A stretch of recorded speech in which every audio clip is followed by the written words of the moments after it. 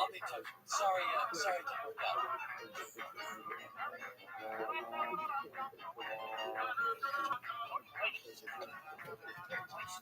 I'm gonna blow. I'll wait a lot. I don't want to give a shit like that, but I know that you drove the car. How you felt about it? Well, we drove it.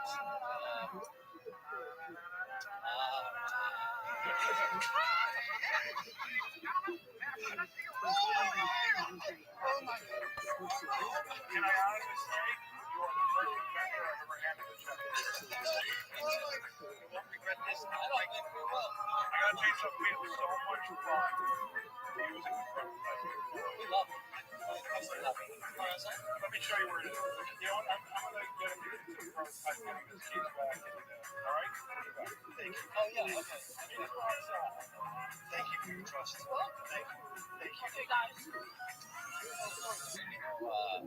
I was actually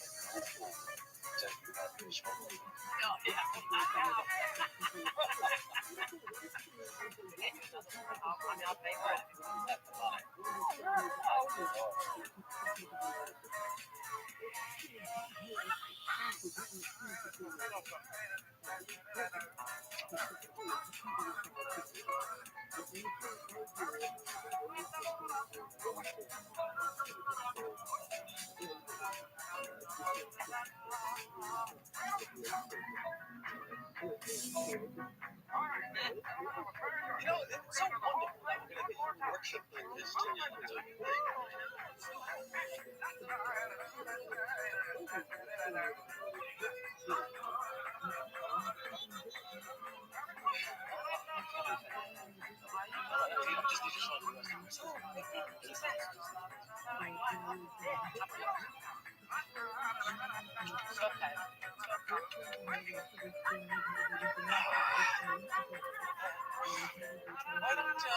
Why don't you go meet up? Okay, thank you. Welcome. Hey. How are you doing?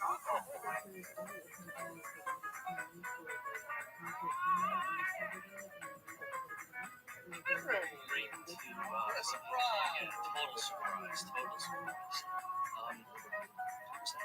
Oh, how's my girlfriend? She seems lovely. She is the best. I gotta marry her for that. I'm with her. It's so clear that I misjudged you, and I can see it now. You are an character. Yeah, not really. I'm just willing to apologize for my behavior at the party. That's all my time. It's done. Are we all right? Yes, sir. Thank you. All right.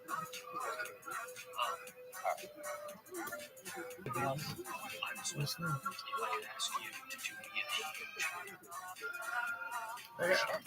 My dad was in the park every day to play school. I think he won our first competition.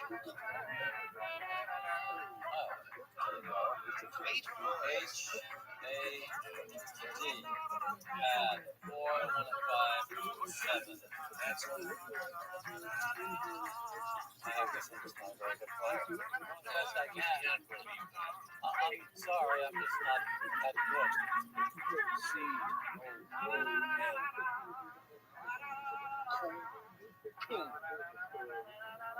That's not a word. That's facial. That's not a word. You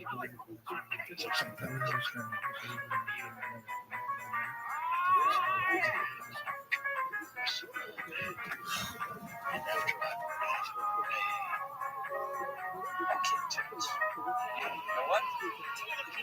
I'm gonna give you. That's Christmas. Let's play. Hey! Hey! Hey there. What are you doing, Terry? This is my time. Look at me there. Yeah. What would you rather run around the park with? Why'd you give up my time? To be totally honest, Larry, she paid me like a mark. That's great. It's never personal. I don't. This is my time, Wanda. This is not your time. Why don't you guys figure this out? Let me know what you decide. Sorry. Yeah. Why are you posting on my time? Post it on your time. I recommended it to you. It's my only open time too. I don't know why I don't listen to you. Okay? I'm sorry. They're in the past. What do you want to do?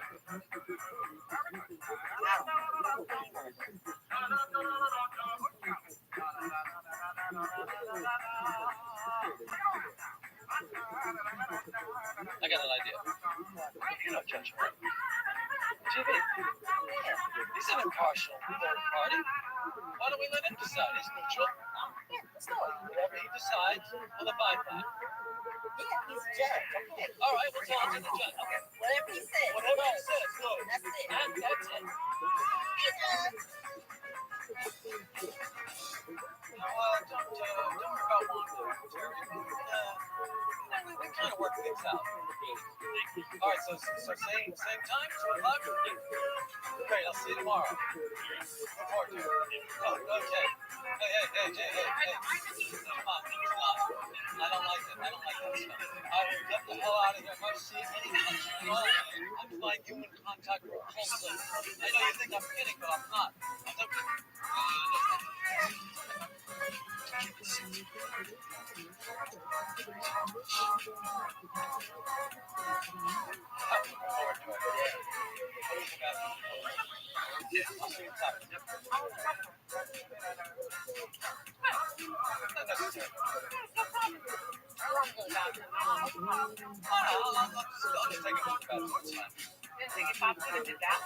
That's disgusting. Don't leave your popcorn in the bathroom with people with the ski box. No. I hold on to it. I munch and pee. That's not what we should. No, I like to munch and pee. It's fine. Why don't you want me to hold the popcorn? Because obviously there's a problem. It's not a problem. No, there's a little bit of a problem. It's not necessary. You don't want me to hold the popcorn. I know you want to take a minute.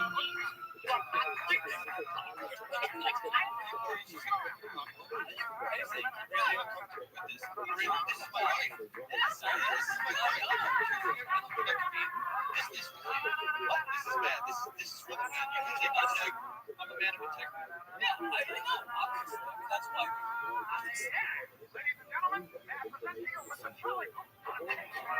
What the fuck does that mean? No, only that. He's a great inventor. What the fuck did that mean? Oh, here, take the popcorn. Hold it. Take the popcorn. Take it. I don't want it. Take it.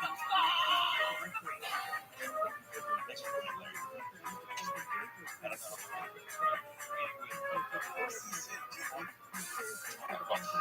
I just wanted to give you an idea of things like some brisket artists never, for instance, shoot something together, states,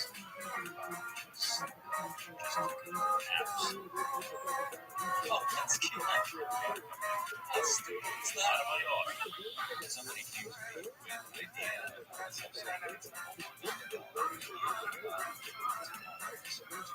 it's like, I can't do that. It's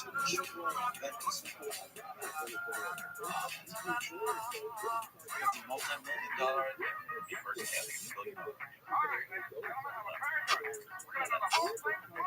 That's correct. But as you make the rounds, I just want you to get it. And give it back. Oh, it's correct. That's great.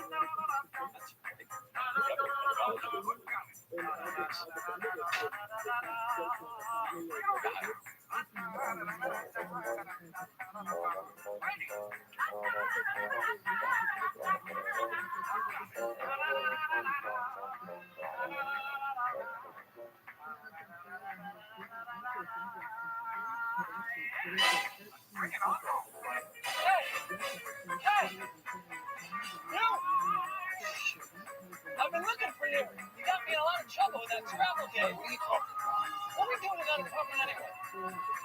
Fucking business. Hey, what are you doing? I was here first. You're streaming me? You can't upstream me. I was here first. What's that? What are you doing? Hey,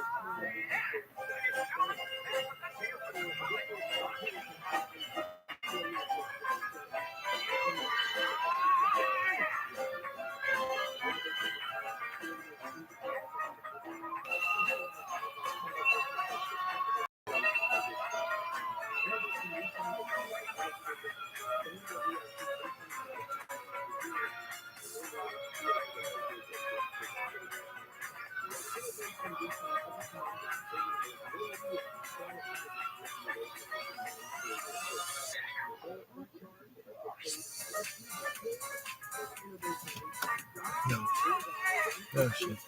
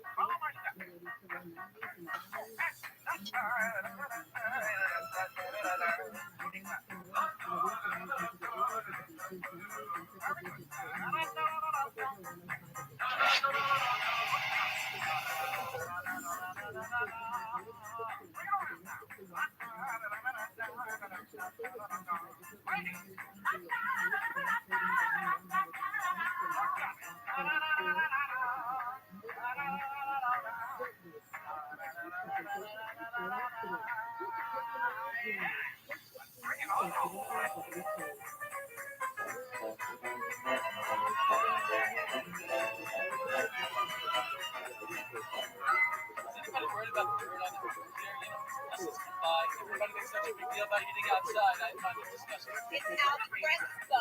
Hey, Jeff, remind me to pick up my club later. I'm thinking this thing. Okay, club. Not my baseball club. Oh, baseball. Is that what you call it? What? The champions. I know this maybe I've never told you. You got put in the golf tonight. It's true. No, I don't like baseball. I'm a little surprised. Well, you know, I'm sick and tired of all the time. You know, less about it. You're absolutely correct.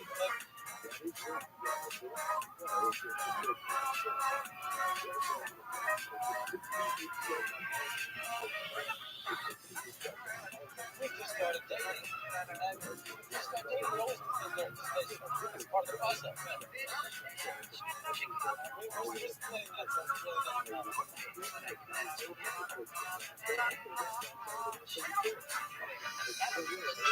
How do you want to work this? We said we're going to split it. To be honest, I'll work something. I only chose to say that we're going to split it. I'm saying no. Then that's completely unethical.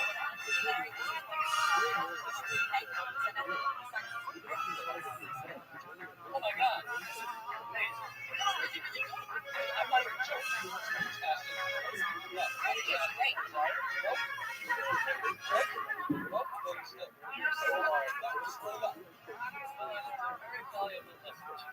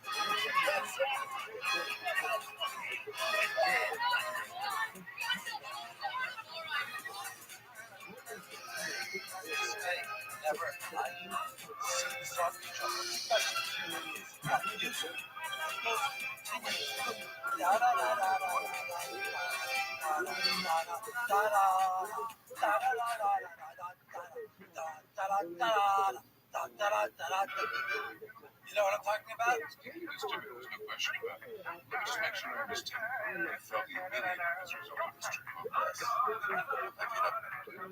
Sure. That's what a lot of people don't like. Absolutely. Well, I think even from the impression of You're not going to resent me when I leave here for putting my feet up and putting you in this compromising position. I don't know what's funny about it, but it makes you feel better. I have some Japanese slippers you can change into. Oh, that's kind of So just to make sure that I understand things thoroughly, you felt humiliated.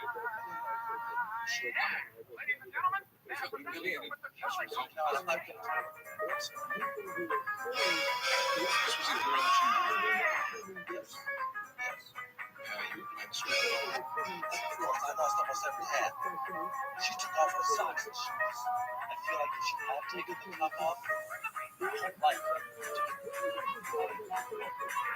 Keep it going! Keep it going, guys! Come on! Hey, Gary! Gary! What's happening with my car? Easy job. You're in tomorrow, like I said. Okay? Good? Don't worry about the game. We don't need to worry about this game. We got this game. Championship game. Bring it in, everyone. Come on. Okay. We're here. We made it. We made it for the big game. Center stage. Every one of you. All give yourselves a clap on the head. I'm proud of every one of you. You know, before I get out today, I think about I'd like to thank them. And I think what it's time for them to say right now. YouTube profile. What the Judge model. This uniform. My name. There is no substitute for winning. No substitute. You hear me now? So we're going to go out there. We're going to play this other team, quote unquote, this club in their pussy, mustard yellow shit uniforms. We are just going to grab them and we fuck their systems. In the cut. Are you listening? Bring it in, come on! Let these people fucking know! Yes!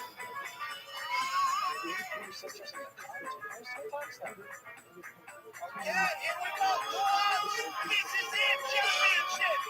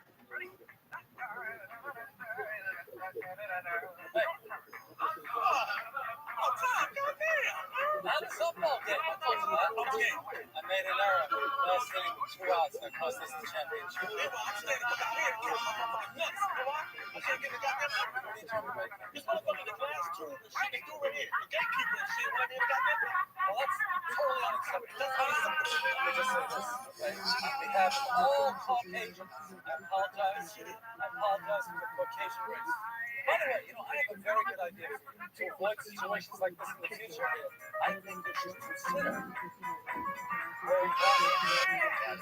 Swear to God, I have noticed that white people who revere black people in the West go out of their way to do stuff with them. If a black man with glasses goes up to a job against a white man, glasses gets the job. No glasses, no job.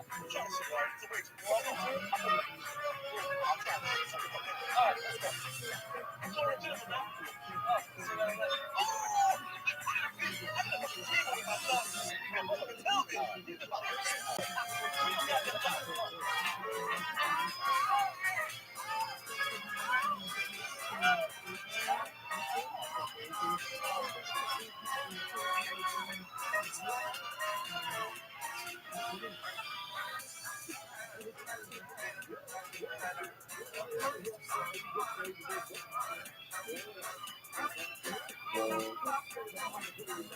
Hey, Gary. Hey, let's go. Great. Good. So, you all ready? Great game yesterday. Pitched really well. I'm not ready. Almost ready? That's ready. Yeah. What happened? I guess I made in the air. Yeah.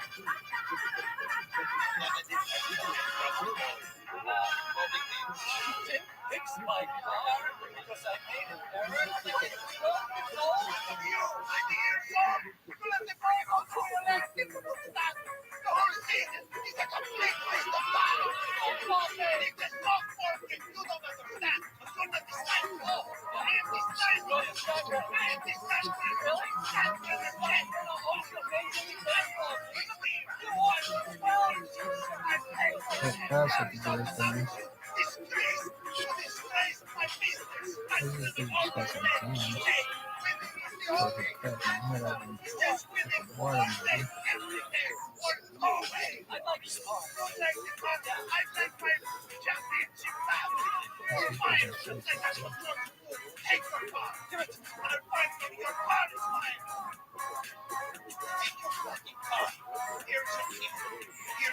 fight. never want to see you or your feet wearing my name on your shirt again. Oh, your name on my shirt. That's a problem. All these straights, get out of the fight. Yardies, get out. Back to the fucking yes. Go.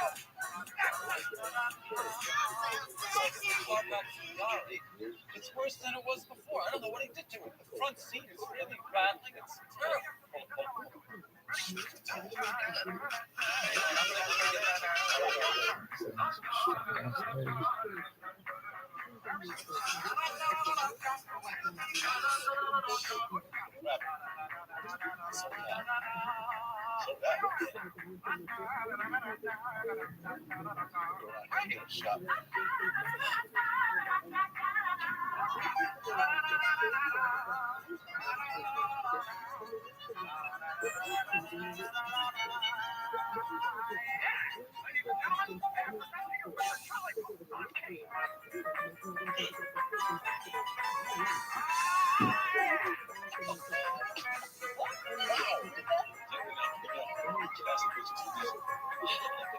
This is amazing. It worked. It worked. You see, what did I tell you? You know what? This is better than anything the civil rights things. I have never talked about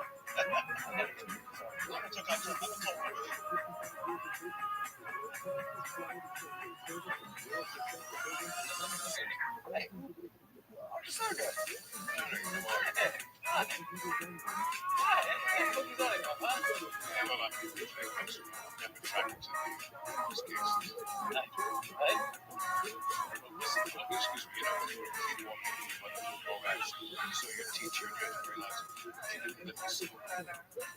You understand? I don't know. I see. I have no idea what you're talking about. Hey, listen. So, I gotta talk to you about something.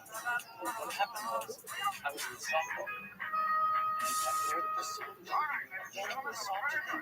And we're going home. And there's a Christmas championship in softball. Are you absolutely sure that you want to deal with this? So, and then now, I was never the song music again. And I couldn't. She told me it was just something. Yes, my sister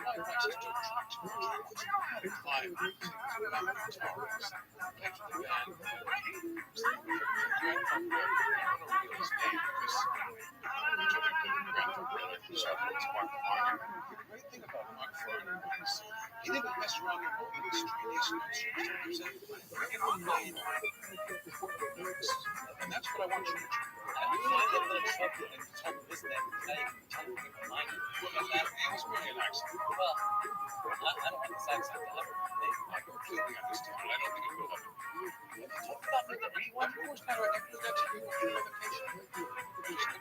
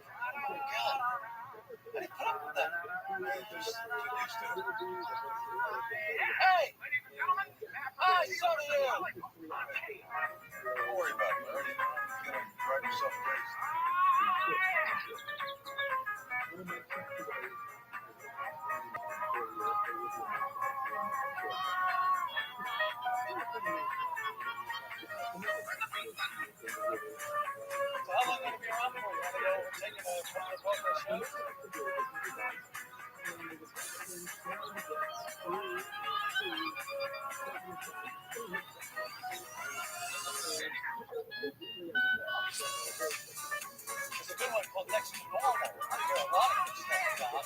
Woman has a 5-fold daughter.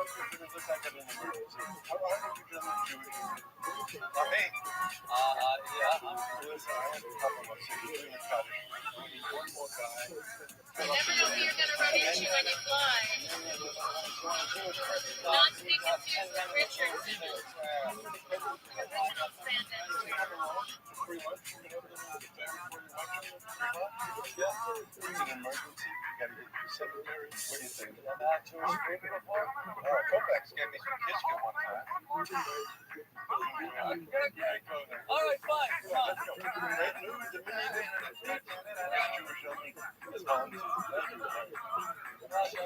sorry about whatever happened. I don't really know, but something else. We all have to go at some point.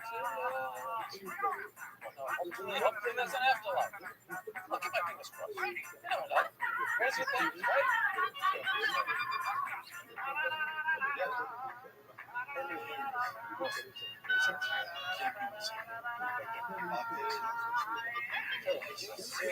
Are you for real? 1986. It's got 2 out there. Don't worry about it. Right. Yeah, the door for your legs on the way out from there. Sure. Hey, what's your world championship this time, huh? I've got enough for you. Come on, let's shoot. Don't worry about it. I don't want to be your stupid women anyway. How about that? I hope there is no afterlife. I hope there's no afterlife.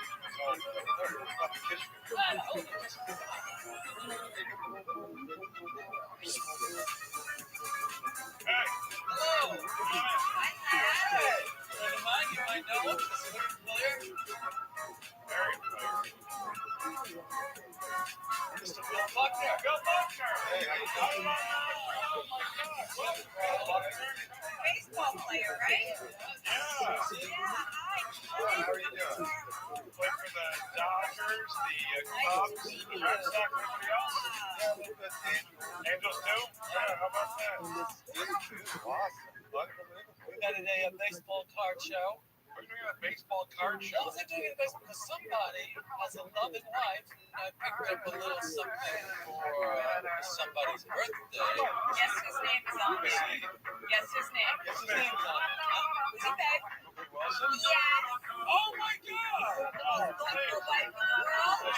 That was my idea. Yeah, I just go pick it up. Hey, what's it? What are you doing? What the fuck? Hey, sorry. Sorry. Oh my God! It's in the middle of the street. What are you doing? You never know who you're going to run into when you fly. Not to be confused with Richard. Original stand-in. It was Loki. Well, Dan Folder. He lives in the You never know who you're going to run into when you fly. Seriously? Shit happens. When you were a baseball player, you can't catch a goddamn toss. Wow, that was great. That was really good. Thank you. So, did you drink enough to want to come back to my apartment? Yes, I think I Well, did. fantastic. Tonight I'm going to bring it. I'm not joking around. The only problem is the car. I just got it out of the shop. It wasn't fixed. The seat's still rattling. But yeah, you can send me whatever. It's just,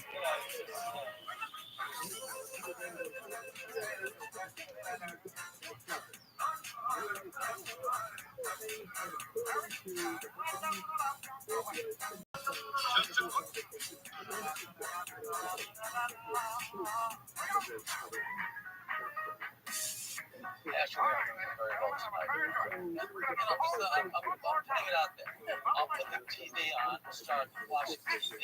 It's watch TV, but I'm really going to try. It goes on while I'm watching TV. That's how I do it. guess I can do it. Something else. It's like a magic trick. It's like that. The TV diverts your attention from what's real attention. Does it really? I don't know why we have to go through this charade. Anyway, I think I'd like to. I got some mixed nuts. People like a mixed nut, although I don't love the mixed nuts. It's a dried pineapple. Are you kidding me? With the pineapple doesn't blend well with the mixed nuts, and the dried pineapple is destroying mixed nuts. You can't chip anybody. Do you like chips? You like to eat chips? Yes. Okay. What about a dip? You like the dip? Yes. A chip? Yes. You like a chip and a dip? Yes. Right? Yes. Oh, bad news. I have no dip. Oh, I am so sorry. Dipless. Oh my God. Mark this face? Oh, it's my lucky day. Unbelievable.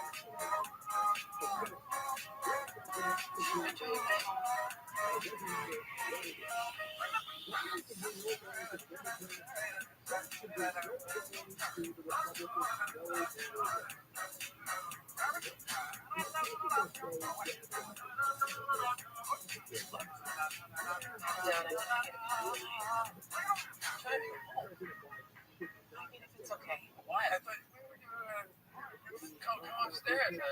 I'm ready to do the job. I'm sure you are. And look, I have this theory, you know, like the golf, when I have a bad round, my next round is fantastic because I don't care anymore. I hit the low point last time. Now, I know that I stink, and when I feel I stink, I'm good. Well, let's go for it. Okay, I am done.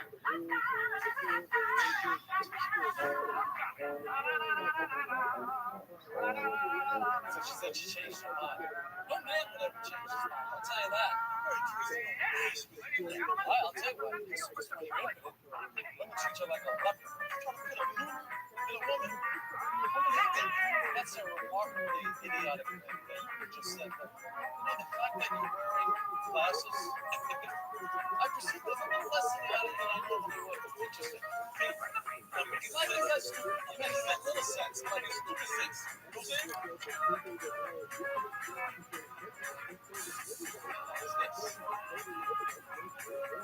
Well, that's the charges that you're talking to at the car show. That's a good answer. You know, want to take a ride? No. I want to talk to these stairs. Do it.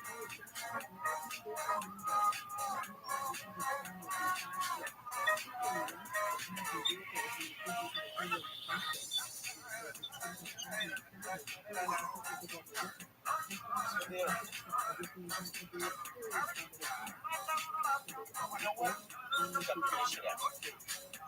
She's gonna put herself in that damn chair. Look at me. This chair is a moving dildo.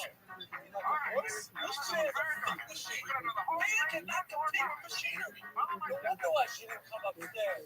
Man, right. She's coming downstairs.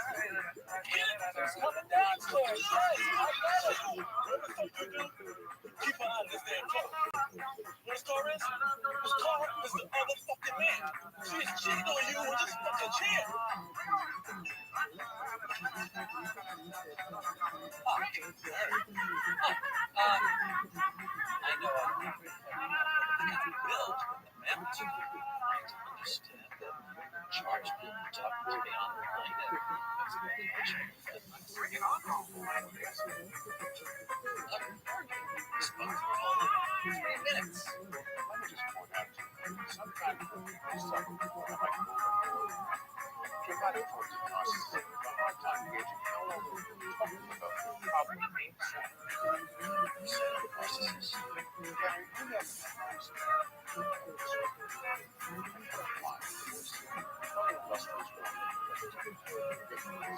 He did very well. He enjoyed in his repertoire things like to see prostitutes. Now, in that particular situation, if you were to hire a prostitute, say for an hour, normal, That's what commentaries look at that situation. so I This is totally what? I'm merely amazed at the fact that he's relatively ready. Now, one of the things that I needed to do is work. Everybody knows he's directed Star Wars. I don't know if it's a show or something. Okay, go ahead. My point is, I guess God knows what you're saying about me. No one asks about you. I didn't ask about George Lucas, but you just brought him up. I merely said a well-known director. And here's my point. He used to frequent prostitutes. And very often, he would hire them for an hour bare minimum, but it only took him 3 or 4, maybe 5 minutes to complete the shot. However, they considered it fair, you considered it fair, hey, that was a full hour. That was the way they did business. First off, I'm appalled by what you just said. He has a right to know once he's an adult. It's supposed to be confidential. You're not supposed to be telling people. It's merely by way of illustration. My point is that people need various things to help them function. My hope was that I was doing that for you. Well, it's good to see you. And congratulations, Doctor. I think you stumbled upon an analogy for exactly what you do. Well, it's somewhere between a hobby and a profession. It's a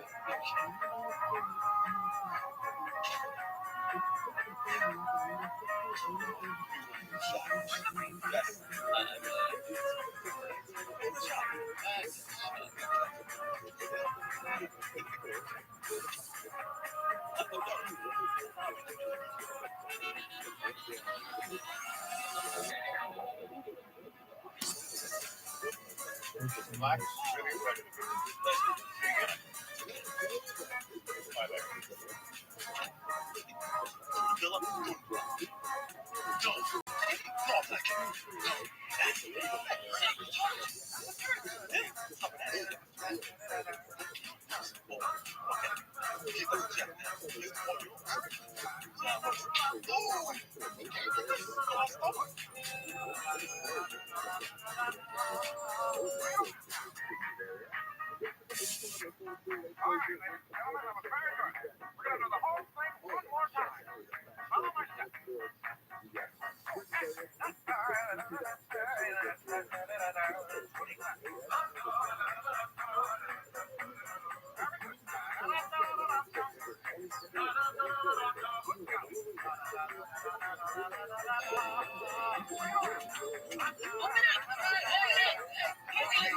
Listen, I need a ride. I don't want to put the boat. I need a ride. My cousin's building is on fire. Can you believe this?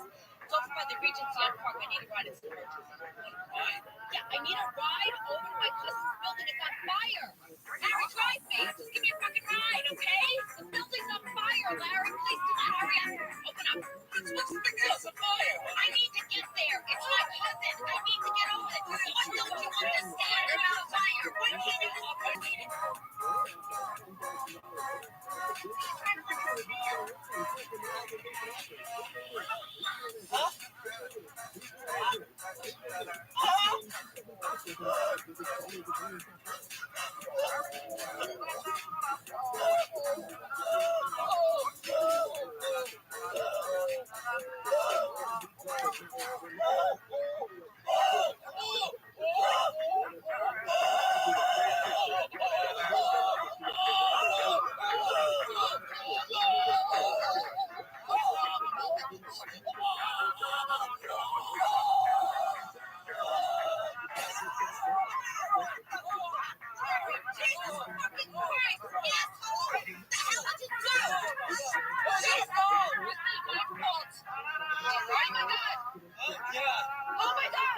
She all right? Yes. I'm so sorry.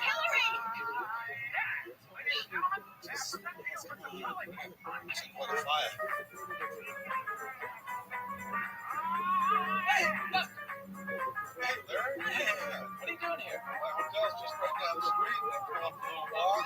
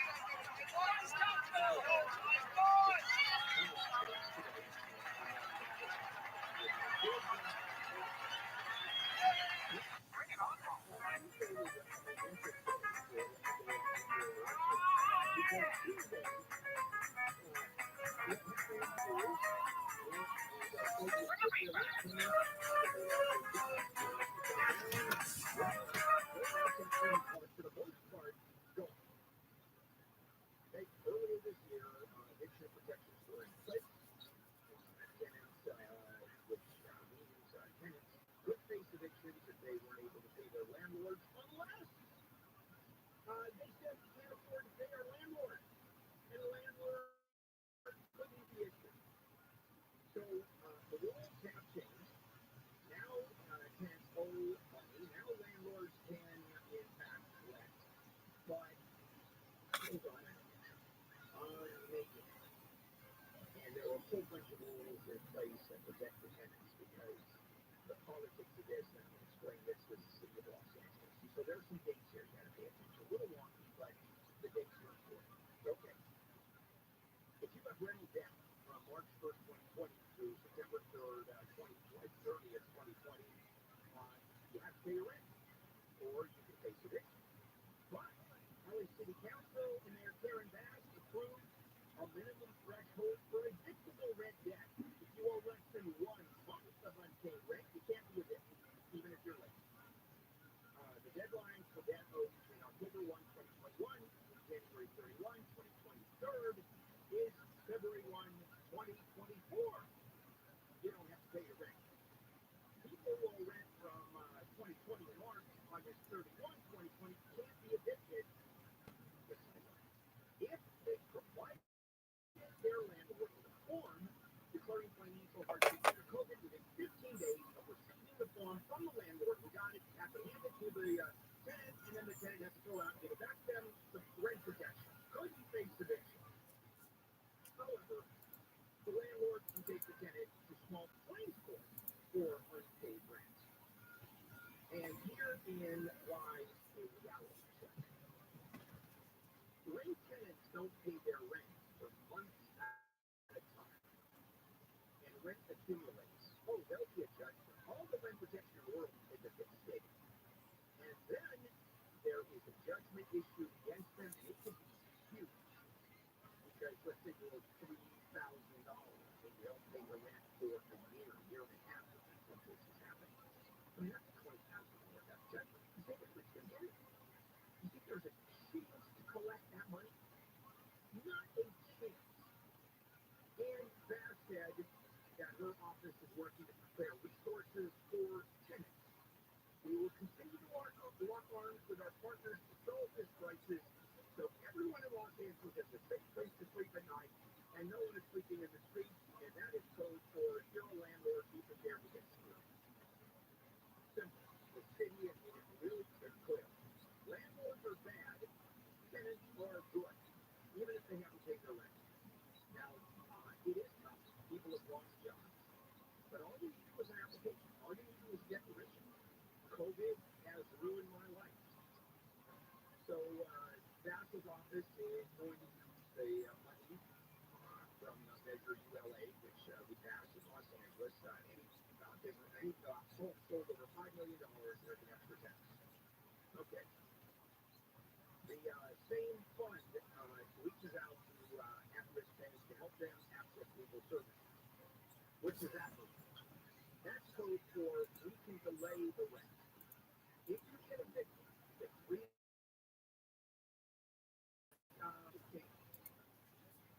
then what happens is you say you don't owe the rent, and that is then delayed.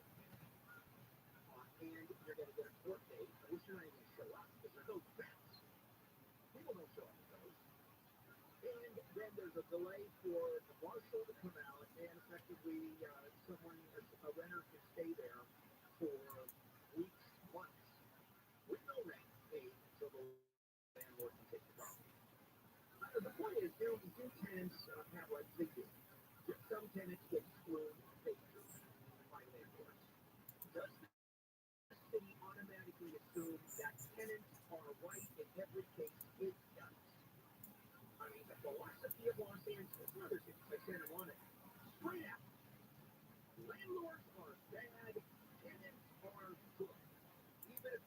$20,000 in rent. And that's just the way it goes. Can they be a little more fair about it? Of course. But literally, the city is providing resources. So people know what their rights are. Resources literally is to delay payment of rent. That's resource. That's what it means. And maybe it's the organizations themselves. If there is no defense, and financial hardship is not a defense, if there is an issue of infestation, if there is an issue where the landlord isn't providing the proper services, yeah. But is there any investigation? Not that I know of. Coming up, the new hire is the 2023. And if you're hiring someone new, be prepared for unprepared. Coming up, KFI AM 640 live everywhere on the Hollywood Radio app. 88 in the KFI 24-hour business. Firefighters put out a fire in the attic of a one-story home in North Hills that is being fueled by a broken gas line. LA Fire's Nicholas Crane says the fire in North Hills was reported around 4 a.m. and that excessive storage inside the house made it more difficult to get the flames out. The person on the metro train has been stabbed to death during a fight on a C-line station in Hawthorne. The accused killer was arrested last night. He's in the hospital. Investigators say he was shot in the body by the man being stabbed. Former President Trump said to be arraigned this afternoon in D.C. at 1 p.m. our time on 4 counts related to his alleged efforts to overturn the results of the 2020 election. We'll check the 10 with you. KFI in the sky. I had a light store full of water filtration system at my house 10 years or more. Now, I used to use 5 bottles of water. This expensive, it's good, but that's expensive. And then environmental issues regarding that. And I also had a little filter under my sink. Also works, but they run out of water. And so there is a better, much better solution, certainly in my opinion, and that's a light source water system. This is highly filtered, delicious water from every tap in the house. I mean, city tap water is 50%. With light source, the cooking, cleaning, drinking, bathing, clothes, dishes, delicious water.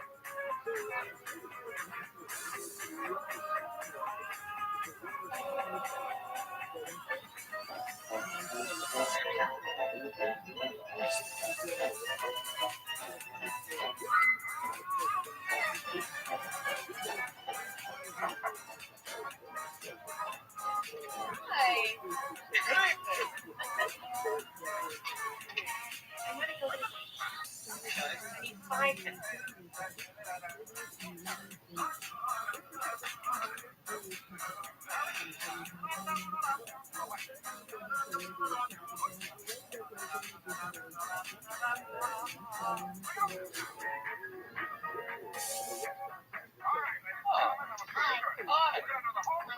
Hi. Is it? My name is Larry. A great pleasure to meet you. You're very welcome. That's a hint of mustache. That's a hint of hair. What's a shit? That was a bad man. A bad man. Very bad man. Start a war. Didn't care for Jews. But very much. I would kick his butt. Would you? Yes. Yeah. What are you watching it for? Good show. What do you like about it? Fashion. It's like the best show ever. You like fashion?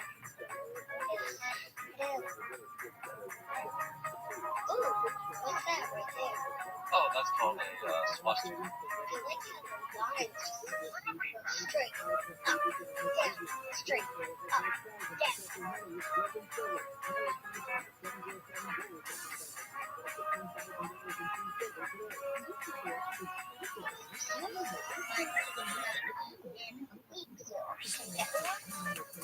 A swastika?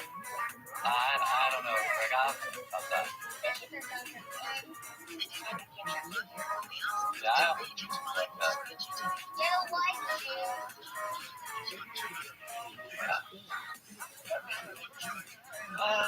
Is your mom ready? Okay, sweetie, Nana's waiting for you. She's gonna give you a bath. Thanks. Okay. Something else over there. You ready? Ready? So Susie tells me you're part of the piano player. Oh, background. So don't get your hopes up too high. Just in the background. Ladies and gentlemen, present to you Mr.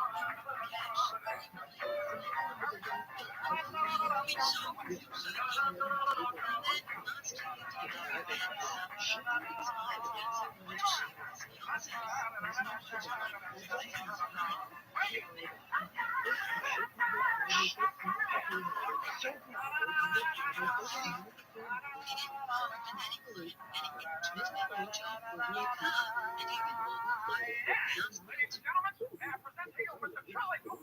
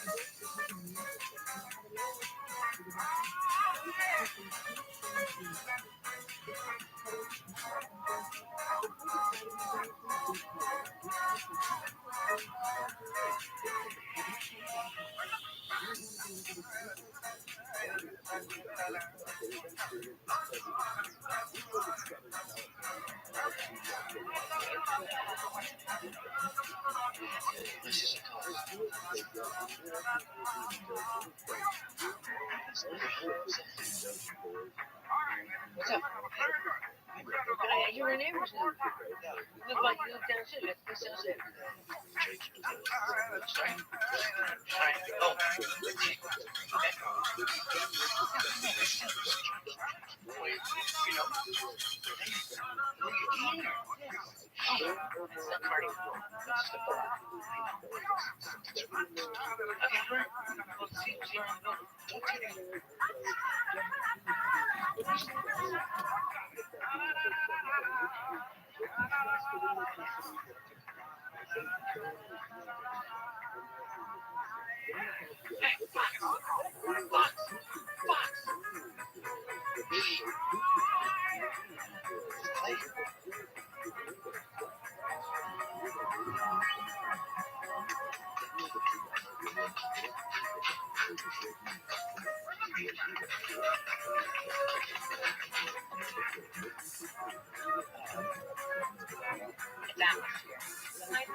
I really like it here. Hey, that's not right. Yeah, it did. Party of night. He's really like one of my favorite people. Yeah. Well, I mean, it's very challenging to have something like that. You know, I signed up for single motherhood. It's not like a big, to me, that's part of the deal, you know. No, but I mean, this being so flamboyant. I think the fact that he can sort of sell a song, and I don't know where it gets it. I mean, I just really like him. It makes him really special and unique and different. His birthday's next week. We're probably going to have a party. You're welcome to come. Probably just like a little family thing. Kid's birthday party. I'm not that guy. I guess it'd be kind of boring. Hey, you know what? What? I'll buy him a birthday cake. How about that? Larry, that would be so great. It helps with the sex, of course. It will help with the sex. Now I got the present. What's the debate? Yeah, there's no debate whatsoever. Chris, what do you? Got a kid like that? He loves everything. You met him. Can't get him a baseball.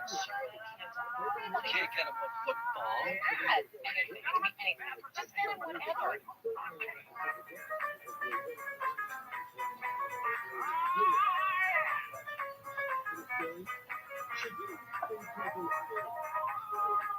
See that? It's Michael J. Fox. Yes. See that?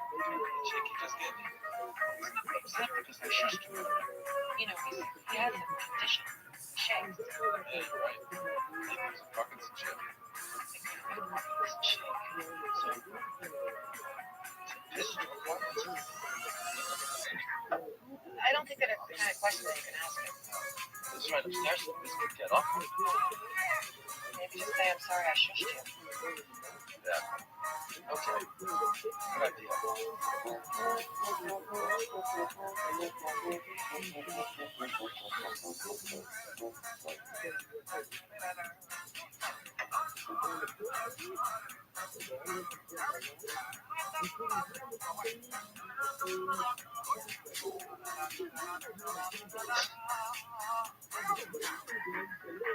Sorry? Oh, no, it's for Russians. What a terrible inconvenience. My God, I'm so sorry. As a matter of fact, there's a little inconvenience. Yes, I mean, you don't cheat a little bit of rush. You need to waste 12 seconds of your precious. It's not really about the 12 seconds. It's about the fact that, you hit two buttons. I mean, who doesn't know before they're getting on? I decided to go someplace else. Okay, all right. That's illegal. When you realize you hit the wrong place, just get off of it. Hit the stairs. Suppose I want to go to 40. There's one flight now. Now I'm going to go. No, I'm saying, what if I did want to go? How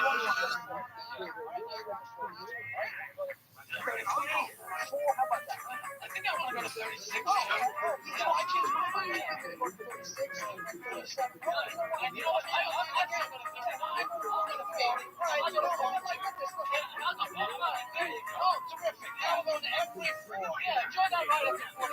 31. I think I'll get out here and take the stairs. Yeah. Enjoy your ride. Enjoy the walk. Anyway, a lot of people. I'm not lying. No, my kids, I don't hear. Exactly. Because I did notice we left were looking at the kind of. Yeah, my handshake.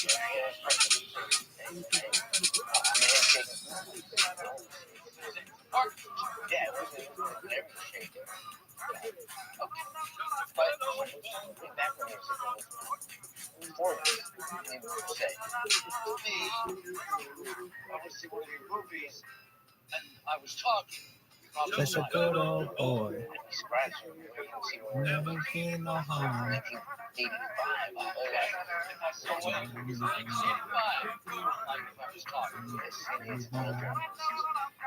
So just to be clear,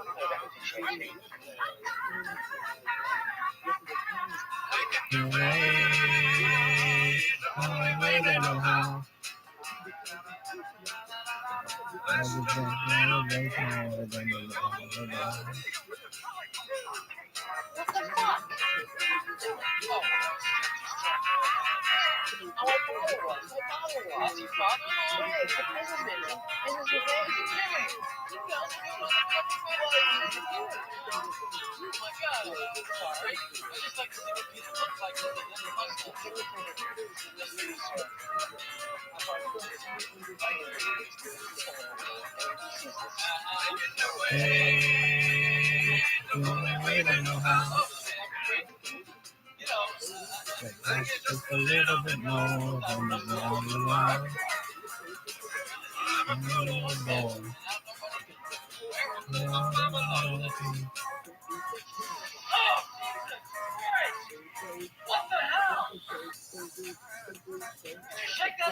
Another beautiful day at work being harassed by a bunch of 14-year-olds because my dogs are out.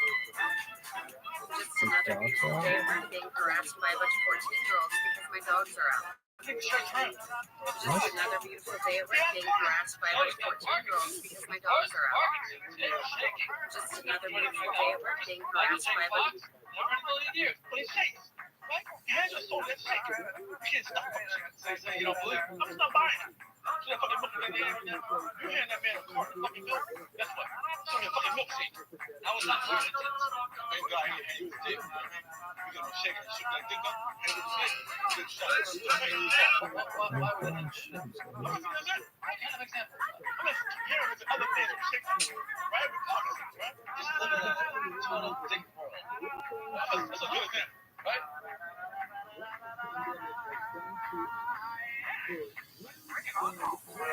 What's that? Is that Parkinson's?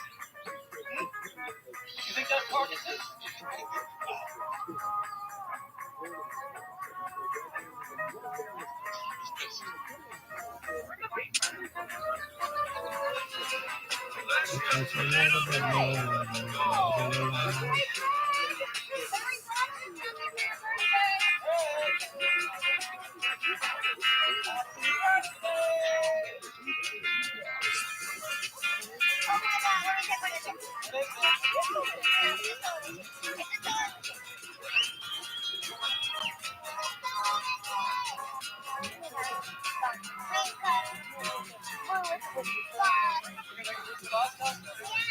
Take it away.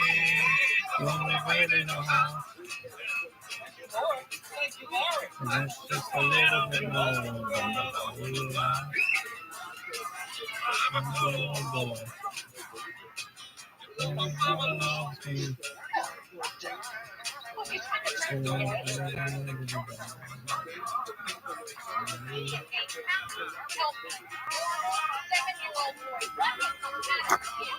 Please stop.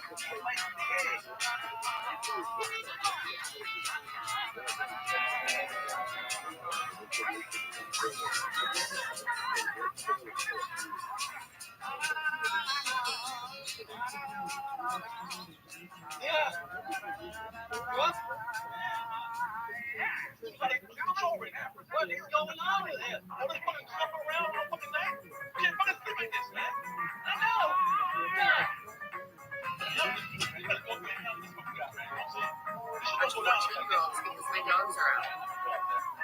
Just another beautiful day at work, getting wrapped. Just leave. Michael J. Fox. Michael J. fucked up. When you walked in, you and him, it's another fair fight. You know what I'm saying? That's not a fair fight. You got another check that. Check that line. You two face on, that's just even Steven. You're not even fucking Steven, Larry. You see how you get the better end of the fight? That's shaking shit might get a hit. I don't fucking know. Right? You don't want to fucking skin. Right? Watch. Okay? Watch. This shit don't have to be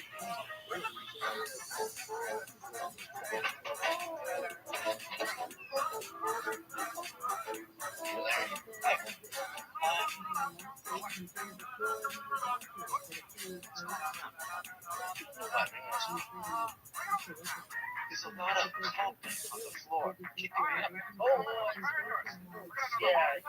Like the dreams look so man, I have to wear stiff shoes. I know they do this thing. It's my book.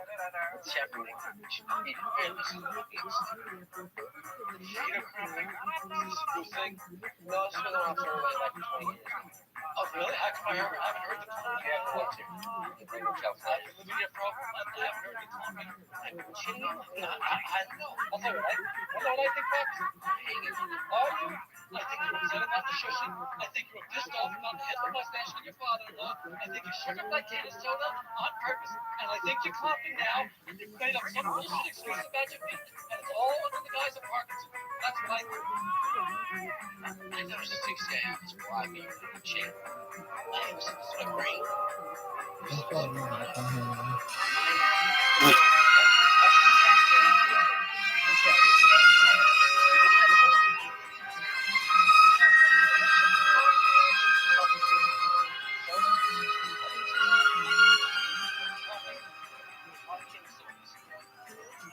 Sure.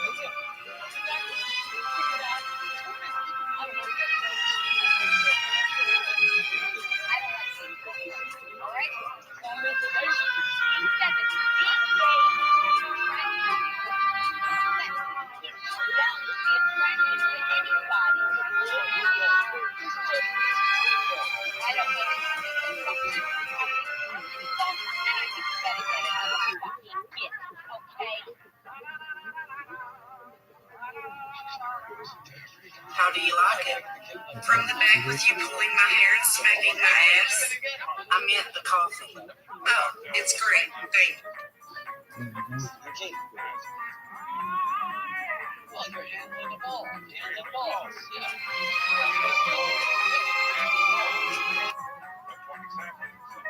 Happy baby roller skates?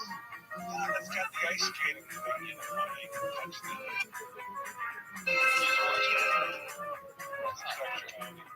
the heart. We keep your flute. No flute, no heart. Okay. It's your turn. You realize that I'm self-explanatory. Seriously? Keep me up, Michael J. Fox, every night. Smoking around with yes, I can't sleep. Michael? Yeah. Is that Tracy's wife, Tracy Collins? She's at 6. What a relationship those two have, huh? Such devotion. It's just incredible. This is cynic and kind of sick.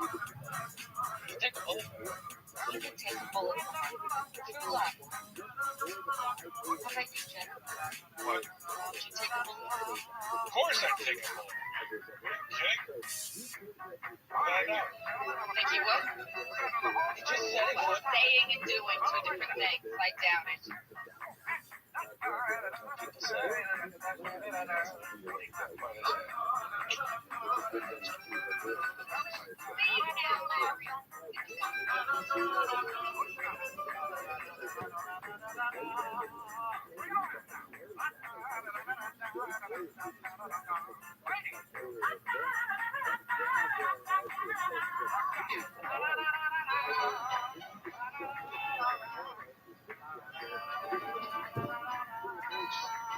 Hey, John. Hey, Larry. Hey, Joe, how's it going? Real good. Thanks for the Yankee stickers.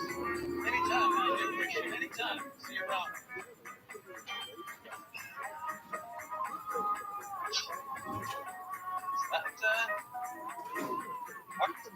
No, that's everything.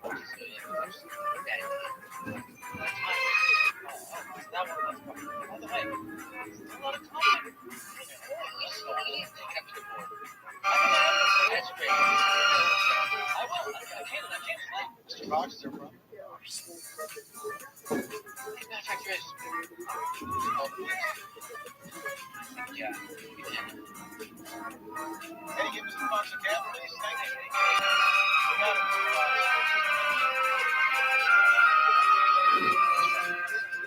I'll tell you what the problem is.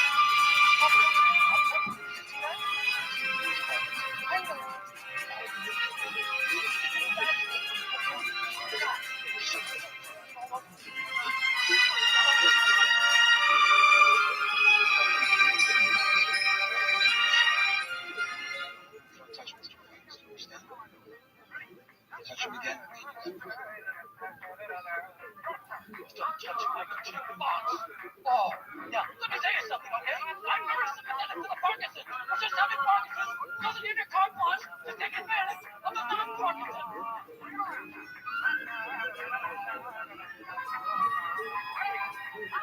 I said, I can't sleep. He's banging on my ceiling with his special shoes and combat boots, and just saying, let's do it together. Shut Michael J. Fox. Shut him, okay? Michael J. Fox. Of course I'm aware of the Parkinson's. Don't you understand this story? Nobody understands this. He's using the Parkinson's to do whatever he wants. You think Mr. Parkinson, the first time I had Parkinson's, you think he would like what he's seeing here? Mr. Parkinson would be appalled if he knew how Mr. Fox is behaving. Mr. David, I'd like to ask you about these in the other. I told you about that. Just another beautiful day at work being harassed by a bunch of 14-year-olds because my dogs are out. Just another. I didn't play with the buttons. You played with the buttons.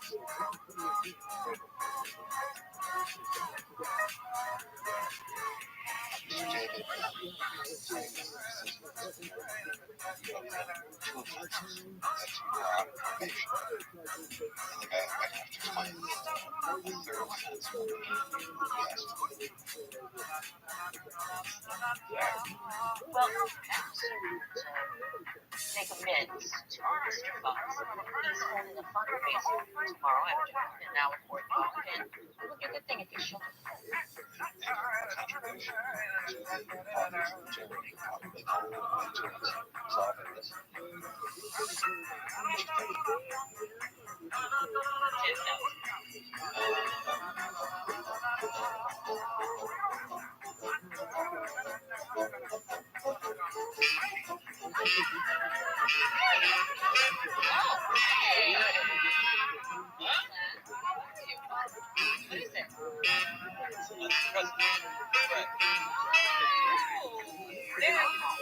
I heard the voice of and like any great leader, I was not. Well, that's really nice.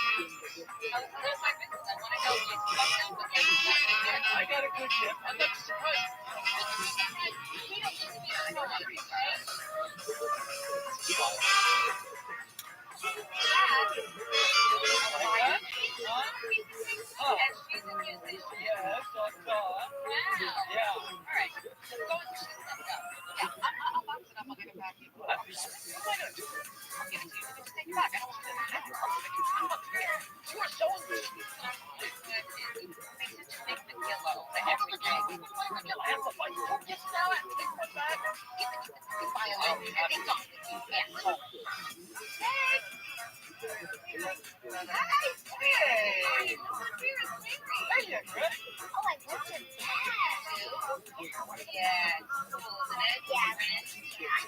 Guess what? Larry bought you a present from the sewing machine. What? I love my sewing machine. Oh, he loves the sewing machine. And I made something for you. You made something for me? Let's keep it. You made something for you. What is that, honey? I love your pillow. A pillow shell. You made your pillow shell. Look at this.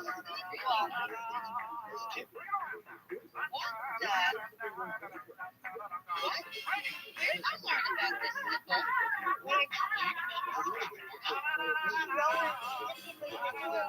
This evil man who hated Jews. What's his name again, Larry? Hitler. Yeah, Hitler. Larry taught you how to make this. I'm taught you how to make this. What the hell are you thinking? I was born out of this. You're using an inappropriate symbol to make petty points about a physical. Jeff, are you okay? Honey, are you okay? I took a bullet for you. Right, technically.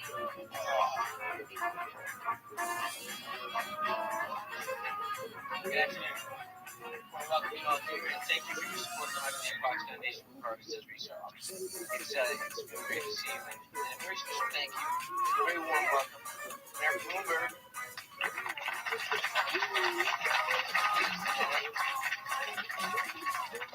For yesterday, as our inception and further progress before I go ahead.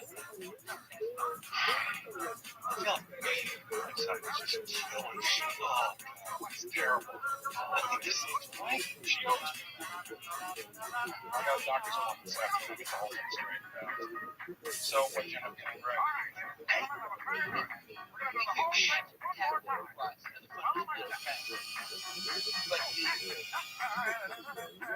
Larry, what are you doing? What do you have to come here and do that? He did the violin sign in front of all these people. He made the violin sign? He's making a violin sign. Oh, Why do we keep showing yeah, this? I was a process. The violin sign, Larry. Come on. Oh, wait a second, Mike. Let me handle this. I'm the mayor. I'm not going to stand here and listen to anybody denigrate Michael J. Fox. He's a great New Yorker and a great American. Larry, let me tell you something. This guy's trying to put Parkinson's out of business. And I'm here to put you out of this city. Get out of town.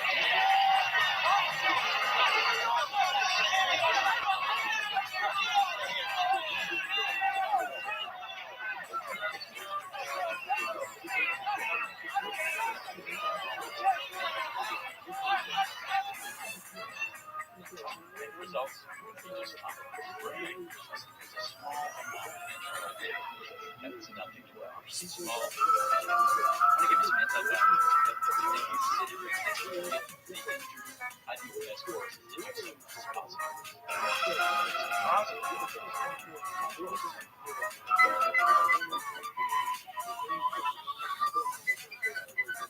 Look at this one. Gorgeous. Hello.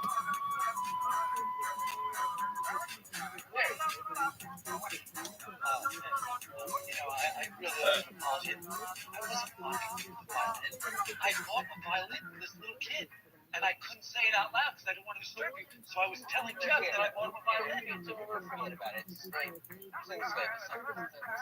Really? If there's anything I can do, you just let me know. It's funny you should say that. Like a big fox, my big guy from every time. Show this. Man. Look at this one. The kids having games and lunch and golf. It's a kid.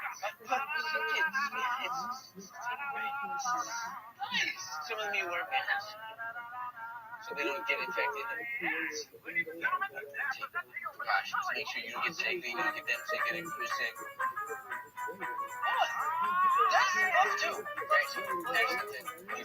What is it? Saturday. Look You're not at telling me. this one. I have to be out of town on Saturday. Let me make a couple of phone calls. Possibly, like, no, I can't. They won't work out. Where you going?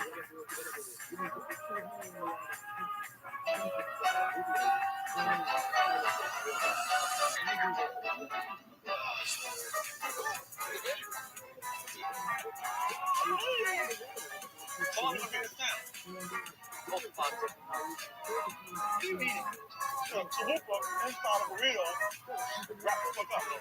Paris, president of the world. Meeting is fun. If I should have put French sauce, I don't fuck out wood. You believe this? I got it. Excusez-moi. Excusez-moi. He said, gotta fucking eat. I want from the guy. Vous êtes tout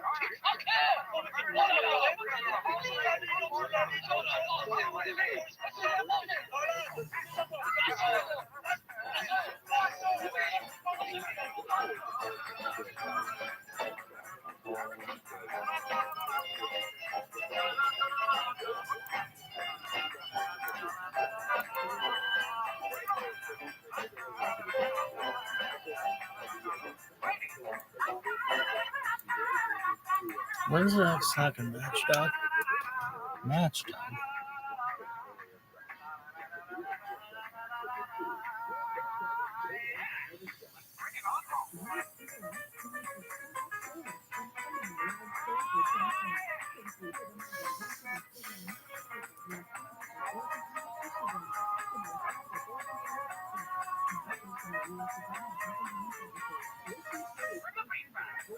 Tonight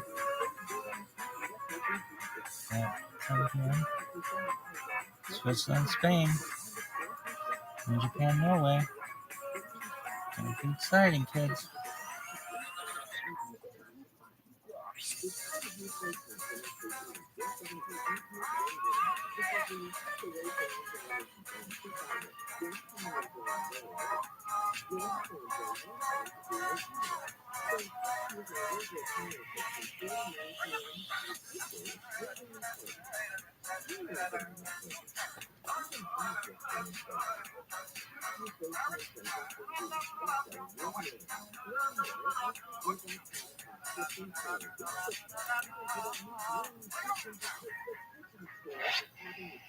No, dog. So who's out?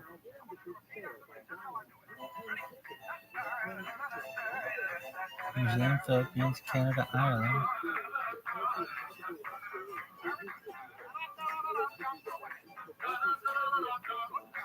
Zambia, Costa Rica, China, Haiti, Portugal, Vietnam, Brazil, Panama,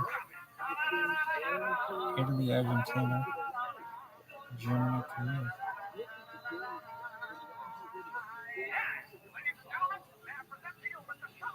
Unbelievable, Germany.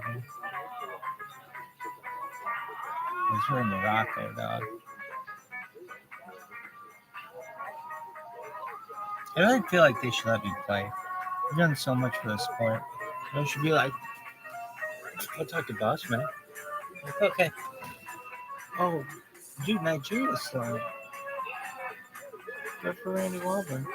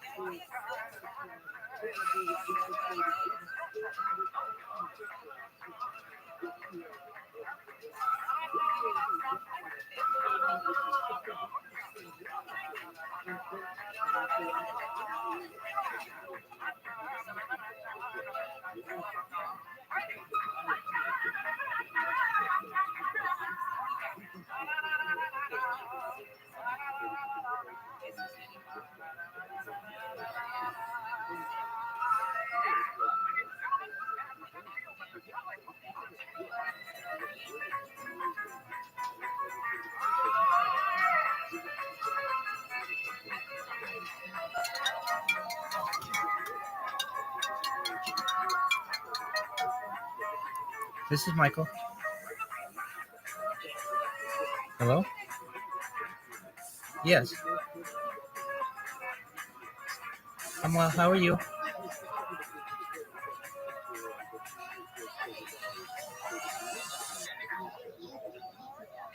Sure. Absolutely. I'll take it out right now.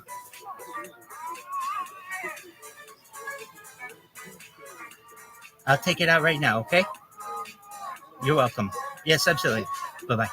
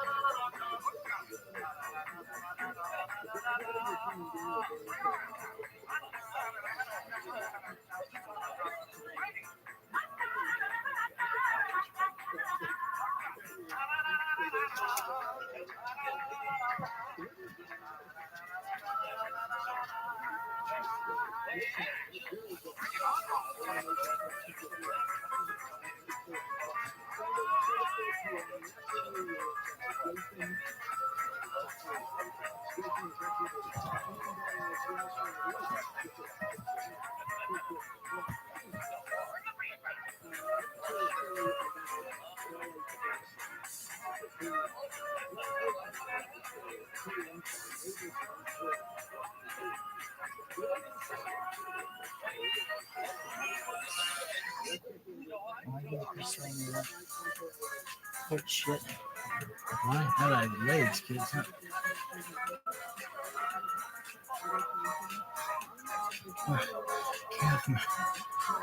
Lord.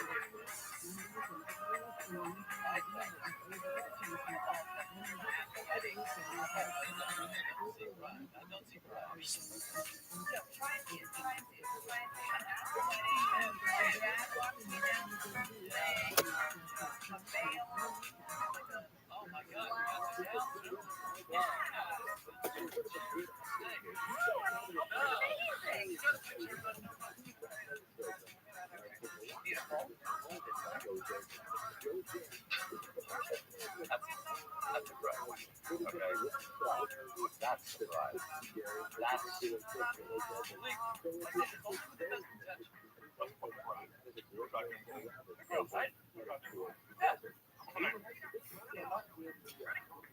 JB's move is funny.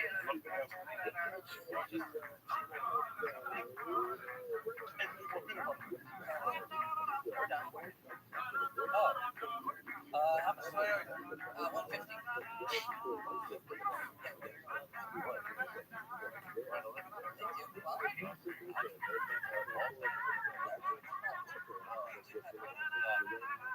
So thanks. Yeah. Think about what I said. Okay. Thank you. You're a lovely girl, but you're not a bride. Unfortunately.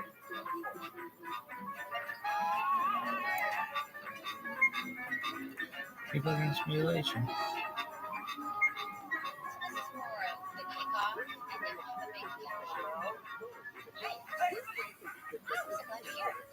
Oh, really?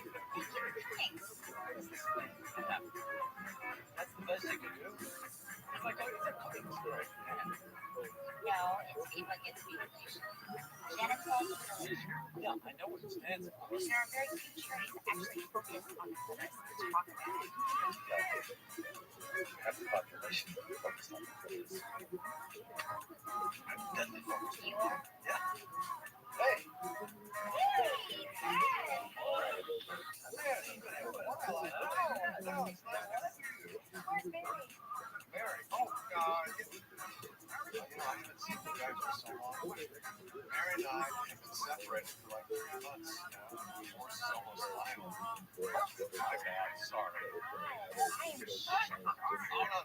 She thinks that we're better friends now. It's totally bullshit. You have to say that to yourself to pick yourself up. What is that? It's a friend. Oh, thank God. Jeff's looking for it.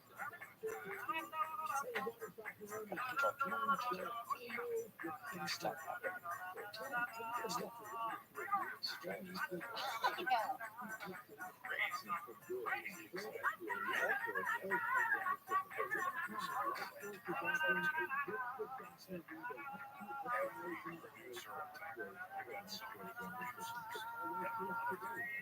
Look at you.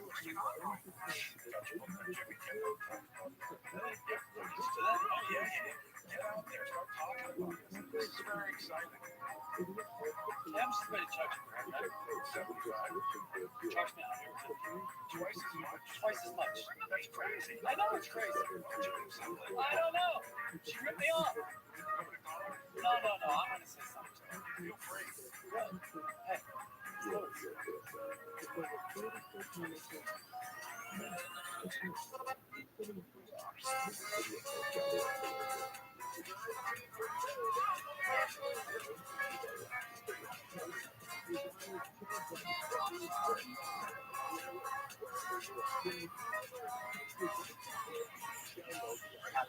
No, I'm not. Little one sit over there. I took way more steps. Hey, by the way, I don't care about your fucking play. Because my bird died, and you sent the most ridiculous, despicable text. Sorry about your bird. The good news is I'm still alive. Rick, this is a tragedy. You treated her like it was nothing. How dare you? I don't think it's a tragedy. No, why not? My bird. It's to be a tragedy. Some exotic bird from Brazil, like a macaw. I don't live in a Cuban dance hall. I live in my own home. Doesn't take two times. It's a very good bird. I loved him. It was unconditional love. So he was unconditional love. He came over. That's why he knew you. Remember, he came over once with Seinfeld. He loved you too. When you were with Seinfeld. I you thought that was Seinfeld. No, that's not Seinfeld. No, I'm the same as the entire existence. I'm so impressed. I think that is a great compliment. Well, there's a lack of empathy and compassion and sympathy for practically everything in your life. You're a comedian. You're supposed to be able to take a joke. You're supposed to laugh about everything. You're a comedian. I laugh about everything in the world. Funny? Yes, everything's funny. You're devoid of anything that's important, caring, or empathetic. And it's sad. I can get it. Just go ahead. I'm going to go joke. No, I'm going to joke. Okay, come that way. Go that way. I'll go this way. I want to go that way. Hey. I'm late, I know. Why did it show up? I've never been like this in my life. Did Jeff tell you about my new business? What is So, it's a skincare, bath product, all organic, sustainable. Come up with a worse name than Soap's On? It's a great name. You don't know what the fuck you're talking about. It's a great name. Anyway, You're working at night on it? stop. I think I'm gonna have to hire an assistant. I think I have to maybe more than one. Guys, what? I just hear you say you need to hire an assistant. I think I do. Yeah, I'm burning the candles on both ends. Oh my God. What? Well, I'm going to go to New York to do the play. Yes, I'm. not gonna be able to take my assistant. She's the best I ever had. Like, seriously, oh, sure, Kimmel. Jimmy Kimmel? Yeah. Oh, he's a big star. What? I can't. Just, Well, you're gonna be on the phone with him here, and you're in New York? That's ridiculous. It doesn't make any sense. You need to hire a new assistant in New York and let me take this one. what the hell? You're gonna. This is great. I feel like a weight is lifted off my shoulders, man. Me too. You won't be sorry. Pretty good. What is this woman wearing? You just see she's got like a camera. She's basically naked.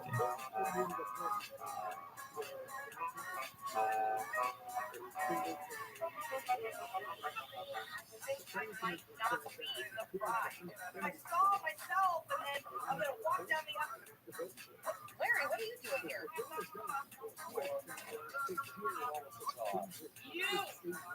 You're the one that put this in her head? What is your agenda, man? No, I didn't do Of anything. course, he just shows up, too, and out of nowhere. Just, you're here now. You left the door ajar. You have no business weighing in on this woman.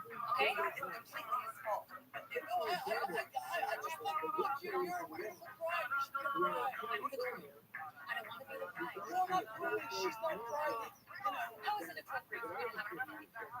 Well, because I know her. She gave me a haircut. Look at the psychopath interviews with the nuances of a lesbian wedding. I saw it wrong and tried to right it. That's all. That's what Ted Kennedy said about Robert Kennedy at his funeral. I'm like Robert Kennedy. You know, it's not Robert Kennedy-ish, wandering into people's homes and spouting nonsense. Stop saying a joke. What is really going on here? Do you need a hobby? Not a terrible idea. Right about it. That's a good idea. Just can't find the motivation. You know, I was a kid. I was just like, I would go in the park. I had a net, and I would use the net. And I tell you how much satisfaction there is in trapping yourself on the net. I didn't expect you to putting that steady hand straight in the air. Expect an actual answer to that question. It doesn't matter. It's not about him, it's on. It doesn't matter about him. I just want you to be happy. I want us to have a successful wedding and a successful life. And tell us anything you want. What do you want me to do? You waited too long. That's the thing. No. I wish this friendship was best. Oh, what? Oh, come on. No. What are you doing? I don't need you to hold the door for me, you prick. See what happened? I held the door. You didn't like it. You chastised me. What's this guy supposed to do? Why are you here? I'll tell you what. Because I asked Jeff to charge me for a haircut. He told me $75. He charged me $150. What's up with that? Get the fuck out of my house.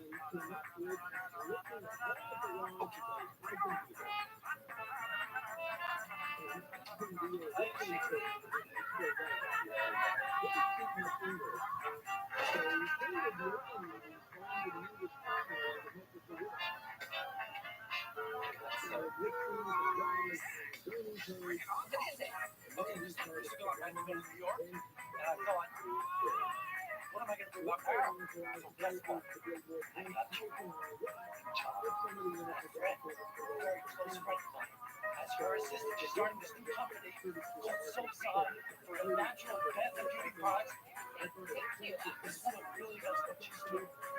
But she's such a terrific person. It's fucking sick. Don't you how is this chocolate a little bit? So this could be a good opportunity. We can start right now. Yeah, let's back you up. Get the hell out of here. Thank you for all the work, the hard work that you know was very challenging at all. I don't know what you did. It's crazy stuff. Anyway, so there we go. Here we go. All this. Look, you got the cookies and cakes here. Okay, take the plant. Get your water. Get this.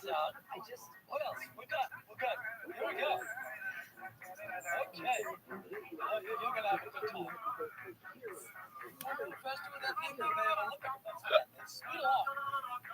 gonna get a celebratory drink. Alright then, well, should we hug goodbye? I'll tell you what, after one of these.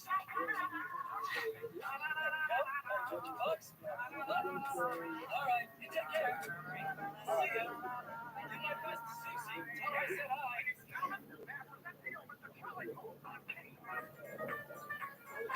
Tell me what the fuck are you gonna do? That was a voice. No, I admit it. How about that? No, it's just the voice.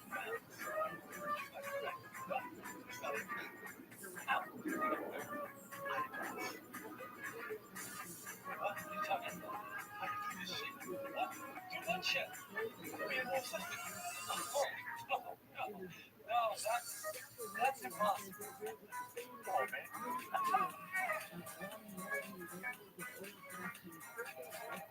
What the fuck is up? I'm sorry.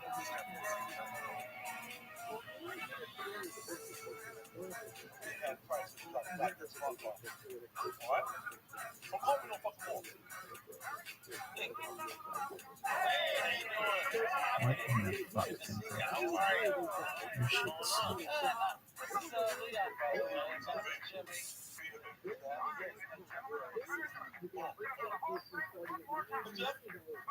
What's up? Hey, where's Jimmy Kimmel? Is that right?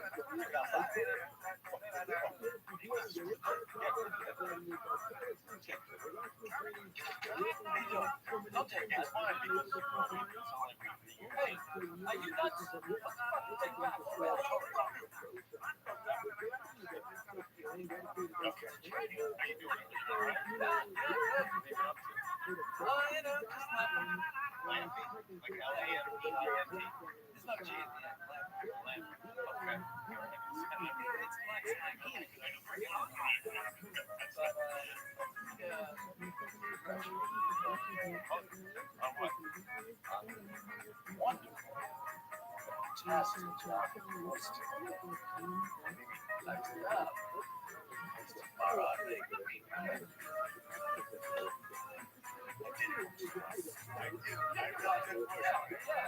Fantastic. By the way, Marty Short voiced it on me. Okay, well, guess what?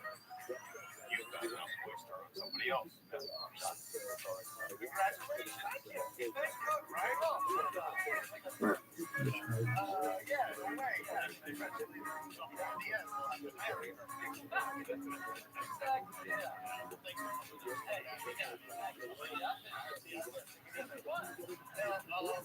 you have a new project. Something you're working on. Yes, I've written a musical on Broadway. It's called Fatwa. Fatwa. What is a fatwa? A fatwa is a death sentence handed out by the Ayatollah. And this is a comedy? Yes. Okay. Yes. All right. It's a musical comedy. The Ayatollah's in it. The Ayatollah is in it? Of course the Ayatollah's in it. I mean, you have a fatwa without Ayatollah. You need an Ayatollah. What appeals to you about the Ayatollah?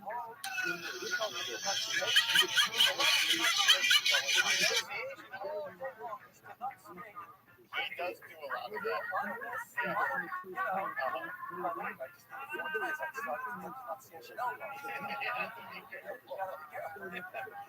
It's not easy to be the Ayatollah. How many Ayatollahs are there? Is there only one Ayatollah? Well, now there's only one Ayatollah, and they all seem to have the same name, and they all seem to spell it the same way. And you never know the history of Ayatollahs. It all seems like one person. Yeah. They all look exactly the same, and their names are Khomeini, Khomani. In a way, AFC has the different meaning. Yes. What else about the Ayatollah? It's lots of like waves. Lots of first stop thing on his own. Oh, waves. Yeah. That's the car. Give him a direction. It's like the whole thing. I know how to go. Where it takes me to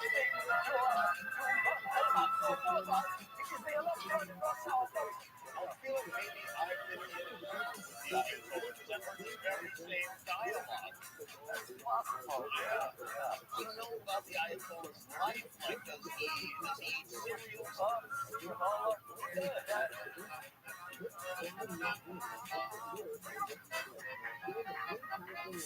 Well, bring it here.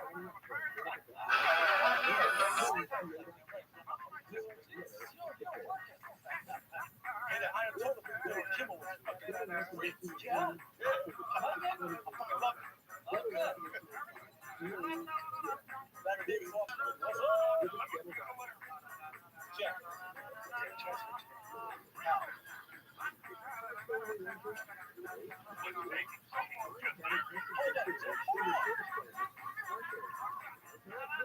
Hey, turn on the TV.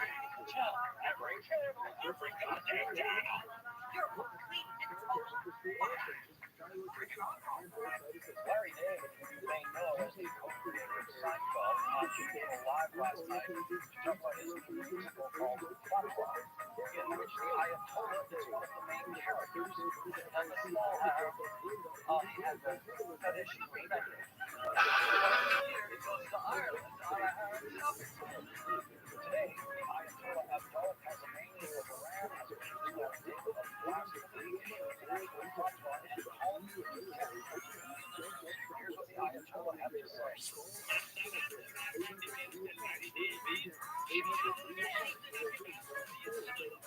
What the fuck is wrong?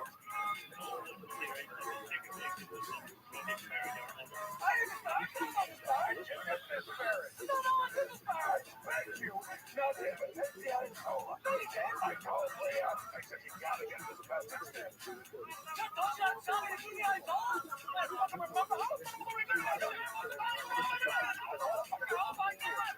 What the fuck? Nothing that really but that's all looking for you to say. I think the Ayatollah mentioned my name. The fucking knows on television screaming my name.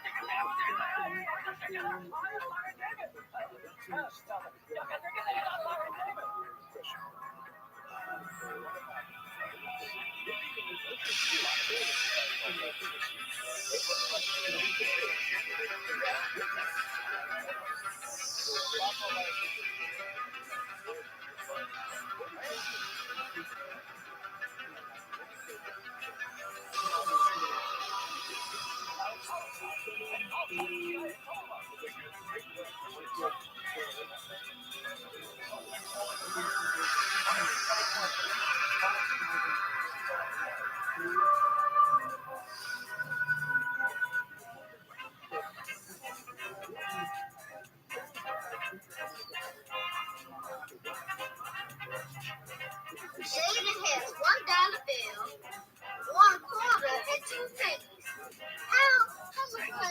How much money does he have?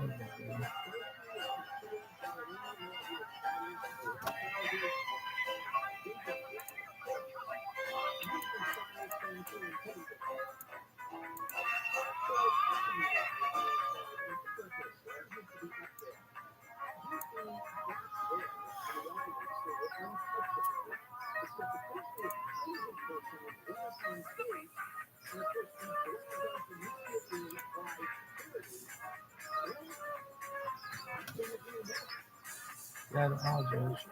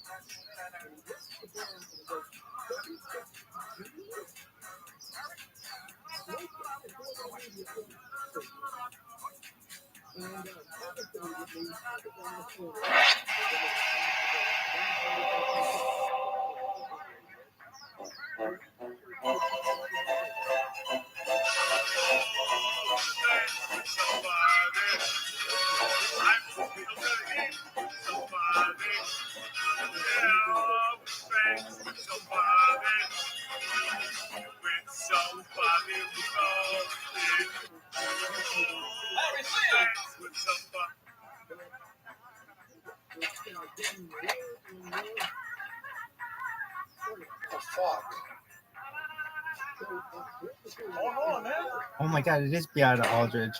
No way! Please motherfucking shave, man. Oh my god. Oh, I'm Need following sunlight, man. It's turning white.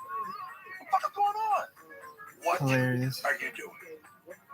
What? The hotel. You think you're safe in a hotel? I think I'm safer here than in my house. She can get it. She's beautiful. You can't fucking hide here. These motherfuckers want you. They're gonna come and get you. Cut your fucking hands off, put your feet off, put your feet in your back pockets, put your hands in your front pockets, and carry your ass out of here like a piece of fucking luggage. How are you helping? Just let them know what happened. You don't need this shit. You go to your house. No one's coming. I talked to the FBI guy. He's not gonna lie. No one is coming. But I can't go back to the house. I gotta sell the house or something. No. You can't fucking sell the house. All of my ladies know I live here already. You want to sell me back 2 or 3 years? No. Fucking stay. Get back to your life. Get back on the horse. Now. Okay. You need to. Yeah.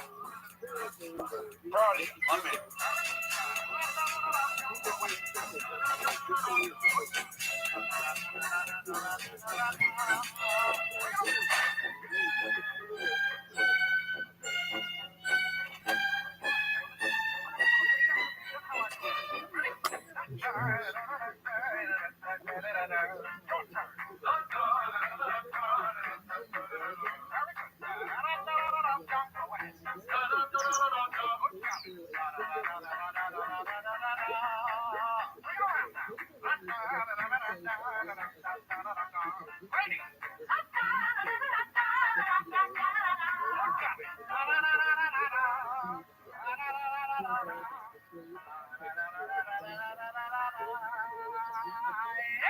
Ladies and gentlemen, may I present to you Mr. Charlie on Key.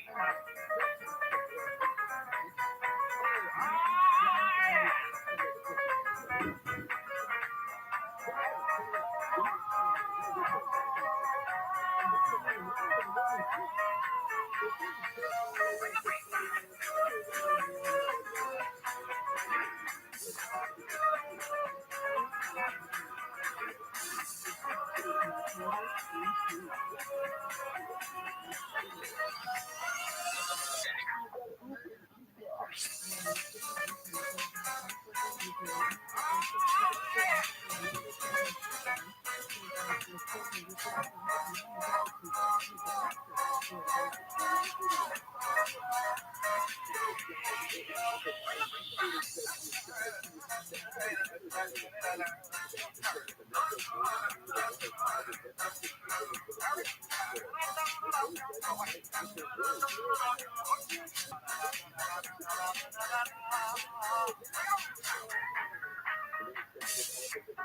right, ladies and gentlemen, I'm a paragraph. We're going to do the whole thing one more time. Follow my step.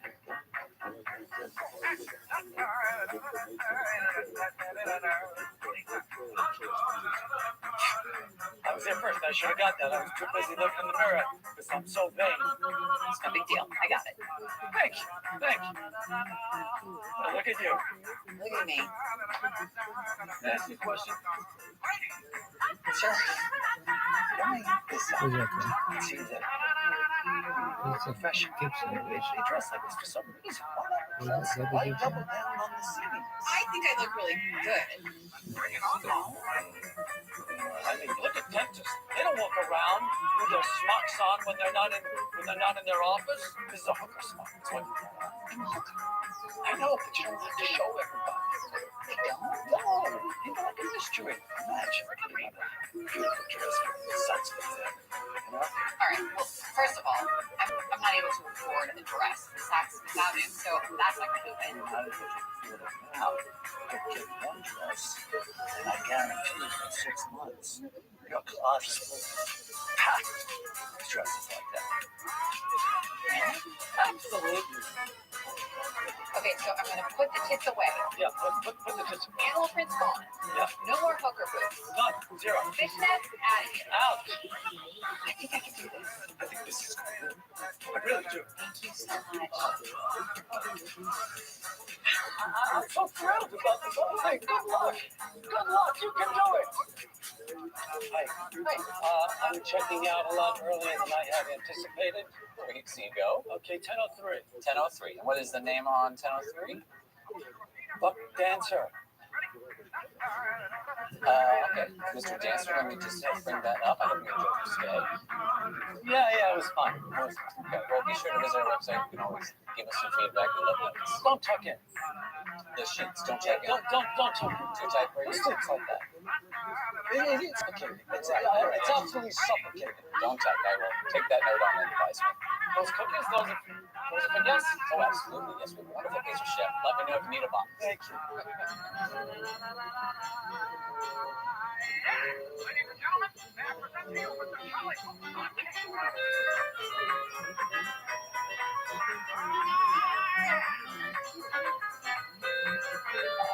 See you with the big ones, Mr. Dancer. Yes, I got the first. Oh, good for you. They're delicious. Just if I may, we asked that we use the tongs when selecting our cookies. Tongue. Yes, I saw the tongue there. I eschewed the tongs deliberately because tongs are not made for picking up cookies. They crumble the cookie. It's not a good system, the tongue. We'll just ask, that you use the tongs, which is to provide their own, just for sanitary reasons. Here, look, I'll tell you what I'll do. I'll take my second cookie with the tongs. All right? Perfect. Great.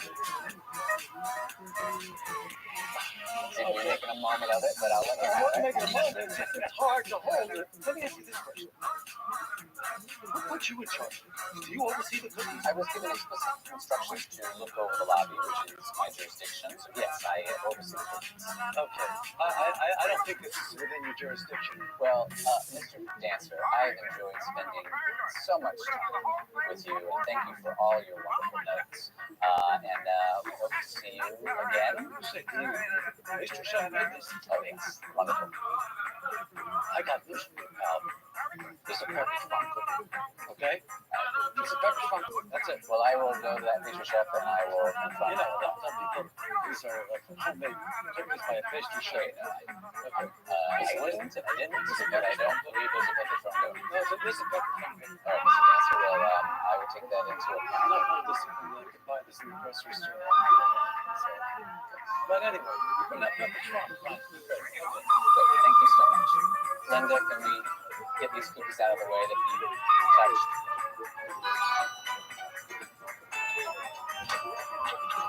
I don't want you using the stores anymore. Got that? You call this shit overreaction. Is the alarm working? You should worry about that goddamn fireplace. You fuck around as a kid, pop up claws, come out of the fucking chicken, kill your legs. What is this shit? What are you eating? Beef stick. Beef stick?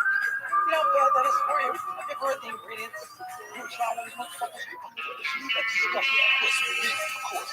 Molasses, wheat, brown chicken. Fucking shit. I love fucking brown chicken.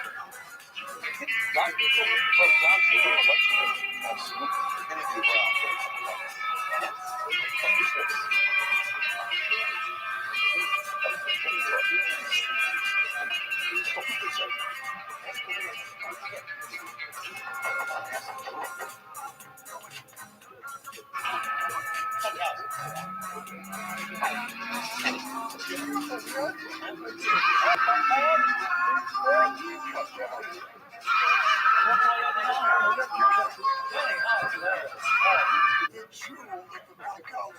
Is that so? It is so. How about that? Straight A student, okay? Runs in high school, runs the mall. He was just voted high school All-American. What of a guy? Okay. Wait a minute. If he nails his SATs, which you know, he's going to Stanford on a full scholarship. I won't be here. Nobody can do that shit. Sam, you're making it feel like this motherfucker's Forrest Gump or something. Yeah, I've seen Forrest Gump. That motherfucker lived a life. I'm not running across the What's the matter with you? Question is that. Anyway, so thanks for stopping by. Nice to meet you. I'll see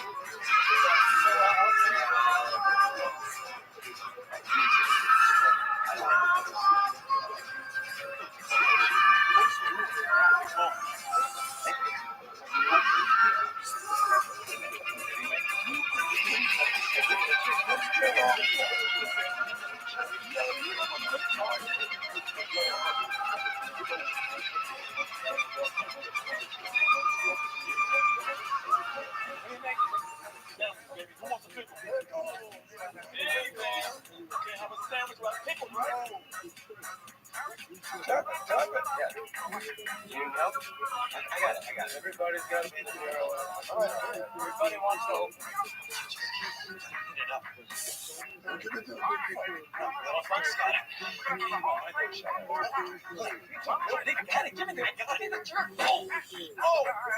What happened? I think I heard a crack. You pitching arm? Yeah, that's my pitching Oh arm. my God, you gotta go to the hospital. I'm so sorry. Oh, shut up. It was an accident. I never should have brought him over here. He tried to open the pickles, he took the jar from him, and you tried to get it from him too. Trying to do too much. Gotta deteriorate, they won't be pickle boy. You're doing too much. Sorry. You know, I think we have a half-open jar in the fridge.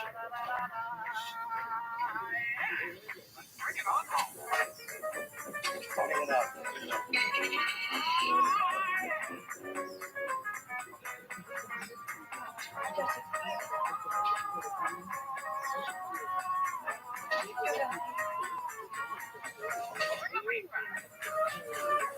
So that.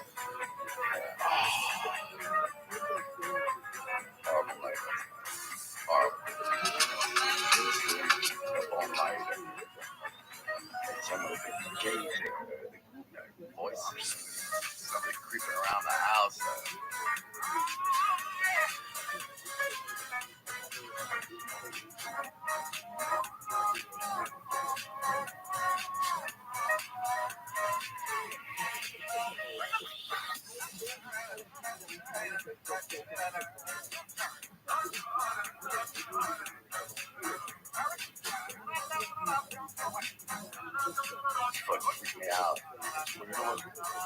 that shit going on last night. The lady friend come over. You know, her girlfriend's waiting outside the car, the kids in the back seat, jumping around and shit. You know. Then that pizza guy come over. He came over. Okay, so it was you. So you kept me up, essentially. Keep it up. It's the normal shit that I do. I need some security in the house. You know, I gotta hire like a Pinkerton guard or something. You don't need no Pinkerton guard. You know what? I'll tell you what. Let me handle this shit. You're gonna hire somebody? What are you gonna do? What about getting half the price of that Pinkerton motherfucker? I want to take care of all the security shit you worry about, okay? Get you back. Being married. Shit around here looking all funky and shit. Well, no, the only reason I'm going in this bathroom is because I left my pajama bottoms, you know, those red flannel pajamas. Right. I left them at the hotel. I can't leave a hotel room without leaving something behind. Never the man. Are you expecting somebody? Oh, I was just looking somebody. This shit fuck that.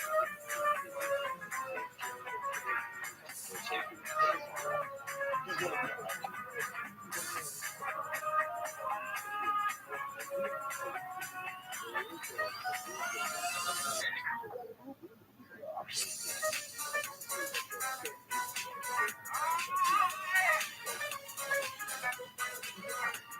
Hey! Oh! How you doing? I'm all right. How are you? Oh, Where is it? And where's this is? She's hilarious. It was such a funny idea. Nice of you to come over. That's really sweet. Really appreciate it. Thank you.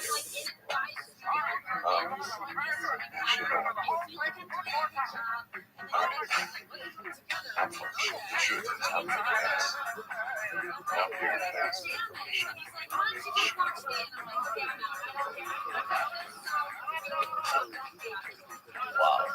Wow. I'm over here under these false pretenses to go out to see how I'm doing, and you want to take? No, I know. No, you're asking me if you're pretending to Cheryl. I'd say no. Where's your face? This is a surprise to me too. We're friends. I didn't like sneak around behind your back. I need to like just go with my impulses, and my impulses I want to go out with the next one. How'd you like if I went out with Mary? Would you like that? What's that? It means you want to call my ex-wife Mary Steenburgen. Larry David wants to ask Mary Steenburgen out. Oh, Larry David is not cool enough for Mary Steenburgen?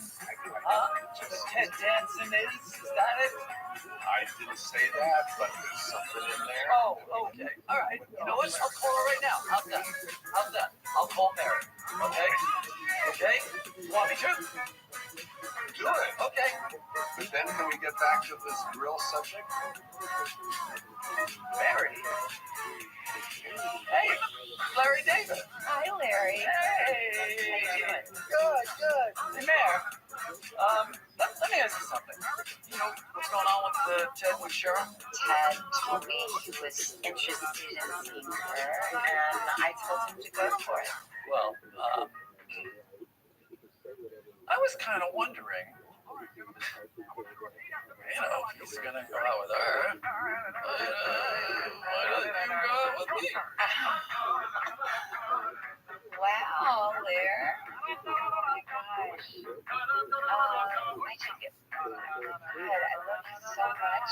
I don't know if we have anything in common that way, you know? Well, we're both earthlings. We breathe and we eat. So we have that in common. Yeah. Pretty much everybody. But I was just meaning, like, maybe you're just not my physical type. Sure, I understand. Hopefully have lunch or go shopping or do something together soon. Okay. Bye, Larry. What you say? No. Not really your type. Physically. But, So you're gonna go ahead with it? Yeah. You should know that she doesn't get good. That's okay. Okay? Sex only in the dark. She's a little repulsive by the name. You know, she won't look at it. She won't even touch it. Okay? Well, maybe that's changed. It won't change. Good luck. Yeah, thanks. Thanks for being so concerned about it.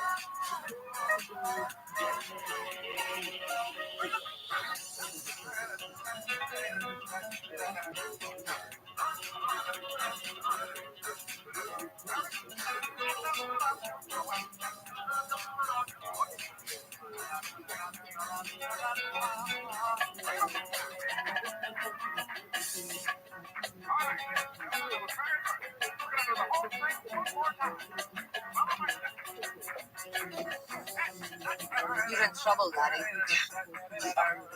Tell me about it. I like that. Oh, yeah? Yeah, fights the Jew. Thank you.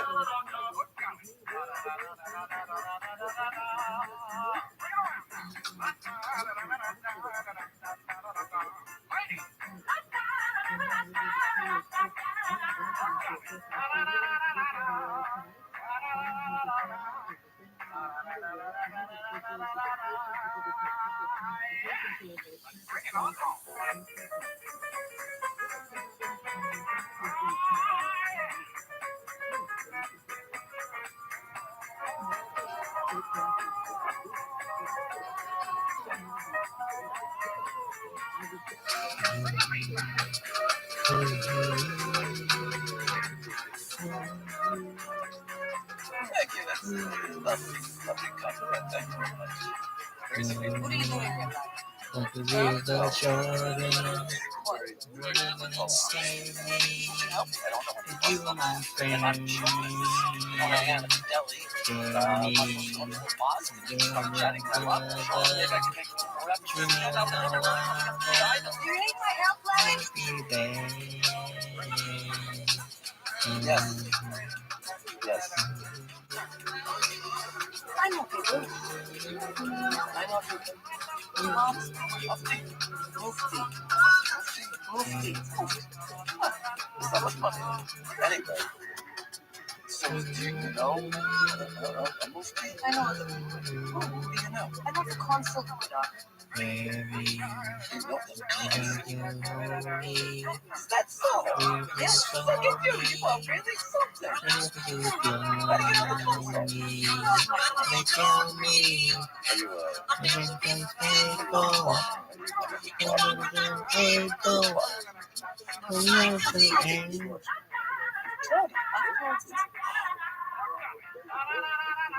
You're on my side, right? Put in my feet. You infidel! You fucking bastard! Talk thirsty to me, Larry. Blasting to me like you're blasting to the nation of Islam! Donald Trump! Steve Bannon, Jared Kushner, Mike Pence, Kellyanne Conway, Mitch McConnell, Rudy Giuliani. Rougher, Larry, rougher! Some of these people orgasm like you be sentenced to death!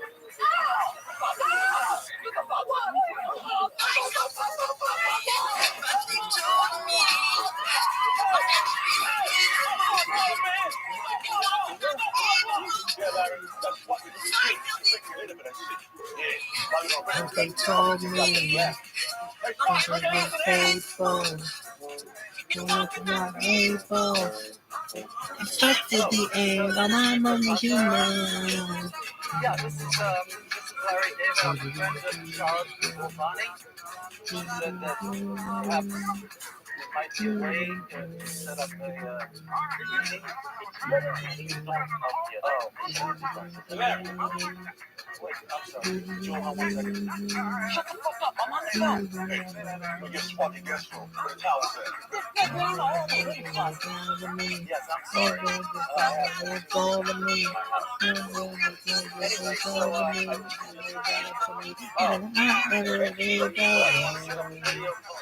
Video call with me.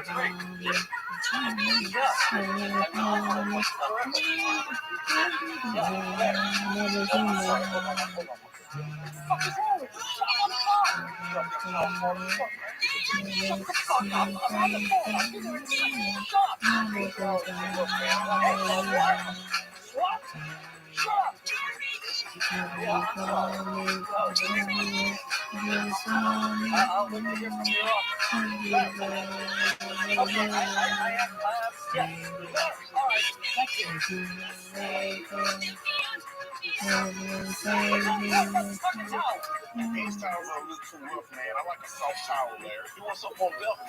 You know, velvet, it doesn't even dry velvet. It doesn't get the water off. A harder, coarser towel works a lot better for drying. If I don't want something velvet, I'm just ashy as hell, Larry. You want me to go shopping for towels? It'd be nice. There's a guest in your house. He's in fucking security. We'll take care of you. By the way, you need to familiarize yourself with that. What? What is this? It's lit. Persimmons? You eat persimmons? Those dumb fruits telling you to kill me, Larry. I'll drop dead right on this fucking part. Even the oils will fuck me up. Even what? The oil from the fruit will fuck me up. This fucking man even don't bring no food. So now I can't have smoke.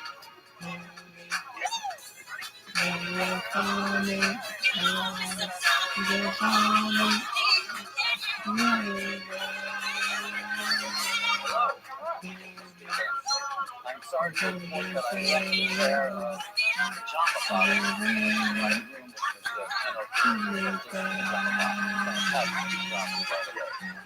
the best picture bottoms that the planet is thick, so they obfuscate people. So you walk around with other people in the house and you don't see any problem. As opposed to the pair that I have now, my second pair, a little thinner, clear outline. It's very unpleasant. I will check the back. Thank you very much.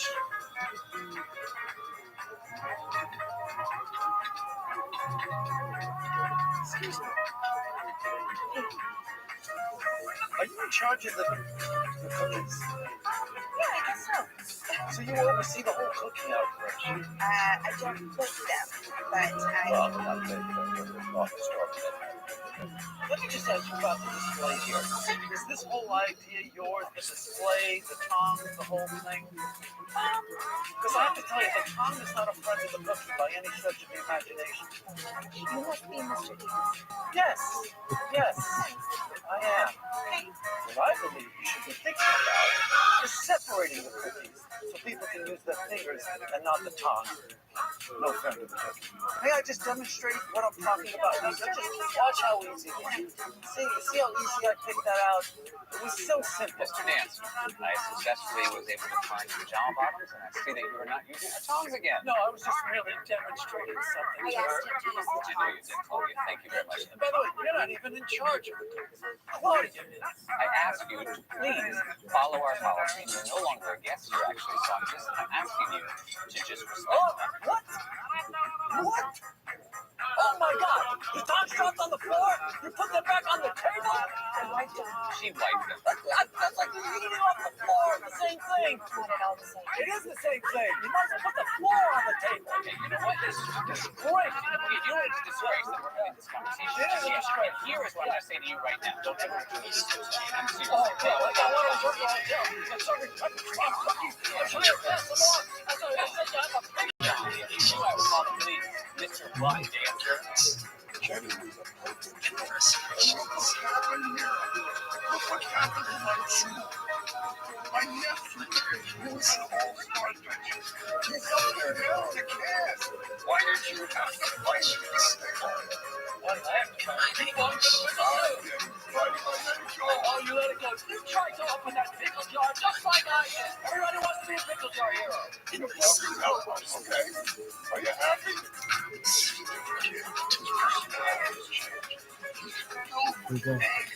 He's a crazy storm, and you wanna know why? The way he relaxes is the way all men relax. It's called ejaculation. He can't use the right hand, okay? This is his ejaculator, okay? It's done. It's in a cast. What the hell is this thing? Look, I'm calling Look. I can see it coming up your ass. Get out.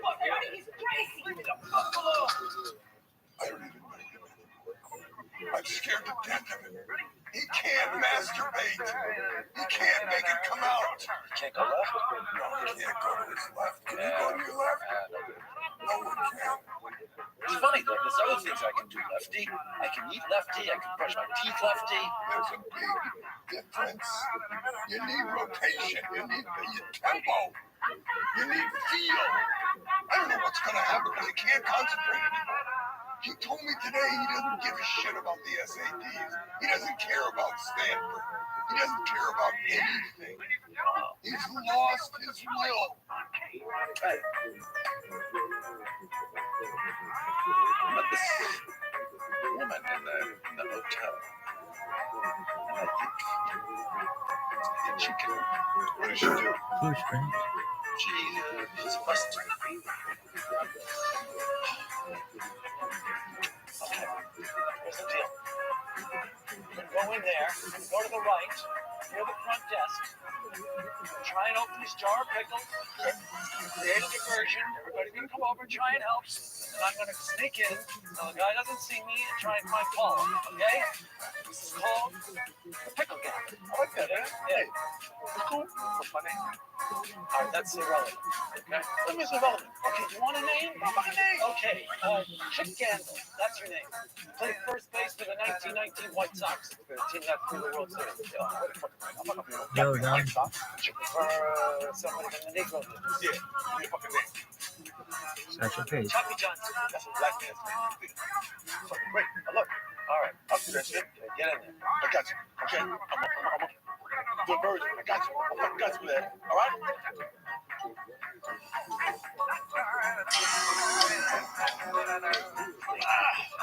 My name is Choppy Johnson, and I can't get the damn pickle jar. I can help you with that. Which way is this? I saw him over there.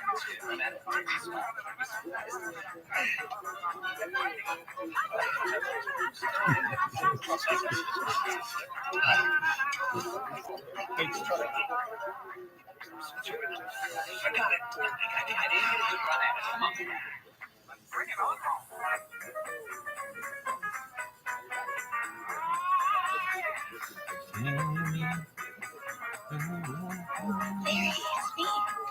Oh my God.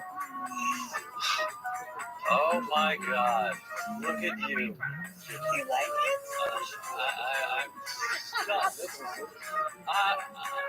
my mind's exploding. Oh my gosh. This is incredible. Look at you. Oh, Look at you. really?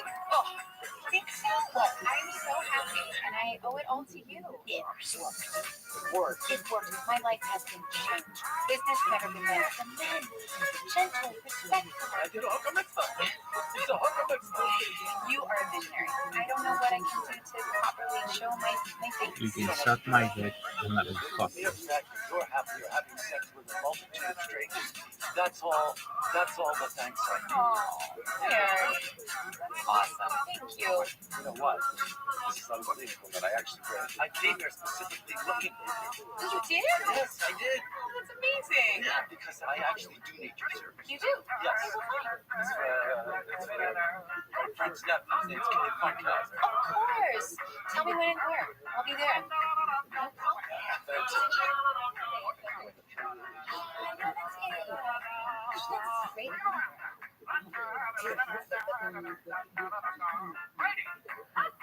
I'll be right back.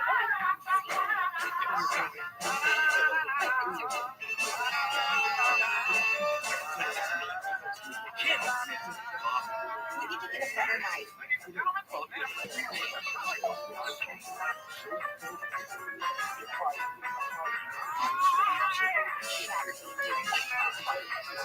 open it. So what I said, Give it up. Mr. Dancer.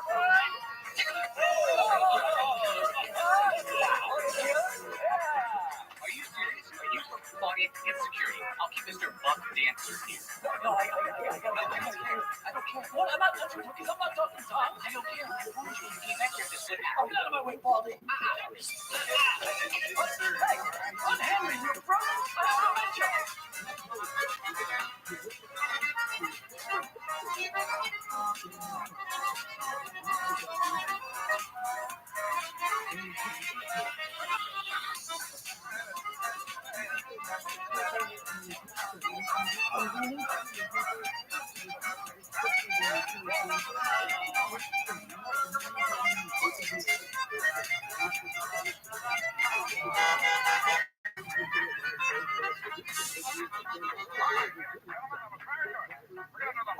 go, dog.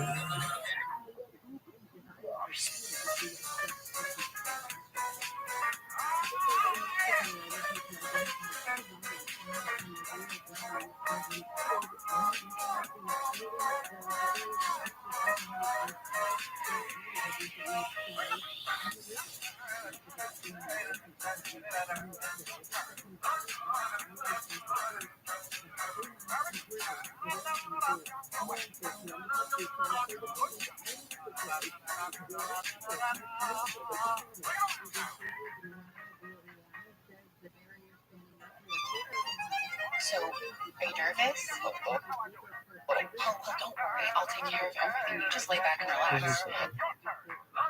Okay. I like your dress. Oh, thanks. I got it at Saks Fifth Avenue. What's the next store? Take your clothes off, Kenny. Mayor is sweet. This guy is bald, glasses, looks just like me. She said I wasn't her type. Unbelievable. And now Ted's going out with Cheryl.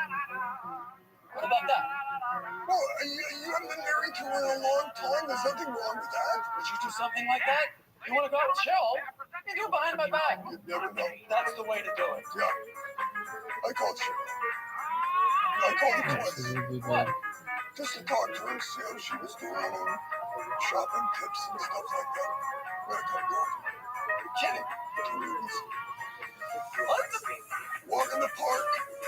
Yeah, well, man, it's not a big deal. One dinner. I went behind your back. It's the only way to go. Kenny sounds to me like he's having some fun. There's a way. Up to I'm this. king of that place. Oh my gosh. Oh, I gotta Skype the name of the concert. I'll see you later. I'm not staying here by myself.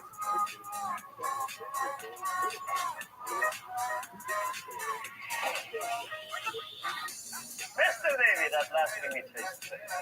Hey, look at this. Modern technology, sir. What exactly does a console do? Let's just say if you wanted to come to Iran one day and visit, you would be going through us. I'm not set foot in that place, with all due respect. Not gonna set foot there.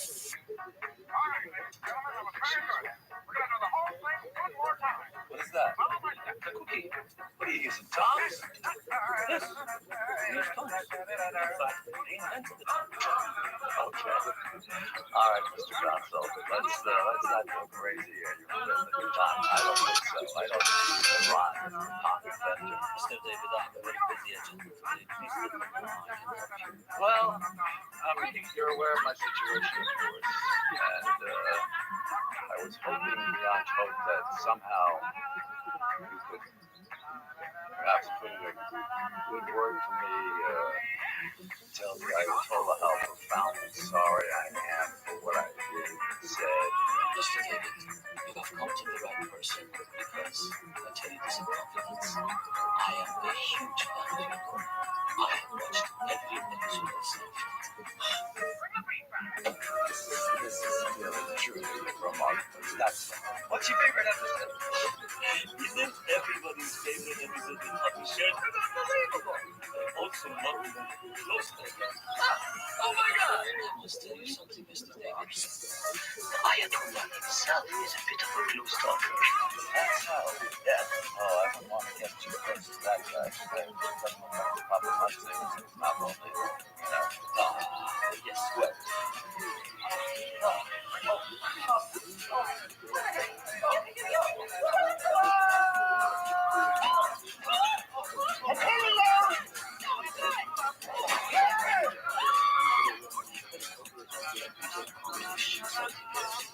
Thank you so much. I'm so appreciative. Oh my God!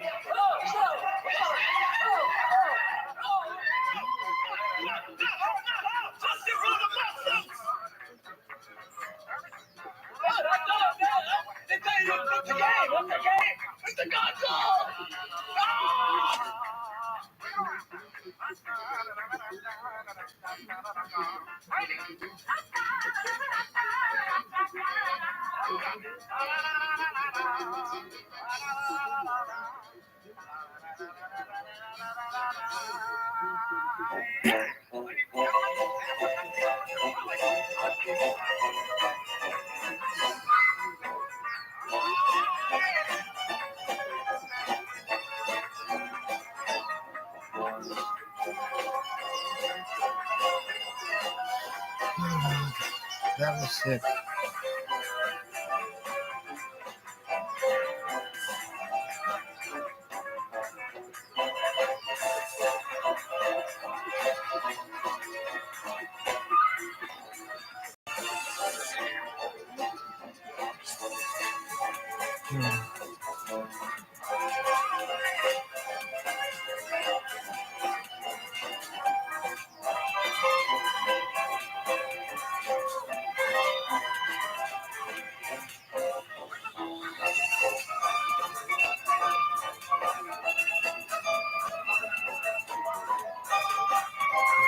So,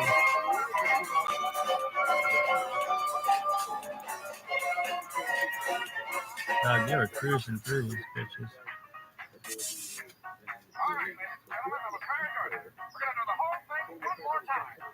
Oh, dog. That's super hot, though. Right? She's like I didn't fuck her on a table. For Rizzy? Man, that girl was hot. And they fuck her. I stick my dick so far inside it came out of her throat.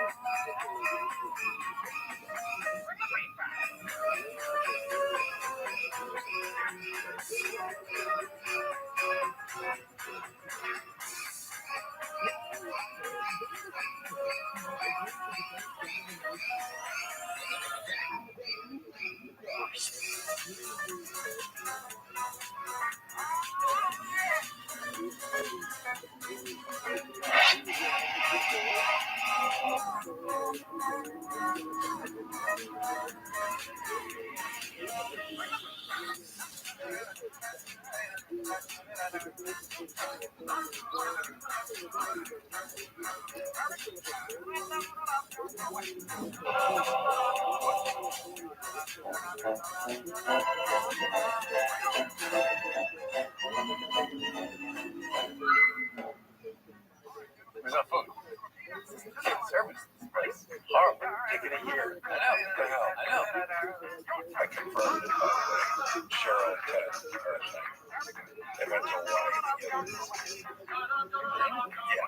Yeah. Jeez. So, this is really hard. I enjoy it. Maybe I should have done that show. Hi, I'm the manager. There's been a delay in your meals. I'm very sorry. There's been a disturbance in the kitchen. We're taking care of it. Thanks. Oh, what kind of disturbance? A general disturbance. What's a general disturbance? Well, let's just say it was a minor hiccup. Or was it a hiccup or a disturbance? It's such a small disturbance. It might be either one. What, is that chef angry or something drops in his hands? What happened? Let's just say the disturbance happened. Okay, that's a fact. And we're taking care of that. Okay? Wait a second.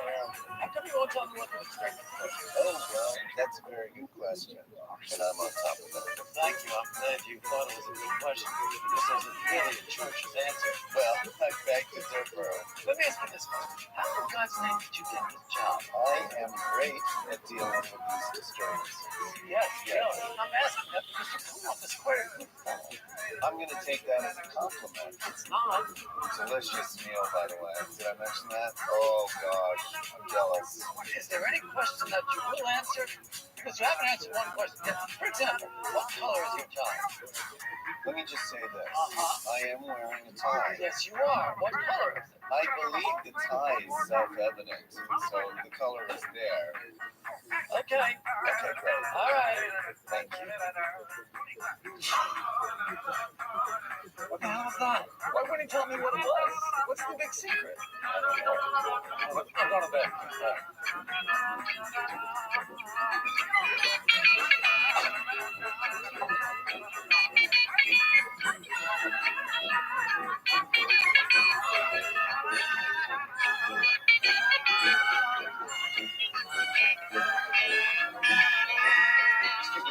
I'm sorry, sir. The restroom's down the hallway. Are you the chef?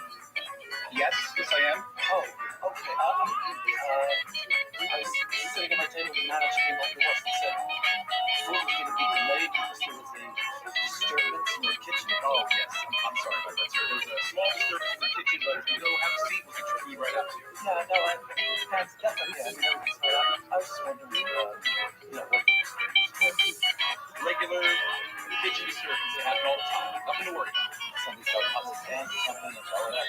It's not that big of a deal, sir. It was a minor disturbance that we've been taking care of. It was very minor. It was minor. Then my food was out of the way. I was sitting here in a slight delay. You ordered a slight delay, sir. Tell the truth about the disturbance, sir. It wasn't minor. It was major. What is this? An investigation? This is a kitchen, sir. I'm just trying to get some food to some hungry people. That's all I want to do. I'll go home. Are you a married man? Yes. Do you have children? Yes. Say you're having a wonderful afternoon with the wife and kids. You go out to the post office to get the mail. You come back, you hear a big crash. You open the door, and your kids are sprawled out unconscious on the floor. You say to your wife, "What happened?" And she goes, "Oh, there was a disturbance." And you go, "What was the disturbance?" And she goes, "No, I don't want to tell you." How would you feel? I want to know what the disturbance was. Exactly. Very specific situation. What the disturbance was just like this. There's no children here. You're acting like a child. Not a child who's keeping it a secret. Yes, a secret. I'm the parent. I'm the parent who has to worry about all the things. I got to worry about getting the food, preparing the food, and then giving it to the little baby who won't tell daddy what happened. Please leave, sir. With pleasure. All right. Fine. I'm coming. Bye. We gotta go. Yeah. Susie's little sister didn't come home last night. Little sister. She's part of that big sister, little sister, and mentoring program. The girls staying with us and she didn't come home last night. Can I help you with that? No, we're good. We're leaving. That whole disturbance through us real quick. Yeah, I'm taking care of it. We're too disturbed to take the pregnant. Wow. New Tesla. Nice. Yeah. This is a Hey. She didn't come home. I don't know where the hell she is. I told everyone. What can I do? Oh, I know. Yeah, she's not bad. That's all. My father's right.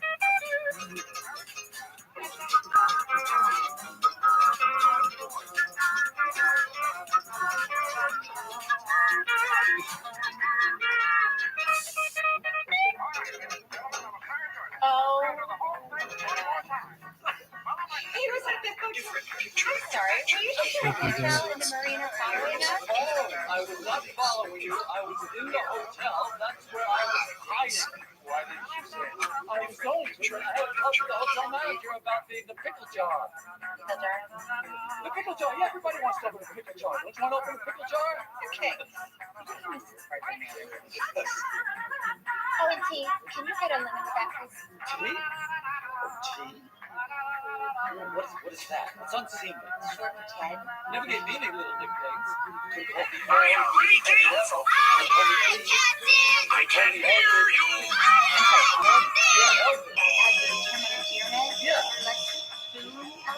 Yeah.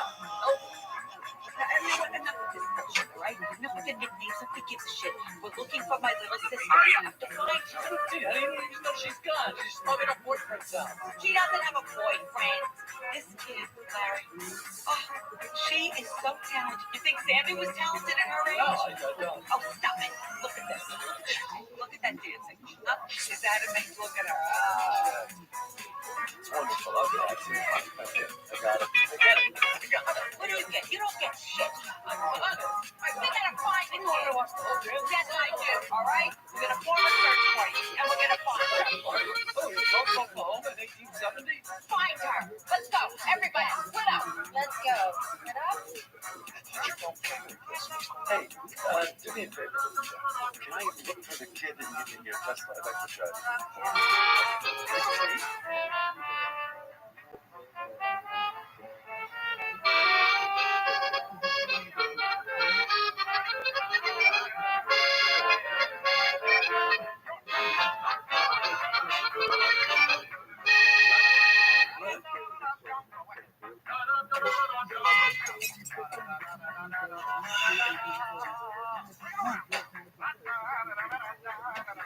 What? I don't appreciate that beep, sir. Oh, well, the line that turned green and I gave you time. You must have drifted off. Or something. I didn't drift. Were you daydreaming? No, doing important police business. Sound is accurate for people who are over 50 years old.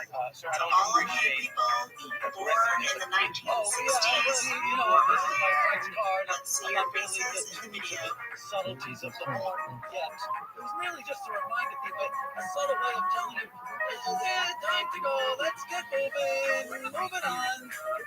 License and registration, please. We'll write you a ticket. A ticket? Bad decision on your part to honor at a police officer. Oh, what? You above the league? Absolutely. I'm a police officer. I protect your rights. My rights to me? That's one of my rights. I mean, you don't see me. Yeah, well, I'm allowed to write this ticket. Good. Right. Getting smart with me, boy? I'm not getting smart. I am smart. By the way, I'm smart. Yeah. And of course, I'll be protesting this ticket. I hope you enjoy your day in court. Here you go. Have a nice day. Thank you. Thank you. You made my day. No one's about to beat. No one.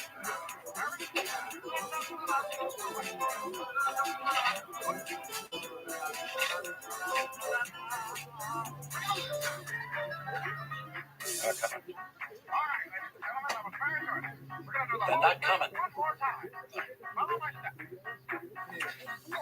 Not even a text. You know why? They're afraid to be on the text chain. Yep, because of the fatwa. Let's fuck them. They are really showing their true colors. No, have your wife. They look like I should just have one. You want? There's no pineapple under the sea. SpongeBob SquarePants. SpongeBob SquarePants. SpongeBob SquarePants. SpongeBob SquarePants. SpongeBob SquarePants. SpongeBob SquarePants. SpongeBob SquarePants. SpongeBob SquarePants. I thought it was strange for the sunrise and then talk about the forest.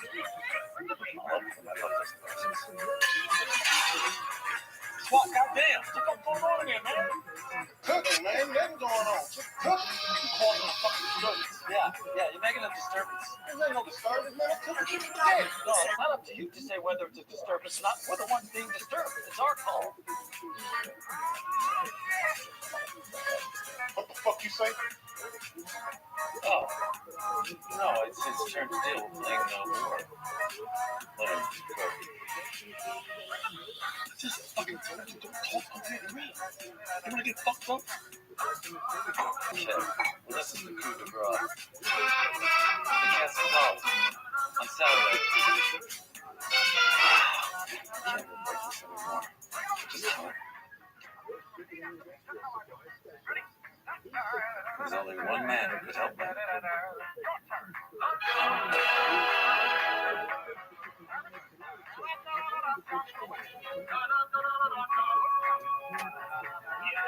Yeah, it's Larry David.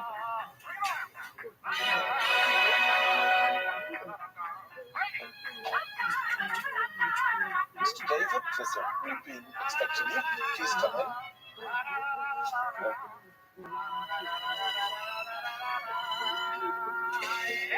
Please follow me.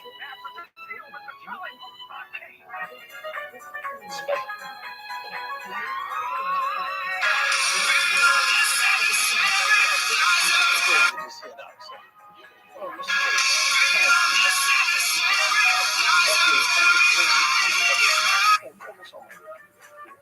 Is that salmon? Salmon. Salmon. There's an accent on the second syllable. Exactly.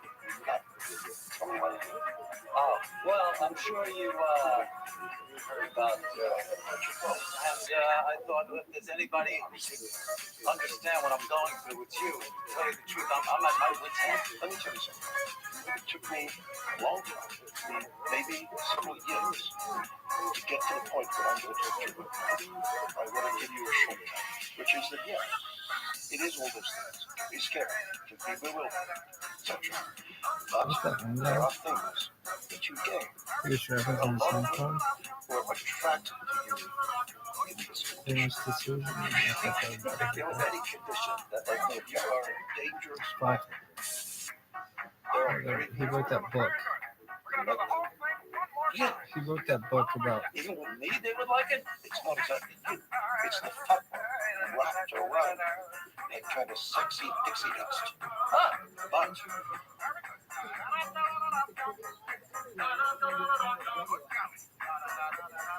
you have to stop acting like a wuss. I mean, look at you. You His look name starts like with a D. person trying to hide. Listen, Exactly right. That is not sexy. Be a man, stop this, and fatwa sex will follow. Fatwa sex, the best sex there is. Yes. What about the thought itself? I don't oh, it's a nice book. right many years. Well, it's there. Yeah. But fuck it. Yeah, fucking lust. It's a tough one. I'm trying to put talent to do very well. No, you'll be pathetic. Let me help you. What? There. Now look, there you are. You're a man of danger. Fatwa says you begin to circle around you. Be a man. Let's go at it. Get it like two. Trust me. Fuck is this guy's name? Study! That's Hello? Of course, Mr. Rabbi. Hello, Mr. David.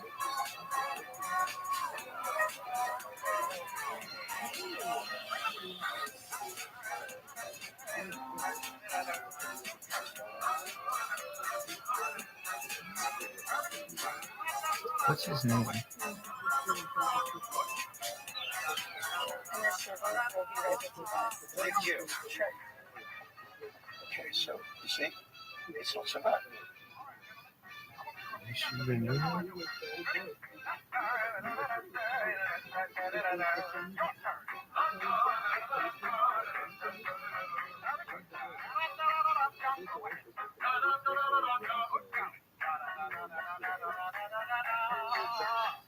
What is his name?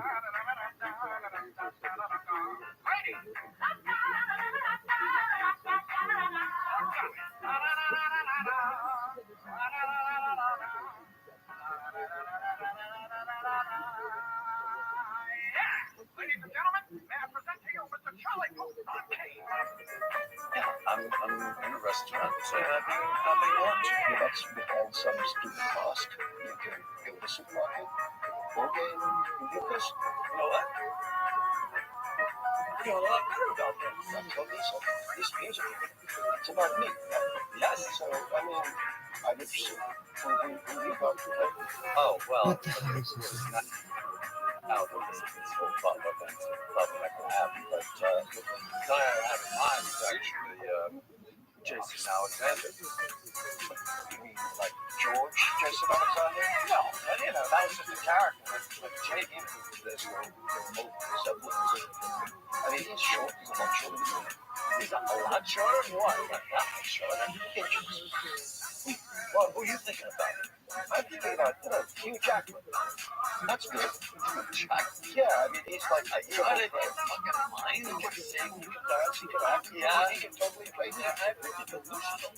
And it's all over the difference. You know, it's not going to happen. All right, well, that's all. It's too bad, too, because What you said about bundle sex? Oh my God. I would put that right in the show. That's so perfect. but that's not the only perfect.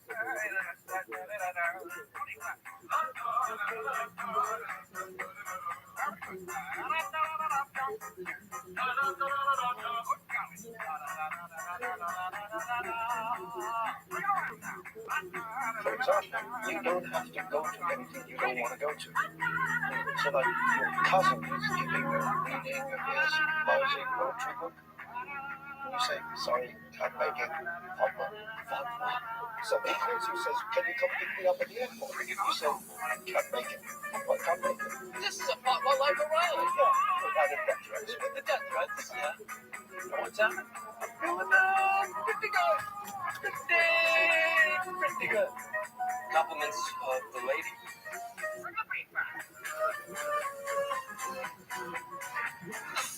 Oh my God. Look at this. It's Smith. Alex Smith. She sent you the book. This is what I was looking for. Here it is, right here.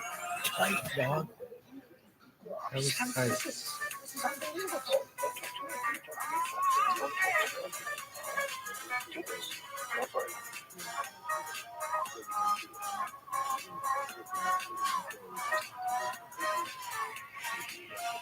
Hello. Hey. Cheers. May I join you? Yes. Although, I should warn you that it might be super dangerous. Yes. Oh, okay. So Yes, that's some for the football boys. I just can't believe you're out and about. What am I going to do? Look, I'm not going to walk around with a mustache and a wig, right? Yes, you just face the world. Absolutely. Hello, ladies. I'm the manager. I really apologize about the lunch being late. There was a disturbance in the kitchen. What kind of disturbance? I am about to tell her. Yes. Very dangerous. That's actually really Moving dangerous. forward now, and we're going to get you right. Can't wait. Yes, I told you one thing about the disturbance. You didn't tell her about the disturbance. Just like I said. I ticked all the boxes. Just tick one box. Just tick a box. The boxes are empty. I beg to differ. Let's get on to that delicious lunch. Thank you. Thank you. Thank you. Thank you. I want to know everything that was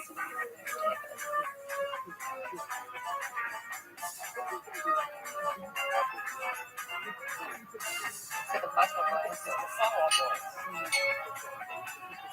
You completely changed my outlook on this whole thing. At the end of the conversation, you got up, ripped off my wig, and said, come on, we're going out to lunch. Unbelievable. Look at you. You're back to normal. Yes. I like the other look better. You know what? She's better every day. Pretty good. Anyway, this little thanks for drinking my sister. Oh my God, I love her. Oh, she's fantastic. She's fantastic. I know. I went over to her table. Those are the things to get it. We had a lovely conversation, and I saw her last night. She's swooning. She's swooning. You know why? Because What the hell are you doing here anyway? I think I might have left my sunglasses here. You know, Dr. Strangel's glasses? Yeah, would you mind looking for them? Yeah, I would mind looking for it. I'm busy looking for a little girl. All right, well, when you're outside, you look for change. When you're inside, you look for the sunglasses. You can call them. It's like Jeff's Uptop. Uptop. I'm sure the very first Jeff's Uptop, he was calling him Sticks. The same thing with the sunglasses.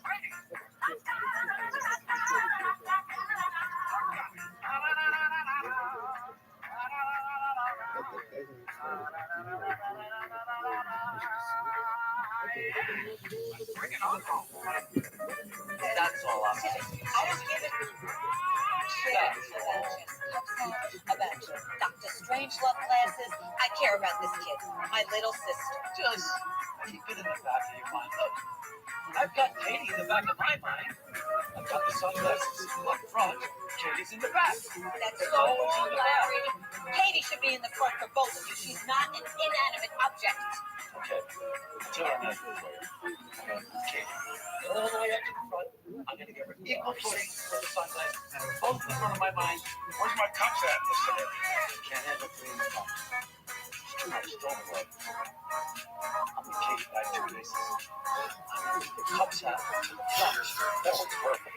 You two have no compassion, have no caring about another human being. Some partial truth to that. It's dumb, for sure. I don't know what I have.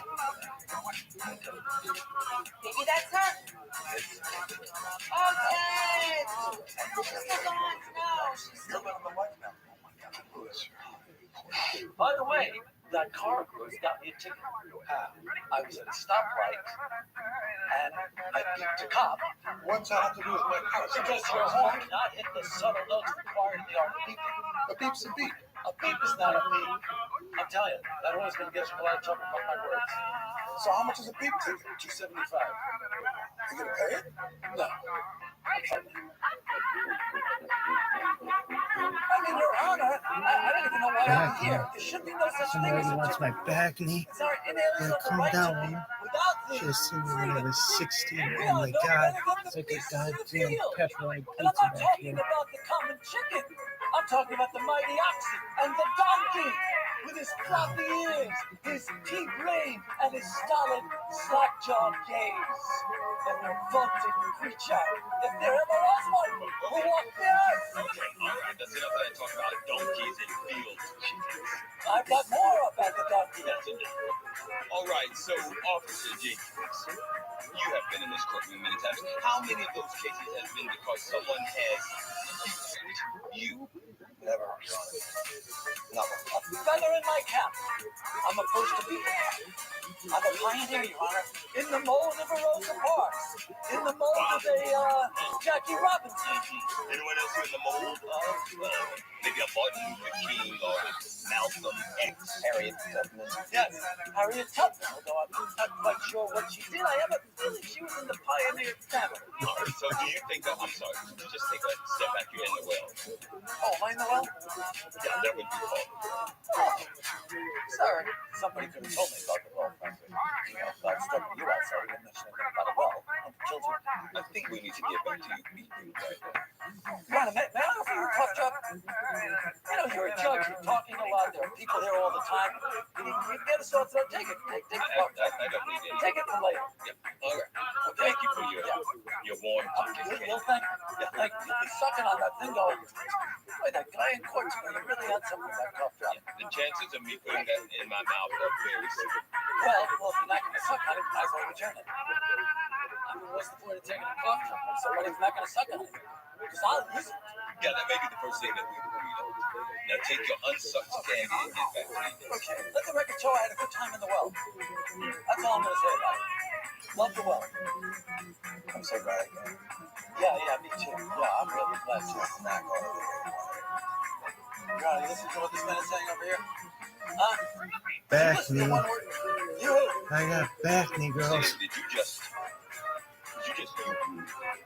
I did. That bitch and I have similar hair. Pay attention, so are you. so you decided it was okay? Could you? Oh, you will be judged. You most certainly cannot. You a judge. I'm affirming these citations. Very well. I will pay your citation. But I could not leave this court without telling you that a grave injustice has been done. Dude, For I'm girls not used doing to this for put me. their hair in I their did it for mouth you, and they you, would get in you, trouble you, for it and all of you. in school. We are not donkeys. They weren't supposed to like comb their hair. We would say But- donkeys for some reason. My hair tastes like shit. It's like sweat. My hair really tastes like sweat. Beverly Glen. Back knee. I got back knee for days. Is there any blood on my finger? Pus? Lymph? I got bathroom for days.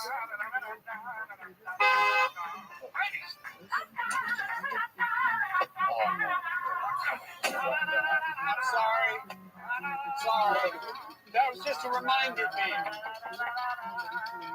That was just a reminder beep. I'm sorry. Reminder beep? Reminder from what? Well, the light had changed. No, that was an aggressive fucking beep. It's a new car, and I'm not used to the subtleties of the beeps.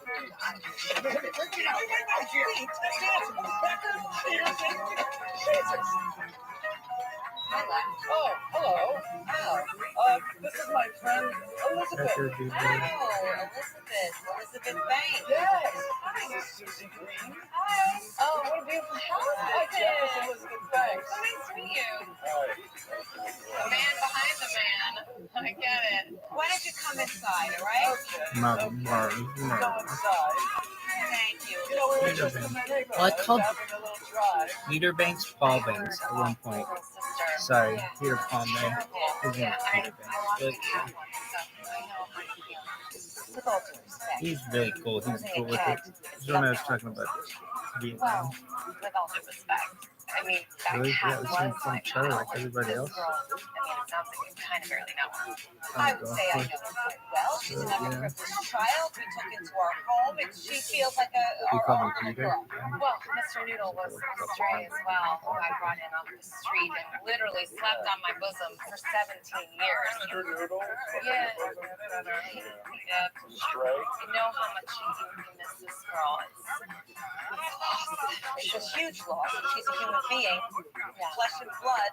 Not your flesh and blood. Not my flesh and blood, but I don't discriminate. I'm happy to tweet a recent photo of her. I do have a lot of followers. I have a video of her dancing. She's a very talented dancer. Oh, we should put that on my social channels or something. What the fuck do you know, Larry? I saw the tape. You know dancing. I saw the tape of the dance. What was the last dance program you ever saw? Did you go to Martha Graham? No. Because I don't like to go out of my way to be bored. I could show Elizabeth right now a video of her dancing, which is magnificent. I'll watch that video, and then you can watch a video of Mr. Noodle chasing a string. All right. This is an underprivileged child who came into our world, and I just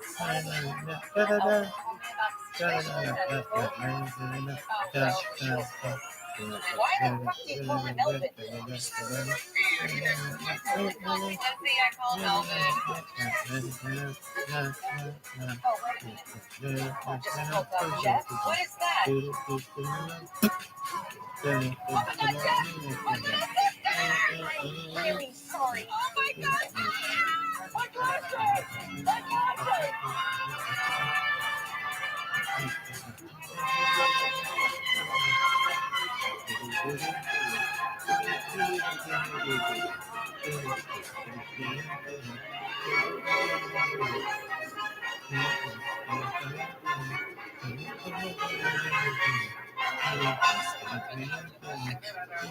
Where'd you find her? She had a moment. No, she wasn't. She doesn't have a boyfriend. Come in, we'll discuss it. Love it. Starving. That's good. Great.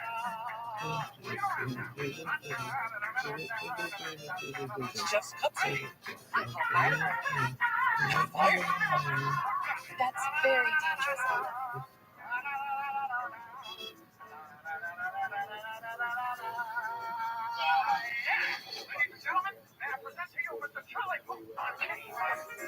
Get that back in? I think so. No, it's just fussing everywhere.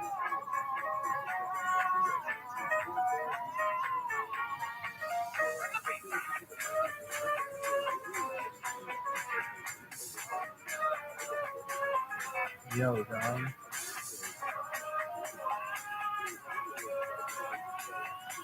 Dog.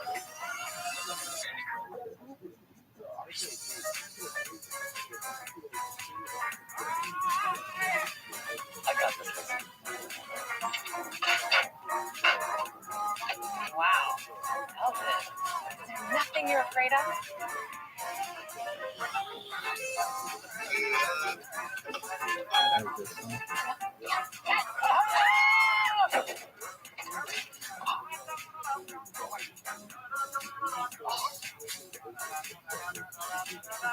You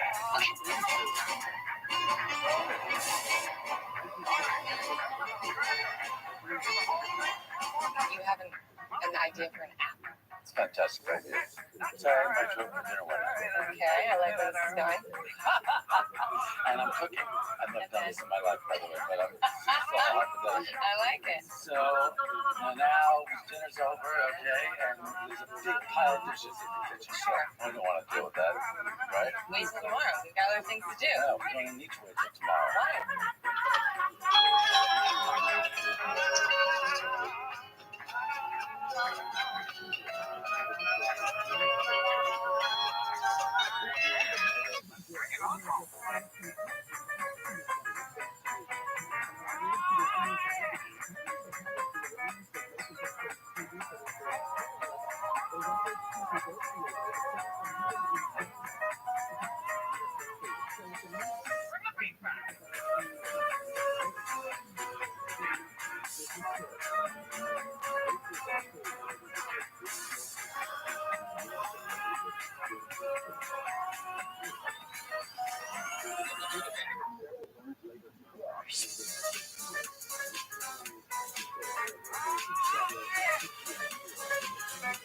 Yo, okay.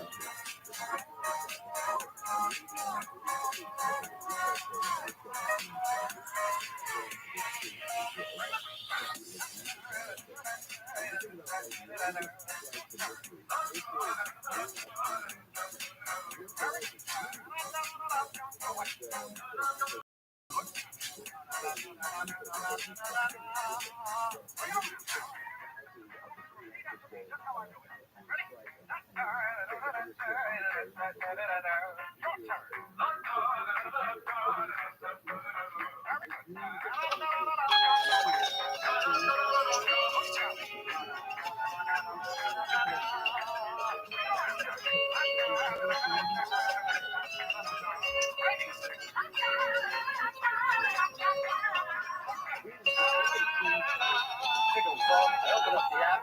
5 minutes later, there's people doing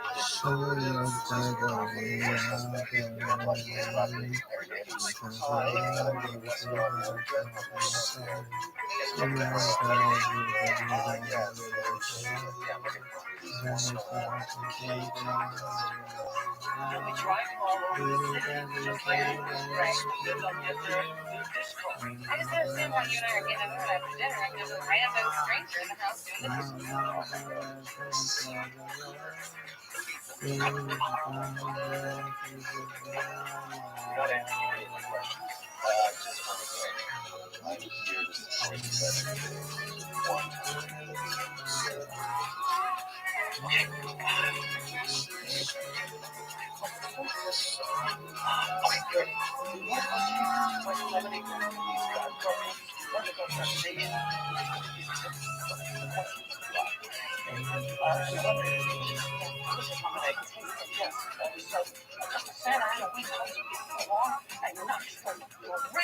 I'm here to support you Okay, I got it. Yes, of course. Oh, my life is Shakespeare. I know this. No problem. Get it. You vandalized my car. Oh, no. We were standing across the street from your vehicle, buying some lemonade from a stand. There's like a, the wooden lemonade. The lemonade stand. There were the little ones, the brownies, one of whom was Indian. And we decided that we actually wanted Arnold Parker's. And so, I don't know. Let's leave that detail for another day. At any rate, he went into the house to retrieve yes, there was a man, an Irishman, who went into the house. He said, I'm going to go get you the iced tea for the Arnold Parker. And so while we were waiting for the Arnold Pump, whatever it is, Palmer. Anyway, a gust of wind came. It blew a rake off of the roof of the house. I was handling it. Anyway, it blew the rake off of the roof, and that's how your car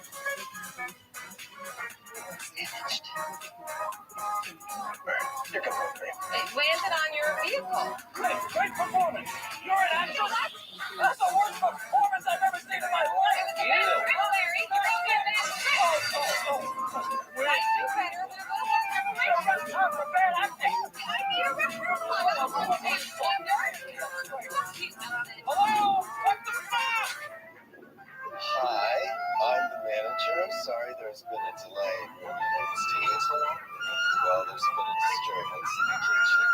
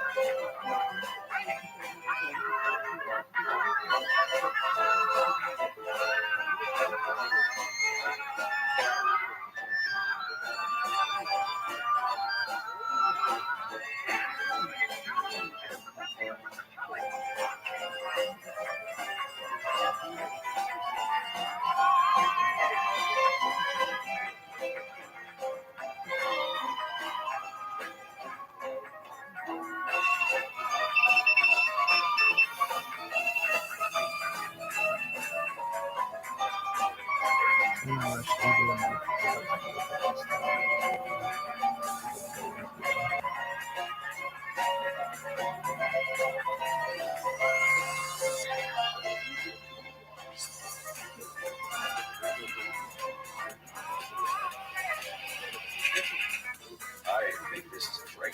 No, it's not great. I'm not great. That's great. Writing down for just a waste of everybody's time. That whole pen, you might as well throw it. That's not the right way. Are you vying for the title of the most pretentious man in the world? Yes. Decade. It looks like the little drummer boy's funeral. This is what he's wearing at the casket. Hey, my God, this place small. Just wait for it.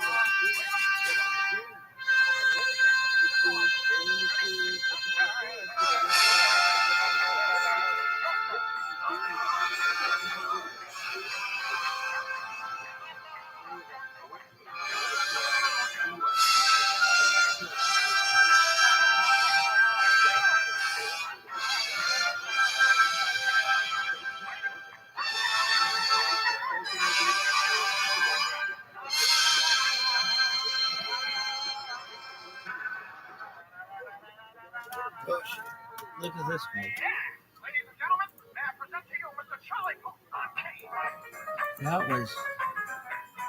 That's phenomenal. I've never seen anything like it.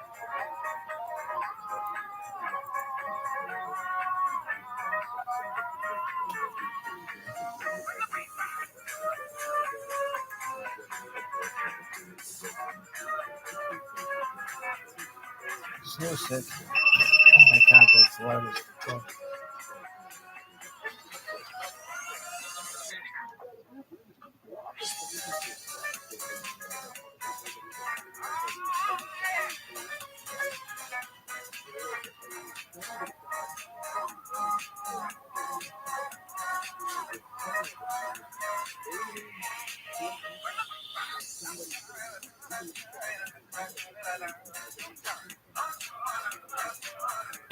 Push for her.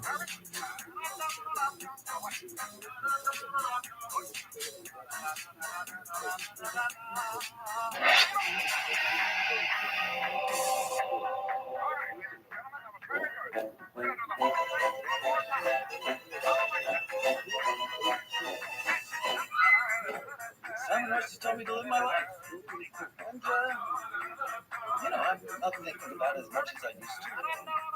So far, so good. Oh, I know what I want to talk to you about.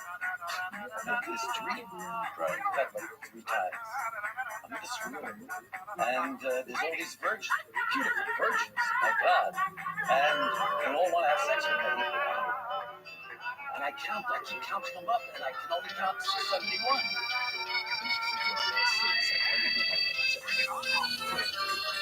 Something else. Are you expecting more or less? 72. What if you just miscounted? That's a possibility. Were you tempted to have sex? Well, I wanted to, but I was too concerned with missing 77. That was the issue.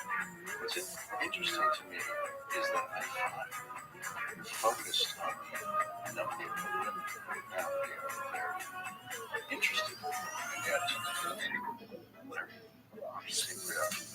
I'm just wondering. Have you ever noticed the disparity in these 2 chairs? Your chair is so much better than this one. This is not a comfortable chair. Did you buy these chairs? Yes, I bought both. You picked out both of them? What was going through your head when you picked out this chair? You picked out a great chair for yourself. That's a gorgeous chair. I would have them in my house. But this one, it's not comfortable. I'm constantly shifting from side to side. You have a comfortable chair. You have taken a good chair. It's interesting. You are the first and only patient who has ever said anything negative about my chair. I don't find that interesting at all. Well, I do. That's my job to find things interesting. Well, interesting. I don't know what you're writing over there. Chair Who's issues. that? Hit this shit. There's something deep. I don't think you're writing Stop anything. that. I can show you. I can show you. I mean, you're a nice man. Yeah. Was that the same? She has super strong legs. I don't You think so. think that I do a significant amount of that? No, that's another one. May I be honest with you? Legs. Did you? And always. Sometimes you get too Well, strong. It's like, often never honest with you, but here's what I'm proposing. I think you should go chair shopping. I think you need another chair. And you know what else? I need you to go chair shopping. What do you think about it? I don't know, but I do know that the session is over, and so I'm going to set next time. It's tough for you to have to look at that watch. It must be a little awkward. You know, I see it. I know you can't. I'm not trying to sneak. You can't. You're trying to do a little sneaky watch peek. I'm not trying to do a sneaky watch. I'm trying to be efficient with our time. Why don't you put a clock behind me? So you can have a clock. You know when the time's up. But okay. Nevertheless, it is over, and I'm looking forward to seeing you again next week. So, you got big plans for the weekend? This weekend and all through next week, my wife and I go out every single night to a different restaurant because it's truffle season. Do you like truffle? No, I love you. They're disgusting. To each his own. Yeah. Okay. Thank you, Larry. stupid high. By the way, What anytime kids? you want to get rid of the hesitation, That's good. just say, that's not. It'll be okay. Dear God.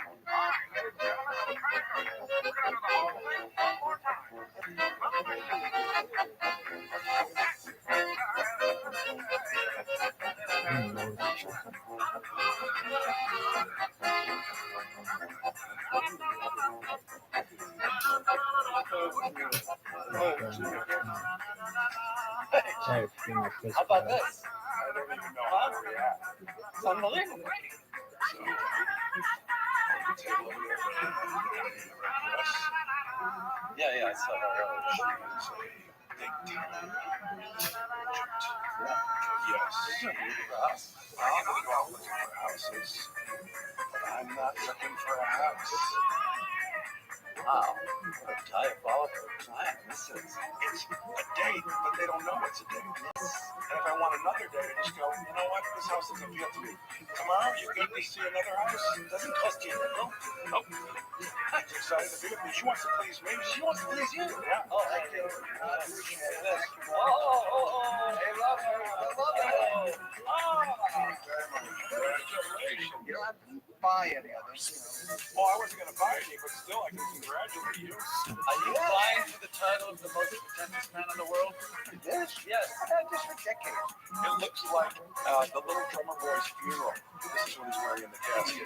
That's really funny. I never showed you my paintings at home because I knew you would, just mock me and destroy me. So that's a big break. Congratulations. This is quite a display. Do you understand any of it? No, it's very confusing. You don't? I don't think you do. Let me show you one painting I just sold. I'm very excited.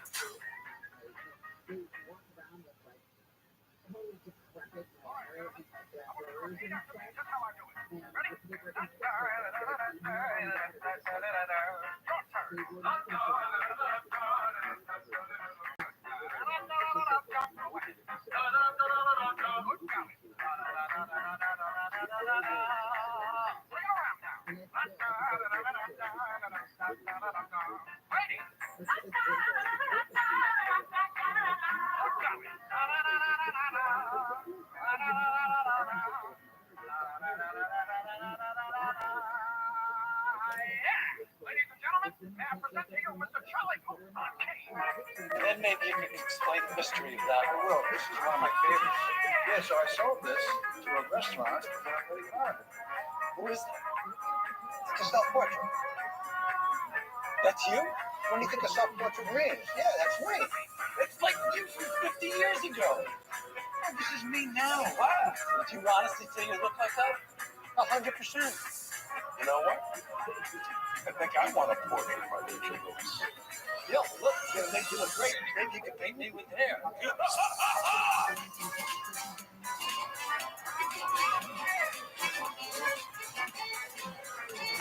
Hey. Did you hear about Money Funkhauser's nephew, Kenny? He died. So sad. He was supposed to become a skateboard. Yeah, you heard what happened. He mixed up with a Prostitute. Followed her to Europe. Ended up going to Pantone to run with the bulls. But Oh, I know. how does a young boy get involved in prostitution? Well, I can only surmise that he was in need of a prostitute for some reason. He met with the prostitute and he was in love with her and followed her over there. How do you know these details? I'm just putting two and two together. Where's the 2 and 2? Well, two and two, you got a high school senior. He has an experience with a prostitute and then is so enamored that he follows her all the way to Spain. Again, very detailed. No, I'm just putting two and two together. That's all. I don't see the 2 and 2. Oh, there's two and there's another two. It doesn't really add up. It's shocking. You got tricked. Well, that's not some shock. Running for the bulls. Shocking if you didn't die. That's the shock. That's what men do. They want to impress girls, so they do crazy stuff like that.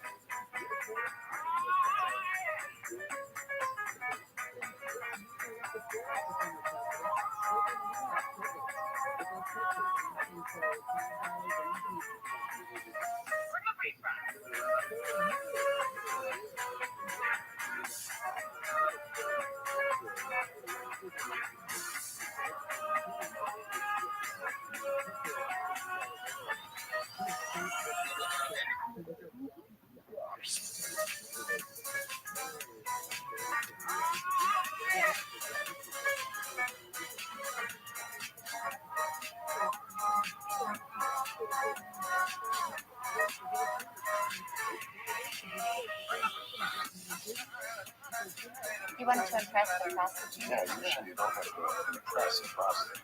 Oh, remember when we were dating and we went horseback riding and I galloped and almost fell off?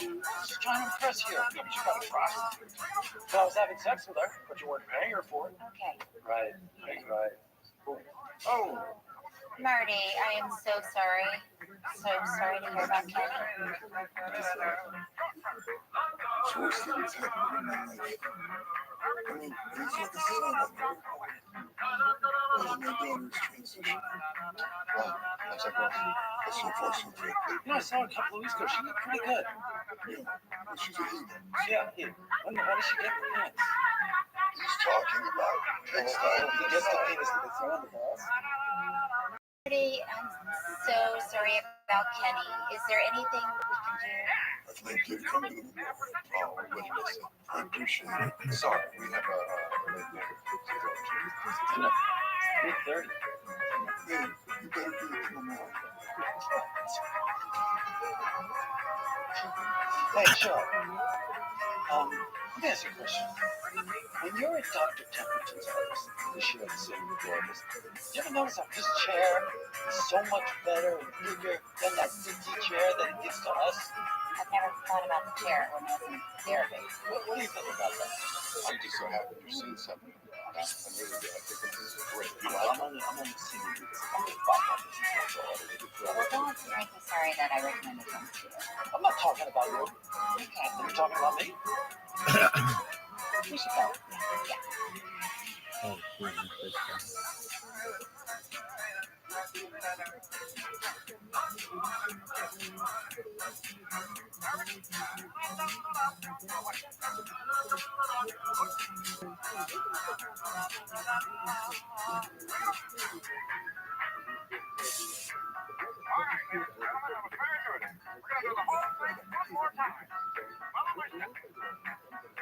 This is a fucking stupid thing.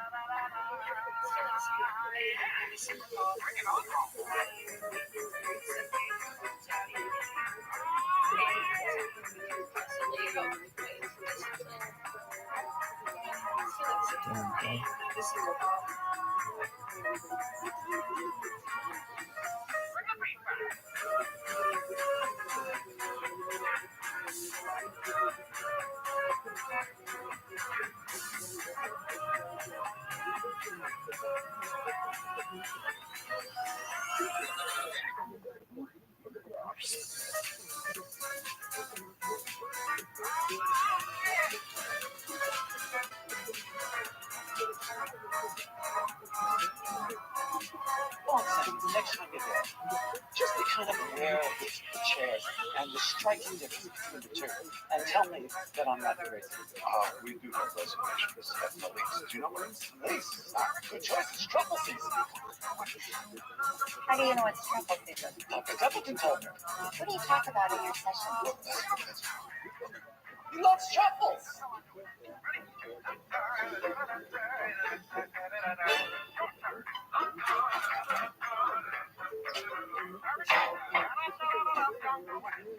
Give it fearlessly at Moderna.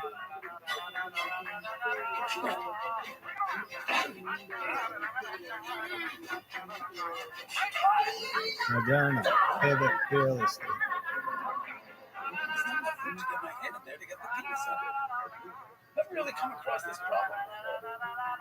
Can't get my penis out of my pants. Have you ever heard of a short fly? I'm not going to button and have him drop on the floor. Look, here's a solution. Index finger. Take it, go down, put it in the zipper, Press down on the shaft, allows your head to pop up. Pop up by itself. Press, pop up. Like tiddly winks. Yeah, like tiddly winks. Those pants might have been manufactured and it comes in the head small penises. So these pants fit the penis from whence they came. Goddamn right. Why would it make a little fly when it comes in the head? See, I'm telling you, I don't have that problem. My pants are slacks. The manufacturer, it makes jeans for people with big ass fucking tits. Like me. When I go to the bathroom and I sit down on the floor, What it is, my Johnson takes me what's in the up? water. No. That's just such nonsense. What are you saying that for? I said, you fucking told me. I said, look under the water.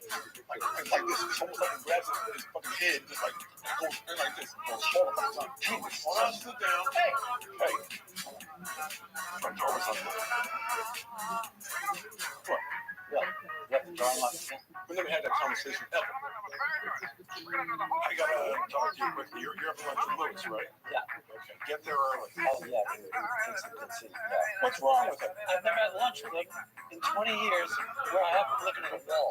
I say trick him the next time in terms of what time lunch is. No, I'm just going to show up a half hour early. So what is it a moment alone? Let's not start laughing. I'm part of this. Get the fuck out. Go. So good.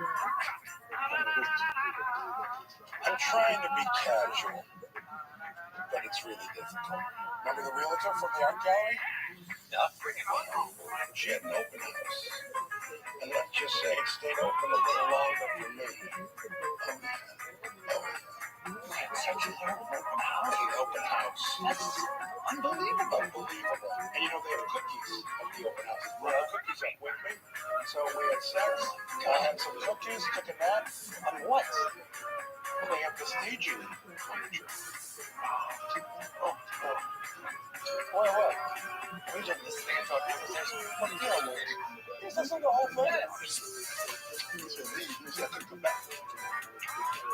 What's up with that fucking house there? I don't have enough nightmare.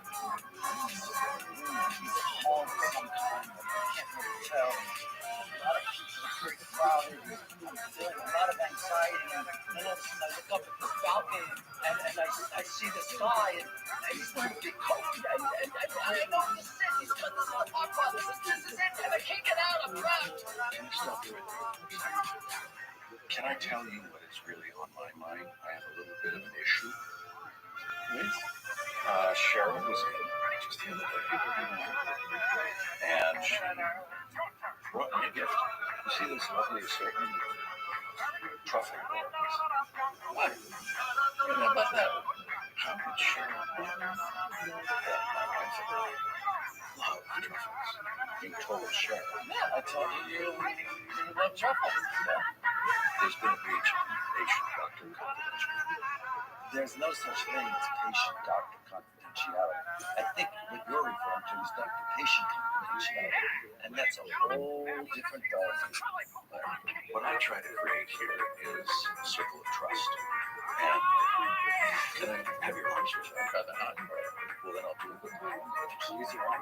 Here it is like this. And it creates a circle. And quite frankly, nothing should leave this circle. It should be ironclad. All right, I apologize if I betrayed your confidence in any way, and my words that will never, ever happen. Larry, I think this is a breakthrough. No, it's not a breakthrough. I think it's a breakthrough. It's not a breakthrough. I'm going to write down. Write it down. It's just a waste of everybody's time. That whole pan, you might as well throw it. It does nothing. Anything else? You know, I got these pants, okay, and they have a short fly. Very hard to extricate the penis. You know, the pair of pants like that. You can't get your penis out. Once, I think a while ago, and someone told me of a method. I think you unzip. You dive down with your index finger and pop up. Pops up. Tiddlywink. Tiddlywink. Yeah. Yeah. That might work. My friend told me the same thing. Listen, Bonnie's warehouses have a sale, and I'm sure they have a variety of long fly samples. Oh, it's not. Now check it out. Well, I see that it is time to go. Wait a second. Oh, look at that! I cannot tell you how happy I am about that. It is. You made my life easier. You see? Everything's working. All we gotta do is fix these chairs. I will call you first if I ever decide to choose. Excellent. Thank you. All right, Larry.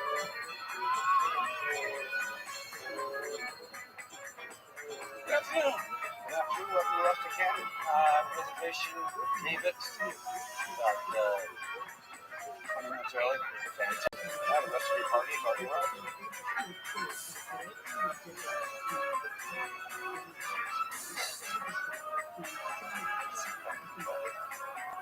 How long has it been here? About 10 minutes. Oh. Of course. Thank you. Enjoy.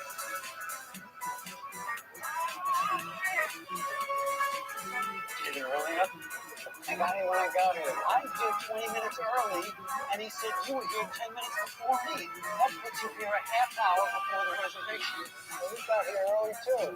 Yeah, because I wanted to get you to the good seat, because you always have to get the good seat. That's not true. It's true. Come on, I can't sit here with my back to the door. I've already ordered something, and I touched all the stuff. That doesn't mean a thing will get me to sit there. I don't care. You're not going to let me sit there? No way. You know what? The next time we have lunch, you better set your alarm for 7 o'clock in the morning. Set my alarm for 6:30 and 3. Is that so? Okay, I'll be people have to staying be up commenting. all night, The waiting fuck? outside that door for them to open. Love I'll be there before they open. Yeah, well, I got perks. They bought my picture, so I'm going to sleep in the kitchen. There you go. Thank you. Girl, you filled up barefoot in your bare feet at a gas station just to drive barefoot. Okay. You can drive barefoot, but have some fucking. I think they'd make it illegal to drive with flip flops, because that can be dangerous. But then have flip flops. It's just I've seen every house that's for sale, and I've had sex in every house that's for sale. We've had sex in no, the it's house. good. It's just showing fucking people being barefoot at the gas station. Look at You see a house that's for sale? Guess we found a woman. She is not only really compelling, but she's so stylish. Very sharp. Very sharp. Actually, don't get me wrong, it's a nice suit, but it's 4 years old. You know what? That's fine. It's having a warehouse sale. The fuck do you know if a party's having a warehouse sale? Never thought I'd hear those words coming in your mouth. You heard? You heard? Who told you that? I don't know. I just heard. You heard? You want to explain yourself? Would you like to tell me what I need to explain? Well, I just got off the phone with Jane Weinberg, and she told me she saw you in a car with another woman. Well, you know who that woman is? No, I do not. She is a realtor, Yeah. and I am looking for houses. I was surprising you by buying a house. Really? Yeah, He's just telling me all about it, and now you're ruining the surprise. That's very sweet of you. it is very sweet of me. How about this guy? Huh? You're a lucky woman. Thank you for the surprise, and I'm sorry it's ruined, but you know, I never know with you two. He's a beautiful man. A beautiful man. That's right.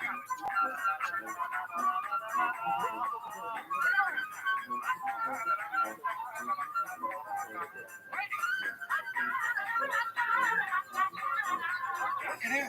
Yes. Hey, could you do me a favor?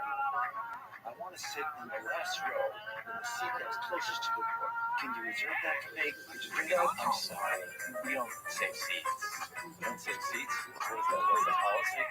It's a memorial, and that's not part of it. What about? Make a little deal. You get a little baby, you're in trouble. My boss.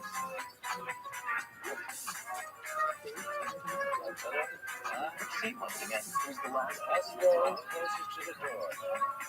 Yeah, you got it. Thank you. Hey.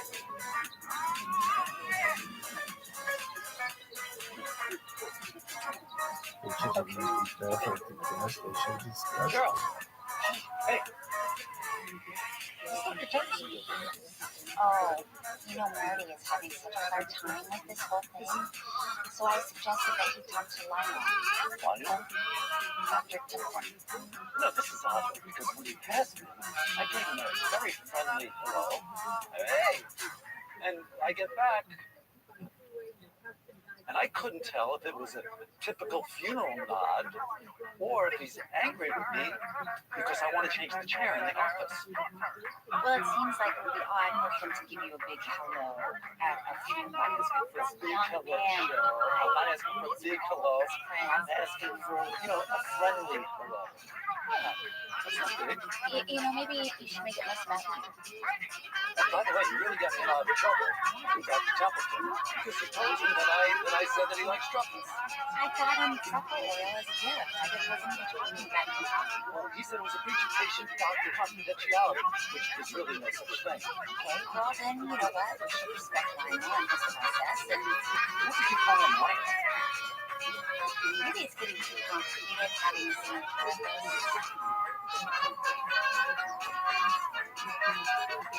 Gotta say, you're looking sharp, sweetheart. I like this three-piece. I like the whole look. It's twins do. It's bulky and it's great. Where'd you get that from?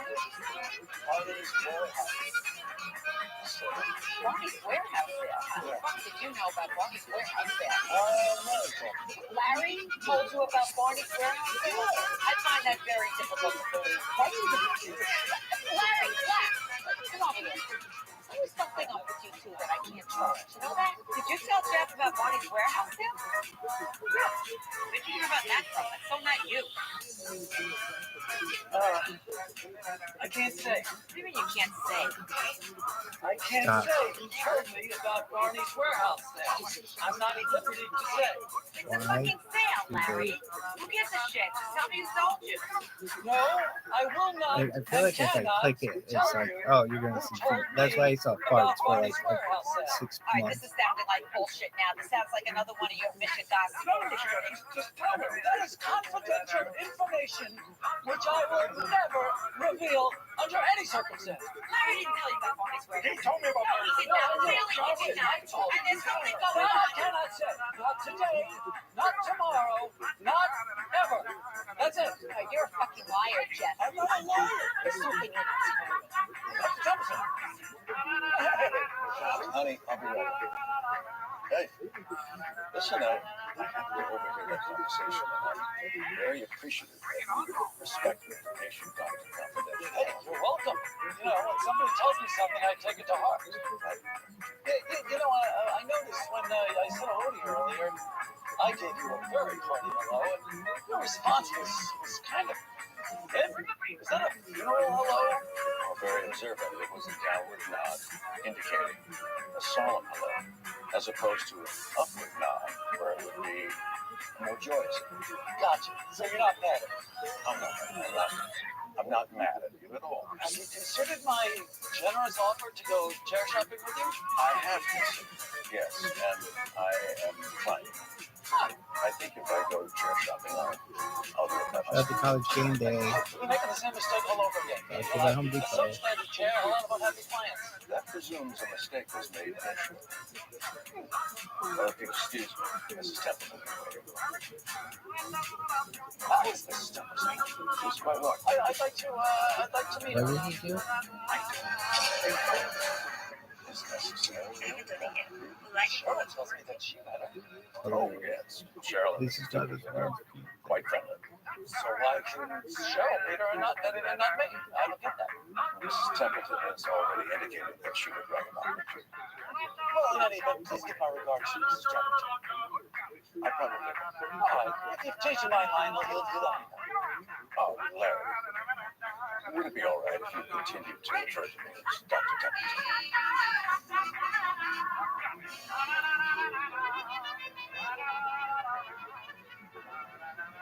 Shalom and welcome to the celebration of life of Kenny Funkhouse. We begin today with the traditional memorial prayer, Hail Mala Rachamim. Hail Mala Rachamim.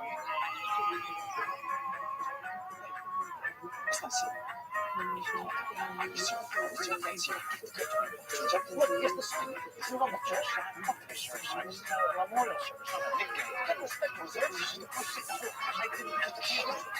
It's a reserve sign. You have to put it on the floor. You can't put it on the floor. Get out of here.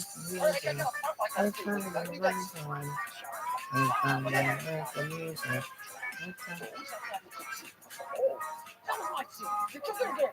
You took it again. You took it again. You took it again. I did. The Lord is his portion. Make you rest.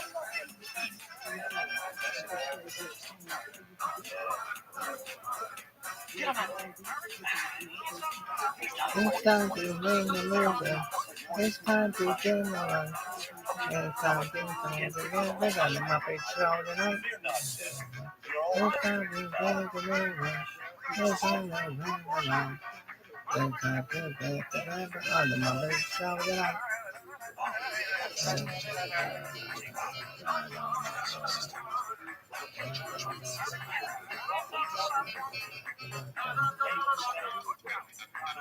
It's time to make the music. It's time to fight the light. It's time to make the we're gonna Muppet Show tonight. It's time to make the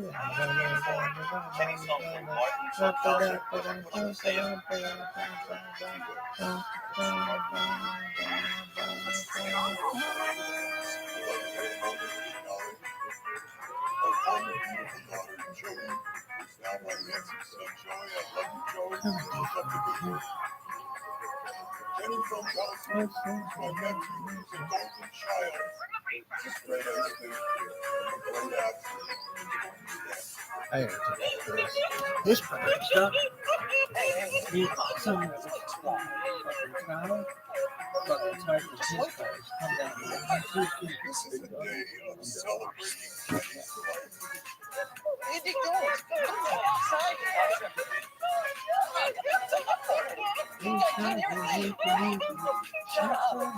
Let me say some things about Kenny. Kenny is with us. He will always be with us. And someday we'll see him again. And it's like that. When we make this search today, let's not feel sad. Let's be upbeat because that's what Kenny would have wanted. He was a very happy young man. Forward! Young!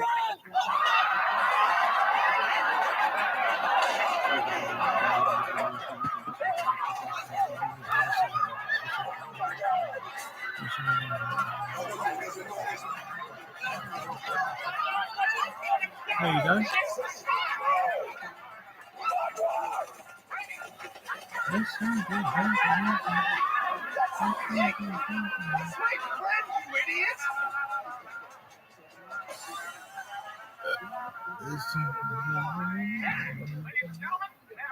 Sorry.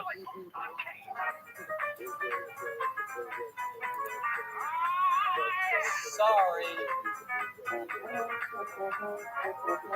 So as you can see, great flow. We're just going to move through here. Let me show you why this is your house. Chef's kitchen, but silent dishwashers. It's an entertainer's space. You can entertain for 100 people here, or you could entertain for 2. Floor-to-ceiling windows, pizza oven. And where's the master bedroom? The master bedroom is upstairs. And we could take the red circus, or we could take the elevator. Elevators are nice to go through.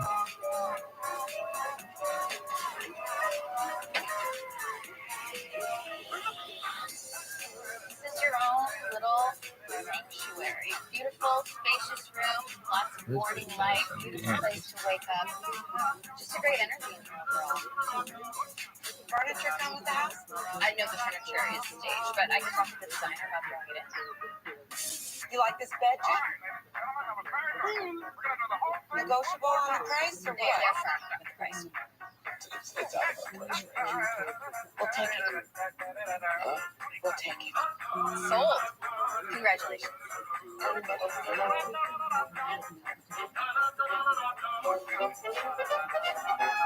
gotta tell you something. I never thought I was gonna get you down here. This is nice. Let's try that.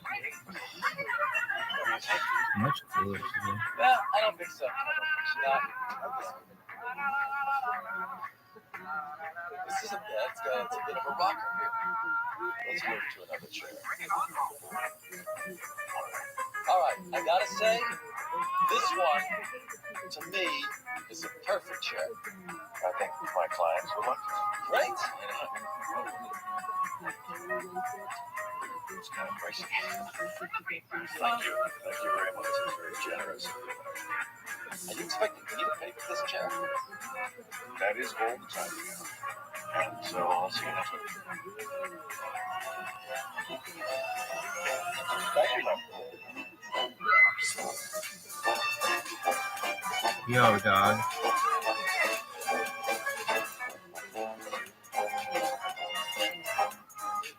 Thank you for your sex. Yo, dog. Is this thank you for your sex?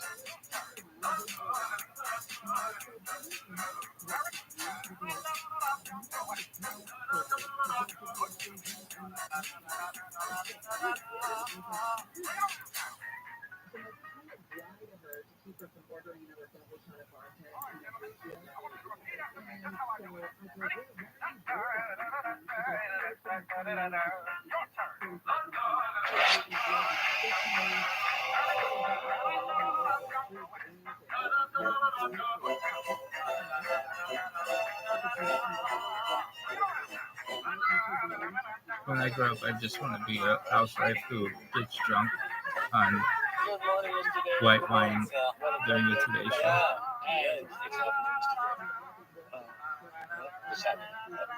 This guy was on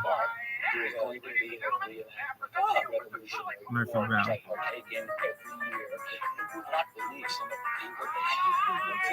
I'm going to be a repost.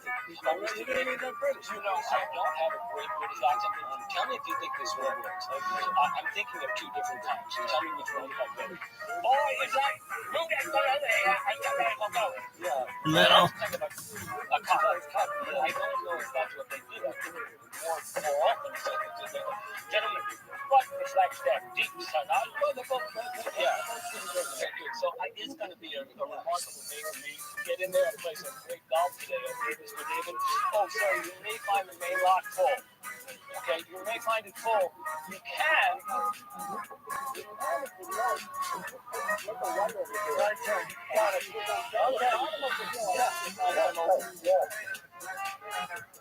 Have a great day.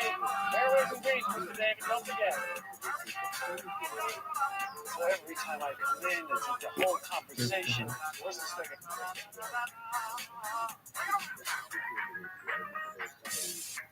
Yoshi, look at this move.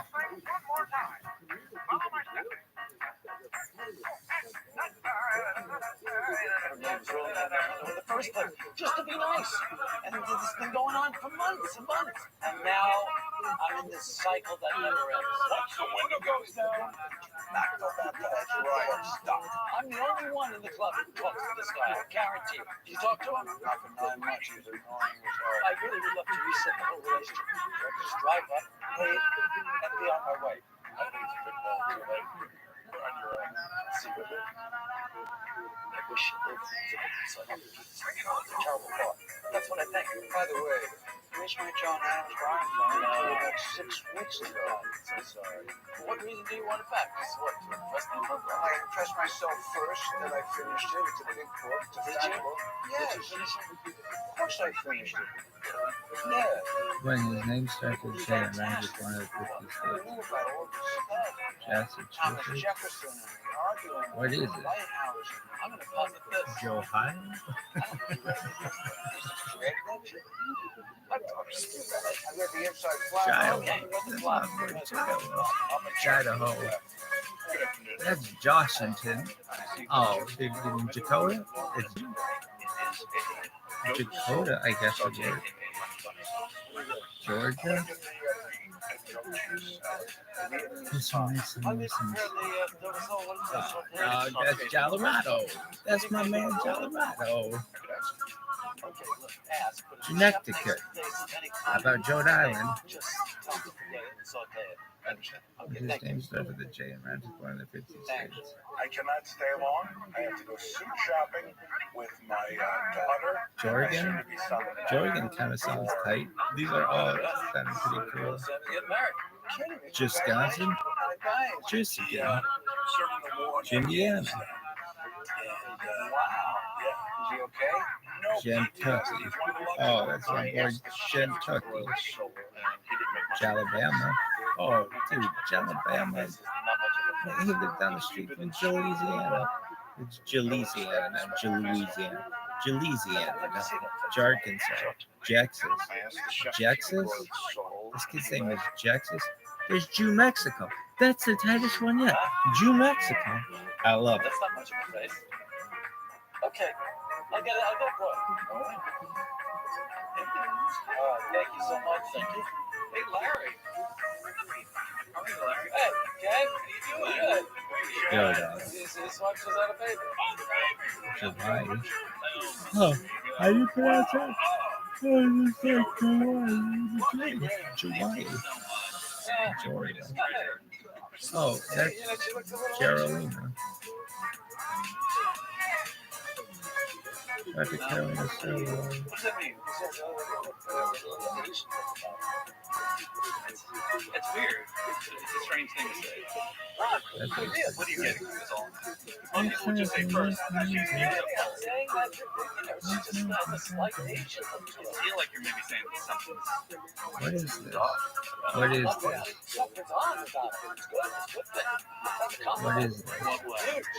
How's that? She's Is exotic. this a dance? I wish I looked at it. I just want to walk away. Can you just take it Does she back have a so we can just butt put this behind us?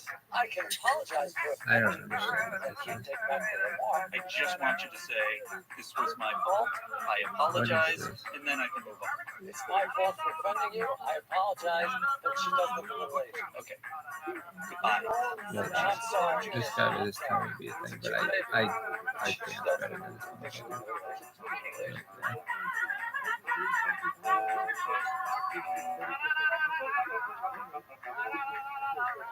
Who's there?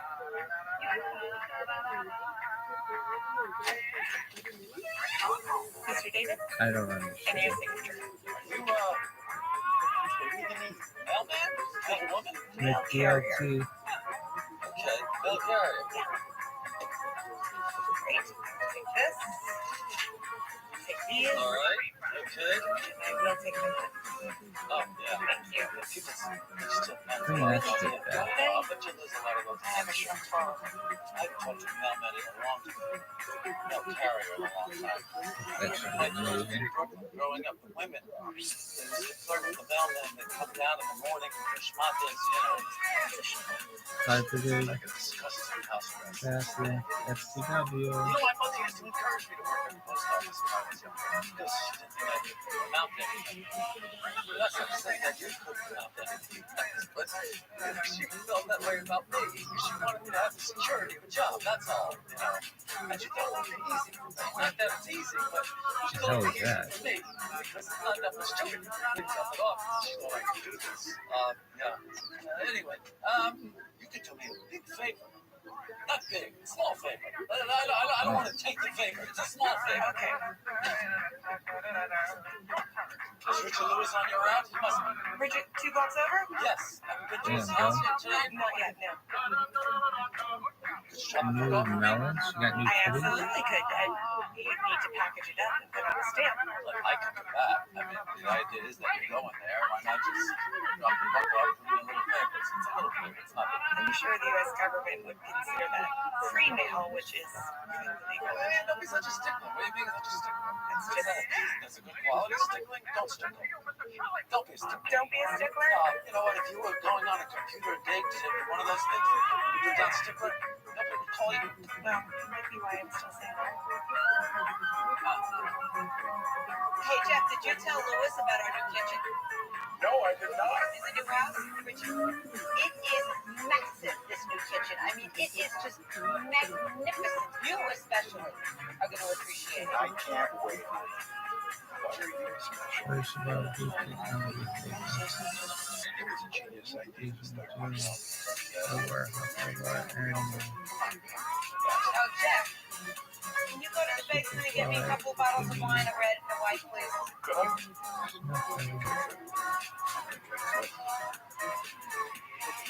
Thank you. Yeah. Oh, mailwoman. Wow. She's gorgeous. I'm a mailwoman. I don't care what she does. I'm professional. Try it. All men are like that. We don't care about what they do. We care about what they look like. Women are just the opposite. You might be right. I dated a garbage woman. I mean, shower. Didn't take garbage. He had the shower. You know, she's great, smart, but she needed the money. She had a couple of kids. Yo, dog. Yo, G.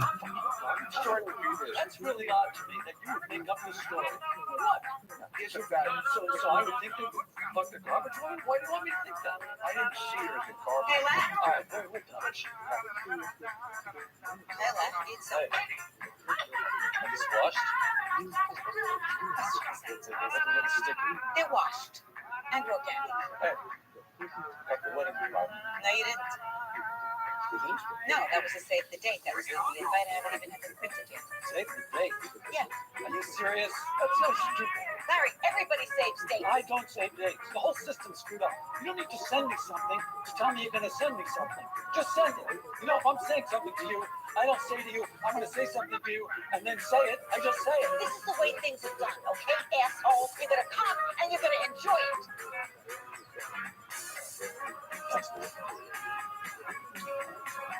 Terrific. Ta-da! Unbelievable. What? Look who's here, the happy couple. Oh, my baby. Victor, my boy. Okay, so this is our friend Richard Lewis. Thank you for your service, bro. Thank you. Thank you. And our neighbors Leslie and John.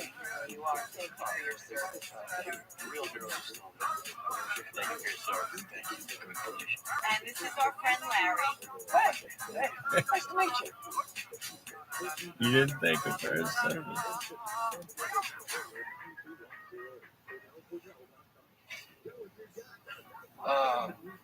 Yeah, it's Nectar. you know what? Excuse me. Victor.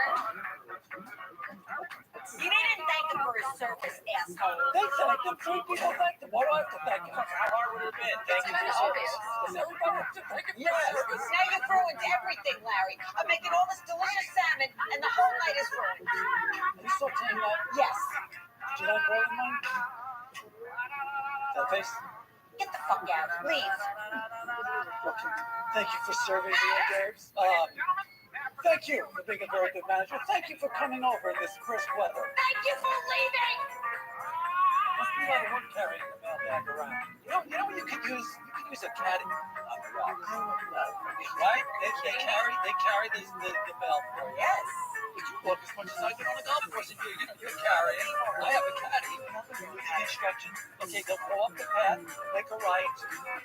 Watch out for the dogs. I'll mail caddy for you. Would you? Yeah.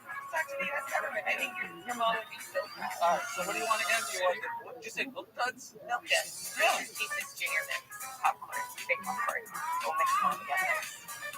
What? Oh, it's like a perfect bite. It's like a little sweet and a little salty, the texture. What are you mixing sweet and salty for?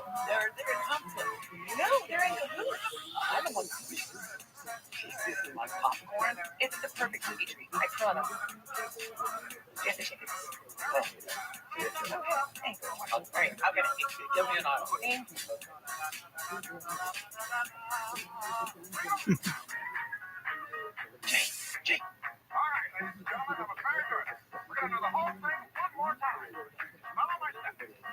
Yo, dog. Jake.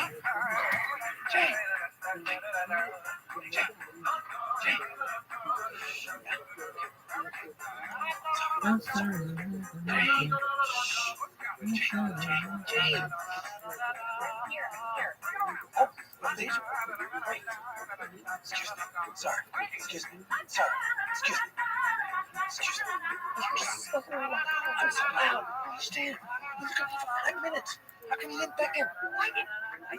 Yes, you're begging. You knew I was coming into the theater. You gotta wait. You go like this. So I can see you. I can't see anything from down there. I'm just trying to make a scene. Just wait. Beckon. That'd be my house someday. Not living there. Beckon Just is not not my making a house. scene. Making a scene Well, it's is just calling out the name fucking Gene started. 10 times. Shut up. You didn't have to call out me. I did because I couldn't find you. I need to do this. I did this.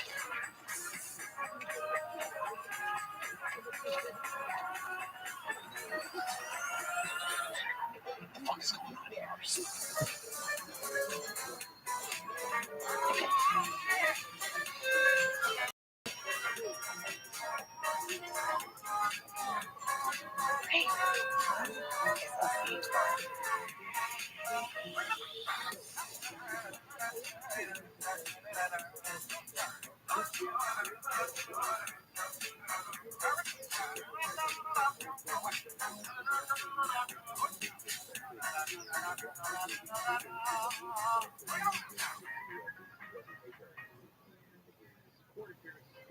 Yeah, you're delivering. Yeah.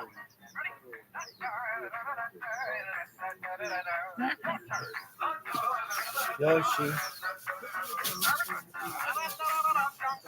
I like how you got your pee in the pie rack. Because I gotta tell you, I have a very difficult time dating somebody who I'm seeing on a daily basis with you, like 6 times a week. You know, I've got to psych myself up. It's a big performance. I got to shower and shave and prepare witticisms. And, you know, it's a whole thing. Is this what you did for tonight? Did you prepare witticisms for tonight? Yeah, that whole thing about the made-up Jewish holiday she cooked us, that was prepared before. If you worked for UPS and I saw you maybe 2 times a week, that would be fine. But I have to see you 6 times a week, so I'd love to hit the reset button and just, you know, go back to home on the mail. No? Yeah. Beyond the resetting? Yeah. Why? Hit the reset. Let's hit the button. Oh, you just hit the big button. You can't just press the button. You can't just press the button. Why not? Okay. What was it? What did it taste like? Bird of paradise flowers again. It is. For shiz. Right.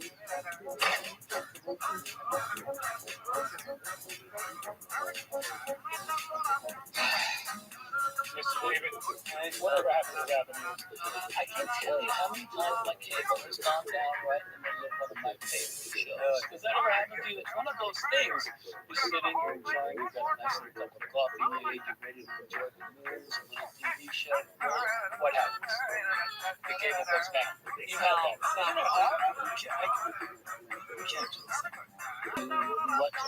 I'd like to hit the reset button on our relationship and go back to the way it was before I put the window down and started talking. You know, just drive in with the window up, wave, and move on. You know, like everybody else. I enjoy our conversation. No, I wouldn't say I don't enjoy him, but I haven't upset you. No, I'm very anxious to play. No, it's just nothing like that at all. I just like to get to know. That's good, you know. Yeah. I understand exactly what you're saying. But I'm excited to play, and I can't be excited. I'm not something I'm worried about. I like that fashion. It tells me Zuckerberg built a really good app. I'll still see you with the window up. I'll see you with the window up, and I'll wait. You know, the way it used to be.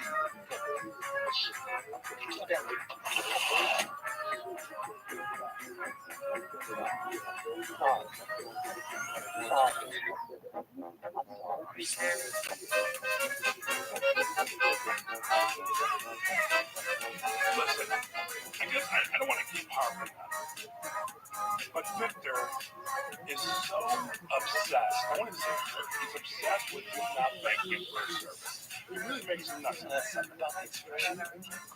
Came out of my mouth. Because remember, he loves Seinfeld. He's so looking forward to spending time with you. He just wanted you to acknowledge the guy. Take him out to lunch. About that. Sal, the gate security guard, he does this Revolutionary War reenactment stuff. There's one coming up. Right here, Will Rogers. Do you have any idea how big that would be for him? I've already talked about those things. Really? Yes, he's never gone. He would love it. Oh my God, would he love it? Well, no, dress up as soldiers. You dress on up. I'd love to. So it is a good thing you lowered. I'll send him my best.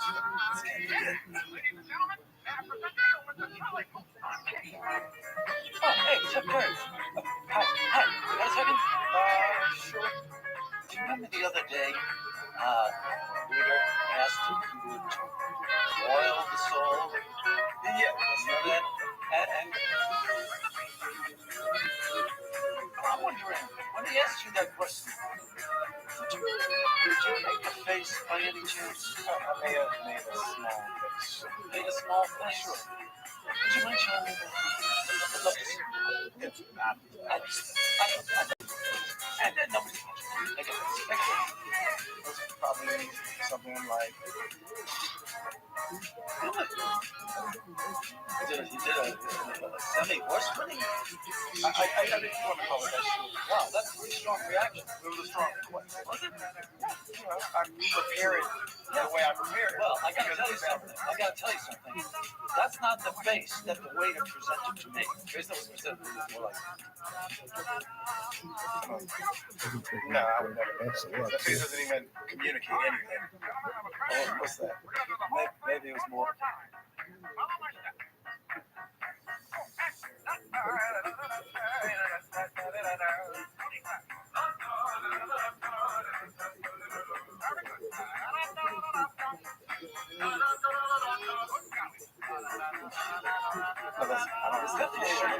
There's an expulsion of air, I'm sure.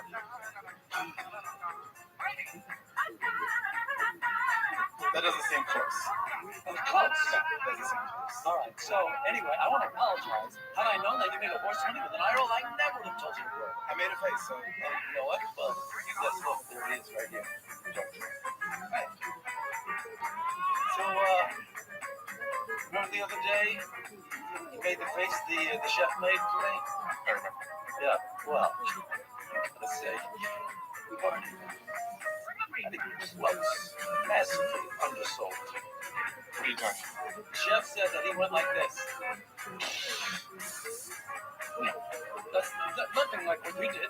When I went back to him, I said, "Can you broil the sole?" He said, I came back and I showed you. No, the chef went eye roll. Dumb. I don't think it's an eye roll. It was definitely an eye roll. Not even good. No, according to him. I went in and I said, "Can you broil it?" He said, I said, and then I came back to you and I said,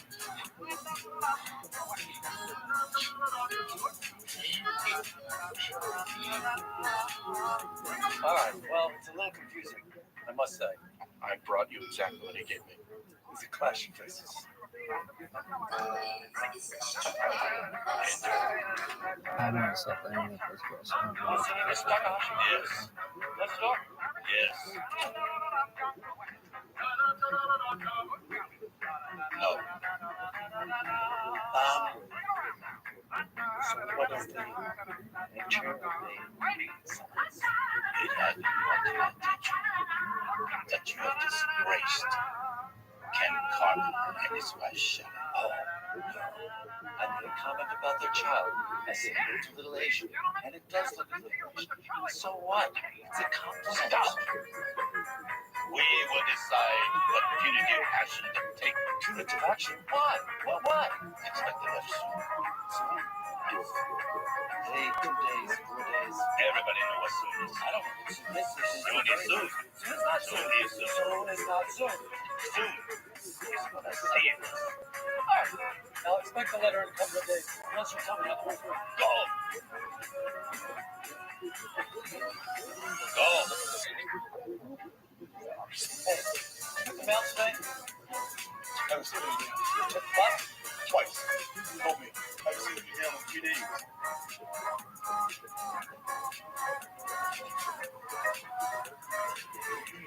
Oh, where is it? Hey, did you get mail today? Of course I got some mail today. Why, what's wrong? All right, thanks. Damn it! Not getting mail.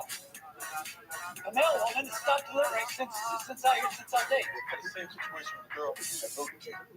Haven't had a Rabbi. Yeah, you can't go back there, right? I know, you can't. You can never go out with somebody you have contact with on a daily basis, or weekly basis, or yearly basis. You can only date people you don't know and you'll never ever see. She had no route. She's fucking delivers mail. She has a fucking route. She got Yeah, but there's also a post office credo. They should put spider there. Neither rain nor snow, nor heat nor spite shall keep these warriors. That'd be cool, but that's not how this shit works. I wanted to go back to just her delivering mail and not me saying hello. Now look at this. I'm fucking here. You know how much shit I got coming to this house?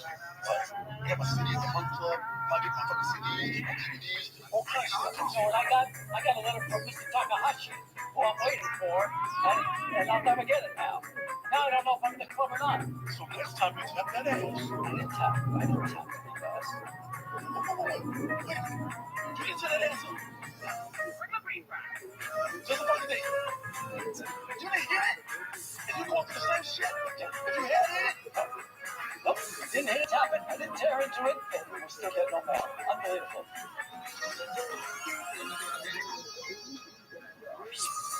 Hey, Sal!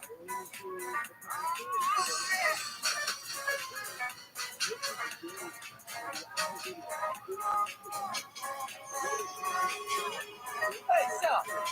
Get the gate up? I'm expecting this letter from the club, but I had a fight with my mailwoman, so I'm not getting any mail. I just wanted to find out about what the letter's all about, so you're supposed to get it up. Yeah, but the mailwoman wouldn't deliver it. I'm worried that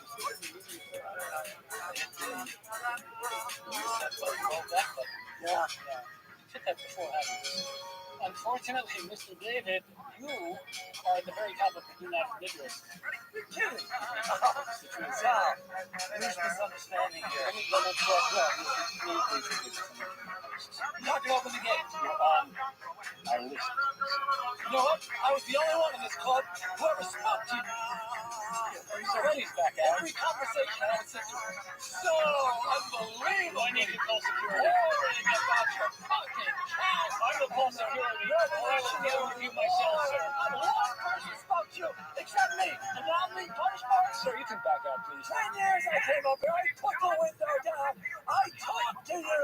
And I was suffocating from the bullshit and dribble that was coming out of your mouth. Back out the car, please, and don't fuck into the speaker as you way out.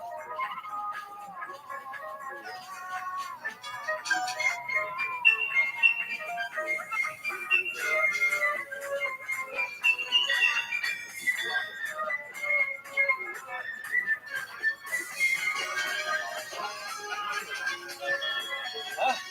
You think that that's a good look? Yeah? Good. Yeah, you look very honorable. Good morning, Mr. Franklin. And how are you this fine day? I am fine. You? I'm well, thank you. Now, gentlemen, make haste slowly. Thank you, sir. Make haste slowly, sir. Make haste slowly. All right, like that. Ken, His Excellency, General George Washington. Thank you, General, for the kind introduction. As you were. And who are these fine youngsters? Recruits, sir. Private Sergeant, reporting to duty, sir. Lieutenant Devon, reporting to duty, sir. Lieutenant. I elevated myself somewhat, yes. Well, are you ready to die? I'm ready to play dead for my country. Nobody can do it. I can. I put my mind to it. Indeed. Well, gentlemen, I have lots of work to do to send you the army, so Yes, we shall. thank you, Thank you.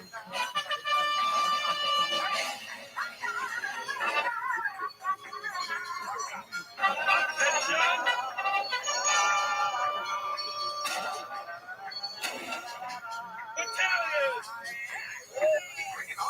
Forward at the hot step! March! On!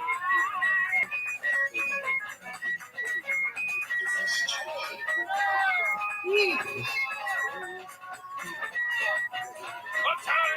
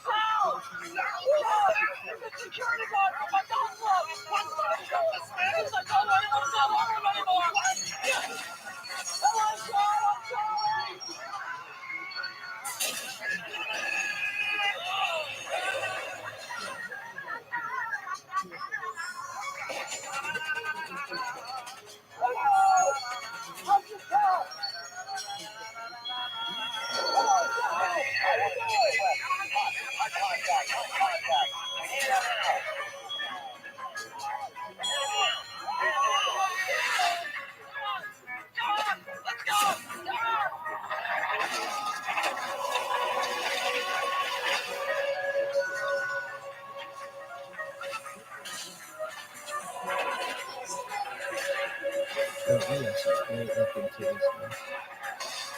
Yeah, I don't want you to pick me up, but I want to fucking you up. Unless you're gonna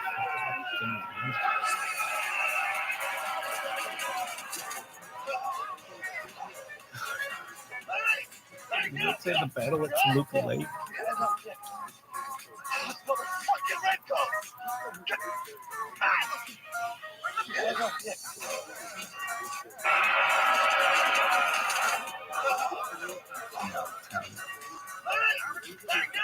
Oh, what's up, son?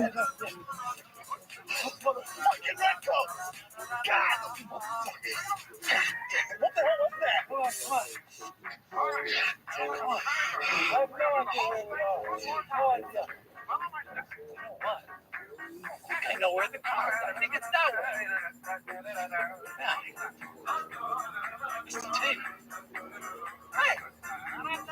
Mr. Takahashi's car. Mr. Takahashi. What the hell is he doing here?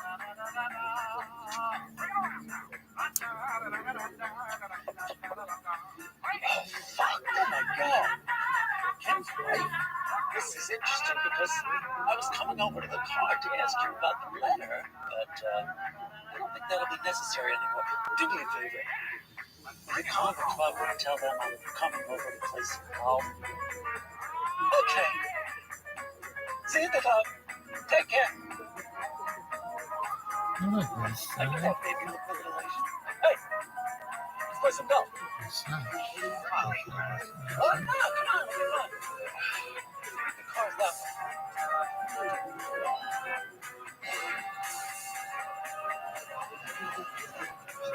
Hello, Mr. David.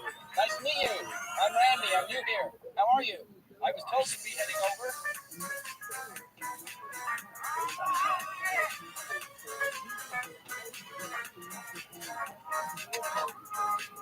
That's how you do it. That's how you do it. I look, I got clothes in my locker we can wear. Or we can just take these jackets off. Doesn't really matter what we're playing in. What the fuck is this? You alright?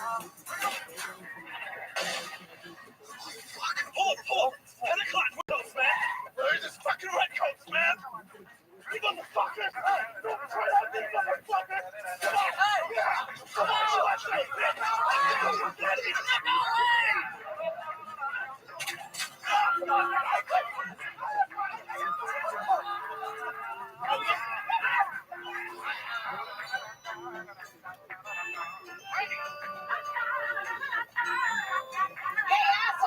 Where's the gremlin stuff?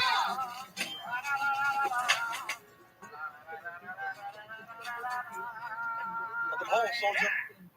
Thank you for your service.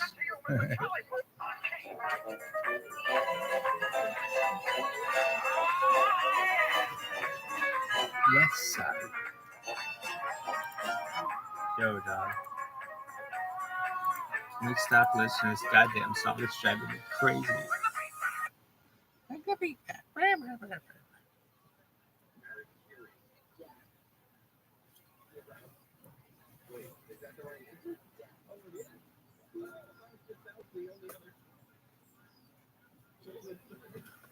Yo, dog.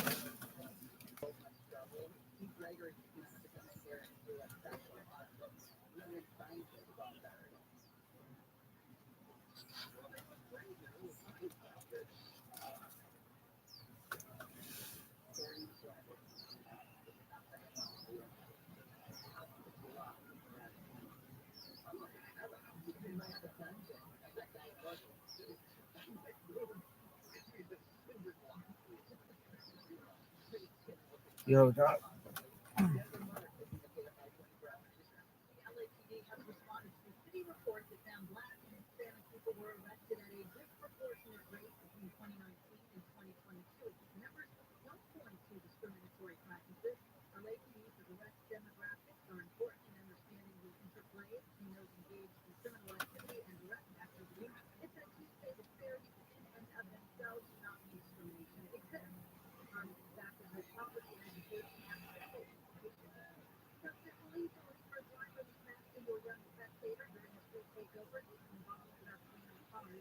Lieutenant Ryan Poe says subscribe to a chaotic scene with about 500 people, smoke, fireworks, lasers, and cars doing donuts. We had a teenager get struck by one of these vehicles doing donuts. And that teenager suffered multiple fractures of both bones, had to go to the hospital.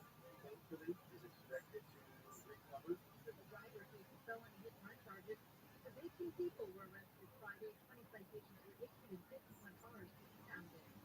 Officials in El Paso, Texas have marked the 4th anniversary of the deadliest attack on Hispanics in modern history. 22 people inside a Walmart were fatally shot by a white supremacist in 2019.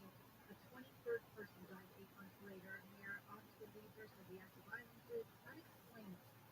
The sooner everyone realizes that we all are created equal, we may have different responsibilities, but no one's ever better than anyone else. He says the shooting still weighs on the first responders who were on the scene. The shooter was sentenced to 90 consecutive life sentences in July. And instead of Barbie's greenhouse, you can now get Barbie's own coffin. The early Barbie movie has inspired a cultural and fashion trend dubbed Barbiecore, and now even funeral homes are jumping on the bandwagon. They began offering hot pink Barbie-themed coffins for fans who hope to take their loved ones held all to the grave. A promotional video says this coffin, with its striking bright pink color, represents the spark and energy of those unforgettable moments they lived. Barbiecore has also reportedly contributed to a pink pink shortage. Amy King, KFI News.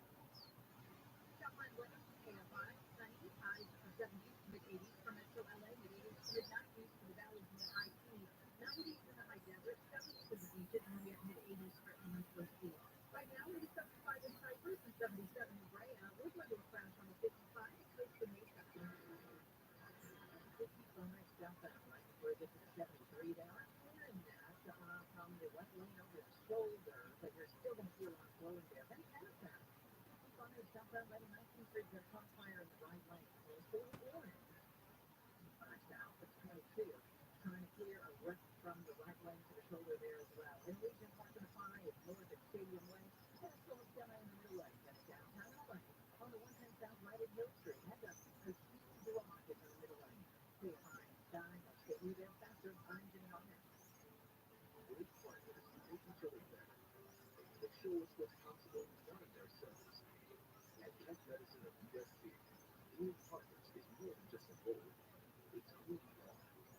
We're committed to offer the personalized healthcare you need. With deep expertise and dedication, we'll work with you to reach your potential. Because the next great partnership is you and Tech.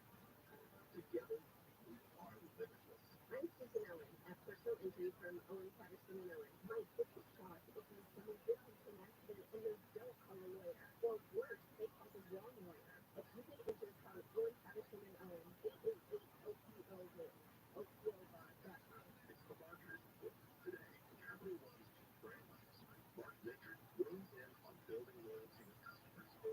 Capital One has really worked to create amazing access moments for our customers. Anywhere from when we have a live event, there's the customer events ahead of that. We will do sound check parties that only Capital One cardholders can get access to, and we can't pull that off without the relationship iHeart has with the artists, with venues to create these really exclusive events. That's the role that iHeart took on, gives Capital One the ability to create those moments. People are passionate about their favorite artists, and so we try to tap into that together. And we're not the only marketing company. iHeartMedia gives marketers access to us, from national to local, every audience, live conversations, trusted influencers, and insights and data you need to grow.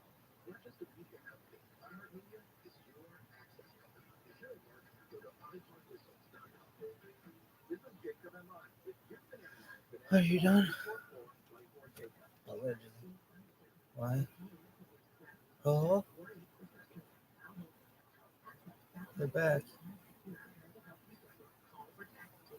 Allegedly, Black could have deep pick. I swear my shine sorority. In the beginning, some on stage show, probably not shut in my face, having discussed right here, no man, Bill fucking Murray, the center of the universe, and you're the fucking off the shelf. There's my ship and center of multiverse. But why is anyone knows anything in the ship and center of multiverse? Oh, I could be there, but later, let's go. Ring. I'm still keeping Tom Brady on his toes. We should not be afraid to leave these men. We are not stuck with these people. Marriage is not a sanctimonious thing. It is paperwork. It's Yeah. it's a commitment. Yo, dog.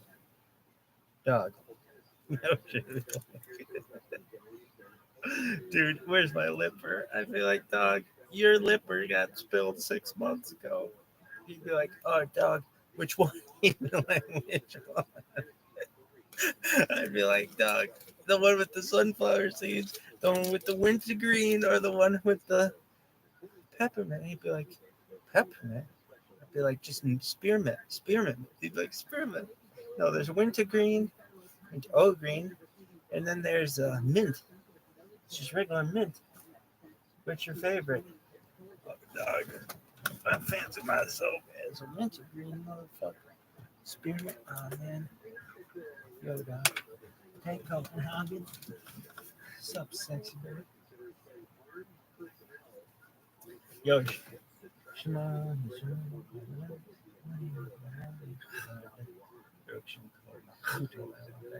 Yo, dog. Dog. Remember Chariots of Fire? Yo, she back my.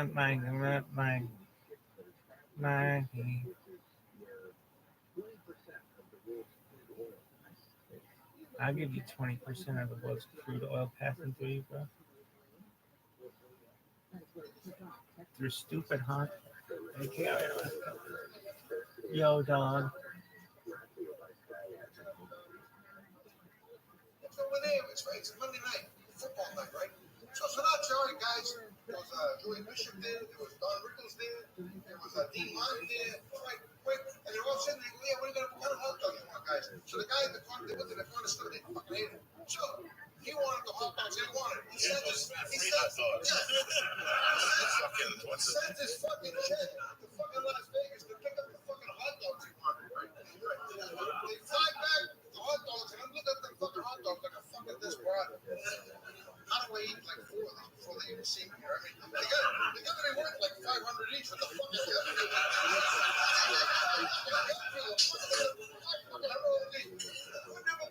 That was the time when I really saw. I sent the fucking check to Las Vegas to pick up the hot dogs. Oh, ladies and gentlemen.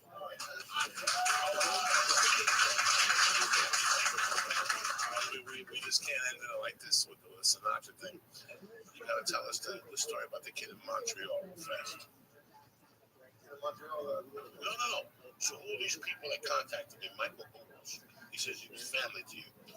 He used to date his sister. Oh, yeah. Look, this is another story. I go with this girl. She's a great girl, nice girl, right? And we go for 4 or 5 years. Don't hit it off and come back and I run into her sister, right? And her sister, we hit it off real well. We're all good friends, so I ended up marrying the sister. Michael Bowles. Yeah, Michael Bowles' sister. And I had a couple of kids with her. And he used to always, he was a heavy-set kid. He used to always get beat up. I used to always protect him all the time. And so I told all the guys in the neighborhood, they all know me, right? And I said, see him? Hands off. Leave him the fuck alone. You're gonna deal with fucking me. He never forgot that, so I heard you wrote you on the podcast. I was really true about it. You listened to the podcast with Beauty and the Beast, and they said that you had grown up in his house and you were like family. And he was sad that you didn't mention on the podcast anything about his family. That's what he said. He said he was very sad that you didn't mention him. He was very special to you. Fuck him.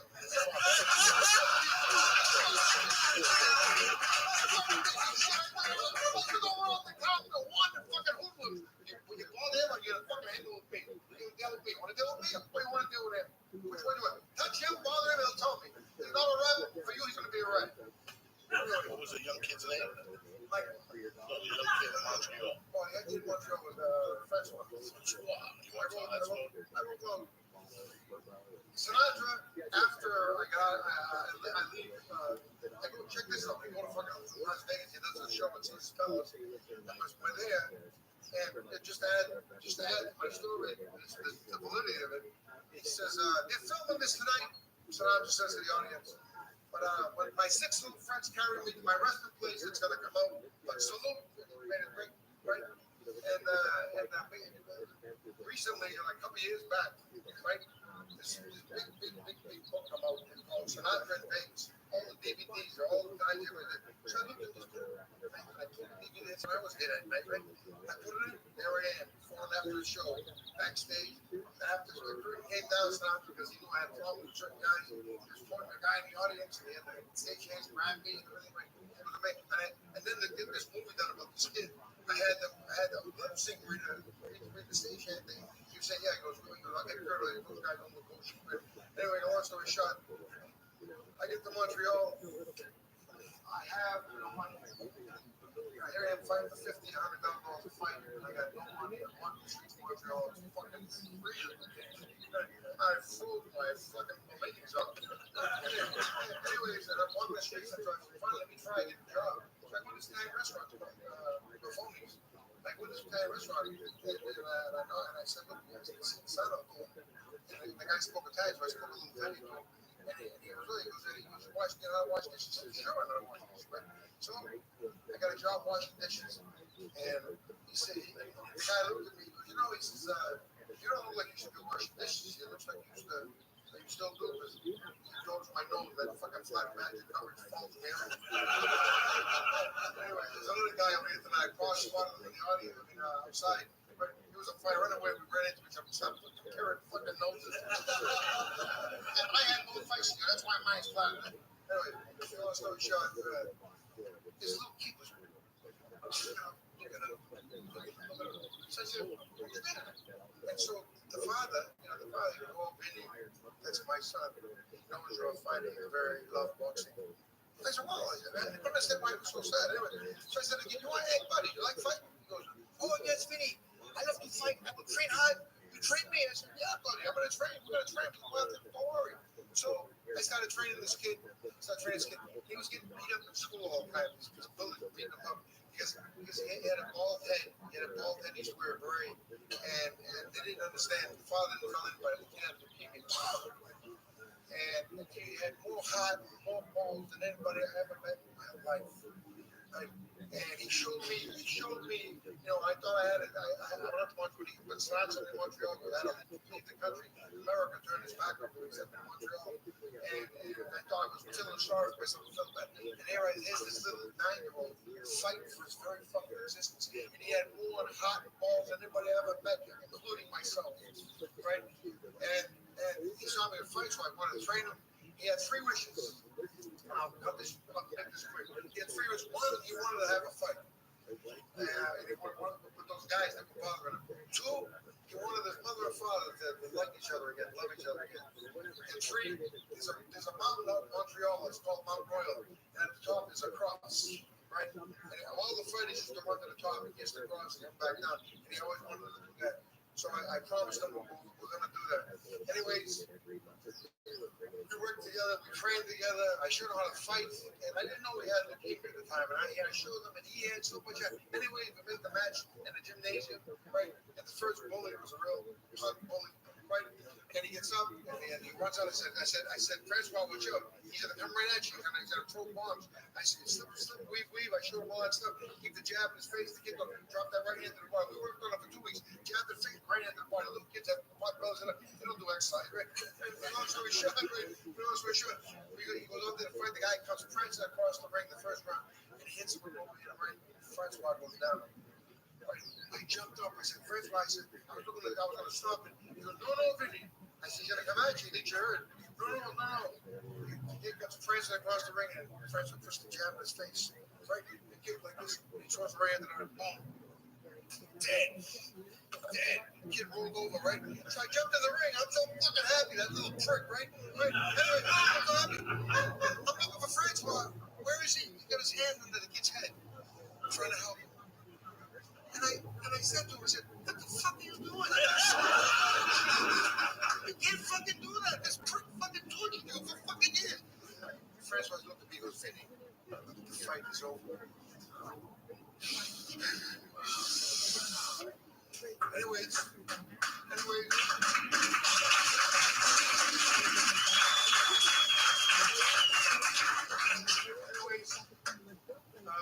that was his first wish. Then we have this picnic. It was so beautiful. His father didn't know how to get close to the mother, and his son, he was prodding them on and made me come flowers and everything. And they had a beautiful picnic on Mount Royal, like beautiful picnic. And they got, love each other again, right? And then I have this big fight. This kid named Eddie Mello, God rest his soul, passed away. And at my fight, it was a big fight. Got me reinstated in Sinatra, got me reinstated in the United States. But this win, I beat this guy within an inch of his life. But believe me, what a great fight I had. And Francois collapsed in the audience. And they took him to the hospital, and his cells, the white cells, were leukemia. They said they didn't have much time. And looking at the father and the mother, I said, look, he realized two dreams, right? He wanted to choose to get back together, and you're doing pretty good. He wanted to have a fight. I didn't know he was sick. He had the fight, and he won.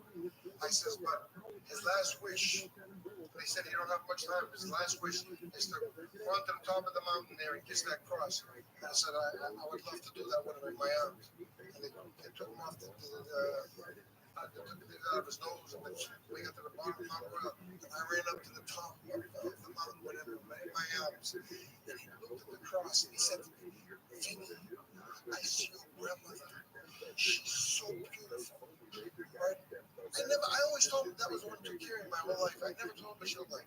My grandmother was a strikingly beautiful woman with hair down to her ankles, and she was tall and beautiful. When she passed away, and he said, she's so beautiful, I couldn't believe it. And he turned to hug me, and I felt him leave, and I screamed on the top of my lungs, he made it! He made it! He made it! Right? And I broke down, I put him in my mother's arms. Believe it, at the funeral, the wise guys that the father borrowed money from all the restaurants that he went to hell with. Nobody knew the kid was dying. They thought the father was a gambler and a womanizer. And he sold all his restaurants trying to get leukemia treatments, right? And he showed up at the funeral. Everybody showed up at the funeral. He used to live with. I used to live with.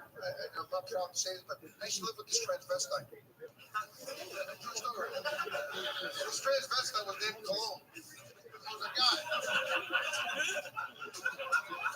And that was the only fucking place I could afford, right? And she or it, whatever, was fucking happy to have me. Because it fucking accepted, right? I used to wake up in the middle of the fucking night, right? I smell some bad fucking steak. I get up and quick home, and I hear him in the fucking, he's downstairs.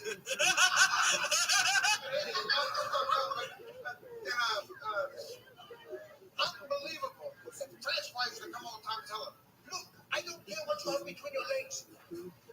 Get in the bathtub, you put the water in soap, and you clean. God, but no, look at you, you're a pig. But you don't feel like you are, feel like you are a big clean one.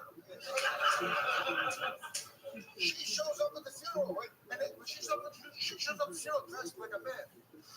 It's unbelievable how she says she's a French wife. You teach me to be proud of what I am. And I'll never forget you for that. She's always called Mom Copain. Sexual style, yeah.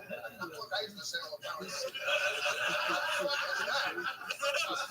that? But she thought it was sex. Anyways, it was amazing. The guy put the pressure on him, but, gave him the money for the restaurants, and he didn't know the kid was dying, right? He came with 2 fucking bags of money. He goes, the principal I took, all the juice you pay, I don't take money from that guy. That guy's my friend. Really, right? He gave the family the money. And I wrote a screenplay called Francois. And we had a big deal going with it. It still could happen. There was a couple of problems with the contract. It still might happen. I want to tell you, it's been a pleasure to be here.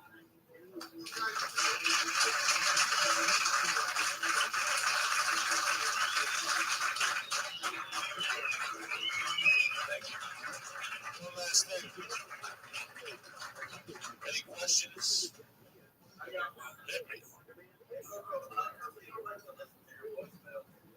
To messages?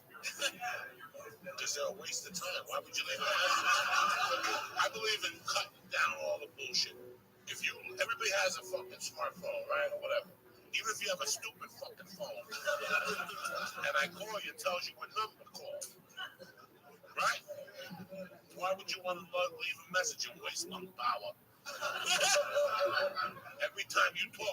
less fucking words. I don't want to hear, you know what I'm saying? It's 2013. What are you going to call me and tell me? Hi, I'm going to go up to the ice house and see you tonight. It's going to be great. What are you fucking retarded? So that's why I don't like messages. I don't want none of that shit. If I allow text, then I have to text. Then everybody will text me. I don't do what everybody else does. They do what the fuck I do. You follow me? I don't text. I don't want to have to look at a fucking thing when I'm driving. When I talk about business, I don't want people to fall into the texting thing because that's how accidents happen. And I like hearing people's voice. If I care about you and I love you, I want to hear your fucking voice. If you want to text me, text somebody else. I tell people all the time. People who text me, you know what I do? I call them at 4 in the fucking morning when I get up. And I call them 3 or 4 times. And they'll never fucking text me again. Because I'll say, did you call me? No, I text you. Well, I'm calling you, motherfucker. You follow me? Because in 3 years, there'll be something else other than texting. And then in 2 years, there'll be something else. So if you know this about life, you got to stop it somewhere. Because if not, they'll just keep raping you. You know, a car manufacturer puts out a new car once a year in September. You know, these fucking phone people, these people, they want to release a new phone every 60 days. And then they talk about the economy being bad. No, the economy's back to the fucking assholes. And we buy that fucking phone every 60 fucking days. So that's why I'm with all that. I like technology, but I'm like, my wife is a fucking nerd with all that shit. I officially have like 9 computers in my fucking house. You follow me? She got one of the babies now in the living room. You know, because she got to do that. What the fuck? What the fuck? Get a pen and a piece of fucking paper. You know, but we depend on all. Can any of you guys call your boyfriend's number? You don't know it. You have no idea what your friends' numbers are anymore. If your fucking phone blows up and you're getting fucked up the ass in Monrovia, you can't call none of your friends on a payphone because none of you motherfuckers know their fucking phone number.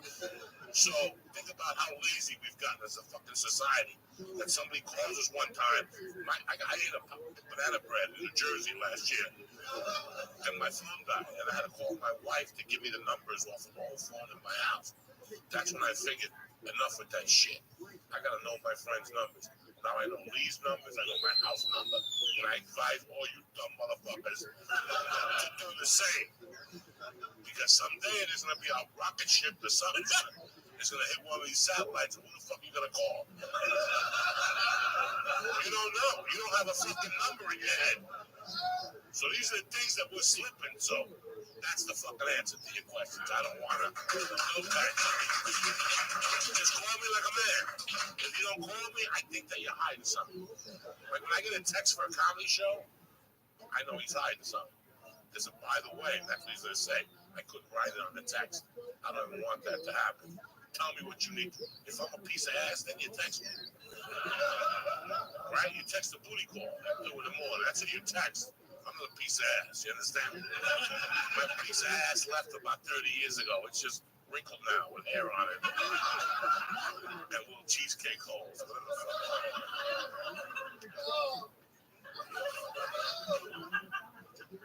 And then if I answer the phone, this is what really kills me. But I want to get my messages for them to be business. I want them to be business related. I know that if I have a message on my phone, it's business related. I'm going to get money. So if I answer it, it's I need your address to send you an invite to the wedding. I will call you back and go, no. The wedding is your fucking business. That's not my business. Don't leave a fucking answer machine on my thing unless it's fucking business. Oh, I hate fucking all that shit. All that shit drives me fucking crazy. And ask people who call me and make believe. Ask the people who call me and leave a message what happens to them, how I torment their lives.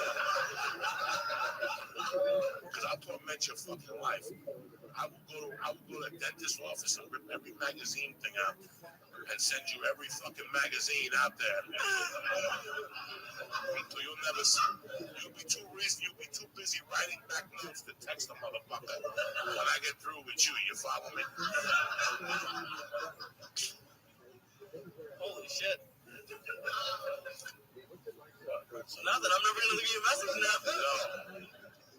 It's funny that when sometimes with his old phone, he would text me and like it would like confuse me because he doesn't text and it would say like I'm at the cinema. And like I found it like 2 months later, he just like smashed the phone. He didn't know how to pick it up and like, he was busy. You know, just like automatically text I'm at the cinema. I'm at the cinema. I'm at the bath. Like that. I'm at the cinema. You know what I'm saying? If you get a text like that from me, you're like, there's somebody kidnapped that motherfucker.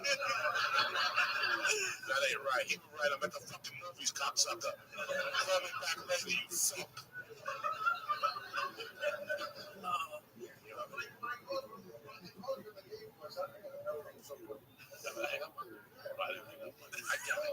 Listen, here's the deal, people. I can't fucking hear. I can't hear, you know. For 30 years, I always like listening to music with earphones on because my thing is, I don't want to listen to your fucking bad music. You don't have to listen to mine. That's the deal I have with roommates. I don't want to hear your bad fucking music, but you don't have to hear mine either. I don't want nobody to listen to Black Sabbath, Master Reality at 3 in the morning. Nobody needs that shit. But I need it. You follow me? I don't want to hear your dumb shit at 3 in the morning. So that's the deal. So if you're listening with those fucking earphones, I just don't put it on 3. I put it on fucking 10. I have an iPod that I ordered a power booster for. Holy shit. So my iPod, I have a power booster that goes into the iPod, and then I put the speakers into the fucking power booster. And that's what happens when you're a professional marijuana addict. Okay? I want to smoke the pot and put the earphones on. I don't want to hear nothing. I want to forget about all my problems. I want to hear the cymbal. I want to hear the singer as he moves away from the microphone. You can hear them. Like that. That's how badass I am. I'm from the 80s when we used to have reel to reel and you could hear the fucking single. Like that. That's what we listen to the fucking. Don't listen to the word, listen to him breathing. I did my fucking job, so that's why I'm deaf. So don't forgive me. I don't fucking hear nothing. So that's why you told me to turn the music up on the podcast. I have it up. You just can't hear it. Fucking time. Turn that motherfucker up. I don't want. Have you ever been somewhere where the music's so loud you can't fucking think? It's tremendous. It's tremendous. But one, nobody can talk to you. That's the best right there. When they come up to you with a stupid story and you're on cocaine or something. And you're like, don't talk to me, I can't hear. You're wasting your time, I can't hear. But the truth is, I don't want to hear you. I don't. I want to hear the fucking music. So I like that fucking music to just be loud. And in the mornings, everybody gets pissed off at me.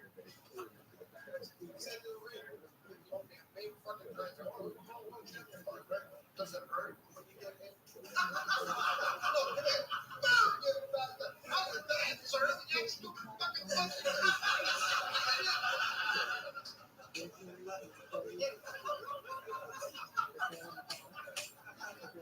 And the real reason why text bothers me, I can't see.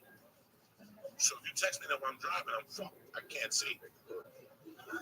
So fuck the glasses. Again, I can't see. If I look at that text, it's a stupid fucking text, like happy day or whatever.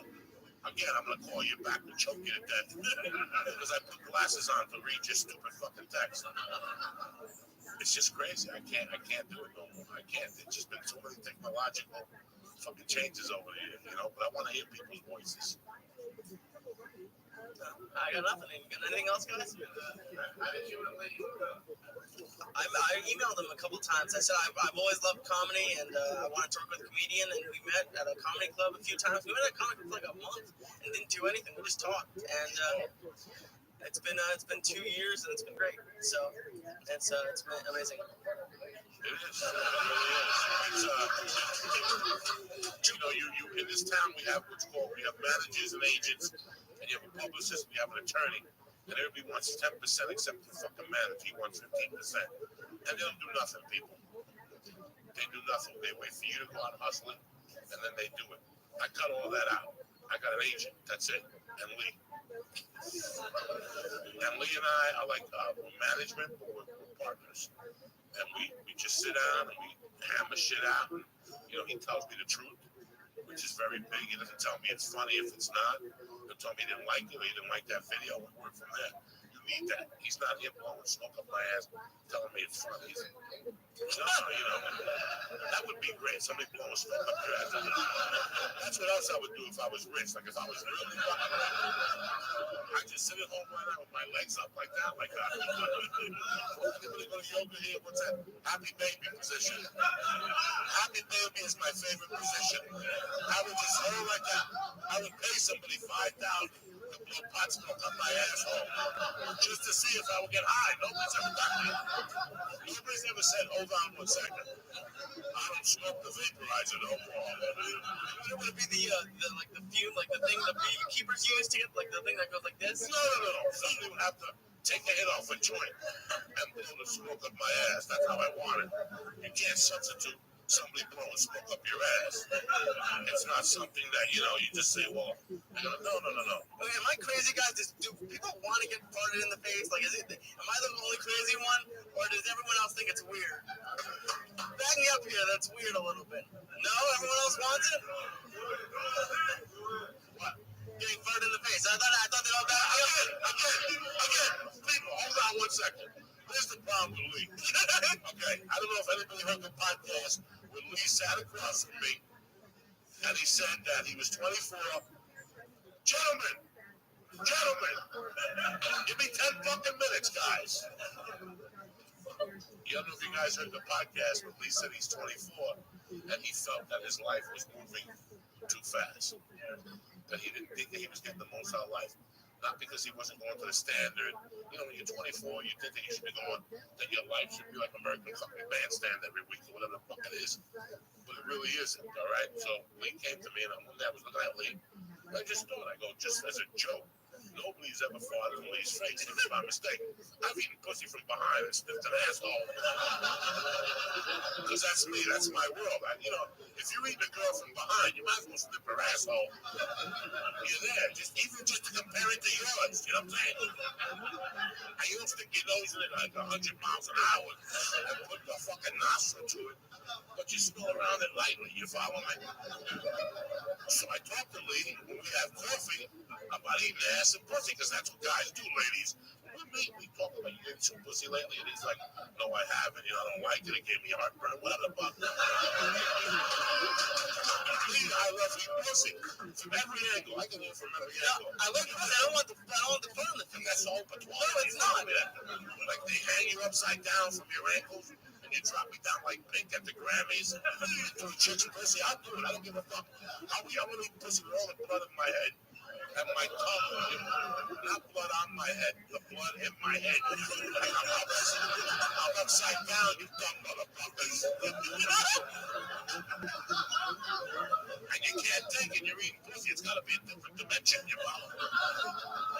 I'm just saying, or you hang upside down, or you take a belt, right, and tie it around the waist real fucking tight, then around the leg so the fucking just looks like it's gonna blow up or something. I'm just saying, you go to a blood test, they tie the arm around, and the vein pops up, it has to work on the clip. It just swells up like a tooth. So, how do we have this conversation for me, man?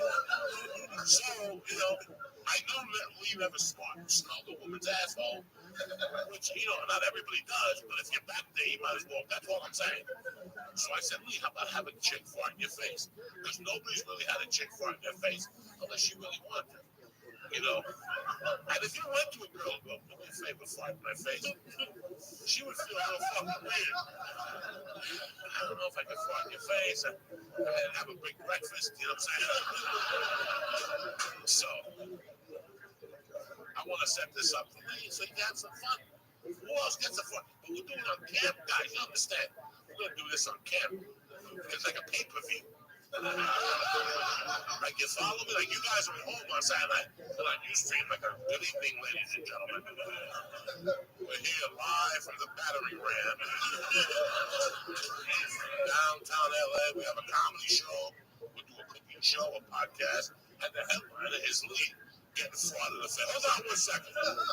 Who's old enough here to remember the Wild World of Sports by applause?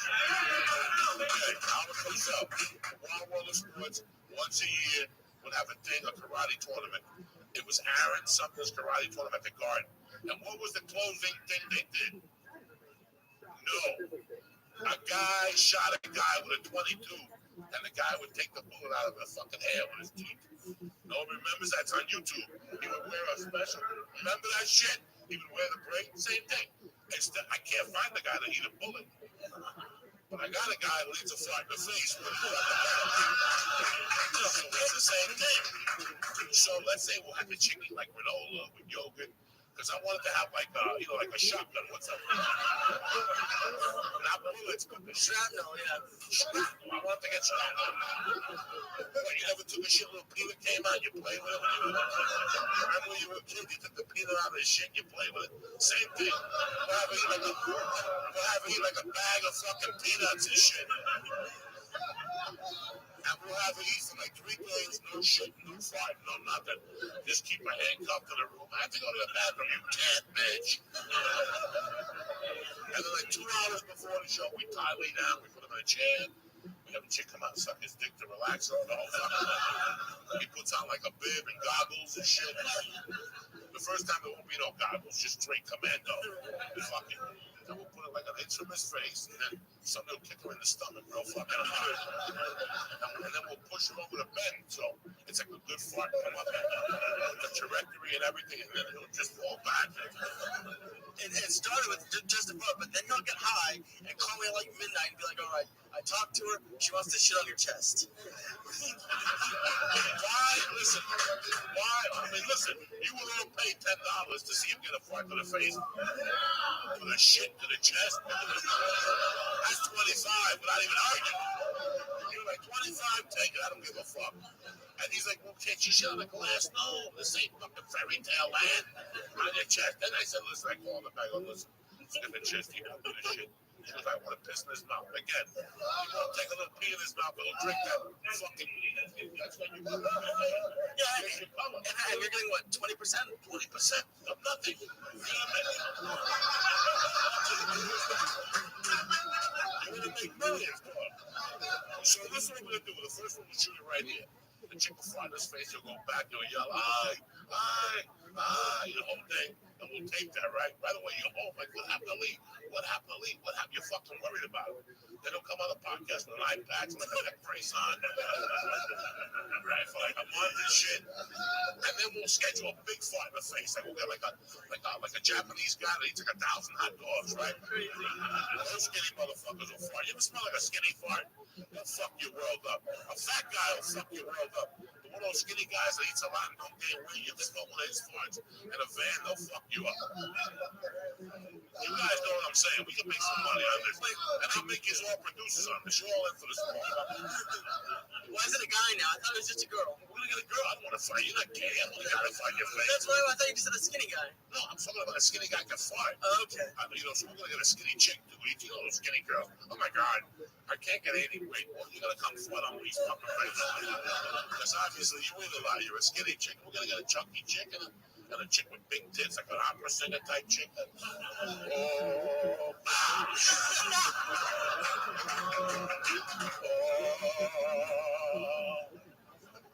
I think it'll be entertaining, but that's my taste. You know what I'm saying? Nobody in this room has ever seen somebody take a fart in the face, and they would all pay for it if you really think about it. Even at Thanksgiving, can you imagine meeting your family? What are you doing this week?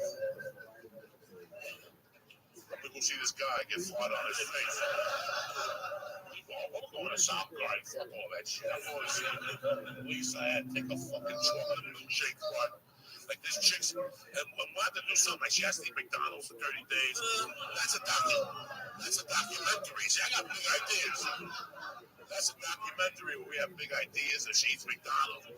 Yeah, countdown to the thing. I'm Spike, countdown to the fart. And she's at home, like, doing sit-ups and shit.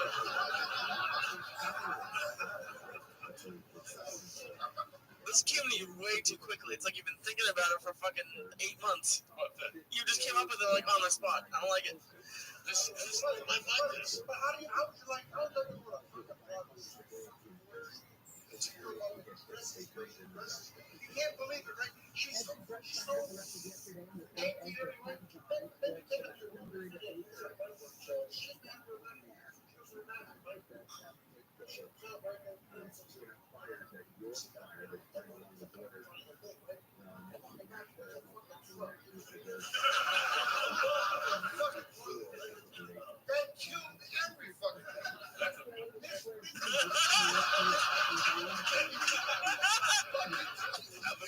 understand, you know what I'm saying? At least you know there's more room for that dick of yours.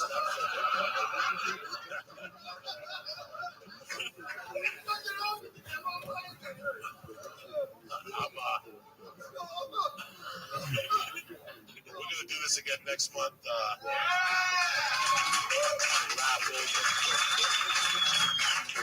Talk Liam fly to his face and the whole thing. See, I just got a message tonight. Let's see what the fuck this is.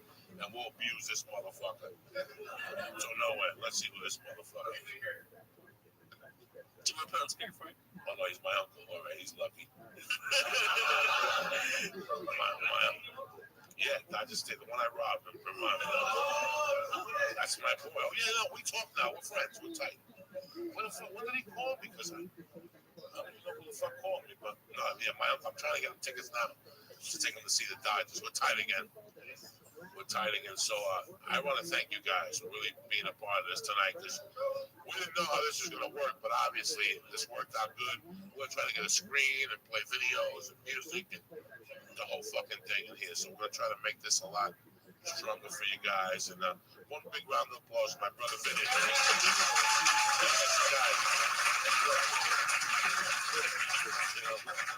And I love this guy. I was at the Comedy Store, baby, and I'm going to be honest with you guys. I was at the Comedy Store maybe 3 months when this gentleman walked into the store and made my fucking night. And when he found out I was Cuban, he loved me right away. He put me in my first job. My first job in LA was a fucking tough guy in the John Fogerty video. All right, and that's it. He called me. He goes, $800, come down tomorrow. Get my first fucking job. And this is what it's all about right here. You know, when I do these podcasts with you people, listen, I'm not going to ever try to fake my intelligence because I don't have any. Okay, I'm not going to talk about something I don't know about. I know about one thing, guys. I know about fucking life. I know when to get your ass kicked and how to kick fucking ass. But one thing on my podcast that's different than anybody else's is whatever I tell you with my fucking soul. And sometimes I break down and cry because these topics are not, I don't do a podcast like a radio show. It's not for oinky doinky. Oh my God, look at the video. No. This is to get you. I want you guys in the morning to leave your house ready to kill somebody. Okay? I want you to get laid. I want you to make money. I want you to be fucking happy. I want all the things. And that's why, you know, I started this. Me and Lee talked about this. The only reason why I did it with Lee in the morning was because, like I say in the podcast, I'm a KTLA type of motherfucker, okay? I get up in the morning, I put on KTLA. I want to know if there's traffic on the 405, even though I'm not going to be on the fucking 405. You follow me? I'm one of those nerds. Get off the 15 today. There's traffic on the 91. Don't go to Riverside. But I like that. I like the joking around part of it. But what I didn't like about it was the teacher who molested the kid, the car accident on 101, the baby who got shot, the family who got killed in the car accident, the Bell fucking people who robbed. I don't want to hear that shit at 6 in the morning. At 6 in the morning, you should be smoking pot. If you don't, I understand that. You're a professional. You're not a loser like me. You should be listening to music. You should be planning out your day, planning your goals, and your day should be beautiful. Every day when you wake up, I was telling today on the podcast, when I went to prison, somebody came to me and they were like, hey, man, you shouldn't be so happy in the morning. There's people that are in here doing life. And what? So you're doing life, and you're going to fucking live it every day? You got to smile. You got to go out there. So my podcast with Lee is about you motherfuckers being the best you can every fucking day. I want you to leave with a smile on your face. And today, somebody's going to pay for me getting up today. Okay? Somebody's going to pay for me getting up. That's the attitude I want you guys to fucking have. Because if you're that special to do your shit, I want somebody, when you guys, and all of you use the word 10,000 a day. That's the bad news. So they're slipping on you motherfuckers by paying you 100 a day or 10 an hour. So you guys got to do the rest now. When you listen to that podcast, I want you motherfuckers, somebody has to pay you to get out of bed. Because that's how special all of you are. So please keep that in mind. I love you motherfuckers with all my heart. The podcast is Monday and Wednesday. Come on, one more time. Please I am. Flying to one more time.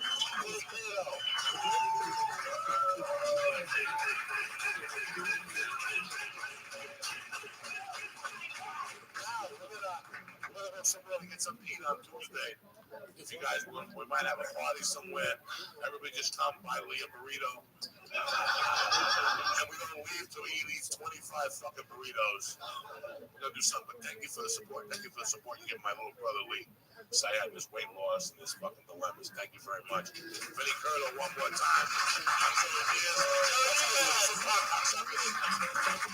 Ladies and gentlemen, I apologize for the inconvenience. But the one server, he's got to get over your tabs, so please just remain seated. That's not the inconvenience. Any questions while we wait? Any more? What's going on? It was so funny. He was with Schwarzenegger. We were over at Giuseppe Franco's haircut place in Beverly Hills. And he looked at me. He was like real leery because he didn't know if I was still angry or mad. And his brother Frank is a good friend of mine. And he looked at me and I said, how you doing? It's Nice to see you again, man. I said, I want to apologize for the stuff we went through. He goes, and he hugged me. So I said, fuck it, that was great. You know? I hugged Sylvester Stallone and Rocky. It was a real thrill. It was really nice. I hugged him. I hugged Schwarzenegger. We buried that hatchet. It's no good to hold grudges. Grudge, ruin you. What do you call it? We are all infinite beings. We have no choice in that. The only problem is with all of us, we tend to identify with our self-imposed limitations, and that's the truth. So we're all special people, man, and that was wonderful. It was wonderful to make this friendship. It was wonderful to get rid of a wrong and turn it into a right. A down into an up. Thank you.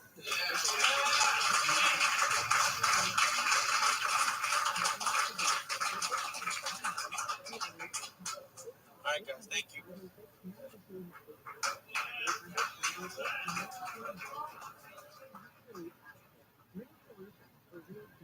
I've been a small business person my entire life, and over the years on several occasions, I just got old. And like most small to medium-sized business owners, I couldn't come close to affording successful. Oh shit. Wednesday, April the 3rd. The year is 2013. Little fucking sober for you. That song's a fucking lie, because I'm over here smoking dope like I am mentally. Oh, she giggly.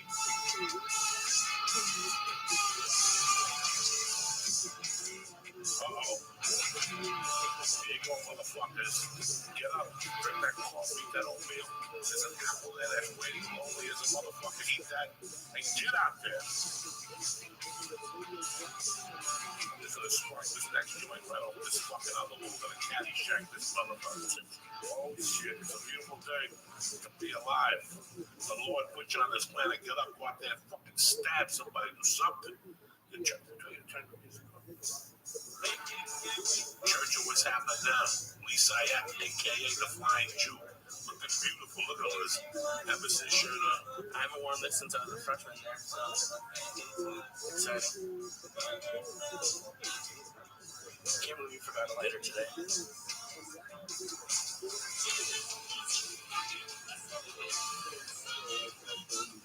That is kind of impressive, though. Lighting a joint off another joint. I can never do that. Because you were a weed blow cocksucker, that's why. I was a weed blow. I went until it became Boy Scouts. I was there for a year and I got a little creepy, so I stopped. We need creepy, it's only trending. I never understood, and I'm sure most of them are nice, but just like people who like are doing that stuff and like not all of them, but some of like I got some weird vibes from like some of like the guys who teach girls softball. It seems kind of weird to me a little bit. So I mean, I'm sure 95% of them are fine, but just stuff like that kind of creeped me out a little bit. You can always tell they do get a little too into it. Yeah. That's what I don't like that shit. They got that look like they never really got older. Like just to say they look like when Benjamin Buttons. Yeah, pervert. It's gonna fuck you in the ass in the butt. It's Wednesday. It's a beautiful motherfucking day to be alive. Get up there. We had a very interesting Monday night. It's funny because sometimes me and Lee hate, and it's fucking hysterical because I show Lee, what I see, why I have the fucking thing on my fucking stone. All right. I like it. And as usual, this podcast is always sponsored by Alan. And I even call sponsored. They're my buddies. I like Aubrey. I like the products that they fucking sell. I like how I feel if I'm in new mood. Excuse me. I like the alpha brain. I like the strong bone if you're a fat buck. I like to have protein. This morning I made a banana shake with the chocolate and protein. A little milk. Fuck, I'm off. I ate fart. It's clean. I'm ready to go. I really don't like eating. When I get over here, I gotta leave the house by 5:30, 20 to 6. I don't have time to make eggs. I'm not that hungry. Yeah, I'm not that hungry when I get up. You have the same problem. Yeah. I have to smoke 52 bong hits. You know. I think it's because of you. I mean, for me, like when you get up and you go, I've never been hungry. So when I wake up and go to work, I don't get hungry until like lunch. Oh no, I gotta eat something on the path. When I was a kid, I could get up and do that, and I found that's not really good for you. Oh, it's awful for you. So I usually try to get up before I leave the house. I put something in, because if I start driving and get car sick, and my blood sugar goes low, it's gonna be out of the fucking bed. Oh yeah, I'm gonna put something. I've been having breakfast every day. Like my girl who's been staying with me said it looks like a magazine. Like I had like scrambled eggs, toast, and an apple, and I've been trying to do that. And I don't know. I haven't. You look like you're taking care of yourself. You're being a better friend to yourself. That's a beautiful thing. When you're 24, I didn't do that. Yeah, I'm That's trying. why you gotta do. You're looking sharp. Receive with your phone. Oh shit! We'll know me. Oh shit! You gotta wait with it anyways. You should have the music just playing in your fucking head. Speaking of music in your head, we went out Monday night. It's hysterical. It's hysterical. There was a couple things that fucked me up about that night. Well, number one, we went to the Happy Endings to go do comedy. When I got down, I waited for a long time. I had a spot somewhere else, so I had to leave. But it was funny how we sat there, Lee and I got a salad. Drinking Diet Coke. We got a little white this morning. We likes the whiskey. I do. And we're watching this karaoke, and that was creepy. That was fucking creepy. That was my first time seeing karaoke, and I didn't even like look at them. I was sitting with my back to the stage area, and I was just looking at you because you like with every person who came up until the two girls who sang that catchy song, like your face just like went blank, and you just started shaking your head. I never saw something like that in my life. But the click that came down, like they had some skinny guy that you could tell was a fucking Moldovan, like that Moldova, with these jeans and these white shoes that were fucking beat up, and a t-shirt and a white vest made out of mink. And he had like his like a George Michael beard, like everything was perfect. I can't stand those fucking guys. And he was in that karaoke singing, and we're dancing behind fucking chicks. How were those chicks? Like a chick with a dress on. And they're wasting their time with these karaoke guys who are fucking goofy retards. Get away. They're up there singing bad music. Immediately, there was one chick that sang the song. It was so fucking bad. It was so bad. She looked like the mother in Carrie, that creepy lady like that. Yeah. And even the guy she was with kept looking at the football, like the basketball game. He just want to look at it. It's something that, but this was a Hollywood karaoke, guys, so I'm very sorry. Let's blend this down for you. If you go to Michigan and they go to fucking Grand Rapids and there's a karaoke, it's regular kinfolk just singing, having a good time. Yeah. You can just do that. Go fucking sign up. You know, I started comedy and karaoke. Comedy and karaoke, when I was starting, came hand in hand because I started in Boulder, and there wasn't a lot of karaoke. There wasn't a lot of stand-up.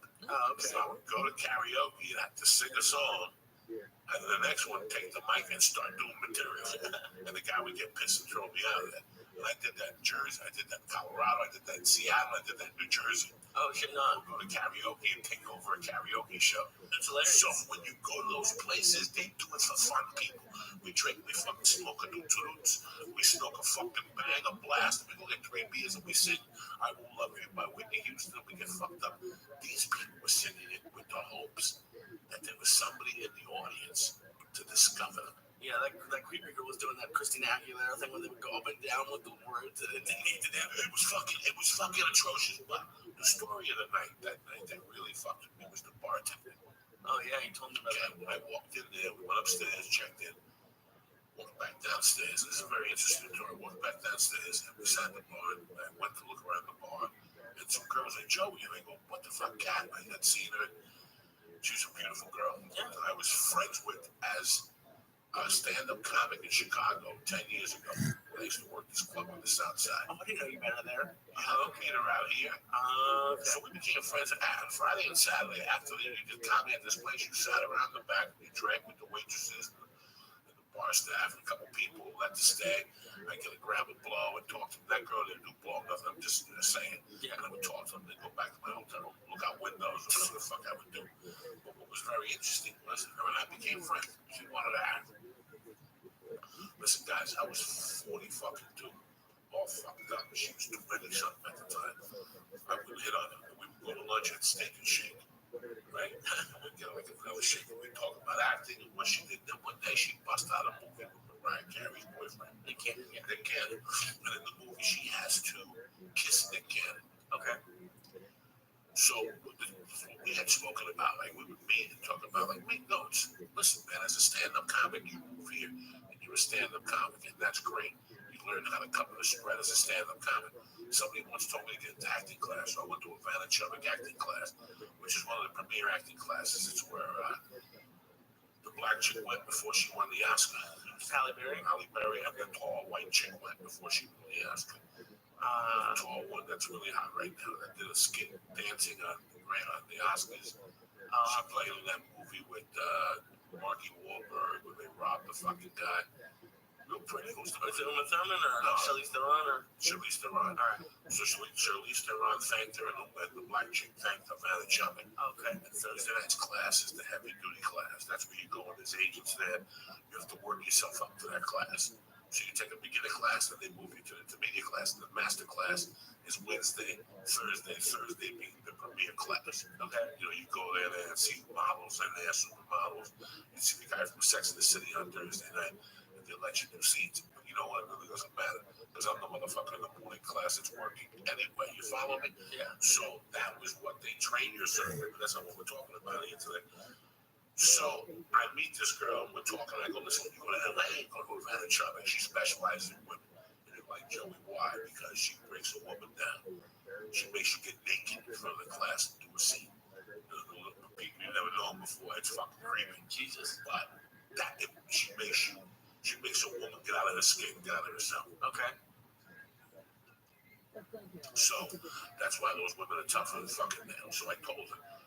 She does this movie, Kisses Nick Cannon, is an extra in the fucking movie. And one of the young producers is blowing smoke up her ass. She needs to move out here. She needs to live in Hollywood. She doesn't need acting class. She needs $2,000 headshots. Now, this chick was selling real estate. She was a waitress in Chicago. Okay. She moves out here. She calls me up one day. That's when I used to hang out in front of that gym. We were the other day. Okay. Justin Ford's gym. I meet her there. There used to be a cafe right next door. I took her to the cafe and we're sitting there, and she's fucking insulting me. She goes, you know, I talked to my producer friend on that movie, and he said that you were wrong, that I shouldn't go to an acting class. And I'm like, what? And I go, you've never done anything before. Yeah. You know, you've never done anything.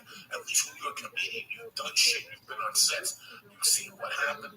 This chick's like, I'm not going to be an extra, but I'm not going to acting class.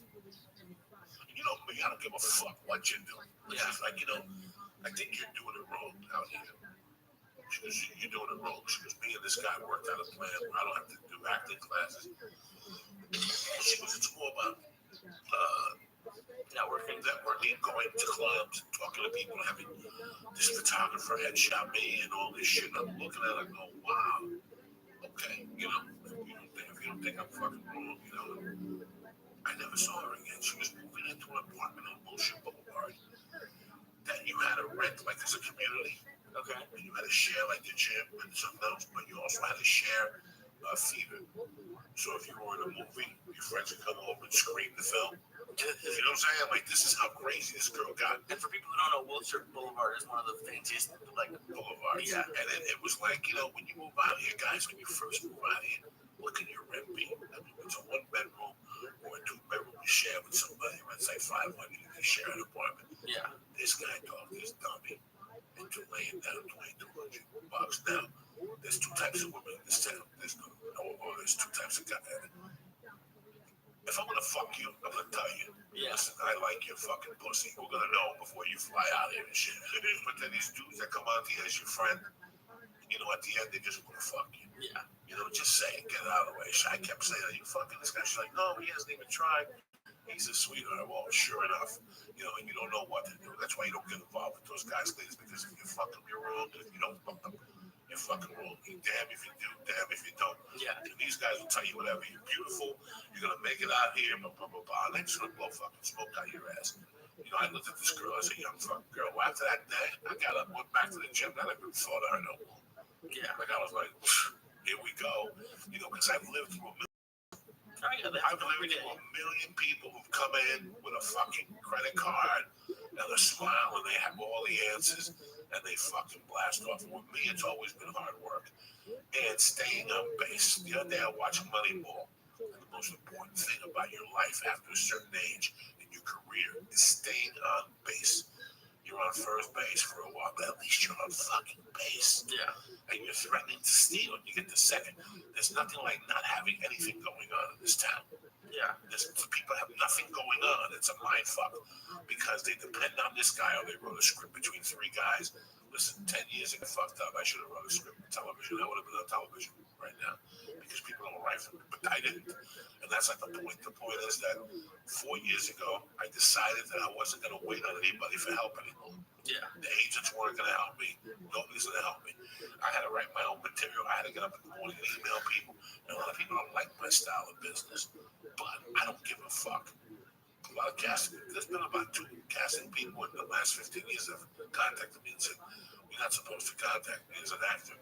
And I replied, my job is to end your job. Yeah. You know what I'm saying? My job is to end your job. I knew right now if I had to look for 50 fucking people for a TV show and look through the breakdowns and all this shit, but you came to me with 3 people to save me, I would appreciate that. Yeah, it must be kind of weird because I mean, mine is a little weird. I work for a few months and I have to look for a new job. It must be kind of weird. Like, you work maybe for a day or 2 and you can kind of go look for a job, but your agent is supposed to be the one doing it. So you're just kind of sitting around waiting. Right. So your agent, you call your agent on Tuesday and Monday and ask him what's going on. And he'll say, oh, there's a part coming on this, there's a part coming on community, there's a part on this. That's fine and fucking damn. I decided to do it a different way. I got what's called the breakdowns. The breakdowns are the same thing the agents get, which is a hand job of what's going on in this town. See, when I moved here, the breakdowns were the Bible. They were 200 pages a day. Jesus. And that was just for theatrical. And in those breakdowns, you had ads, you had, you know, education for actors, you had stuff that was going on, so it wasn't all breakdowns. So the breakdowns are basically this: he's doing a movie, The Adventures of the Flying Jew. He's going to be the lead, but he needs a co-star. And it is the characters in the movie. They'll say, Lee Sayat, 28 to 32, chubby little Jewish guy, you know, whatever, recurring role, whatever the fuck it says.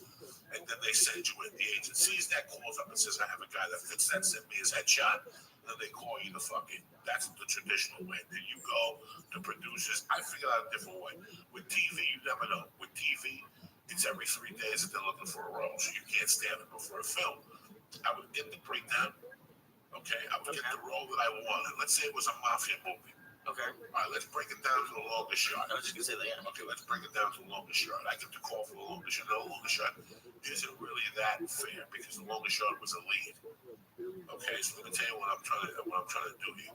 I pick a role that's big, and I pick a role that's small. That's really me at the time. Okay. I pick a role that's a little big. Even the fucking steakhouse. There's a 12-ounce steak. There's a 20-ounce steak. The 12-ounce steak you've had 15 times. It's comfortable. But tonight you're gonna eat the 20-ounce steak for some reason or another. But you gotta have it there. Yeah. The thought of you having it there. So what I would do is take the breakdowns, take the 2 roles that I'm right for, one big and one small, and get the sides from an agent. Call a different agent friend of mine that was in the lit department somewhere, and say, hey, do you have the script for The Flying Jew, the autobiography?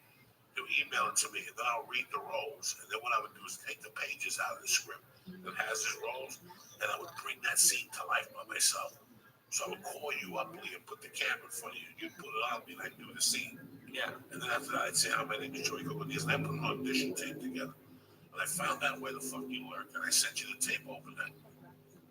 That's a hustle move. Yeah. That's a move that only you can put together. Somebody told me about it and I did it. A lot of people wouldn't do that. But that's how I got the longest yard. And that's how I got Spider-Man 2. And that's how I got the other one I fucking with. That's how you get these movies. My job is to end your job of searching. Yeah. So that's what I do. Because otherwise you're sitting around the coffee bean and just waiting for somebody else to make a move. I want to know what the fuck's going on. You know, a lot of times it's great to do spots at the Improv or the Laugh Factory or fucking. It's great at a comedy store. Me, I go down to the Mexican rooms and the black rooms. Why? Because I want to have my heartbeat on the pulse of what the fuck's really going on. Okay. I want to know what's going on. I don't want to just dabble in it. I want to know what the fuck's really going on. If you're going to do this, if you're going to be a plumber, you want to know what the fuck's going on. If you want to be a scientist, you got to know what the fuck's going on. I don't candy coat my comedy. I go to hellholes. Because Monday, I mean, you knew the guy and it was nice of you to be there, but in reality, you didn't have. It's not like you. It's like an open mic. It seemed like or something. It's practice. Like It's practice. It's going up against different fucking faces. When you're a quarterback, you got to go up against different defenses and call audibles. Audibles is when you make the decision. They make a big deal about, oh my God, that guy just called an audible. Oh my God. You're supposed to call fucking audibles every day in your fucking life. You've been playing it for 30 years. You're driving down a fucking street, you see a dead fucking car 2 miles up. As you look and you see a bunch of idiots sitting there, you're going to fucking look down left and get the fuck out of there to make your life easier. That's an audible. You just made a fucking choice. You follow me? A lot of people, oh my God, did an audible. What's wrong with you? We do audibles. It's a decision. It's a decision at the line of fucking scrimmage. It's just a decision at the line of do or fucking die. You gotta make the call. You can't call mommy. You can't call daddy. You can't call Uncle Joe. You gotta make the decision. And that's what that is. That's why I go to those rooms. So I can face different fucking type of people. You know, when I go to a Mexican room on Thursday night at 10 o'clock, half of those people are blown. They're walking in and out. I gotta work for my fucking comedy. Yeah. You think they have music and lights, and you come up dancing and shit. No, it's a pool table behind you. Can you follow me? Yeah. You have to make it. A lot of people refuse to go down. And the comedy store is a very hard place to do comedy. Not everybody goes to the comedy store. You don't understand. Oh, yeah, of course.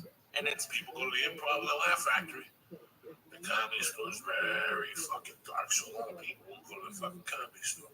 It's just dark in there. Your spots are always late. You know.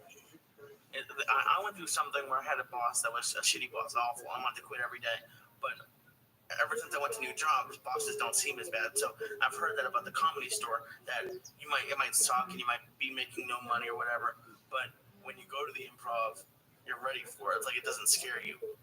You're ready. You know, I always say to myself that nobody can fucking scare me because I've done comedy in Buffalo and I have time to see it again. That's as tough as your life's gonna get. Think how tough your life's gonna get today, cocksucker. I'm gonna show you people something. Because what we do here in the church, what's happening, I'll keep you on trends and what's cracking like. We've introduced you to banana bread, vapor pads, what else, Lee? Well, fucking bang bars across the country. Dolores. This is the hottest thing going right now. Chibo chews, okay? I was hoping you were too high. I forgot. I didn't fucking forget, cocksucker. I never forget on my game like this. See that? These are called Chibo chews. I'm not going to be honest with you. These are double dose for the whole thing. So I'm just going to give you the weight. You guys are all going to check. I'm going to eat the other 1.5. No. Yeah, because that's how I fucking roll, all right? That's how I fucking roll. This is how strong these Chibo chews are. Can you see it? Booyah. It's a fucking, it's a Chibo chew. It looks like one of those now and later things. Yeah, a Starburst, a couple of Starbursts. Years ago for them to get creative. If I puke again, I swear to God. Bro, come on, takes care of you like me, cocksucker. You say that, and then you call 4 hours later laughing your head off. You're crazy. And I'm sitting in the corner trying not to throw up. Because you think about it. You gotta go out and move. You gotta go out and get some sun. I don't know how you move with that stuff. I have to. You fucking move. I jump in bed and I hope for the best. They're gonna sit there like a fucking mother. Look at the age. It's Wednesday. Play some fucking music for these people while I'm brothers. This is like getting into a 14-year-old's fucking underwear. You're in the 8th grade, you try to bang your neighbor. And they go through a vault of fucking death tickets on panties. But this is German. Look at this. It's a fucking Tootsie Roll. Oh, shit. That's all this is. It's a Tootsie Roll. That's all that is. Look, I'm going to cut a little tiny piece for me. Because this is how your brother loves you. Look at that. Look what I'm eating. And look what he's getting. Look at that. All right, I'm going to throw some music on. Little Barry motherfucker, like for the police. I want no shit. No, I'm don't go away. Listen, if you don't never make it pieces. God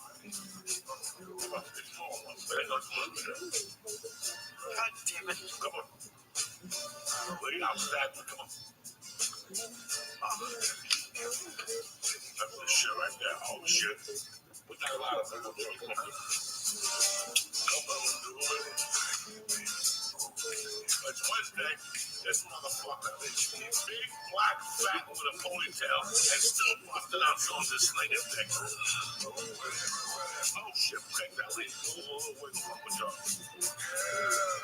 He'll do it. Because he's 500 pounds. Leave your ass and suck your toe. He'll give a fuck. That's right. Yeah. It's Wednesday. Get up. Watch that helmet. Watch that helmet, soldier. Come on, Lee. Look at Lee's just not. Blast that motherfucker, Lee. Very white. Get up, motherfucker. We got one more team on you left. We need it. Mike will tell you. You gotta go strong, son. Please. Leave the music on. I just talk over the music and fuck with these people. It's Wednesday, cops up. I got my main man, Danny Counturo, calling. He's a kid that I watched several motherfucking basketball nets. Went on to be the top leading scorer in the nation at Seton Hall. He was one of my idols growing up, and his brother. And if you guys have been paying attention, thank God to my main man, John Arena, who he also read personal file, listened to Tim Donahue on the fucking podcast when he was talking about the favoritism of this book. Well, if anybody who knows who's alive about the Laker game with Kobe and all that shit, I got Danny Bianculo calling on the later in the half spot. I want to give some shout outs to some bad motherfuckers. The Pursuit Podcast, Death Squad, Nashville for helping me out this weekend. Chris Arnold, and MMA Die Hard. You know, I got all you motherfuckers. Bryce. I got fucking Asa Hensworth. You know, I got everybody. I love you motherfuckers. All I want is the best for you cocksuckers. That's it. I don't know what the fuck. This is what I got to deal with. I forgot the light this morning. I got here early. Shit went down, and I forgot the fucking lineup. We got 3 joints to smoke. The show don't end until these fucking bazookas go down. Look at the size of this blunts to hit. My fake cigarettes. I don't know what. I can't even be international this morning. I should have stopped and bought one, but I did. I was fucking early. I can't even be international, like make believe I've been to Europe and all this shit to fucking views. But hey, what are you gonna do? It's Wednesday. I'm gonna be in Nashville at Sadie's. Saturday night, 11:15. I'm just dropping in. I'm staying close by what you do when you block this home. I'll make a habit of lighting joints off my What's the music? He was just about to throw me. Where you go? You gotta smoke some of that. I've had enough. 2 joints and that thing edible. I'm gonna sleep for the rest of the day. What 2 joints? Just take another joint. It's the second joint. So you gotta fucking me up. You had me there. I didn't think if I was doing 3. I thought I rolled 2 when there was 1 hit. So we were talking about that bartender in Hollywood and living here. Listen, the most important thing about living here that I seem to do, don't ask me how, because I had horrible years in 2008 and 2007. 2009 was, but I still shot movies and television shows. I still did stand-up. I still stayed relevant. I still stayed in the game. You know, when I walked in there that night and I sat down and seen our bartender, I was crushed and happy at the same time. Well, were you happy or were you like, kind of like felt like you were, I don't know, like proved yourself I was right? happy because I proved her wrong. You know, she is fucking bartending. You just became a statistic. And the fiance is an aspiring filmmaker. He's a fucking bartender, so he can suck my dick. So, hey, listen, man, I had a job here for 3 fucking months. And once I quit the fucking job, I went for it. Yeah. That's it. You come here to get a little job, a little while. I'm not talking about you. I'm talking about these actors. And the reason why they have the job is a fucking safety net. I don't like a fucking job when you're trying to do something. It's like people get a commission job. You get a commission job because you don't want a ceiling over your fucking income. You want to be able to say, you know what?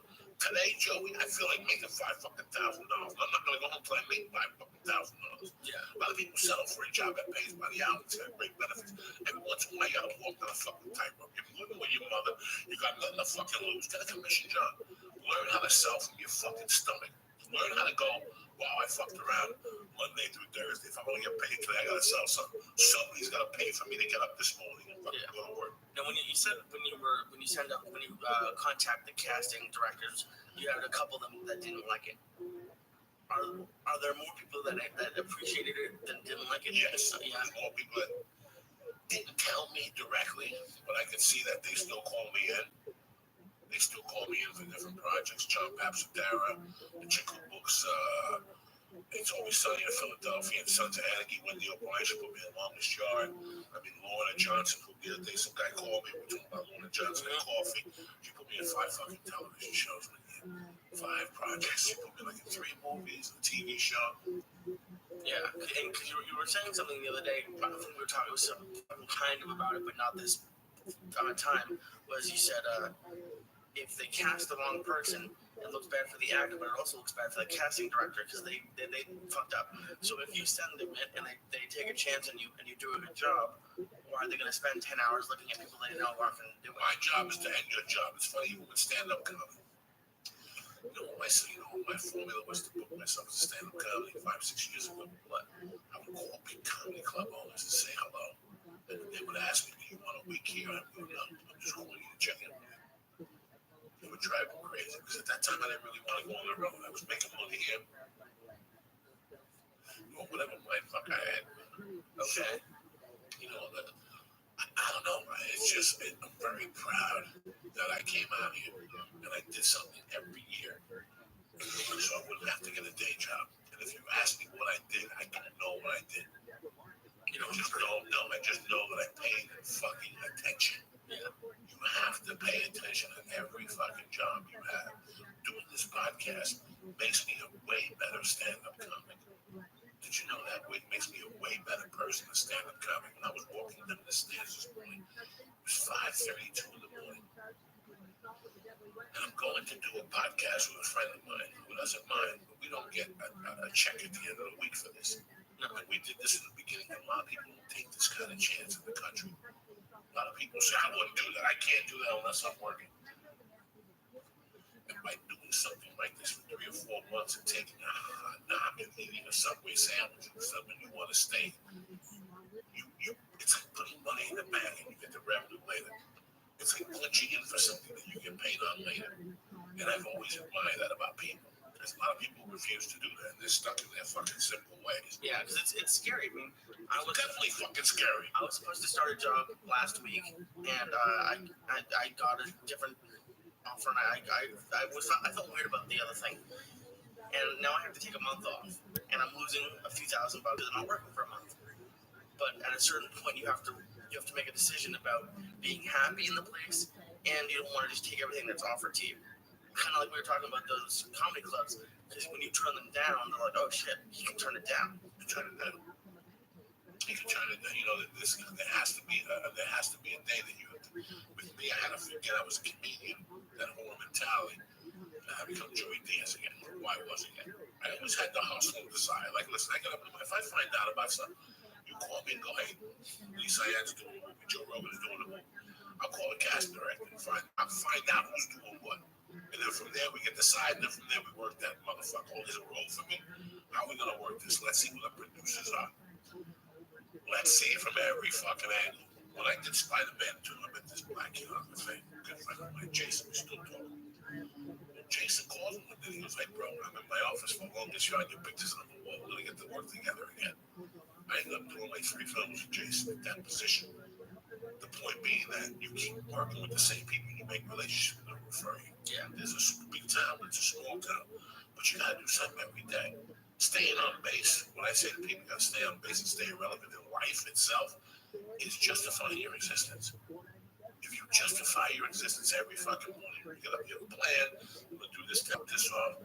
You know, last night I worked at. I know my day's complete when I go to that kickboxing thing because I'm 50 years old. Yeah.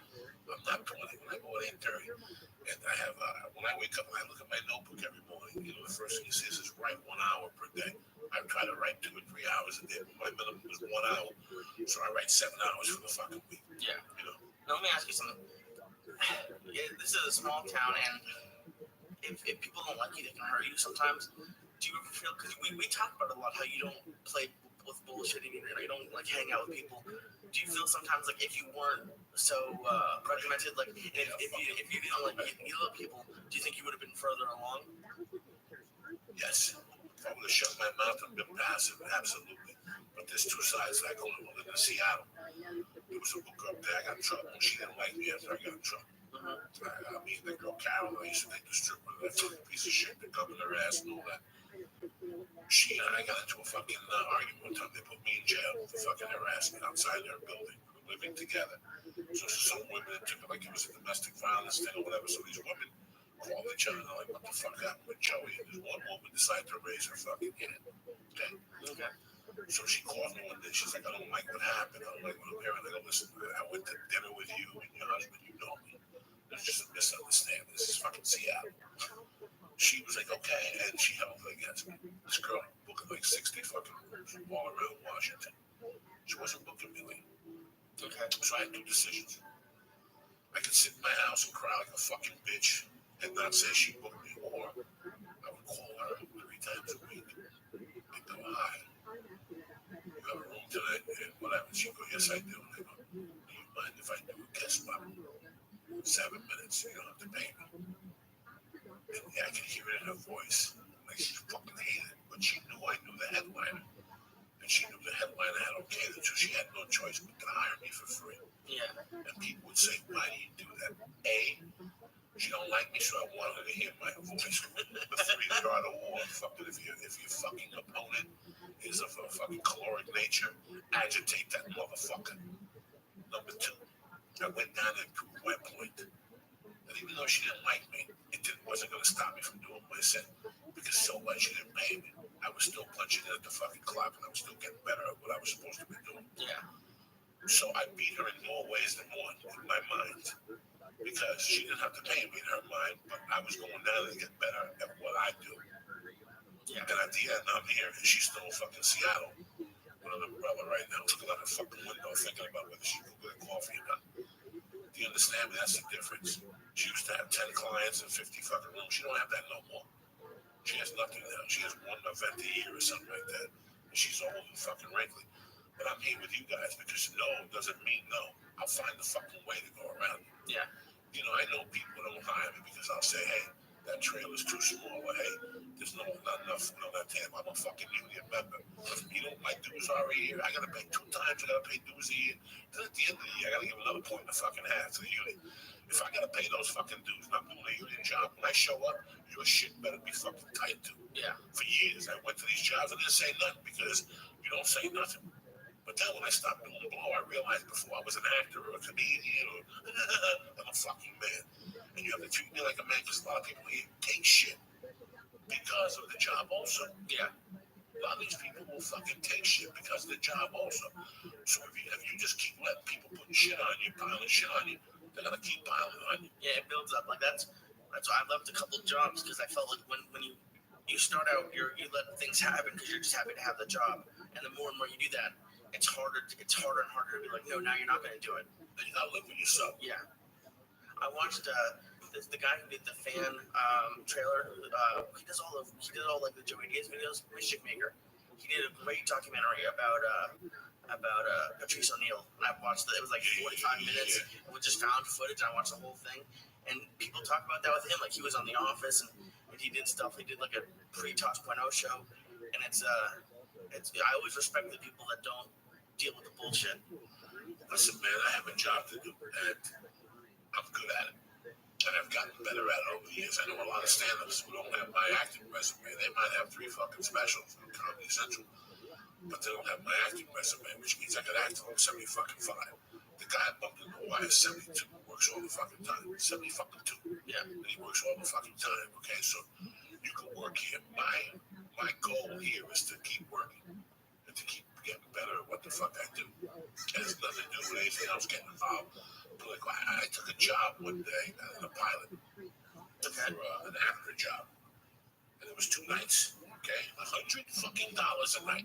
$100 a night. When you move here, you think about money and hanging out with these bitches and being on the beach in your house. And here a pilot, a television pilot, is paying you $100 a night, people, because this is the side of it you don't fucking know. Okay? And for people who don't realize, and the PA, the person who gets coffee on like small TV shows, makes about $150 a day. Okay, so there's a pilot for television. This 12 years ago when I got here, the same role would pay you $25,000.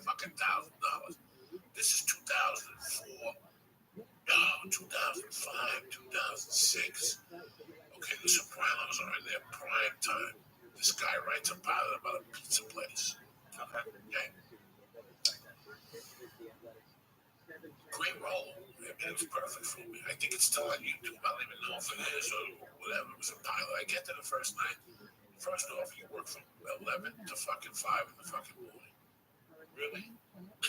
Really? So I'm getting $100, but now you're knocking me out of tomorrow's business. If I have an audition at 11, I can't go because I was here with you all night for $100 fucking bucks. Now listen, I know a bunch of people who work a day for $100 bucks. I'm not knocking you. I'm saying in this business with the expectations you have and what they make, these motherfuckers are paying you $100 bucks. Yeah. So I forgot my fucking point. Oh. So the second night I get there, and the table that had water on it before, and had a package of I swear to God. So you're supposed to have a table with food on it. This place had a bowl with apples and a few bananas that had been touched by the same hand with 7 fucking 11. They had what do you call that shit, Papa? English muffins with a toaster. And I don't even think they had water. They had like diet soda. They ran out of soda or something. I know this is, I don't say fucking nothing. At this time, I'm doing blow people. Okay, the only thing I said that night was how long we're going to be there. Like, you can shoot out at 1. I'm going to pay you cash. That was the happiest I ever was because I was going right to the drug dealer's house. And again, I think that money went to the drug dealer's house. That's not the point. The second night I came back on the set, what's going on? That same table was packed with food. Looked like the fucking Taj Mahal, brother. Bananas, apples, chili, home-cooked soup, crackers, bread. I fucking sit, I start doing my signs. At about 2, I get hungry, I walk over to the table. This is white dude with glasses. I go, how you doing? How you doing? How's this job treating you so far? I go, pretty good. I go, look at the fucking spread tonight. You know, and he goes, yeah. I made sure that I go to the producer. He goes, no, I work for After. Oh, shit. He goes, I check out all these little jobs. He goes, how was it last night? I go, it wasn't like this. He goes, this is why I come to these things. And he gave me his card. He goes, any fucking time you go to a movie, he broke it down to me. What should be on that fucking table? Okay, he broke it down to me. I'm going to tell you people, he broke it down to me. The job ended, I went home, and show didn't get picked up. I moved on with my fucking life. You know, the dear friend of ours called me, who I love dearly, and asked me if I could do a project for him. But I wanted to do it. 10 years ago, I would have done it as a friend for him. But now I can't do these things because I've been smacked in the face so much with these small fucking projects. A lot of people come to you and say, hey, I got this movie, I got this TV show, I'm going to do this. Then a week later after you shoot, they go, do you have any friends at CBS? And you're like, dog, you just made me get up on a Sunday to spend time away from my fucking wife for 8 hours to come do your shit because you told me you had a friend that could sell this. And now you're fucking telling me, calling me, asking me, those are the motherfuckers I can't deal with. Yeah. And next thing you know, you're on YouTube.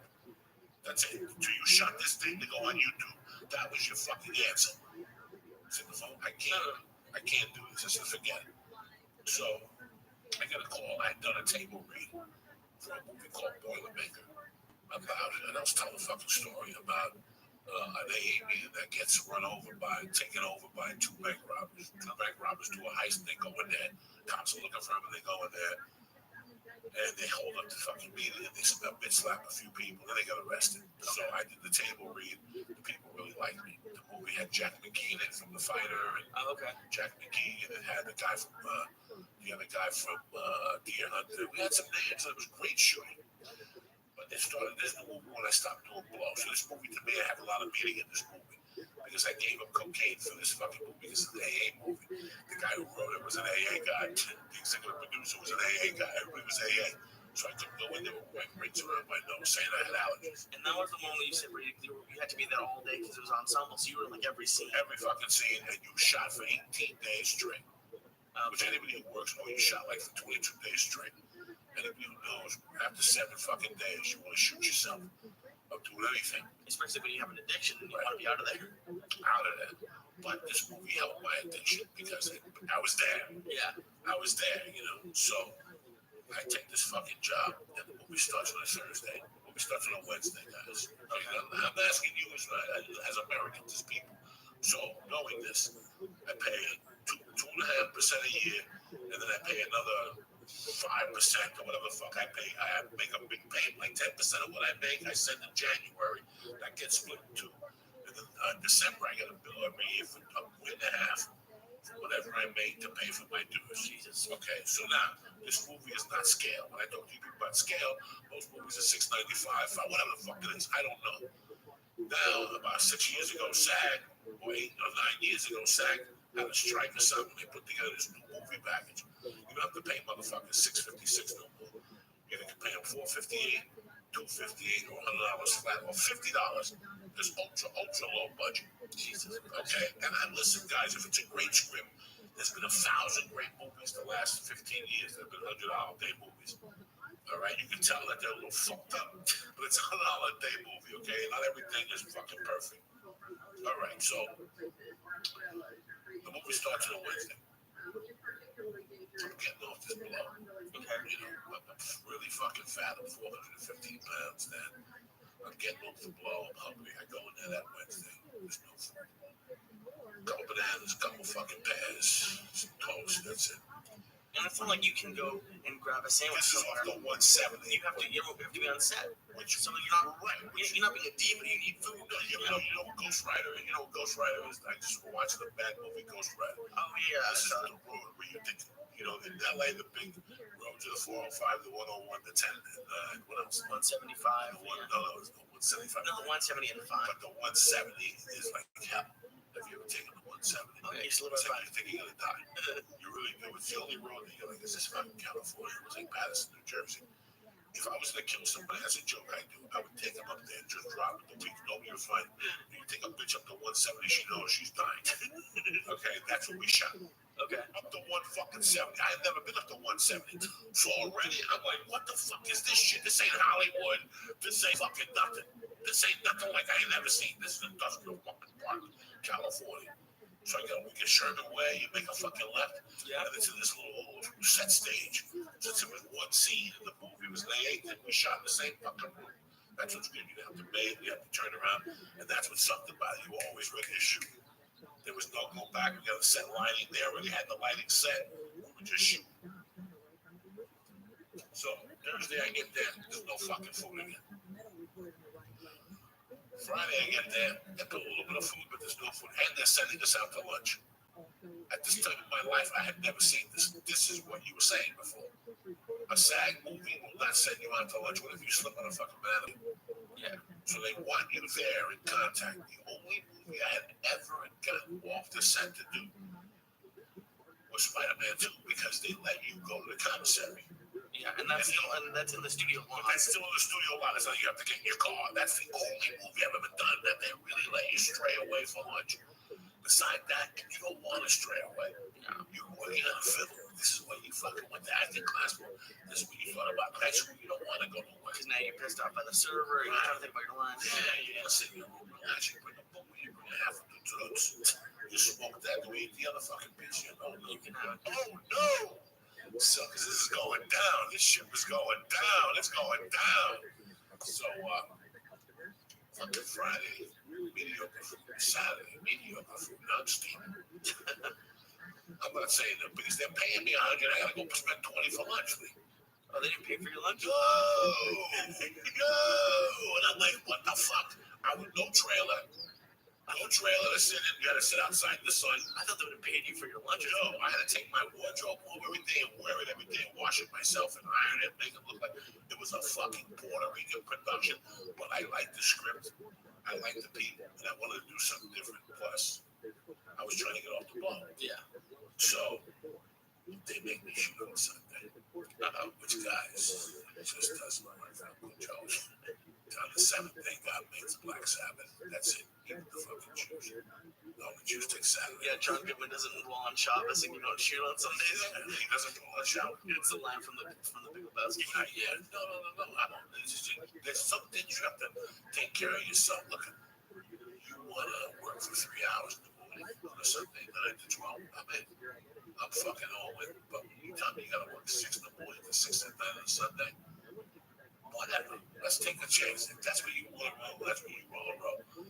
I get there at 6 a.m. on a Sunday, people. There's not a stitch of fucking food on the table. Nothing. I don't say nothing. It's like cereal and something else. I don't say nothing. We go to lunch, and at lunch, the actors are taking me on the side going, Joey, what the fuck is going on? Now the actors are starting to get pissed. It's a true story, I'm telling you. I'm sitting there going, what the fuck? I'm getting worked up. This is the reverse Carlos Mencia that was doing to me. So I get worked up. And at lunch, I go, you know what? There's nothing there for lunch today. I got to say something. So lunch, I go out there, and then I lunch on Sunday, and I get the chick. I go, excuse me, you the fucking food chick. She goes, yeah, well, I'm not trying to be disrespectful. Where's the food? Come on, where's the food? They're like, oh, we've been making a list. I go, since fucking Wednesday. Since Wednesday, you've been making a list. And then one of the producers pops out. He goes, what's the problem? I go, the problem is there's no fucking food. I go, you're not supposed to send this out. You fucking know this. I go, all the fucking actors are pissed. The guy goes, well, nobody else said that. No, because they told me. And I'm sitting here going, I'm a fat fuck. And there's not even a banana. There's oatmeal. There's nothing. You motherfuckers better go get some shit on. Get the fuck out of here. And I'll come back tomorrow when you guys get some. Yeah. For the next 20 days, those people didn't talk to me. And let me correct it. The friend, the food chick, was the director's fiance. Of course. So I was fucked no matter what. All I stuck up for what was coming to me. Yeah. I pay a lot of fucking money every year, and this is you gotta get your shit together. All I said was what was coming to me. They treated me like I had fucking HIV. You understand? They treated me like I had the fucking HIV. They would talk to me, and even the actors. Jack McGee, I still see, because he lives in Studio City. Yeah. And Jack McGee is a real friend of John. Like, he's a real AA guy. He'll invite me to his house for little meetings and shit. I like Jack. You see Jack McGee in movies, that's a really good guy. Jack talked to me. But Jack is from the Bronx. So Jack even pulled me aside. I was like, dog, thank you. But you fucking went off on him. I had to go off. I had to fucking tell him what the fuck. You know, but in this town, see, in life, when you pull somebody aside, I want to tell you that. Yeah. And it's the answer you give me. If you're like, nah, this is Wednesday, you blow the smoke up my ass. You would put this list together until some guy like me came and told you, then you put it together. Yeah. Before after comes. And I hate when the actor did. This has happened a few times in my life where everyone talks and they're all pissed off and everyone's gonna walk out and then you say something and then they're all high. Oh, we don't care, we don't mind. Look at Joe Rogan at the Comedy Store. Look at Joe Rogan at the fucking Comedy Store. Goes to bat against this guy. All the comics, yeah. Come Friday night, nobody walked out because Mitzi said if you walk out, you're not gonna get spots no more. Yeah. And now you want me to talk to you? What the fuck is there to talk about? When you had an opportunity to get my back, you didn't get my fucking back. Yeah. I'm gonna talk to you 5 years now. I'm gonna forget. Motherfuckers like me never forget. I'll forgive you, but I ain't gonna forget you. I ain't gonna go into war with you. No way. Walk around. What am I gonna walk around with you for? Yeah. If something happens, you're gonna turn your back on me. Well, I can't do this. I'm gonna get spot. Well, Comedy Store is the only fucking place you can get on stage. There's got to be somewhere in this art where you keep what's yours alive. And for years, the blow I was doing was to fucking depress that feeling. I was a fag.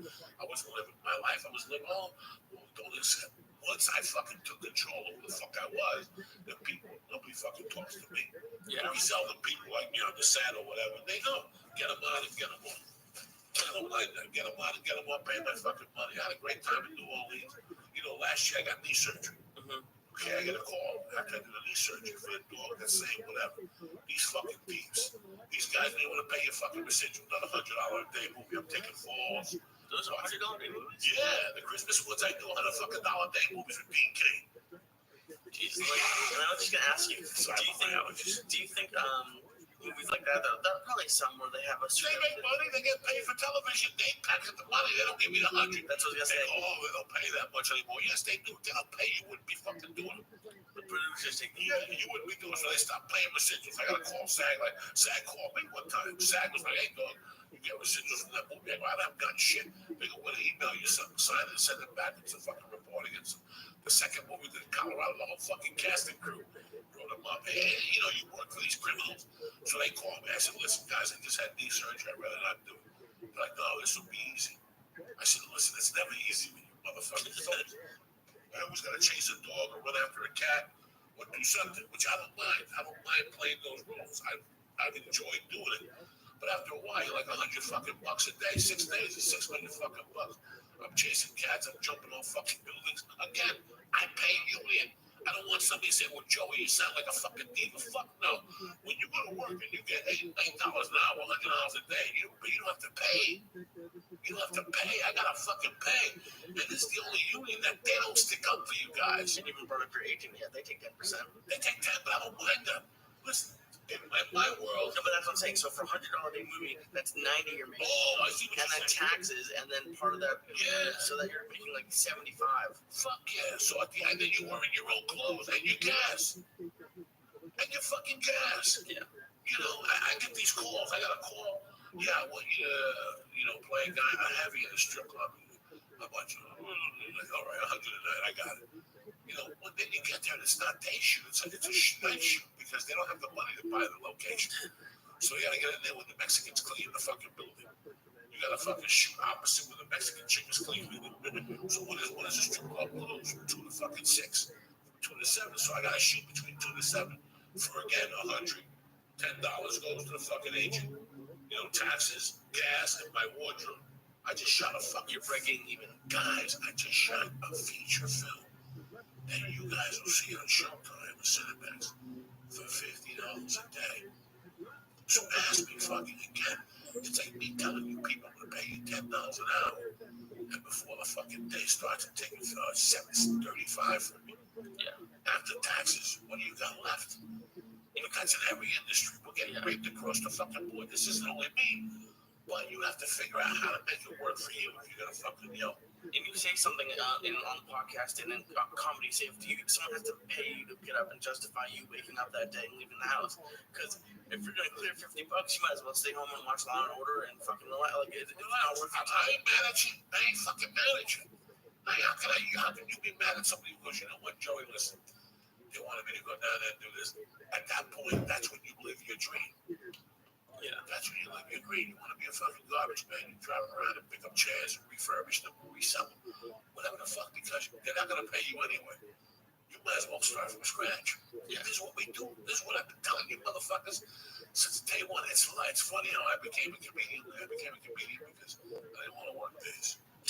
That's one of the prerequisites that I became becoming a comedian. Really? Yeah, I didn't want to work days. Who the fuck wants to work days? I want to be off. Would you want to be off on a day like today? Oh, yeah. It's a fucking beautiful day to be alive. You might have to go to work today, but I like working at night because what goes on at night? Nothing. Yeah, I love working at night. What do you got for? What do you got for? Here we go. Nothing. The guy didn't call. I thought he was going to call. Oh, shit. Oh, shit. It's Wednesday, motherfuckers. Make it happen. The church of what's happening now. Grab that fucking cop. It's going down, bitches. Everyone who's listening should be wiggling too. Wake up. Oh shit, it's time for the G-Munch. This year's to go. Going deep. Wednesday.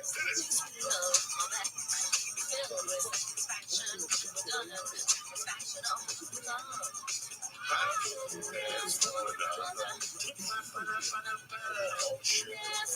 Well, you've been on the G-Munch show. I can already feel the first one. Because I can't. Bullshit. I want you to stop for a month and then have one of those and see what happens. I can't see what my eyes are bad. Oh, really? Oh, I went to the doctor the other day. I can't even fucking tell you. I think I got glaucoma. This fucking reefer don't work. This is the fucking reefer. Did I get LASIK or something like that? Well, I don't know. What it's my left eye or something. Oh, here we go. Let's get fucked up. Yeah, the woman who plays M in the 007, she had to retire because she had to have someone read her sides to her. She just can't see anymore. That's pretty. How old is she? I have no. I'll have to look it up, but she has to be 70 or 80 or something like that. She has to be. Let's see. But yeah, I mean, that stuff's. If I eat this, I'm gonna die. And you're still laughing. Oh, all you get is half rep. The chicken's half naked. You're not gonna eat the fucking little. Judy Dench is, let's see here.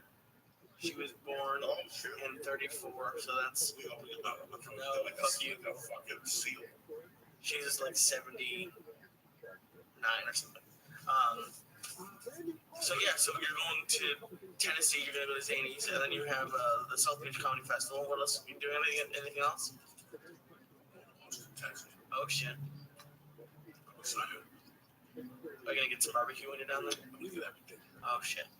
I'm gonna get chewies. I'm gonna get fucking barbecue and some fucking barbecue joint. I forget the name. The cake, the other one. Is it the Salt Lick? I see that in all the TV shows.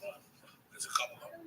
There's a commercial probably though, but once they put them on TV, by the time you see it, that's it. It's all over. It's like all the fucking pigs. I went, and we go last week to a casino in San Diego. Oh yeah. And they had pigs. And I go, really? They got a pig down here? I looked, there was 3 people waiting on one. People just like to wait online at pigs. They're like half Russian, half fucking. I don't know what the fuck they are. I've never been there. Don't ever go. I heard it's awful. That'll really break my heart. If I find out you go there. I love hot dogs, but I heard I that. had one yesterday.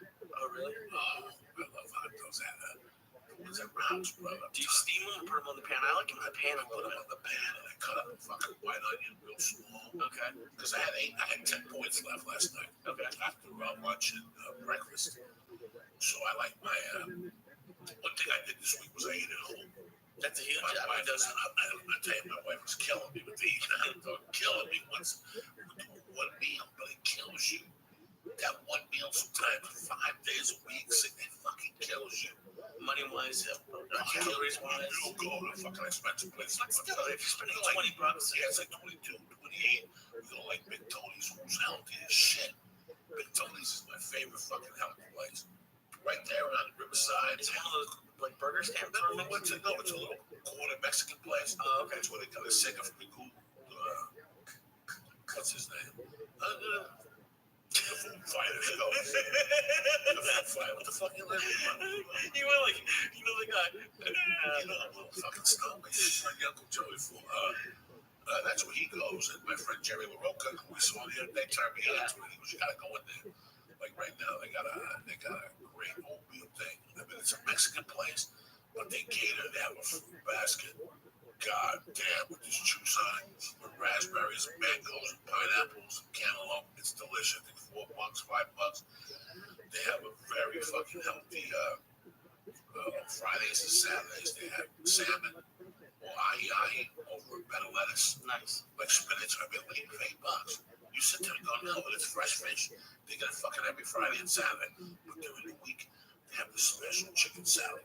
Oh, you told me about this. It's a better lettuce with 2 grilled Mexican seasoned chicken thighs. Yeah. Which is not that boring shit. You're like, I'm eating fucking chicken again. The chicken's juicy. They do it on the grill. Mm-hmm. When you bite into it, it's got like spinach with lemon vinaigrette. They make right there. Like, forget about it. And that's Forget about it, like. That's what I do it 23 weeks, bro. But like what you've been saying, I haven't eaten out at all since I've been off the juice thing. I know that's not true. The first day I did have the grilled chicken over the rice. And I had salad, the fucking thing that was horrendous. No, it wasn't bad. But like a nice salad. It was like a nice salad, bro. But the big thing I've noticed is, and I've been eating well. I have full meals, but it's just shit yet. Oh yeah, I fucking blow your asshole out. Oh yeah. Did it hurt for a minute? No, it didn't hurt. I was excited because I was nervous. I'm gonna go get some. My dad told me I can take like probiotics. Probiotics. No, there's 2. There's like the yogurty one. Oh yeah. If you go to Ralph's on the juice stand, okay. There's one that tastes like juice, little vitamin. Okay. But when I had the surgery, whenever I take my antibiotics or the thing, I drink it by the fucking gallon. Yeah. It's not bad. My wife got me the yogurty one. I don't like yogurt at all. Well, you know, that's right. You like what about fucking money with the cottage cheese? I still think in my hand. Cottage cheese and tuna. Fucking cottage cheese and tuna. You know how fucking. I love Jordan Lino. I fucking love that. Oh yeah, he's a great guy. But I mean, what the fuck? I don't know. That made me down him down with the fucking cottage cheese. I mean, if you're gonna throw mayonnaise in it, and instead of mayonnaise, well, no, that's what I'm saying. Instead of throwing mayonnaise, if you can get past it with the cottage cheese, and if you can, I couldn't do it, but I mean. If cottage cheese is always taken like that. It tastes like straight up fucking ass. Yeah. Just looking at it, looks like fucking yeast infection, drool, or something like that coming out of her with chunks and shit. You see a little monkey with chunks of cheese coming out. What the fuck? That's what comes from doing the stuff that you always tell me to do. I've never seen chunks of cottage cheese coming out of a pussy, and I'm proud of that. It's a joke, all right? No, I know. You've seen. I will love these jokes. No, I don't. What do you got to do all fucking? We gotta dress tomorrow. I gotta learn how to take care of your cats. I gotta pack for tomorrow. I got shit to do. When are you leaving to Vegas? Well, I'm gonna do it right after I feed your cats. Do you understand how you leave? Yeah. I'm driving back Sunday. You better be nice to my fucking cats. I love your cats. Versions.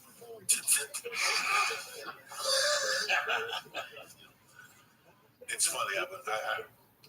The baby is 3 months old, and it's a lot of work. Yeah, it's a lot of focus. And it's funny that I hate to say this because people are taking it from me the wrong way. I haven't given the cats as much attention as I was giving them in this system. My wife, for a couple of days, put me back in the rotation with them. I take care of my cats, people. And you guys, if I ever had dogs, I would have the same thing. If I have parrots, I don't like people who get animals and treat them at 80% and 90%. I always wanted my cats are very sweet. Yeah, they're great. Very sweet. Because I was always extra sweet to them, very kind to them. I love those animals with all my heart, whether they were dogs, chihuahuas. I love it all. I like all dogs. Before I left this one, I see my girls walking the pit mix with the little those ladies with the dogs. I love those dogs. I love those dogs. I love animals. But your cats are like the first cats that I've liked, and it's not one cat. It's 9 cats that are all cool. They're fucking. It's something that I can't tell you what you get from an animal. If you're having a hard time in your life, and sometimes an animal will keep you decent, sometimes an animal will bring you back your character to a degree. Because there's so many things. You don't have to clean out a cat litter box. Are you fucking kidding me? But you do it because you know that it's for them. You know, and they follow you. I've got, every day in my house at Wood, there's treats. At 1 o'clock on the dot, when I walk in, then you know there's treats. You know, I used to let them out. I would open the door in the front. You see them on the balcony. They walk on the balcony. You know, I had them just like kids. You have to have kids. The most important thing they say with kids is a schedule. Yeah. You know, Thursdays I give them catnip. You know, during the week I give them treats. Sometimes on the week I give them catnip to drive them crazy. And it's funny on days when you're not there, or now that Terry's gone for a little bit, you see they act out a little bit. Oh, it's a fucking nightmare. It's like they act like gorillas without their mother in the house. They're like little fucking gorillas. They have tormented me. You know, and it's funny how I'm not ashamed to say this. I don't even like leaving them. Like these next 3 days when I leave, I'll be heartbroken. Yeah. Because if there's an earthquake and something happens to all these cats, I might as well hang myself because that was the commitment I made when I picked up these cats. Oh, and to be honest with you, if it was anyone else that asked me to feed their cats, and I had this thing, I probably would have said no. But I'm leaving later because I know you've like your wife has gone home for like Christmas, and you're like, I can't go. The cats can't go.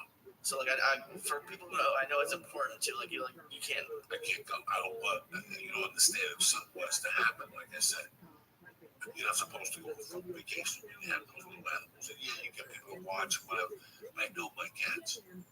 I know their movements. I've been around them for years. I know their tendencies. I have to put certain cats' dishes in certain places. Yes. And I can't just like take a dish and like, okay, they'll all eat. Like each dish has it for a certain cat in a certain place. And it's Fidel is gonna be fucking crazy tomorrow because he doesn't eat. He likes to eat like every 5 or 6 hours. This cat's that eat all day. Like Superman, as tiny as he is, eats all fucking day and picks out that shit all fucking day. So it's funny how when I wake up at 2 to pee, I can tell you who's awake. really. But if you get a camera on me, right as I go to the back, go Joey, who's walking around? I'll tell you who's walking around, and I guarantee I'll get 2 out of 3 right. I can tell you who's on the couch. I can tell you who's behind the couch. I can tell you who's in the room with my wife. I can tell you who's in the fucking room with me. That's how much I know these cats. I can tell you who's gonna be up on a certain day. Because right now they're sleeping. There's no action in the house. But there's one guy that today is his day to walk around. Whose day is it? Today's Thursday. It's Sissy Day. Today's Thursday. It's Wednesday. Today's That means Lulu will be sniffing when I come in, little thing. I'll take a watch. And she takes like a little watch and she walks around. So I know their tendencies. I know that they're used to me being there with 2 or 3 hours. Yeah. For 25 minutes. Sometimes I come in, take a piss, check the computer, feed them, give them like love, giggle with them. You know, check the fucking the backyard, take the garbage out. Sometimes I just run through on that type of level. Yeah. So yeah, people looking at me like, "What the fuck, Joey?" You know, it's funny, motherfuckers. The truth. If you're gonna get an animal, you gotta go 100%. Don't get the fucking animal. That's one thing I miss about going to do the podcast there, is because you would be getting ready in the morning and stuff, and I'd be playing like that. I'd have to go see Harry. I'd go see Fidel, and it'd be like 20 minutes just patting them, and like, I miss it. And they're happy to see you. They're very happy. I wanted them to be lovable. I never wanted them to be standoffish. You know, super bad. I see super bad do things that are fucking amazing. But like what? That are amazing for super bad. For super bad. They're amazing because he couldn't not get that way from me. He could not get that. When I first brought Superbad out, Superbad fucking hated Terry. Really? But he hated the fuck out of me. Superbad is a black and white, but that was part of 4. He had 4 in his litter. 3 were Siamese. Superbad came out black and white because a female cat can get pregnant from 2 or 3 different cats at the same time. Are you serious? Yeah, they both fucked her the same night. They both fucked that my cat mama. No, it wasn't my cat. She lived down the fucking street. She was a dirty woman. But she's the mother, 6 of my cats. Yeah. So it was 2 cats that fucked her, and the black and white got her pregnant. We only had 1, and the Siamese samurai had 3. Okay. So Superbad's the one, for people who don't know, whose brother was sick and is one of the main reasons he got off blow. Well, off blow, but when we captured Superbad, Superbad was always 20 feet from me. Superbad didn't like human contact, where DR, DJ, Lulu, and Evie like contact at that age. At the fucking 4 one day, they were tiny. But when I come out, DJ would come over, and the 2 girls would come over. Superbad would never come over. That's why I said, really, Superbad, well, fuck you too. And then when he would straight DJ out, I'd say, you know what, I'm gonna stab this fucking cat one day. And so when I had to bring DJ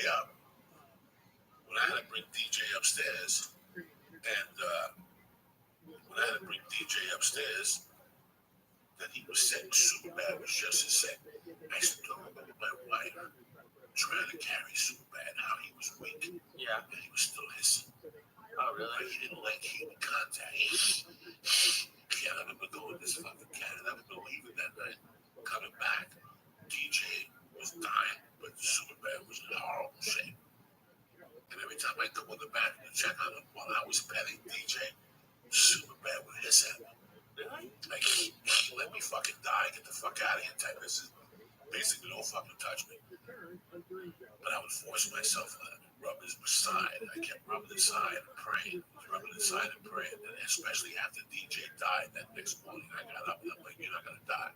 And I said, I'll never do blow again, but you're not gonna fucking die. After 3 days, I was gonna stab the cat myself. 4 days, my anxiety levels were high, and I rubbed him. And it went from me rubbing him and him going every like 3 minutes he'd go, like he tried to hiss at me. Yeah. To me to go away. It went from that to him starting to purr. I watched the transition, and then I kept rubbing him. I would go in and come back and rub him. So he stopped hissing altogether. It was just a blow and purr. Yeah, and it's weird because Lulu and Evie are more a little. I mean, with you, they're probably fine. With me, those are like really the only 2 cats that I'm really cool with me. Yeah, he'll still bite you. That stayed outside a little bit. Okay. I left them outside till they were 7, 8 months old. By the time I brought them up, they were getting into this. They seen the father kill other cats.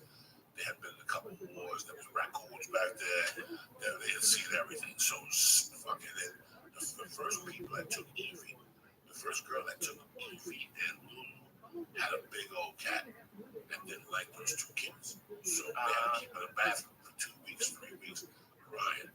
Because the cat wouldn't let him out of the regular house. They called my wife and said, we're going to bring him back to where my wife took the cats to the fucking other place, Petco. Okay. And then we went down there and took the cat's back. We said, well, we'll take the cats back. Okay. And we'll find the home. And we fell in love with them. We just kept them. Yeah. But that's super bad. I remember that night that they would usually just say it. He stopped. After that, he would purr. And I knew we won him over. And today, when I see him come out, he'll put his nose in your leg and he flops on you. You see, he puts his nose on his leg and he just flops on you. He'll do it over and over. Bam! If you move, he'll flop on you, man. So is he Timmy's brother too? Timmy and No, he's just a girl's brother. And you can see that they're tight. They sleep together. To this day, I'm happy I brought all three of them. Okay. They sleep together. They hang together. They eat together. They play together. He attacks the sister. The sister sticks up for him. This morning when I was feeding, I was making the protein shake and I was watching because I made the protein shake first. And I was watching because I was pulling up the fucking ingredients. And they thought I was going to feed them. And Dimmy, the older one, sticks to the front with the older ones. Lulu will run and knock them over like pins. She's such a fat little chubby girl. That she'll just bump into all of them. And then she'll turn around, look at them, and bump them again on the way back. But she's an ear biter. She'll stop at Debbie and look at Debbie without him watching. I'll watch her watch me like, because he went, oh, so she'll just bite his fucking ear. If you look at Evie's ear, it's flat. One's bigger than the other one. And we think that in the womb, she was just biting fucking Evie's ear. If you look at Evie today, one is sticking up and the other one's kind of tiny. That's because that's hysterical. It's fucking hysterical. I can't believe we're talking about fucking cats on a podcast about fucking death. Cocksuckers, the church or what's happening about a refill. No, I got one. We got one call. Oh shit.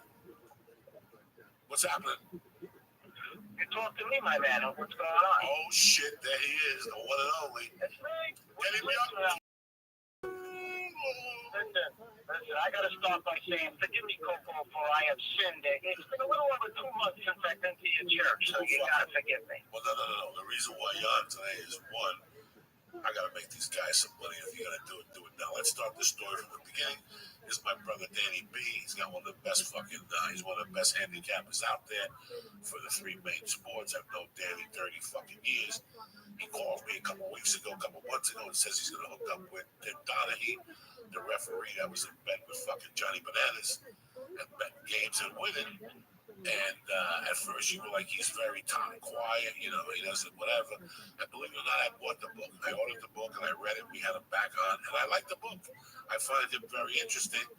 And we all read the chapter about where favoritism, where they want certain teams in the playoffs and cash cows. And a couple people even hit me up on Twitter and said it was bullshit. Me knowing the truth, I always knew that. Didn't take a fucking genius. And last week, tell us the story. What happens?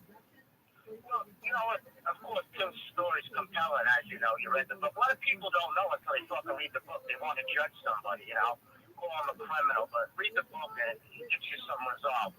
But obviously, a couple of days ago, this Pac-12 official, Ed Rush, got involved in a scandal himself. So Tim's been all over the damn radio, from Mad Dog Radio to Mike and Mike in the morning. Tim's very knowledgeable guy, Coco. We grew up on the streets. Gambling was part of our lifestyle. We did it when I started when I was 12. I know you were with Carmine. I was with my crew. So we've seen a lot of shit. But no, Tim definitely, anybody out there that's listening, read the book, get involved with him, give him a call, man. I'm telling you, this guy's a cash cow. And he said it. That was it. Kobe Bryant is going to make the fucking playoffs year after year. They're in it now. They're 4 games above 500. I knew that. I knew that when I heard Shaq say during the All-Star break, the Lakers are not going to make the playoffs. I'm like, fucking cocksucker. In fact, last night they covered, right? Did they cover last night? You know what? Yeah, they won't think. You know what? Fucking the Lakers don't make the playoffs. It's bad for TV. It's bad for TV. It's all about TV, and that's what Tim talks about a lot. It's a business. Stern, he's a smart Jew. He knows what he's doing. He's made a lot of money for the league. He's hated. It's Mark Cuban, too. Tim's in touch with Cuban. This is pretty cool shit. When this story broke, this referee, Ed Rush, at the time, he was the head of the league's official back in the day. Cuban's a billionaire, young kid in the league. They hated him. They had it out for him. When the story broke, Tim talked to Cuban, rather. And Cuban was like, Tim, stick it to this guy the way he stuck it to me, A lot of people wouldn't believe it, but the fact of the matter is, Tim's still in touch with a lot of these guys. It's just dirty business, man. I wish I knew what I know now 30 years ago when I was out there getting fucked up, making $10,000 and losing it to the English brothers, the Beverly shows, all those fucking crazy men. No, this is good. This is good shit, and I'm excited to be involved in it. Remember that paying a bookie? What a disgusting fucking feeling. Oh, it was horrible, especially when you had to borrow from Peter to pay Paul. So COVID. You know, we did a lot of shit to survive there, Copes. And like I said, everybody's proud of where you are right now. It was a rough battle, but, you know, did you even think you'd be alive at 50 years old? No. I didn't. I got 2 kids. I'm still here making money. It's beautiful. You know, Jim Burkle died this week. Jimmy Burkle died. No, He finally, yeah, the best one of all 4. He finally died on Sunday. He was 53. He died on his birthday. And I told Lee the Jimmy Burkle was a good man. Good man. Listen, man, I'm at John Barry's. I'm robbing. I'm down 40 grand on the street. You knew it, and I knew it. That one of those Cubans was going to put a bullet in my head. Remember, you took me to see the one while I got them. And he said he was going to take me to my stepfather to get some money from my stepfather. I had just tried to rob Nico on 57th Street. He owned a flower shop. It was a high-level bookmaker for the battles. I tried to rag him. My hand got caught in the fence. I was staying in Fernie Masusudo's basement. I had just given all my best friends a bad dose of sleeping pills when I robbed the epileptic fucking janitor. Remember, I gave it to J-Mo and Greg, and you, and nobody talked to me. I know, I remember, and they fucking, they're lightweight, so that really fucked them up. Oh, I gave them epileptic pills. I thought they were fucking baby quaaludes, and I gave more epileptic pills. I used to rob the janitor at Joe Barry's. I remember it all. What was the fucking informant? Lila.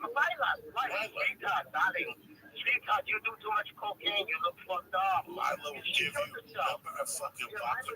Sure, she killed herself. She killed us. Do you remember how white? Do you remember how our vodka and orange juices, they were white? You fucking have a lot to, we left up, I don't know how, what was that kid, didn't the kid shoot himself right across the street in the park that one time and survived, put a 45 to his chest? Listen, what the fuck? There was so many. Do you remember that kid? I know, Cole. I'm, like I said, I'm just excited to be around still. No. Don't go nowhere. We gotta talk about this Joe Barry's. Just let these motherfuckers know.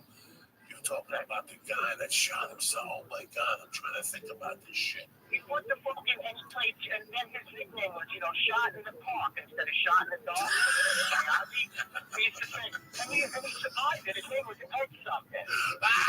Russo's. And his theme song when he survived it was shot in the park. What about, who was the old guy that used to, what was the old guy? Johnny Reed, who used to hang out at the Midtown Lounge, and he would throw. John Reed. Remember, he was an old guy. That guy. Didn't we pick on him? We abused him. No. This is a guy that jumped out of a dumpster. No, he jumped out of a building in North Bergen, but he landed in a construction dumpster and lived.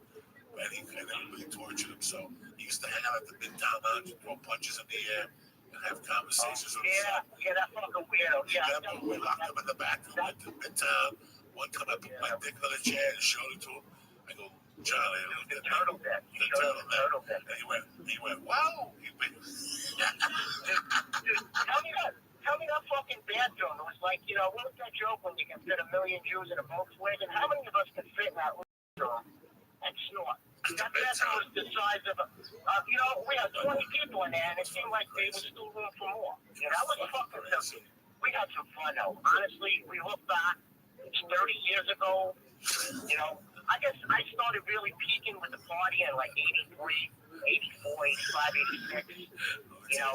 And we've seen a lot of shit, had a lot of laughs. I would love to get about the janitor, Danny. You gotta remember this poor janitor played in high school. He would come every Friday to Joe Barry's. And this all started by me pickpocketing his pill thing out of his jacket pocket. And I would take the Valiums out of it. He had 30 10 milligram Valiums. Every Friday. What was the name of the janitor at the high school? They had the one guy's eye.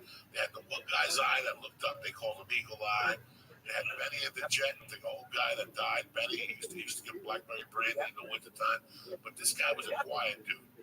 So I remember one night I went to bug him, and I went to the people, but he didn't bring the Valiums.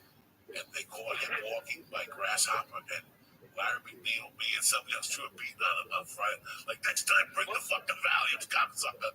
Larry. Wasn't his name John? I know he had black hair. Gary's sitting here scratching his chin trying to figure it out. No, Gary was too fucking young. Gary was 10. No, Gary was fucking 7 years old snorting coke. Gary fucking was doing it when we started. What are you fucking I know, but he didn't go to Joe Mary's then. That's what I'm trying to say. What the hell he did too? We used to sneak him in out. He'd be outside in the alleyway. Gary's memory is ridiculous. I mean, he can remember people's pages numbers from 1985. You give him Nick DeLucia, ask him Nick DeLucia's number, he knows it. You ask him Carlos Acosta's number, he's got it down. He's doing it right now in the background. Did he try to rob Nick DeLucia? He left the suitcase behind. Yeah, that was I put him on that. That was my fault. I put him on that. Robbed the wrong fucking suitcase. Yeah, no, him and his boy Speed, they break into Delusions. There's like 100,000 cash, tons of fucking pre-rock crack. There's a briefcase. It's a score. It's a score. So what does Gary do? He takes $40 off the fucking kitchen table and a couple of buds of weed, and that's what he left behind. But then again, when he robbed TGI Fridays in the early 90s, he grabbed $4,000. They laughed about him the next day. They said TGI Fridays robbed, burglar leaves $56,000 behind. So Gary, yeah. I robbed the Hess. I robbed that one Hess gas station, and I got it for like $12,000. Me and the stutterer. And look, we left. And we left $80,000 in the fucking safe and exotic coins. So, you know, people fuck up sometimes. It happens. It fucking happens. I know, right? Listen, it's so good to have Gary here. You know, I got my boys, I got my wife. I'm happy, but that's all I thought. It's good to have somebody to talk to, you know. And it's fun. He's doing good. Half the time he's upside down doing push-ups or pull-ups, so, you know. He's a fucking savage. He's got the fucking, you know, the inside mentality. Now, let me ask you something, Danny B. How hot is Tyler here? What kind of action do you have for these fucking cocksuckers this weekend? Well, we got Final Four, correct? What's that? We still got Final Four this weekend. Right, you know what? I'll tell you who I like. You know, Tim's strength is not in college. He's okay. He's an NBA guy. Me personally, I like Louisville to win it all. I don't know if they cover the 10-point spread this weekend, but I like to see them play. I think Syracuse moves forward to play Louisville Monday, and I think Louisville is the better team out there. I think Syracuse beats Michigan. It's a small favorite. Michigan's -2. But I don't know about Tim, but his father's pretty damn good in college. He spent 30 years, but he's just stopped. Won't you go hang up on me? No, nobody knows. You hanging up on me? No, we love But anyway, I know you do. But listen, no, he's on his record's all documented on his website, so I'm not just throwing out, you know, fictitious numbers at you. He's on a roll. Last night he had the Lakers. But let me tell you something now. He is human. He'll lose 2 or 3 in a row, and you can't get discouraged, and that's where you fuckers go wrong. Because he's a referee. You know, remember, he was betting with a whistle mouth, and he still didn't win every game. But if you stick by his side and get that money, at the end of the year, you got Guinness. Because even if you go 7 out of 10, you still got fucking what? 4 or 5 net winners, which makes you fucking cash and bumbo at the end of the week. You want to get your dicks up. You want to go backstage at the Eagles. You need to get your dicks up. You need to get some fucking Guinness. Call Danny Bianculo. Get Tim out of here on the fucking line right now and get some fucking winners. You're going to go 2 for 2 this weekend at least. $2,000 at least. That's $4 fucking grand. You know how many dicks your fucking wife has to suck for you to get $4 fucking grand? Tell him Danny Bianculo. Tell him. What am I going to do? It's Wednesday. You got to motivate the fucking troops. You know, Obama's talking about things are bad. How you going to make money? I'm giving you the fucking answer. I got him on the line right now. I know. You're right. People, here's the door. Here's the thing. People bitch about their life. Well, get up and do something about it, Coach. You know what I'm saying? Opportunity's knocking. Let me the fuck in and pick up the phone. Pick up the phone, go down there. Put the gun away. Go see Danny. Let him fucking wave the gun and bitch slap him. Take the rope off your fucking neck and get off the bridge. It's not so bad. It's not bad. What are they going to do? They're going to hit you? What are they going to do? You want to hear, Coach, that we talking over each other. But listen, I get some real fucking desperate people calling. I have to walk them off. Take the rope off your neck. There's always tomorrow. These people are suicide. I get these weird fucking calls. You know, bizarre shit. You know, some of these guys are really, some guys are great, but I get some real weirdos that are desperate. They're like coke fiends. It's like, I just picture them eating another bag of, don't you have anything, Dan? You don't have nothing on the Laker game tonight? These guys are worse than drug addicts. They're disgusting. You You know, because here's the deal. With cocaine and alcohol, folks, it takes time before you kill yourself. Your liver destroys eventually, whatever bad bag of blow you've done. But the gambler, they can wipe themselves out in a matter of 2.5 hours. The course of a ball game, everything they have saved could be gone. So they're worse than any other addict out there. Good. Hey, Danny, I'm going to Vegas this weekend, and I don't want you to give picks away for free, but I've done a little bit of sports gambling, and I'll win one but I'll lose three. Like, if you were going to Vegas, what would you look for, like on the line? Like, how would you do it if it was you?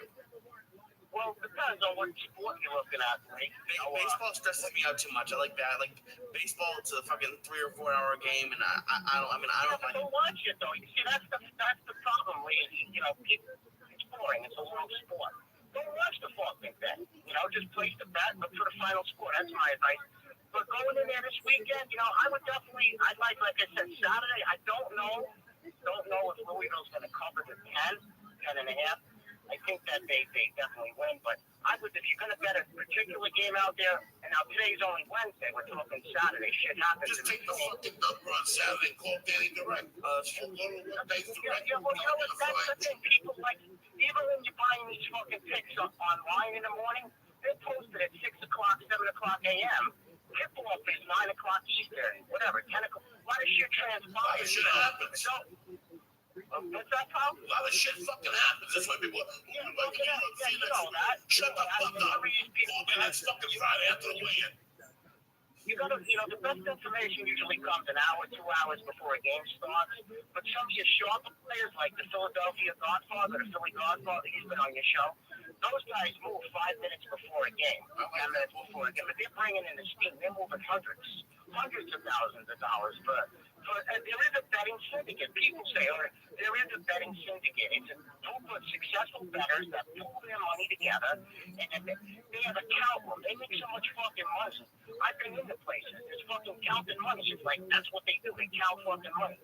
There's big money in sports betting if you do it right. That's the whole thing. If most people don't have a fucking clue, they can't pick their wife as a photo lineup. If Janet Jackson 94, you know what I'm saying?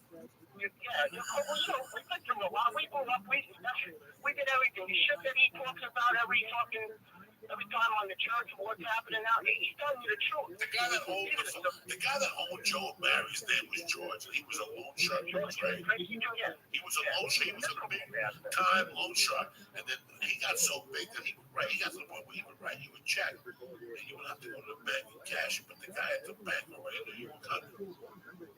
That's how big this guy was. Because he wanted it. And I used to go to him for loans every other day. For some reason, this guy liked me. He kept giving me $5 for $750, for $75 a week for 10 weeks. Jamal funded many pounds of weed off of George's money. And you know who else? The pizzeria guy. Yes. Pizzeria. Yes, the best. It wasn't big. He liked to post money for fucking little operations. He wasn't stupid. He had all these cubic meatball Parmesan sandwiches and juicing them out. Sure, you can have a sandwich today for $10 grand on Monday. But, you know, the fucking thing is, hey, we survived it. You know, Mr. Ashley say he's not doing too well. Did you hear that? Yeah, I talked to his nephew. I talked to Vinny Jr. Vinny's at Fresno, and he's going to transfer to Riverside to play JUCO. He's going to transfer out of there. And I become like an uncle to him. I talk to him every day. About 1 o'clock, he calls me. Little Vinny, that Susan's boy. Is that Vinny's son? Vinny? Because there's a lot of escalations. Hey, D, I gotta cut you off and call you back in 2 minutes. I love you. 2 minutes. Well, okay. I'll talk to you. Thanks for having me. Bye-bye. He has to call back. We're getting another call. You want me to call back? No. Switch over. I can't switch over. He hung up. I hung up. He's gone. The other guy was calling. He hung up. You had to fucking say something to get him started. You fucking and the other guy miscalculated. What time is it? At 7:30. Yeah, he miscalculated. He thought it was 10:30. All right, we got a podcast. What are you gonna do? What am I gonna fucking do, Lee? Nothing. Here we go. He hung up again. Miscalculated the call. You see what happened? Yeah, sorry. It's a bad fucking day. It's a great day. Alive with snow. Yeah. I shouldn't have eaten that fucking job. I just saw the devil. I was sitting that shop like these guys. At least I had over there. Beautiful fucking day to be alive. I hope you got something out of today. We got something. We got stoned to the gills. And now we're ready to go out there As you guys know, Saturday night, I'm in Nashville, 11:15 show. Tickets are $10. Just come on down. You know what that means? That means just come on down. You know what you expect from guys. We hang out, we smoke a number, and we all get home. Maybe there's a cheeseburger place open or something like that. Saturday, I need this cocksuckers. Miami, cut the fucking shit. I need for you to go down there and pre-buy these tickets. If not, they're gonna fucking have me here by myself on 420, smoking numbers by myself. Where else would you rather be on 420? Here or down there with you fucking savages? 419. You gotta go to the South Beach Comedy Festival.com. Pre-order your fucking tickets, $20. Friday night, 8 o'clock, April 19th. Don't fuck around. You want the dates? I'm coming to Utah. I'm coming to Austin, Texas. You gotta go to joeydiaz.net. That's where you'll find the motherfucking hoodies. That's where you'll find the commemorative podcast t-shirt. And that's where you'll find all the late breaking fucking info over here at the Church of What's Happening About Me. You fucked up. Yeah, it fucking made me smoke and gave me the edible. Look like Barabbas. You have this fucking beard and everything. So we'll be down how many pounds? I was down to 66 when I finished juicing. I've gained between 6 and 10 pounds, so I'm up to like 50, 55. When do you go to Vegas? Tomorrow. And what are your plans in Vegas? Do you have a plan of what you're going to eat when you bring it with The you? one thing I'm eating that you think is ridiculous is the stromboli. But other than that, I'm going to be healthy. I've been there before. It's fucking amazing. I don't care what you say. It's fucking delicious. But You're risking everything for. I'm not risking everything. One stromboli. I'm staying good. I haven't eaten out. I've been eating healthy every day. So I deserve a motherfucking stromboli. And then what's your mom? Next Friday. And then what are you going to do? She's here. What are you taking to eat? What's going on? That we're going to that garlic place you told me about, and I'll figure out some other places, like going to sushi or something. So I'll figure out some places. I'm watching what's going on with the personal trainers and the whole big equipment. They say you're going to start running this week. What happened? No one's coming over. I do need to, with my time off, I do need to be doing more of that, but I haven't. They still got the gym here in the building? Yeah. Where is it? It's down the Let's right down there right now and see what you got. I'm gonna go on bed now. Bed? Jerk. You ain't going to fucking sleep. Man. We'll beat these people. We have things to do. That's what I said before you gave me the fucking And I still got you got to open your mouth and go listen there like a fucking seal. And that's it, people. I love you very much. Whoa, when do you release the video, Colonel? I put it up last night. All right, because I get tortured. I don't need I put it up. I told you guys. I put it up. I said I put it up Tuesday. All night. Some guy, whatever, sent me fucking those things on Facebook. I don't know. No, it's every Monday's up, Tuesdays is up. I'll put today's up tonight. I do what I say I'm gonna do. I don't like eating these things and doing these podcasts. It gets dull. I go in a different direction. You don't like it. I told you last night I didn't want to do it when you called me. Nah, you were the one that, it'll be fun, you fuck. Oh, Jesus Christ. Yeah, music. What do you want to do? You want to do another Barry White song? No, I don't want to Barry White. What else do you want to do? I said, no, I'm going to stay here now with you. I want some food. Do some jumping jacks. Have you done a jumping jack for me?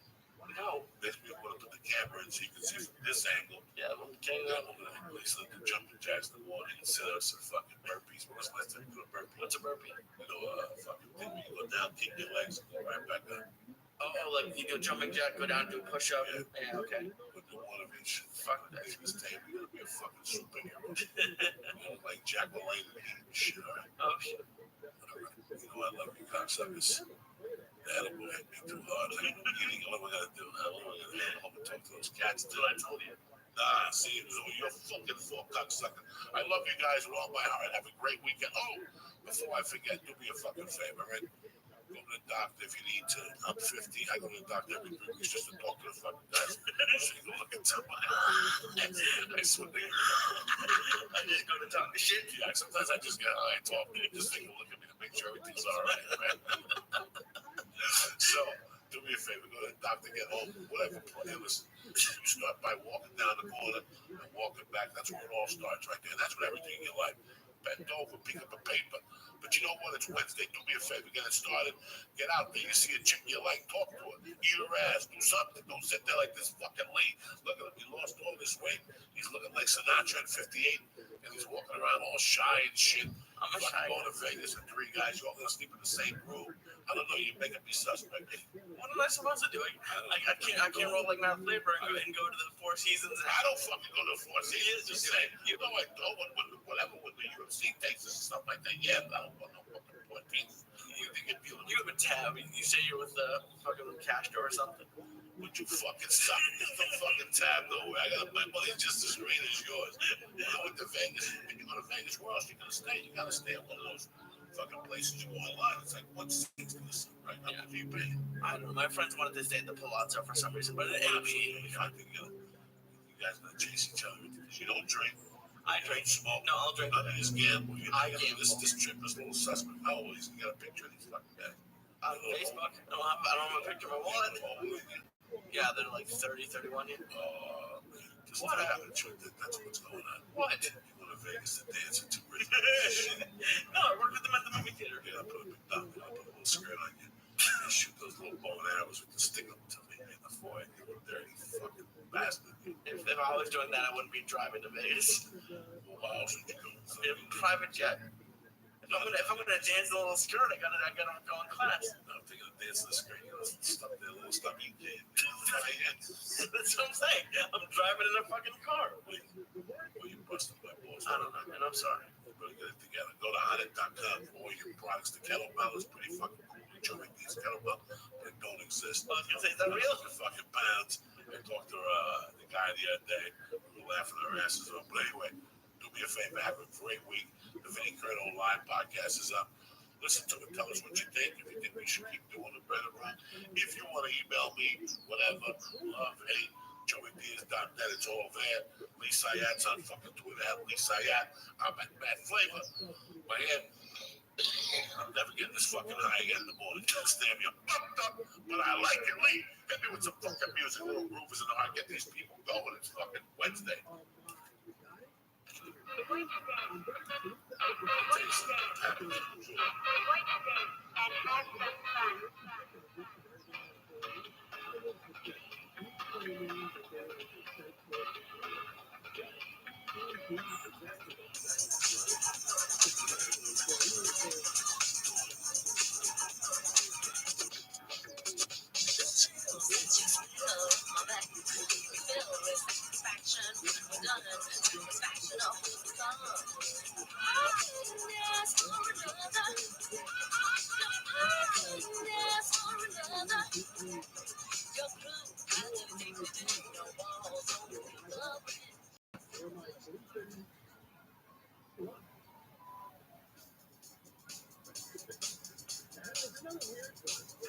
Hit it, bitches.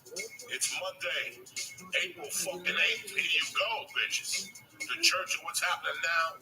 My man, Lee Sayat, a.k.a. the Flying Jew. Fuck Passover. You got your host, the king of fucking swing, Mad Flavor. Hit it, Lee. Little something for these motherfuckers on Monday morning. What?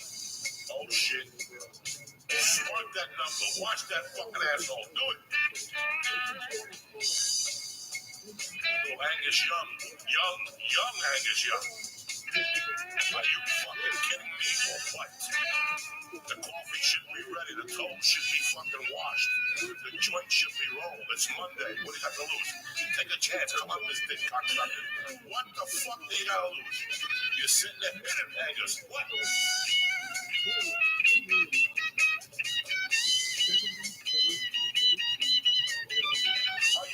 And I got a cheapo chew. This fucking podcast is sponsored by Honey. Go to honey.com and get your fucking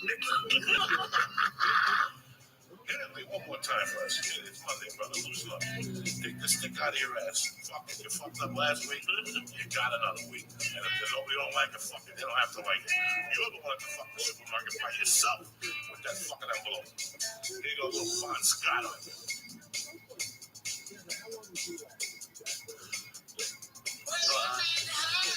In the garden.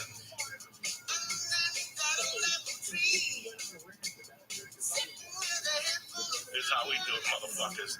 Just blasting this music. Get up, dance, stretch a little. Do a jumping jack. Leave a quick jumping jack. Hands up. Come on, we jump, you fuck. Jump. What's happening, brother? Not much, buddy. I had a great weekend, but I want to hear about yours first. You had the exciting one here. Fucking excitement. I was in Nashville. I was in the sticks. Fucking Nashville's a great city. If nobody's been to Nashville, Tennessee's a great city. Yeah, you love music, so that must be like. I love music, but I you know, I've been to Memphis for music. Okay, I never really rocked it out in Nashville. Like I've been down to that big street where people talk about. I've never been there.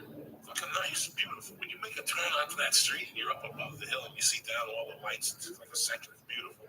Nice people, great fucking So fun. I love the South. I went to this place, Jimmy Kelly's, to eat the first night with my niece and my wife. Fucking tremendous. We took our niece out to dinner. My niece, they're from Bradford, by Milan and all that shit. Okay. And it was just amazing. It was amazing, and it broke my heart to leave because I saw my wife's parents with the baby. Oh, You know, and I never had a grandmother, grandfather, or fucking cousins. She had 3 other cousins there. They were picking her up, singing the song, was playing her. Because I was killing you without your daughter and your wife last week. You were happy for like a day or two, and then I could tell you like fucking, I miss those guys. The house is quiet. You know, you've had noise for 90 fucking days straight. You worry, you know. And then when I had to leave, I was worried about the cats. You know, when I'm on the road, I worry about those fucking cats. Oh yeah. Because they could be an earthquake, a hole in the ceiling, one of them leaves, you know. And we're driving back, and I'm worried about the cats, and I see a fucking dead cat on the road, and my heart stopped, you know. But it was great. Nashville, fucking Zanies is a fucking great club. Oh, It cool. really is. That is, you know, what happened to me there was in '98, I walked in there with Stanhope, Okay. and I had to open for him, and I ate dick. And I got turned off. Right away, when you eat dick and you're a young comic, you think the people aren't cool. Yeah, you blame it on them. It wasn't their fault. It was my fault. You know, I went out there cocky, went too dirty. I didn't know it was part of the Bible Belt. And you fuck up. This show is 11:15, so if you're not dirty, you're not going to be there anyway. So you're there for a reason. You're there. You're fucking cocksucker. How about you in Vegas? Talk to them. I had a great time because there's some history with my family, and part of it's the food. But I'm addicted to stuff. I love gambling. I love it. I'm always gonna love it, and that's why I can't go that often because I ended up out on top, which is fucking unbelievable for Vegas. But it's dangerous for me there. But I love it. But I know if it was my choice, I would never leave the casino I'm at. And I don't understand walking up and down the street. Oh, yeah, that's the fucking. Listen, we were talking about this before going away on vacation with people or certain people. Yeah. So, yeah. I love my friends. They're great people. But when you're going to do something like Vegas, it's not going to be like The Hangover, but you can't go with people who don't like that sort of stuff. You don't go somewhere where it's the gambling mecca and the drinking mecca and the having fun mecca with people who Don't have that gene. And that's fine. I don't have that gene. You do know that. I don't have that gene. Like, fucking first time I went to Vegas, I knew it wasn't me. Well, that's so weird. I went out when I was younger, and I found out a buddy of mine was in the bathroom doing blow. They got arrested. I had no interest in ever going there because I knew they watched you in the bathroom. Oh, yeah. Well, they watch you everywhere. They watch everywhere, so I had no interest in it. You're saying Joey very said that you won't go somewhere because then I went back. I used to work for a sports betting service. Okay, we would go once a fucking month with 14 guys. Jesus Christ. And I'd be so fucking embarrassed. At this time, I was 20 years ago, I was 30 something. And here I would go to Vegas, and all I wanted to do was get my pipe smoked, get a gram of blow, lock myself in a room. You follow me? But I'm not a hooker guy. I'm not a strip club guy. No, yeah. So I would basically go walk a little bit, play a slot or two, get something to eat, go to my room, blow. And they would make you go to Circus du Soleil and make you go to strip clubs, and I fucking hated it. See, I'm not a party guy. Like I wish I was, but I don't go to the bar. They give you free drinks at the tables. All I did basically was I stayed up for 24 hours one day because I just go from the sports book, which I'm terrible at, to the blackjack table and back, and I get Maker's Marks and Coke. I give the waitress a dollar chip every time, and she comes back every 20 minutes. And I can't tell it. There's a sense of family at the blackjack table, like especially around 4 in the morning, and everyone's drunk and giving high fives. It's called like the party pit. There was like this like old 80s hard walk section of the casino I was at, and I was there every night till like 4 or 5 in the morning. And I love every minute of it. I was thinking on the way back how much I'd have to make and how much I'd have to spend if I could go every weekend and win an extra like $500 or $600. I was going through my head if I could do it, and it's amazing that you were thinking like an addict. Oh, I absolutely. I was telling you that when you live like that, you have to live so like I live now. It's a daily thing. Oh yeah. I enjoy that. A lot of people don't like that. A lot of people can't live without that. Guaranteed at the end of the week. Yeah. I was one of those guys until I was about 20 and one day I said, "What are you fucking kidding? I can make $8 an hour. Or I can take a chance, come up, mister. Some days you make 40, some days you make 400, but at the end of the week it's better than 250 a fucking week." Yeah, I met this guy there who maybe late 20s, and he'd been there for like 10 years. He's every day, he's at the sports bet. He says he makes $50 a day, just guaranteed basically on that, because he makes smart bets and he spends all day studying it. And then he said he plays 80 hours of poker a week. And that's how he makes his money. He uses the sports bet as a way to pay bills. And my friend didn't understand it. And I totally did. If you were going to make a minimum wage or spend all day gambling and do it, I would do that in a second. I would do it in a second. Listen, you're stuck at a fucking wage. Yeah. Here's a chance for you to maintain. You know, first of all, the will you have to have when you wake up every morning is a fucking nightmare. Yeah. Because I didn't like it. When I was 18, 19, I was good at hustling, but I didn't like hustling. I didn't like it. I thought you loved it. At this age, I wanted to be Joe fucking Boston. Okay. I wanted a day job. I wanted a 401k. But I was too stupid. Not too stupid. I didn't have the formal education. I could always get a fucking job. I could get a job flipping. You know, when I got out of high school, the big thing for my buddies was going into a lot of pretty smart guys. So I went to the stock market and all that in Florida and up north. And they would always offer me shit. But I had a job bartending at 21 that paid 60, 70 grand in the city as union bartending. Oh, shit. Only I didn't know the opportunities of 60, 70,000. I wanted to make that in a month selling coke. Yeah. You know, I was too stupid to do that. I was too, but at the time, it was just too much. Now, if I really sat down, I could build an empire. Someone blowing 50 blue ones around you at the same time. I that in my life now. But a lot of people know the thing is getting up in the morning, going up at zero. I gotta get up and rock the house, go to breakfast, grab a newspaper, look at the fucking blinds, you know, put your fucking bed in. Yeah, and you said we talked a little bit, and I'm awful at it, and I should have called Danny B, but the only real way to make money is either put down $10,000 on the game, One game. or the thing I did as an idiot, which is do parlays, and you hit 3 out of 4 every time, like a friggin' retard. That didn't throw away your money. And then what I did is I'm only betting 20 or 40 a game, but as soon as you see one of your parlays lose, you're like, oh shit, I'll go bet another one. Double up. And it's fucking I lost like 300 one day, and then that was the night I didn't sleep. I was up until. Oh, you were Jew. I went from the sports bet.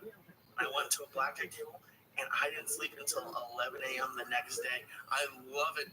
I love staying up that late. And there's so many people up at the casinos. It never And it's a ends. different zone. Oh, it's Nighttime is beautiful. I love being up at night. It's like a fucking zoo. You can hear the ecophilia in the fucking air or whatever the fuck's in the air. You can feel it. Somebody was explaining to me once that I live with cats. Yeah. So cats are alert at night. Yeah. Over 2 in the morning sometimes I sit there. Sometimes you have to turn the TV on. They're on fire and I can feel it. And I walk into that and I'm there fucking around until it's 3 in the morning. They're throwing a ball or hugging them or kissing them and they're biting me, you know? Yeah. It's amazing what I was telling you. I just missed Finney because Finney was the one that would always bite me at 3 in the morning. Shit, man. He's been dead for 2 months now, 3 months. My daughter's 3 months today. Can you imagine? Is she really? 3 months fucking old today. Wow, I want to be around for that. Let's get this fucking day going. Get up, bitches. You got the world by the balls. I don't care what fucking situation you're in, because you know what? You're a fucking lie. Fuck. Take the safety net off. Hit it, cocksucker. Little cheapo, chew double dose. Leave it. What, man? No, I'm not gonna take a bite. Take a little because you gave me a little bit, and I was fucking stoned for about 8 hours, and I gotta go to work today. I wanna be around. Somehow you did the cheapo chew by yourself. You were so stoned when you left my house the other day. Stop crying. I'm not crying. You just give me the strongest, most concentrated piece of shit in the world, and you think it's funny that I get to the fucking meeting we're at 45 minutes early because I'm nervous about driving. You're just gonna stop giving me the most concentrated shit that you can have because you've been doing it for 30 years. We need pot for a year. You've been smoking pot for 30 years. Smoking it for 35 years. Yeah. It's the body of Christ. It's the church of what's happening now. The power of Christ compels. You got any little tips? Oh, my God. Got people ready. I say fuck, please throw them out the window, stab them. You know, I got a knife for you. Everyone's nice. Look at this. You're the only. It's funny to see how high I get. Looks like a chocolate. Take a little tip from the bite. How about giving it a fuck you know, like a little tip? That's what you gave me last time. No, I'm gonna give you half of that. I can't. I'm not eating shit. I'm not eating it. I gotta go to work tonight. Look at how small. No. Look at that. That's a little thing. That's for you. Look at that's for you. Look at what we're eating. Compare people at home. Compare. I'm eating this fucking little piece of cat shit. And Lee's gonna eat the tip, but he's still fucking crying. Kid, come on. No, I can't. I have to go to work tonight. I can't. Well, you know, throw the knife in you. You grab your kid, and the TNT into your bloodstream. How about that? That sounds great. Yeah, fucking. And people are like, oh, you should eat with Joey. You don't understand how fucking strong this is. It's Monday, you cocksucker. You gotta get the people started. What they see? What do I see? Dicks I had it. What? You can't. Target behind your head. That's because you get to go home and take a nap. What nap? I gotta go to fucking Sunset. I gotta rip the house up today. What are you doing on I Sunday? was for a hearing test. Remember what I got there? You're gonna be raising your hand to things that don't exist after eating that thing. That's You're gonna hear that word being around, and then they'll be like, Mr. Diaz, you don't have the headphones on. The hearing test hasn't started yet.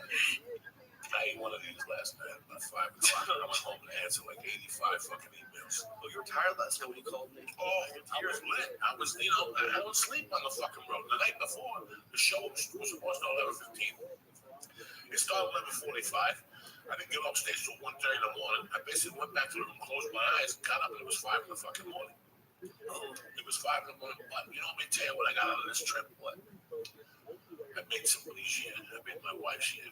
Really, I really took care of her on this trip. I went all out for her. The family was happy. I got a niece, guys, that's 16 years old. I gotta tell you, I've known her since she's, Terry.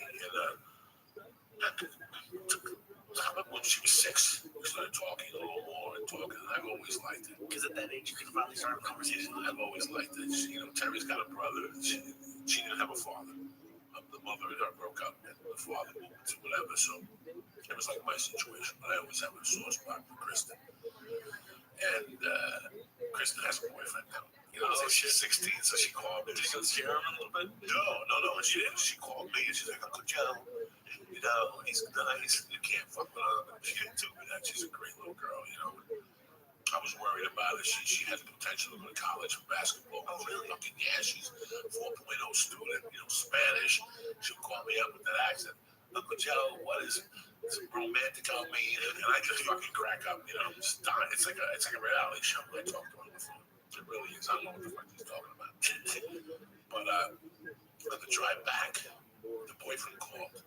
And, I thought she was 16. What the fuck do I know about a 16-year-old girl? She impressed the living shit out of me. Really?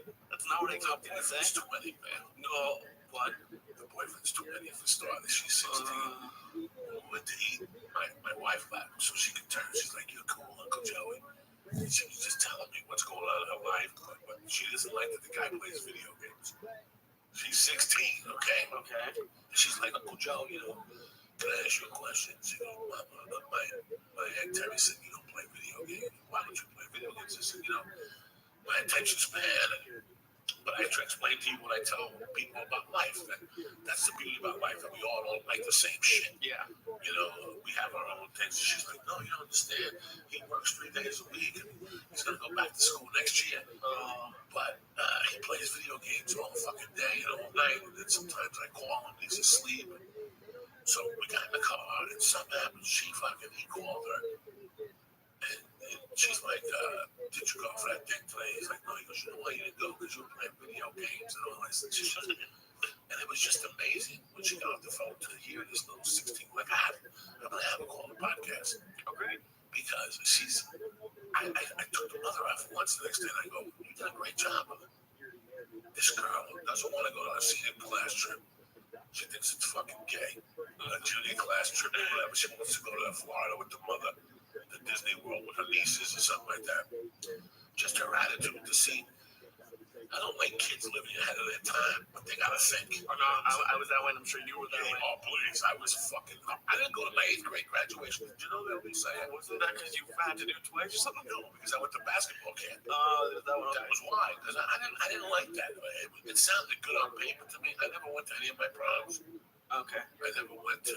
It sounded good on paper, but when I thought about it, it gave me fucking anxiety. Now let me ask you something. Go ahead. I was fine with the boyfriend thing until you said he's 20 and she's 16. That I was fine with it too, but they both go to church together. They both in the same church group or some shit. I was talking about that with my friends this weekend. But I don't think when you're in your 20s, anything below 18, it seems like there's something wrong there, and it's not on her part because I understand why it's alluring for her. But as a 20-year-old, you're dating someone who's just able to drive. They've known each other for a while, and I go to a lot of your girlfriends. Date older guys. She goes, I have 3 of my friends that date 19-year-olds, 20s. Like, what else your grandpa have something against it? Oh, please. How the fuck do you think I feel? You know, he's 20 getting 16-year-old pussy. That's wrong. No, yeah. But they both go to the same church group together, both in that same church. I mean, one thing about my niece, he's a fucking Bible beater. Okay. She doesn't talk to you about it. We don't even discuss it. She's told me she's watched some of the videos and whatever, but no. She's a little bit of a Bible beater, which I have nothing against as long as it keeps her in school. You know, that's the biggest area for fucking meth.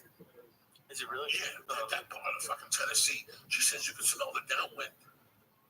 Oh, shit. In the mornings, you can smell like the cooking it? Yeah, the cooking it and stuff like that. So, you know, it's very interesting to see. I always have this illusion of what kids are like, and then I ran into a fucking brick truck with this bitch. Yeah. Because she's like a little Nazi butt. I also see a resemblance to my wife. Okay. My wife is a strong-willed bitch. All 4 of those sisters, the 2 sisters, the mother, you don't want her to redeem. That's a difference. Tammy's very sweet on paper, but Tammy's a bitch when it comes to.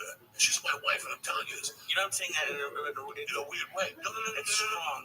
She's a fucking when it comes to work and taking care of shit. Like last night, my wife goes, "So what's going on this week?" And I just started spitting names out to her, or what I sent the check to, or whatever. And she just started writing checks. My wife and me had that same demeanor. When it's time to fucking rock, it's time to rock. There's times I call her at work and she'll tell me, what is it that you want? And my feelings have been hurt for 3 minutes. And then I realize, A, I know her. Yeah. And B, this is why I married her. Because I didn't want a fucking candy coat. You never want a candy coat. So I see the connection, which made me fall in love with them even more across the board. I love my mother-in-law. My mother-in-law is the old lady from Outlaw Josie Wells. The old Indian lady. I think it's Outlaw Josie Wells. I'm not sure. Somebody please correct me on Twitter. There's an Indian. Oh yeah, the Outlaw Josie Wells. When he goes to the store to buy the goods, and she asks the lady, "You're the guy that they're looking for. You know, there were some people here looking for you." And he goes to pay her, and she goes, no. Catch me on the next time. She tells him something, but what she wraps it around is, I'll see you again. You're a bad motherfucker. I'll catch you on the way back. Dad, I don't know. You have to look it up on YouTube, though. He goes to a general store, and she's an old lady, and I think she's either smoking a cigar, she's doing something fucking crazy. What's going on? It sounds like the ocean. It sounds like I'm at the beach. There's this fucking Chandy Jew already fucking hit me. I have no idea.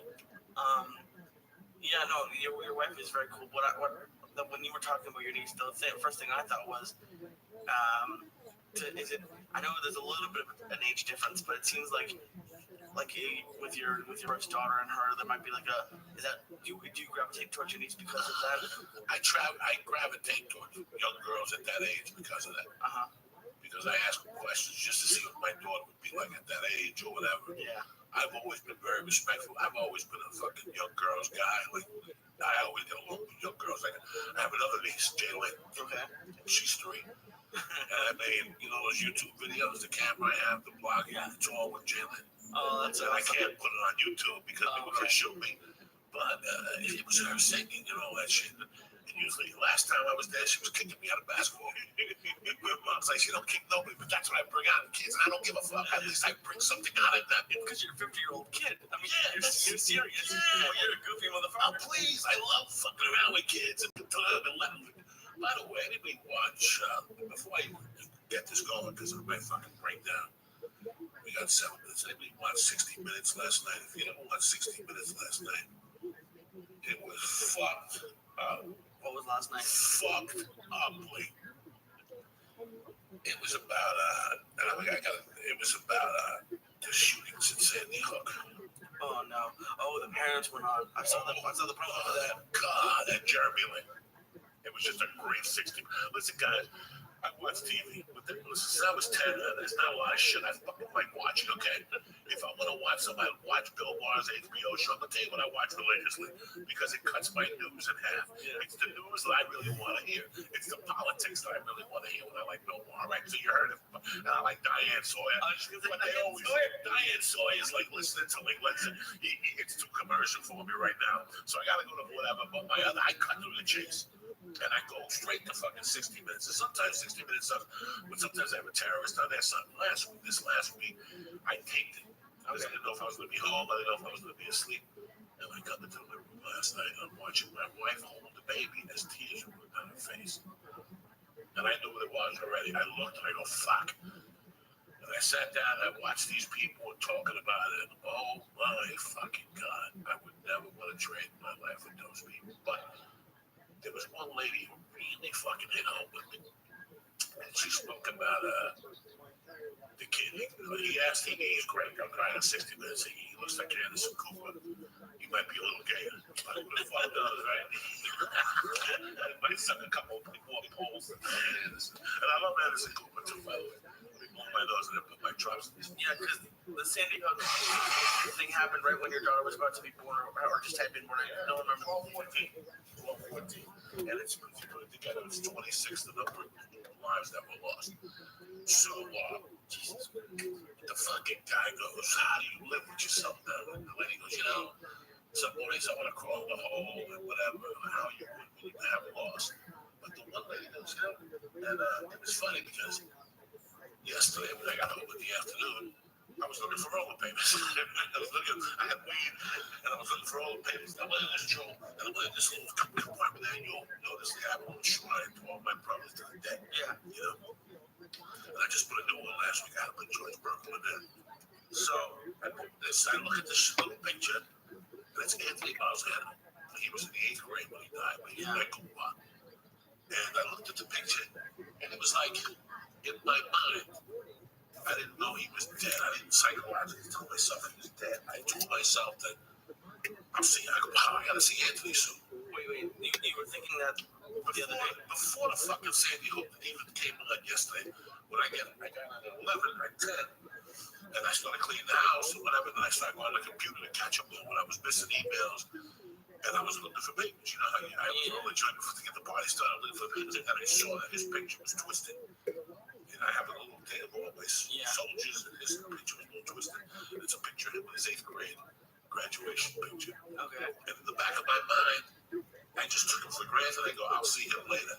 Like I always think like that. Like these people are really dead. They're around me. That's what she was saying. He goes, how do you deal with this? And she goes, this is how I deal with this. He's around me. I talk to him. I feel his fucking wound. He's not gone. This is how I made believe my mother was around. And this, when I was a kid, I was an only child. How I made believe my father was still around. Why? You imagine. You don't imagine. You dream. You don't even dream. You put it somewhere else, and these people are still alive somewhere. And you feel their warmth. And then when she said that, I knew I wasn't fucking crazy. That's what I'm trying to say.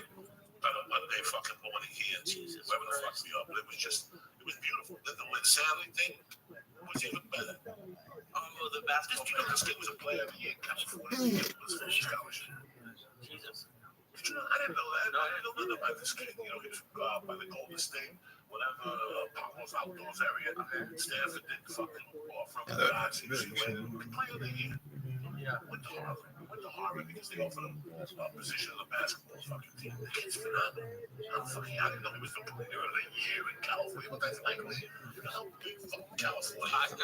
Black people in California. And the Chinese guy fucking wins the player of the fucking year award. Are you fucking kidding me? Wait. Where's the music for me, little fucking El Raton, Chael Feliciano live? That movie was on last night. Soul Power was on VH1, and I turned it on as fucking James Brown was coming on. And today we were listening to Carlos and shit. gratefully. Oh shit. No, if you have a chance to watch the Sandy Hook thing, watch it. Oh shit, man.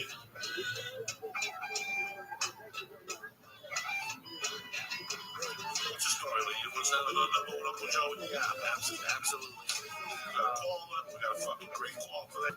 Yeah, it's a beautiful day to be alive, but get the fuck up. Get the fuck up. It's over.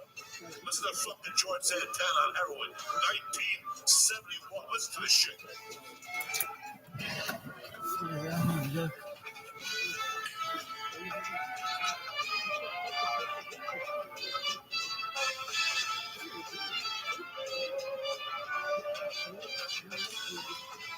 you kidding me?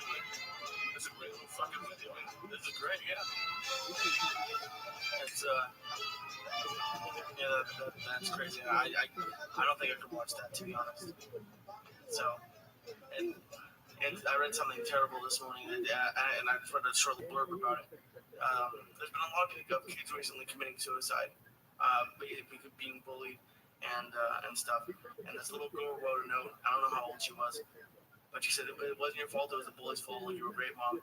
But then she hung herself on a tree that she knew her bus would pass by, and that stuff fucking destroys me. Because I was bullied. I mean, and I never thought about killing myself, but it's You ain't gonna play blackjack and eat fucking chicken cutlets and shit like that. Oh, shit. Bad motherfucker.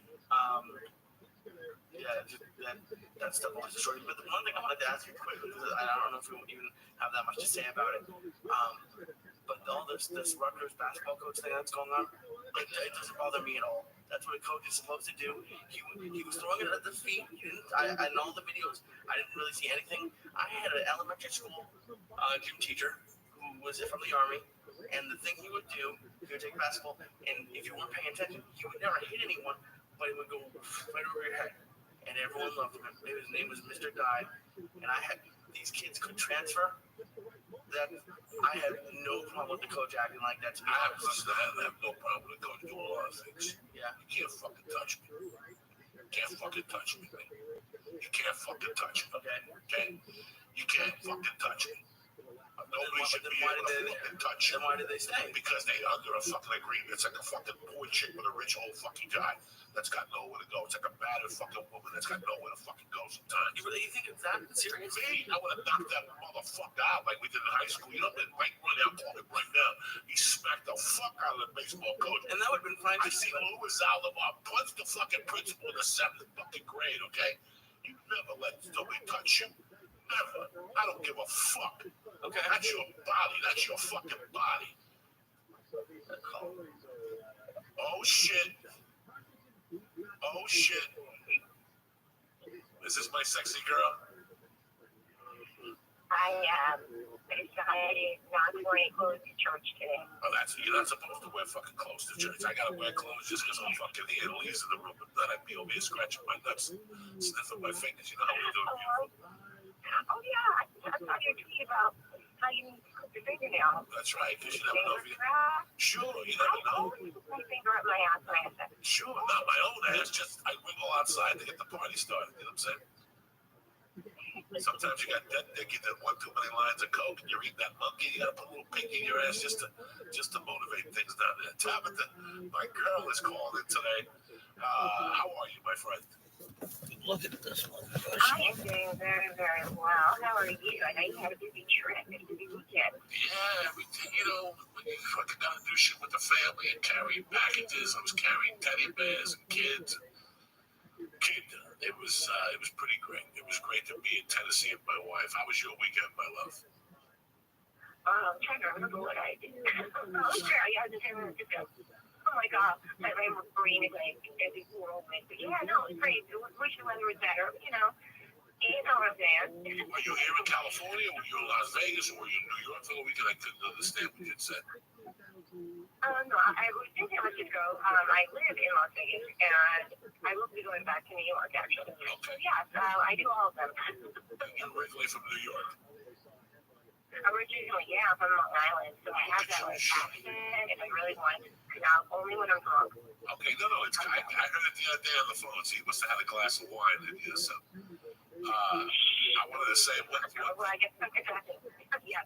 just to let you know, you're the first adult princess to ever call in. You know, so it's an honor to have you on. Yeah. I've never really had anybody from the industry call. You know, I go on Sam Tripoli's show, and I go on the shows, and there was always a lot of girls called in, so I didn't want to step on his toes. But when Kenji called in, and I spoke to him, he spoke highly of you, and I looked at some of your work, and I was fucking impressed. But what impressed me the most about you when we started talking the other day, and how sharp you were. You're a sharp little fucking tag. Well, when you took a lot of cops, you gotta get that. It's gonna happen. It kind of hits something in your brain, and it goes way deep down your throat, and it hits up, you know, and it blows, and then it kind of sparks something in you. And you see things clearer. No, I'm joking. But seriously, you don't think you. But yeah, you know, it's like Ken is my ex-husband. Ken, he's my second husband. I've been married 4 times. And Ken and I stayed cool. We're friends. And when he told me he was on your show, I'm like, get out. I'm like, Joey, it's funny as fuck. I'm like, really? And he's like, yeah. I'm like, it's cool. I go on. And he's like, yeah. And it was actually my friend, you know who Shabuti is? Yeah. Shabuti. It's really awesome. So Shabuti was the one who tweeted me. He's like, your ex-husband's on Joey's show right now. I'm like, he is? You know, and I was like, no. You know, so I was just like, right on. And then I got hold of Ken, and I'm like, yeah, look me at the show. I got me on Joey's show. Because I like him. And so he's like, okay. So it worked out very well. Thank you so much for having me on. No, thank you. But it was funny. You know, what we do on this show is just, you know, Tabitha, I know when you talk to different people, when you talk to some girl, I mean, I don't know how to say this without you. You've been around. You follow what I'm saying to you? You've been around the block. And sometimes you see a 20-year-old girl that's just getting into the industry or whatever, you bump into her, she's very sweet. And you know that something's not right there, but this person can do a lot more. Do you ever have that feeling about somebody? You're like, wow, this person could maybe do something better with themselves. And out of the business, or just no, maybe in the business, maybe somebody isn't, you know, and people involved. Maybe they would be a good director or something. But it's really weird how people get stuck in their lives. And you and I were having a conversation about divorce because I've been divorced once. I'll tell you, it was as devastating as losing my mother. Yeah, the first divorce. I've never been divorced. Just my divorce. It was devastating because I lost everything, you know, emotionally and financially and all this shit. It was tough to recover. But the best thing about my divorce is I got into comedy because I had nothing. I had nothing to lose. right. And you were telling me the story the other day in between divorces, how you were married to a guy and you looked beautiful, and the guy wouldn't touch you, and you lived like a princess. He gave everything. Tell us the story. I really love that thing. Oh, it's true. I was married at age 23, and he was a nice guy, and I think that financially, yeah, it was great. You know, I didn't realize we had a lot of money. Well, actually, he did. I guess he could be the one that really worked. But I wasn't working. I became a housewife, and he was so busy working all the time. And here I was going to the gym 6 days a week. You know, I had really long blonde hair, you know, big boobs, you know, and I looked good. I really took care of myself. And he was, what happened was he would go to work earlier in the morning, and he would come home, you know, like about 5 o'clock in the evening. I'd have dinner, you know, he would take a shower, and he'd fall asleep on the couch. And I had to get him up and have him go to bed. So our sex life really suffered as we had sex once every 3 weeks. That was good. And when you're a newlywed and you're young, you know, being 23, 24-year-old girl, who's going to the gym and taking care of herself, you feel like there's something wrong with you. You feel like it's you. And I went to a psychiatrist. I was on Prozac. I would cry in front of the mirror every day for 2 months. I did. I cried every night before I went to bed. And I thought it was me. And it really wasn't. It was just he was working to secure our future. Of course, I see that as I get older. But I just thought, you know what? I'm not happy. And I had friends approach me at the gym. They used to go to the gym who were in the adult business. And they asked if I would do the scene. And actually, they asked if my husband would do the scene with me. And I said, yeah, he wants to do it, but I wanted to see it. So I went and I got an HIV test. We didn't have a test when you go to work. And this was back in the 90s. This was 95. I went. I was 25 years old. And I went from Las Vegas to California, got on the plane, and saw a movie, watched them film it. I wanted to see how they did it first, because I don't have to do this. It's easy. went in, and it was so natural to me just to go in and do a scene. And once I did the scene, I never went back home to my husband. I stayed in California. My mom moved me out of the house that I was in. I told him to keep everything. I didn't even want my car. And, you know, he'd be in a big house, everything. I'm like, I want $60,000. That's all I want. It's 60 grand. I don't want the IRAs. I don't want the business. I don't want anything. You know, 60 grand, and that's fine. And especially for being married over 2 years together, over 3, that's not a lot of money.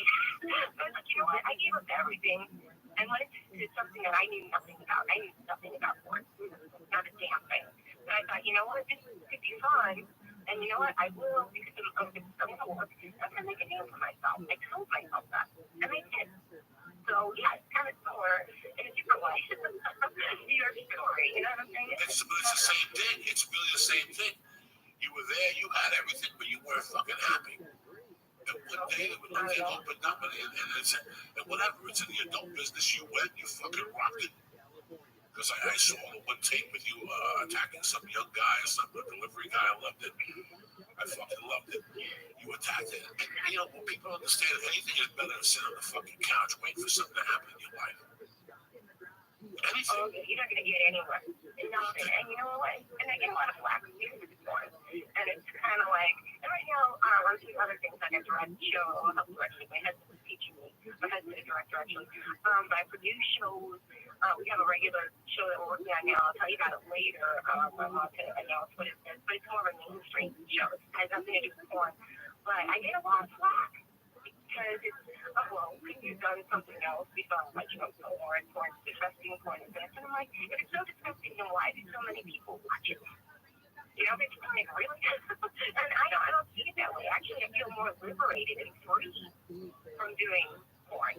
And I've made a lot of money. I've done really well for myself. I've made a name for myself. You know, there are a lot of them. I lost some respect from people. Yeah, but those are the people I don't want to be around anyway. Yeah, so there you go. You're leading up to that. And the people that don't respect you, they don't stand on the line when you're at Ralph's and pay for your fucking groceries. So they can talk suck your dick, or in your case, they can eat your ass. You know, I'm the same. I mean, I was a criminal, and I know that growing up, I lost a lot of friends because of the things I did, but they're not there with a fucking hand down, or they're not there helping you. In this life, you have to do whatever the fuck you gotta do, and now you evolve. I mean, yeah, you did it, but it was a stepping stone. It's not like there's 2 lives to every fucking job. Right now, I give 50. When I got into comedy, I gotta be honest with you, I got into this to party. I wanted to be Lenny Bruce. I wanted to shoot heroin at night and hang out with strippers and jazz musicians at the Chelsea Hotel in New York, and I wanted to do comedy, and that was what I wanted to do. This is why I got into this. I didn't get into this to have a kid and have a girlfriend and pay taxes and, you know, go to seminars. I paid this to this a fucking peer. I did this. Yeah. And, you know, they don't. And for you to say that people judge you, stop being, you know, I love when people stop being my friend. I fucking love it. I love when people go away. They can't take it. No, I love it. And I love when they disappear with no drama. You know, instead of confronting me and saying, I don't like how you live your life, but I'd rather you go the fuck away because, you know, you weren't meant to be there anyway.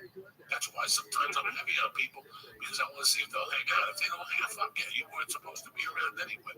So what's this big thing you're working on? Talk to me, T. Oh, the big thing? Oh, yeah, I can't even talk about it yet. But all I can say is that there's an episode TV show. And we're working on it. We started the boy girl crack. But they got a load in the throat down to me. So we're working on that. And we start filming next week, actually.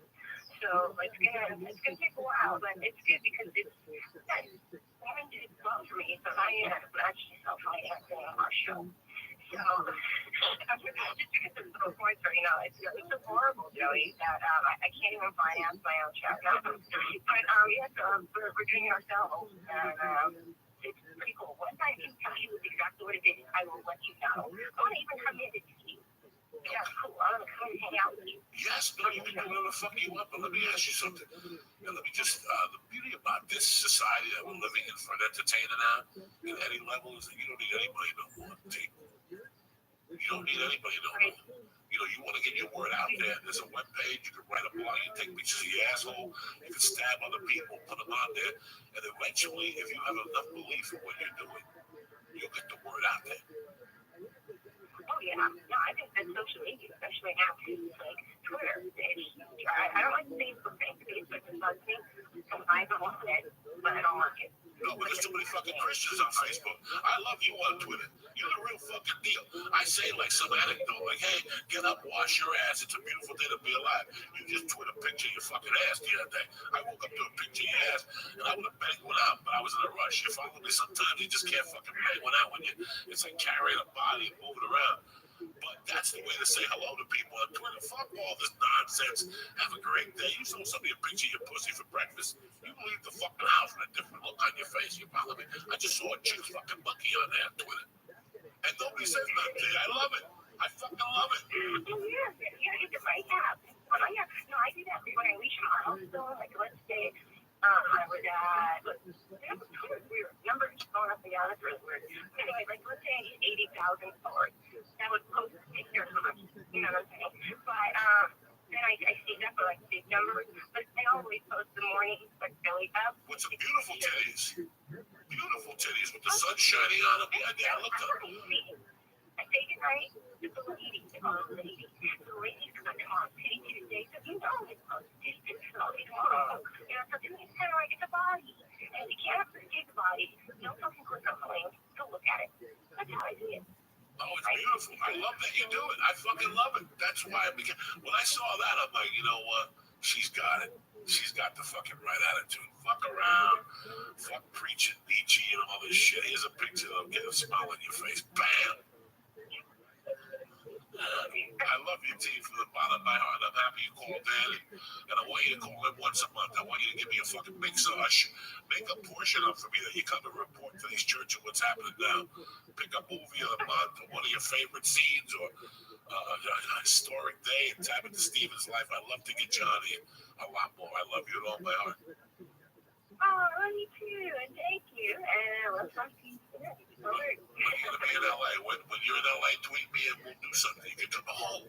You know what? We're doing a live podcast, so I'd love to get you on if you're in LA. We do them at the Ice House. We just put up the video kernel one, and people like them. We got a nice recipe. You would fit perfectly in one of those. To tell a little bit. When are you doing those? Because I have a podcast too, actually, that I have you on mine. Yeah, and I'm in Vegas Memorial Day. Oh, yeah. Good. Yeah, so then, let's get together and I'll just work everything out. Yeah, because I'm going to Vegas for the Memorial Day, but you July 4th for sure for the UFC with Joe. We're doing a show. So, man, I think I'm just going to go and watch the fight. So I'd love to call you up if we could meet at a hotel. I'd love to do podcasts with you, whatever the fuck you do. I don't give a fuck. I don't know if you do it live. As long as I can do a topless. You do the topless podcast? Yes, I do a topless podcast. And I even take a nutsack out. You know me, I'm a fucking savage. I'll do it naked. You know me, I don't give a fuck. I'm 50. I'll show you some balls that'll make fucking people cry. Oh, well, yeah, you just love this natural. Oh, please. I'll do a scratch and sniff. We'll do like a 3D section of the podcast. We can do a scratch and sniff. You can like an interactive screen. You can scratch my asshole and sniff your fingers, whatever. I don't give a fuck. I'm Catholic. I love it. I'll come and figure it out later. Are you a Catholic also? Right on. Awesome. All right, we'll talk. Have a great day. All right, beautiful. Thank you. Okay, thank you. Bye, Mama. Bye. So whatever the fuck you decide to do. I mean, when she was telling me the story the other day, with breaking up here, it was an amazing thing because she made a move. You know, when I was married, I was in hell. The first time, this time I think about it, Lee, and I get sick. And I think about how I used to, how I like coming home now. Yeah. You don't know what it is to have a life, and you don't like coming home because you don't like the person you're married to or the person you live with. Yeah, and the thing, it sounded similar to yours. I mean, your ex-wife did some pretty shitty stuff with the baby afterwards, but when you broke up, it was kind of the same thing. Her husband, in reality, didn't do much of anything wrong.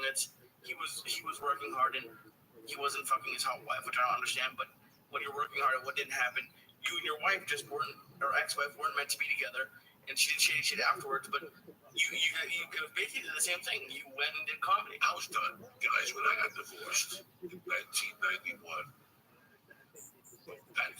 let's say that June of '91, I probably had every major credit card, had a couple grand in the bank, I had zero debt, and I believe that, Yeah. I had zero debt. If I wanted something, I bought it. If I had a credit card, I bought a plane ticket, I paid it off at the end of the month. There was zero debt. I started with my credit from a college Visa card. Once you get your first loan or your first program, you get a Visa application in the mail, pre-approved, with a $100 bill if you sign it. They want you. They want you out of fucking high school. They want to know how you win, you know? And I'm not kidding you. I never had no credit. I always got paid cash. I had bank accounts, but they were my mother's name, my mother had them and stuff like that. I wasn't one of those type of guys that, what we just talking about, fucking about breaking up your divorce. And no, I'm talking about the thing, but by a year later, I had all those 15 credit cards maxed out. Really? I was in so much fucking debt, guys. I mean, I'm not even kidding you. I was dying. I was selling drugs. I was doing comedy for $50 a fucking week. You know, every Tuesday at the broker for a steak, and the rest came out of Valiums. I sold Valiums. So I didn't sell Valiums anymore. I get 100 for $200. I'd sell. I don't even know what the money was at the time, whatever. But this is what made me get into comedy, because I had done comedy that July. We broke up that October, but I was doing it as a hobbyist. Yeah. I would have become one of those people that I fucking hate and they do it, but they always have something else to do, and they just have a business card and shit like that. When we broke up, and I was confronted with nothing, and even then, I still didn't. It took me 2 years to really grasp what was going on in my life, that I was going broke. And after I stopped feeling sorry for myself, was when I said, I have nothing to lose now. I have nothing. Yeah. I had nothing. I had a white Nissan 19 whatever fucking car. If it was a 91, think about it. Nissan, no, when they were Datsun. Oh, shit. That's how old the car was. I went from having an Acura Integra, brand new, and a brand new Ford truck, to having a fucking Datsun. And that's how I got to comedy in 1994. I got separated in 91. I didn't even really zip into comedy until maybe October of 93. Was when I said, you know what? This is what I need to do. It's not getting any better. The addiction was bad. The money for the kid was bad. I had nothing, so I might as well go for it. And I went for it. It's the best time to go for something. You got nothing. You got nowhere to fucking go. Can't get no worse than what it already is. Exactly. And sometimes it gets better, and sometimes it don't. But you never know until you fucking wrap your hands around and say something like that. In my life, no, that's all you can do. Look at you with this gambling thing. You know, you like it. And I know you're a smart guy. You can make a living off it. You're going to take a couple knocks. You're going to call a couple times and say, I need $5,000 for 3 points for a couple of weeks, because that's where you need your bankroll. The most important thing in a sports is a bankroll.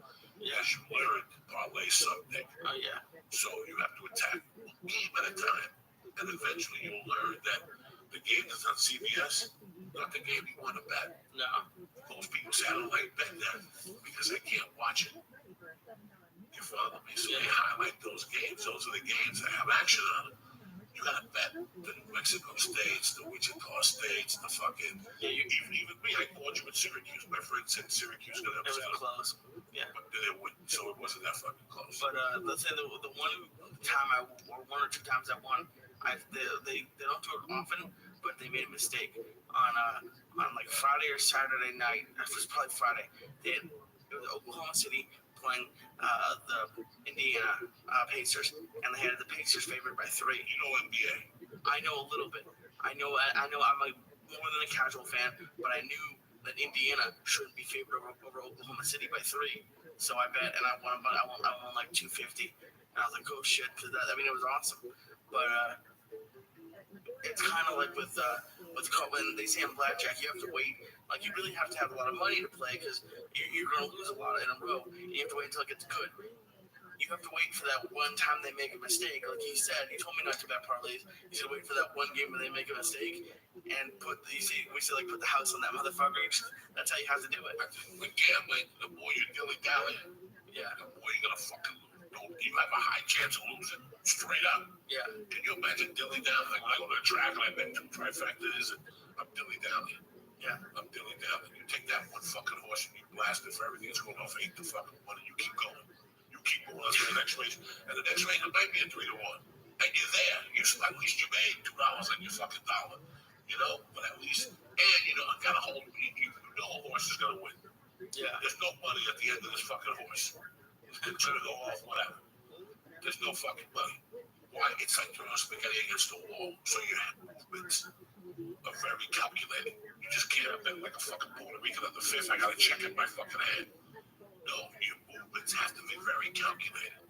Because just because you know that you went with, it's like that chick at the bar. That you know you're gonna fuck her, you fucked her 80 times, you cover the mouth and eyeballs. But you know there's drama attached to it. Yeah. She's a good piece of ass, but you know you're gonna hear about the father and how the brother beat her with a fucking broom handle. You don't want to put up for this shit, you know, follow me? That's that fucking thing. So sometimes you just lay off until the good one comes along. That's a thing, but that's sports bet. Yeah. But then you hit it from all angles, because while you're making money there, you're playing cards. Correct? Oh, yeah. So it's a hard fucking thing. You gotta be really sharp to keep your eye. You gotta be sharp. But the other thing is, and one of the main reasons I'm not gonna, I would love to make a living off of it. But I went to a local bar in Vegas yesterday for lunch, and I see it all the time in the casinos. And I saw it in San Diego.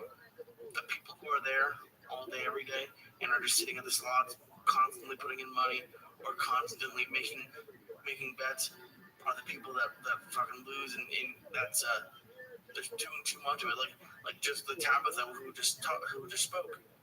She's not the porn star who's gonna be there at 50 doing $100 a day or whatever. You always have to be moving forward, and at some point, gambling isn't gonna be enough to do it. So you gotta be careful, because I could feel myself getting pulled in. I won yesterday, and all I wanted to do was take all my winnings and put it on one bet.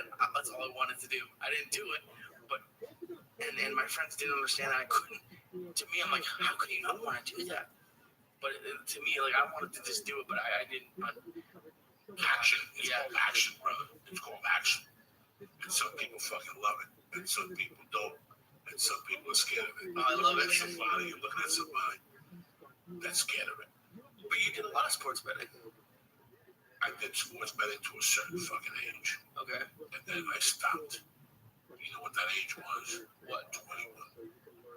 I sports really betted heavy for 1 year. And I knew that A, it wasn't my cup of tea. B, it could be.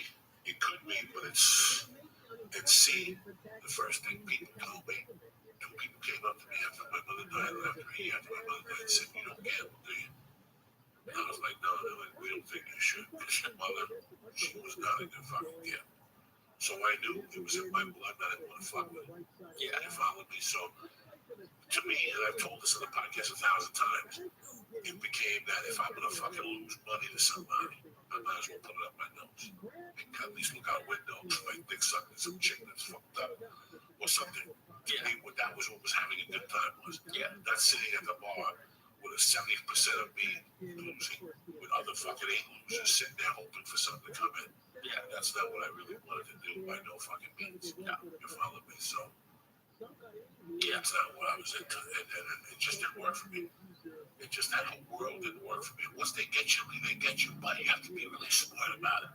I lived with a kid that was up 50 fucking grand. Oh, yeah. By mistake. He was a fucking retard. He was one of my best friends in life. I miss him dearly. But he was a retard, people. I'm telling you right now, the kid didn't even talk. He was full of it. That was my brother.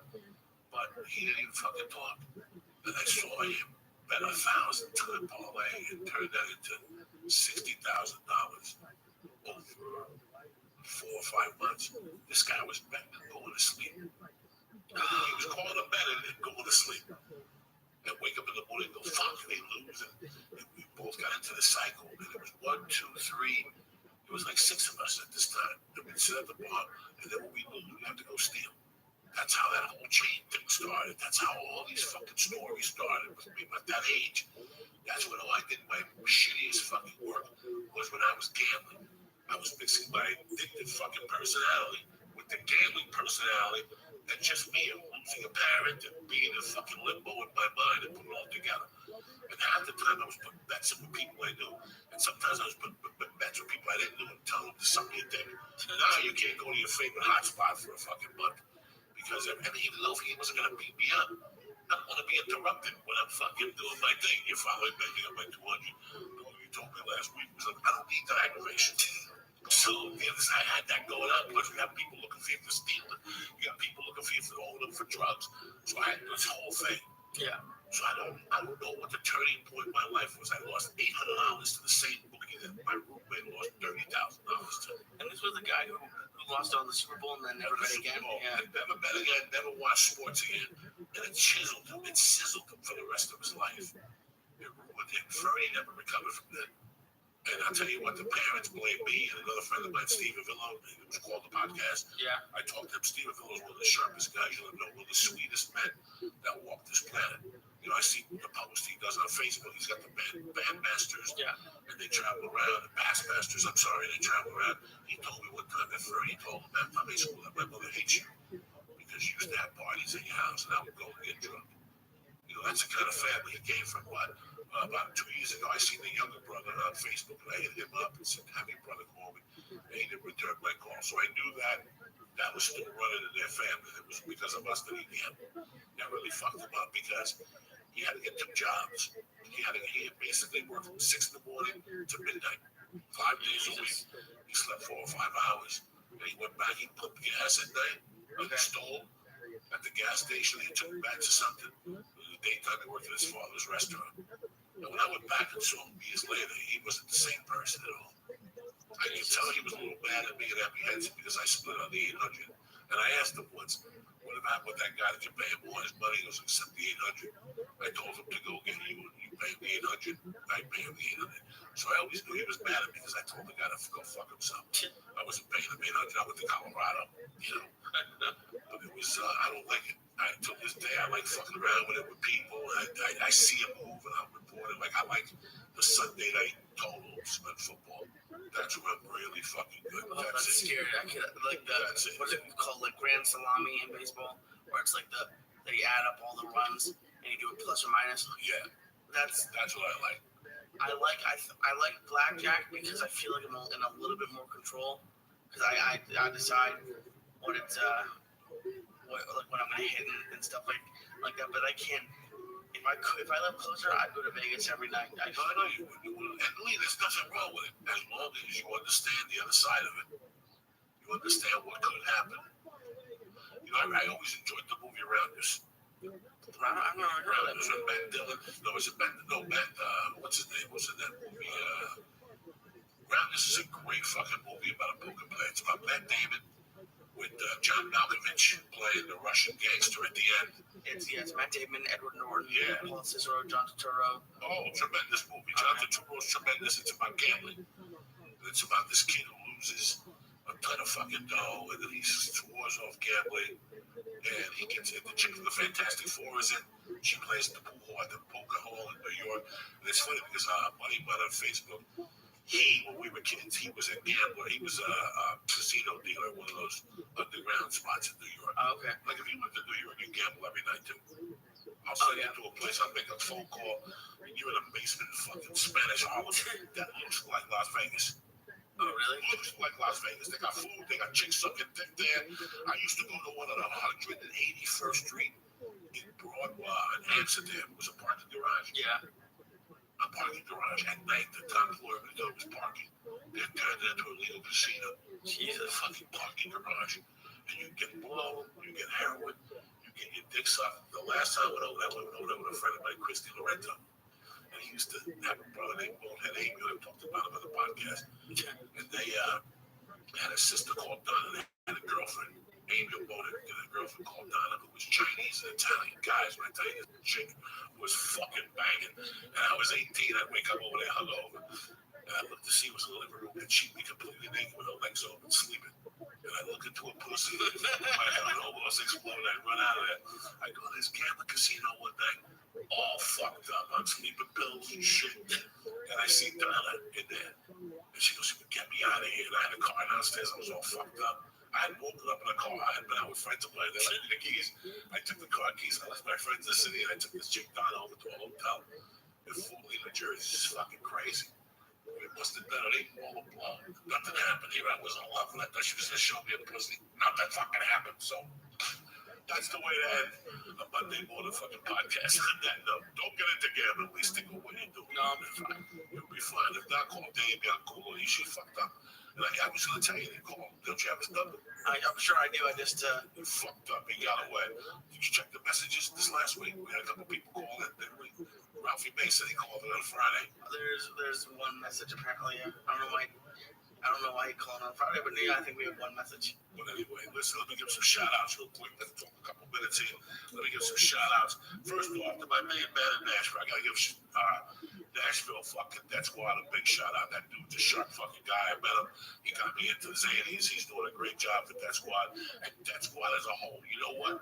You motherfuckers are popping up everywhere like roaches. They got Ken, they got everywhere. We're gonna try to see all these this year, at least I am, with fucking the flying Juke Duncan's back today. His mother passed. My deepest condolences. If you go on Duncan Truss, will send him some fucking condolences there. But the most important person I met this week was a little fucking skinny kid named Hank Diaz. Him and his partner came to the show, and outside, they fucking hugged me, and they had to go to work at Kroger's. They stock shelves at fucking Kroger's. That's all. It's a job. It broke my fucking heart. I wanted to cry right there, but there was too many fucking people. Like, these guys came to the show, and they're going to fucking work all night. He had a stained black shirt on, so I got to give you a lot of love. And I love Kroger's. Don't get me wrong. I used to use the calling cards at Buffalo. Fucking Kroger's delicious. They got the fucking chicken, the wings bigger than your fucking head. 22 points a piece if you have Weight Watchers. So Hank Diaz, I love you, little buddy. He came out. Nashville, fucking, like I said, Nashville Death Squad, stay black. There's a vet online. His name is on Twitter. He's at Yarfi, YARFI, clothing for the individual, not the fucking masses disguised in Vietnam vet. If you're a vet and you're trying to help other people, these are the guys. I know there's him, and there's another guy who used to make leather jackets. He used to listen to Beauty and the Beast. We would fuck around every once in a while. These guys are out there. They're disabled. You know, the little pennies they make, they send it to other vets. This guy's a Vietnam vet, not one of these fucking guys that, you know, did his fucking duty in San Diego and walks around with a fucking camouflage. These guys are the real deal. You know, I don't know if there's lists online, because I've been interested in this. If there's lists online for these veterans who make badges and different shirts and leather pieces and whatever. This guy makes one of these things. Put your wallets in. We're talking about my wallet. You offered me a wallet, but I thought it was one of those biker wallets with the fucking chain. Like, sons I had again, I don't need that shit. I don't even like shit in my pocket. But this is about him and what he does. You know, so help him out.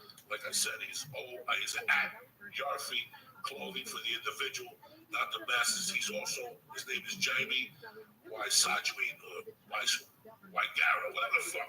I'm Stone, Sergio Ortega, Brady Oliva, Death Squad Nashville, Death Squad as a whole, and my man Sean fucking Cappuccino. You follow Tilly? What the fuck? What are you looking at? Also, I'm not doing dick until I get to Miami. Some people going back to Cali. I'm going back to Miami. Abby, April 19th. 2 fucking shows. We need to add the second one. Don't fuck around. Go to South Beach Comedy Festival. Get your ticket now. It's going to be a party. I'm flying in weed right now as we speak. And then dropping it into the ocean on fucking helicopter. Some OG. I got a fucking high today, dog. And that Chimo Jew didn't help. Fuck you, Lee, for not doing a Chimo Jew with your Uncle Joey. I saved that for y'all, man. I could have been a fucking Jew and held on to it. And got into a bunker. Don't pretend like you didn't. You told us already you had one last night, but I got another one. You know me. I don't fuck around. I gotta eat one for each leg here. And then I'm in fucking Austin. I'm in Utah. I'm coming to Long Island. I'm going to Arizona. This year we're going to a lot of places. I'm bringing Lee to San Jose in June for the weekend with me. So June 25th, take it off. I'm going up there and do some business. All right, I'm going to get you into the fucking reefer business of weed country. Anyway, you know I love you guys. As always, listen.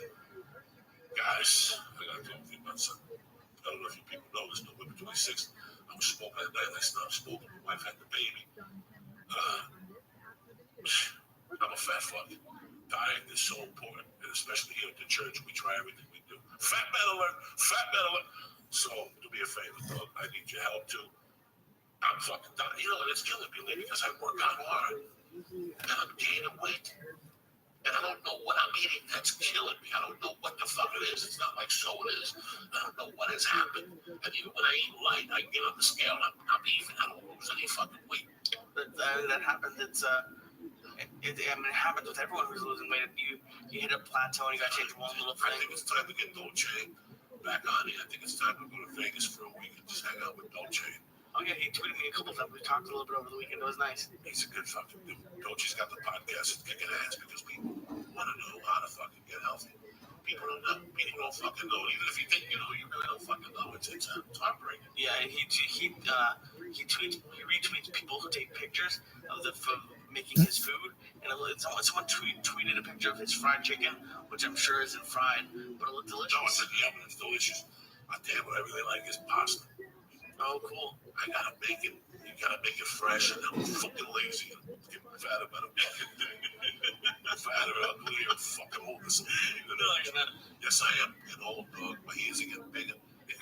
I'll be like 60 and those long ears like fucking double. That shit's in my blood. Everybody's trying to get their dip tucked in their face. At least you don't have cut. At least you don't have your My head is growing by the fucking day. You understand me? My head is fucking bigger than ever. Bigger. Where's the other camera, Lee? It's coming. I have the other camera. I have to get something to hook it up. I was gone for 2 days for the first time in a year. Give me a break. If you we've been talking about the skin for 3 weeks. We've been talking about it for 1 week, and I have the camera. I need to get something to hook it up. Give me a little bit. You gotta get somebody to hook it up. I gotta get something. I can hook it up. What is this gonna take? What do you mean? What is it gonna take? It's gonna fucking take. I told you it's gonna take a week. That was 3 weeks ago. No, each time you say it gets longer. I was talking about this 4 years ago, Lee. You're slipping, man. He is fucking slipping. Anyway, listen. As usual, podcasting brought to you by on it. Yeah, but here's the fucking. A lot of people hit me up like they've been going on it. They really like the strong bone. I'm not kidding you. And shit works if you're a fat fuck. And how do I know? Because I've been doing that fucking treadmill, that elliptical, and that's the test. My hips hurt. My hips never fucking hurt before. I don't know if it's my hips. There's something in my thighs. I think that was back in my ass or something. But you know, that shit fucking works on your knees. I don't have knee pain. I was just thinking about this morning when I went down the stairs. Stop it. I don't have fucking knee pain no more. No, you have any fucking knee pain at all? Not at all. Now I got the strong bone in my system. So it's been like 4 weeks. It's gone. You know, I've never had elbow pain. My shoulders get stuck. If I sleep, it's fucking 300 pounds on a little fucking joint. But besides that, you know, when I hit the fucking pads or whatever, it feels great. Try it. If you're a fat fuck, just do me a favor. I think there's only one size for strong bone. So if you're gonna go for broke, go for fucking broke. Get the strong bone, get the fucking immune with the shoot tech immune, because that shit, like I said, my allergies have been on fire. I don't react to something lately. It's the only reason why I've been clocked. I'm not doing blow. I'm here on fucking time and I'm a soldier. I'm not doing blow. This is fucking weird. This has been like the last 2 years that my allergies have been fucking done. I don't know what to do. So, but anyway. Get the strong bone allergy, I'm fucking high. Get the strong bone, get the immune, and get the hemp protein. You won't be fucking sorry. You know, for you people who don't like tasting the protein in the milk, this is delicious. Fucking delicious. The chocolate. If you're a stoner, fucking delicious. I'm not kidding you. You know, that old school chocolate. As you drink it, you like a chocolate mustache on your lip. That type of shit is nice, and you make it tingle light. Trust me, people. Go to strongbonefuckingonit.com. Type church in the box, CHURCH. Boom, there you go. Get 10% off. You get fucking emails. When we get the kettlebells with my face, don't worry about nothing. We got you over here at the church of what's happening now. Like I said, I love all you motherfuckers. Go out there and go for it today. Don't fuck around. Cut the motherfucker off. You got places to be. You're a soldier. You're with the church. I love you, motherfuckers. We'll see you Wednesday. Thank you for the love of the live podcast. We're going to keep doing these. We're going to perfect these until they sound like Judas Priest live in fucking Bangladesh. Unleashed the knees with a bunch of Japanese people, whatever the fuck it was. So I'm loving it. You're loving it. Go to joeydiaz.net for all your things and t-shirts. I've been on fire. Thank you for the support. The main t-shirt, the long sleeve. You're supporting the podcast. You're helping us out. And that's it, Lee. You got anything to tell these guys? No, fucking thanks for listening. And Finally, all stars again. What do you got for me? I got caught stealing. All right, hit it, motherfuckers.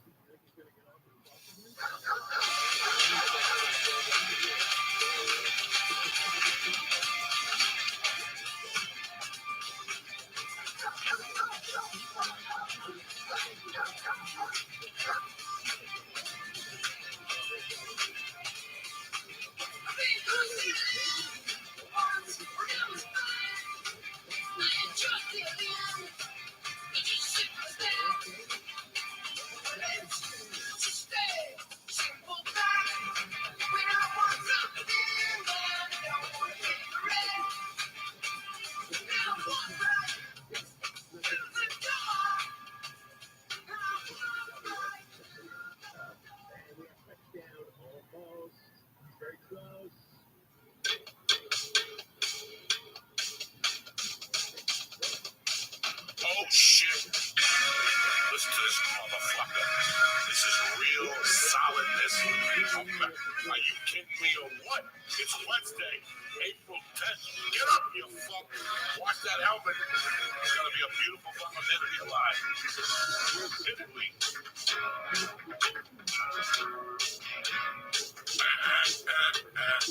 Oh shit. Wednesday. The church of what's happening now. The co-host, the main man, Lee Sayat. What's up, guys? Without the fucking juice. Blasted weed is the real fucking nigga right here. How you fucking kidding me? There's one line about Lee. Let's get that out of the way. This is my first fucking song ever. Kick that motherfucker. What do you mean this is your first song ever? I heard this when I came from Cuba. I don't know what year I heard this. I was either 5 or 5. Right, or 6. Easy. And I lived on 205 West 88th Street. Okay. And I heard this. Kick it right here. Love this. Oh shit.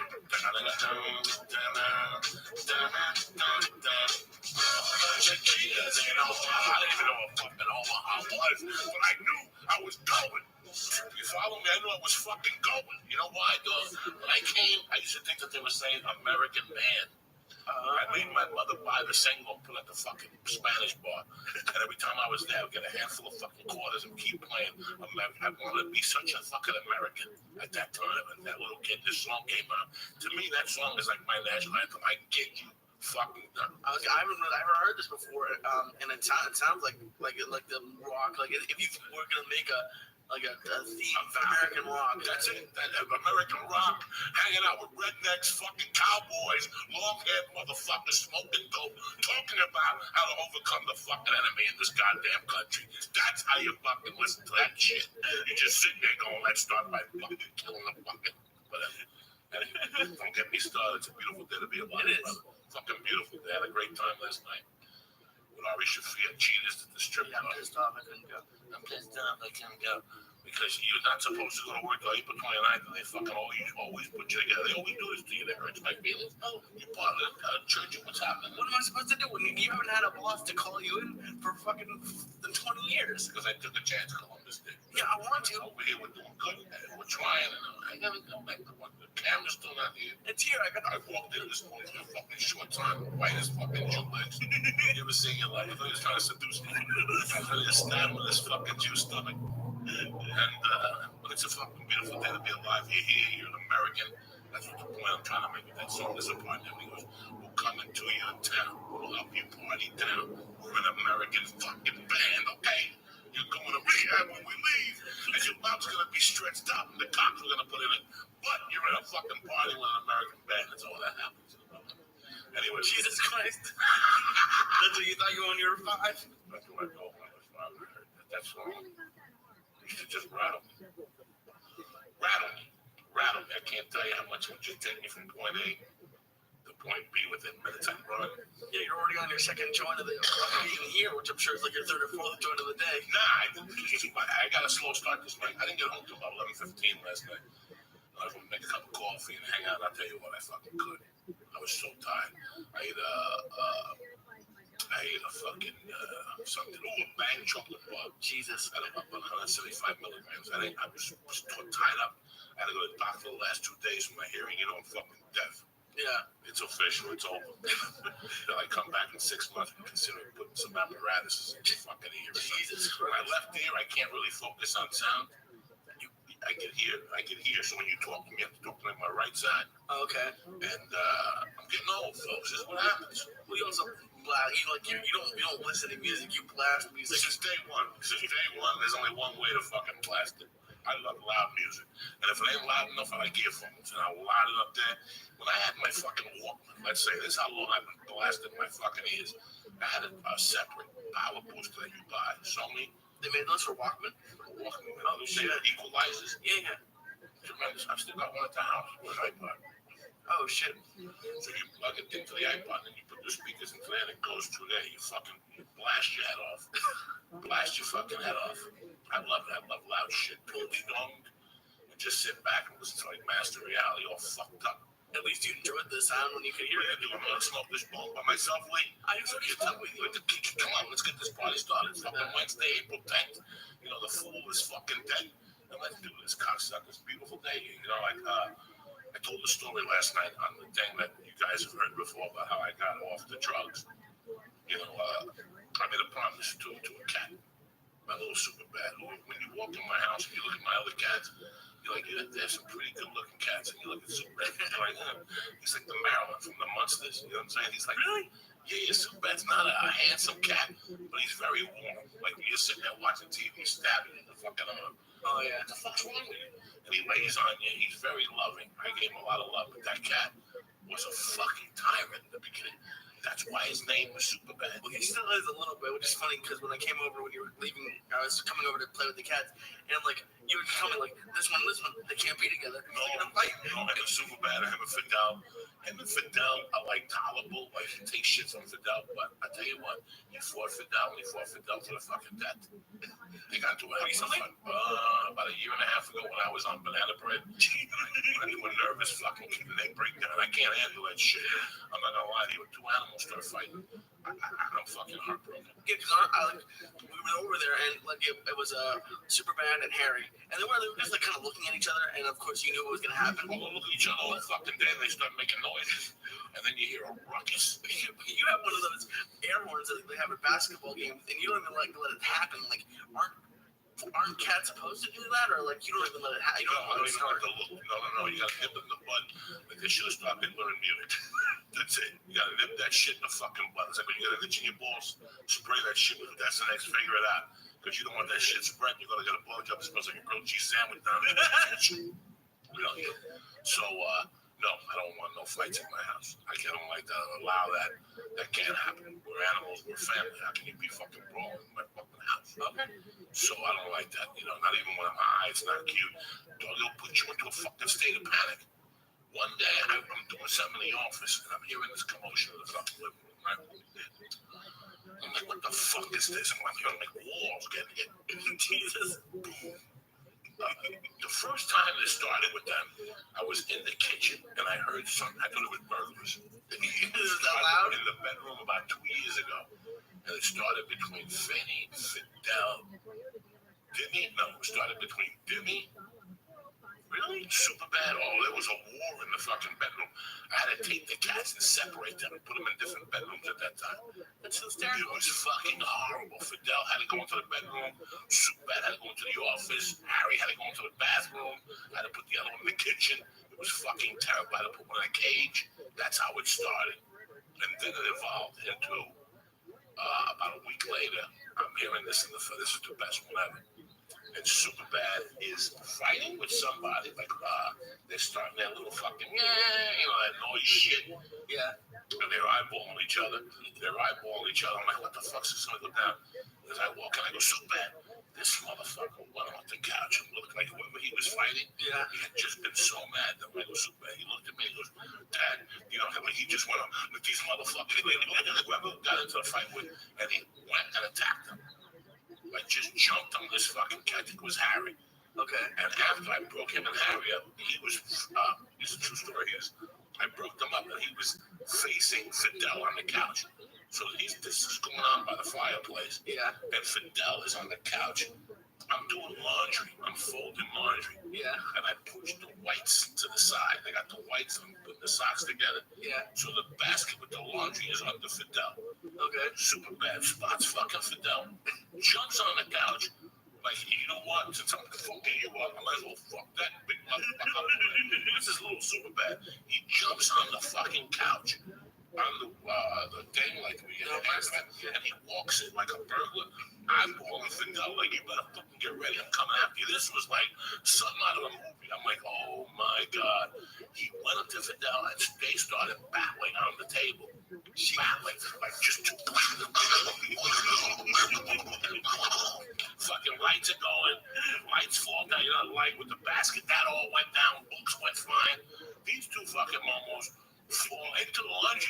the laundry basket tips over and lands on him. It's like a cage fight. So it's a cage fight. And I'm crying, right? At that time, I'm fucking going to my Jewish. I'm drooling.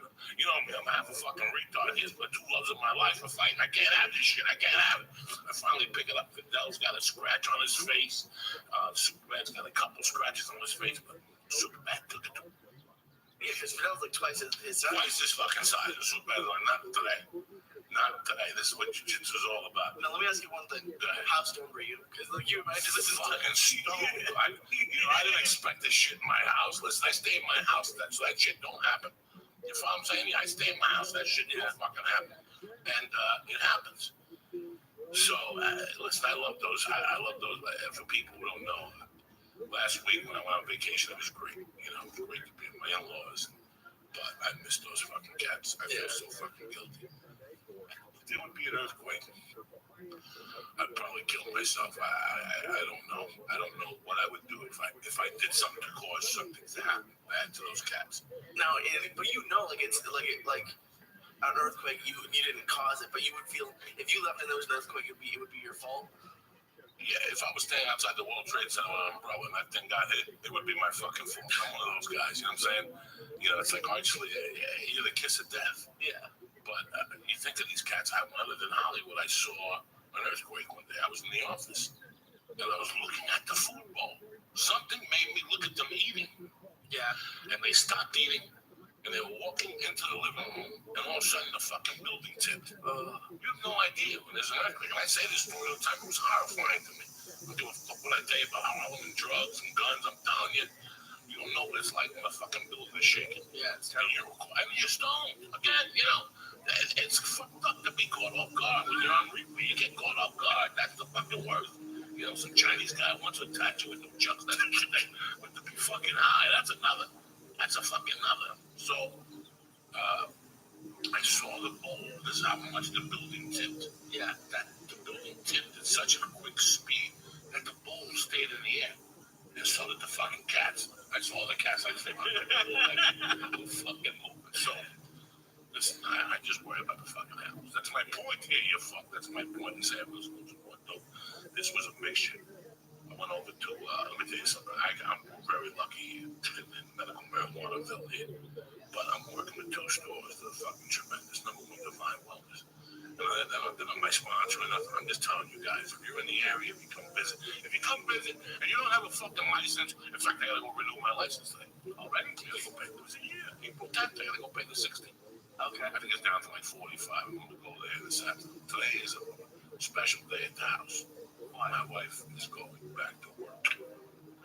Yeah, are you having a party? No, she's cracked. My poor wife is cracked. She's ready to go back? No. She's not. No. But she feels guilty. They pay for the baby, the whole thing. My wife is like, she doesn't want to fucking go back to work. No, Lee has gotten this new thing. You don't want to work. Lee's like, fuck it. I just want to work with you. Then we're going to do it. Let's go full time. We're going to go full time. Not with the podcast, but other things. Other things. It's just, I had like a week off. And when you, like, there's so, I was mad the other night. I tweeted something. There's so much waste at these offices. Like, I saw you said the amount of people. It's just like there's people who are in charge who are just doing things wrong, and like there are so many people at the office, especially at night. Who I had like an hour's worth of work last night, and I started it into 6 because I didn't want to leave before then. But it's just the amount of waste that happens there, and especially when I have stuff like with you that I could be doing. I feel like what am I sitting here in an office for? Like, and it is scary not having that paycheck. But I'd rather go play blackjack for half a week and come back here and do stuff with you, do podcasts and stuff. So it's that kind of weird. And I'm sure with your wife, like before the kid came, she's like, oh, I would be ready to go back to work. But now that she has the kid, she's like, wait, I'm missing stuff with my daughter to count money for other people. Oh my God, she's I saw her yesterday. About fucking 15 years ago, I started dating her. And my wife was a special fucking bird. She wanted to quit smoking. She was like me, she wanted to quit smoking. One day she goes, I can't smoke cigarettes no more. Part time, I don't like them at night. I'm like, how long you been smoking? She goes, since college. I go, you think you could quit? Yeah. I'll never forget.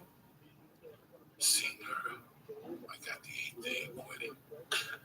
Guys, she was fucking pale. She had this look in her eyes, but her eyes are beautiful blue eyes, but they get light when she's in danger. Her mental is fucked up, you can tell, because her eyes get light blue and pinned like she's doing heroin. That's when you know my wife got something on her mind. When her eyes are pinned, that Indian, that fucking American Indian in her eyes get blue and pinned. That means something's fucking, her hair gets dry. It starts popping from the pigtail. She's got something on her mind, I gotta tell you. That's funny that you know her that well after this long. Oh, yeah, you can tell. When I came in from that thing and she hadn't smoked that 8 days, she looked at me, she goes, I'm going to the store to get a pack of cigarettes. Just by looking at the pain on her face, I understood. Then she quit, no problem, the next time. But yesterday, when I was leaving to go to Ari's show, she was sitting there, she was pale, her eyes were pinned, she was thinking about going back to work. But she likes her job. It's one of those things. It's like me at 8 o'clock when I have to go to kickboxing. I'm like, 8 o'clock, I don't want to go to kickboxing. And then once I get in the car and I go, you know what, I get there, once I'm stretching and I hit the bag, you're like, fucking, I'm happy I came. You know, my wife has good friends at that job. I've been with my wife for a long time, I'll tell you. She was at a company that my wife worked at Starbucks in Gainesville.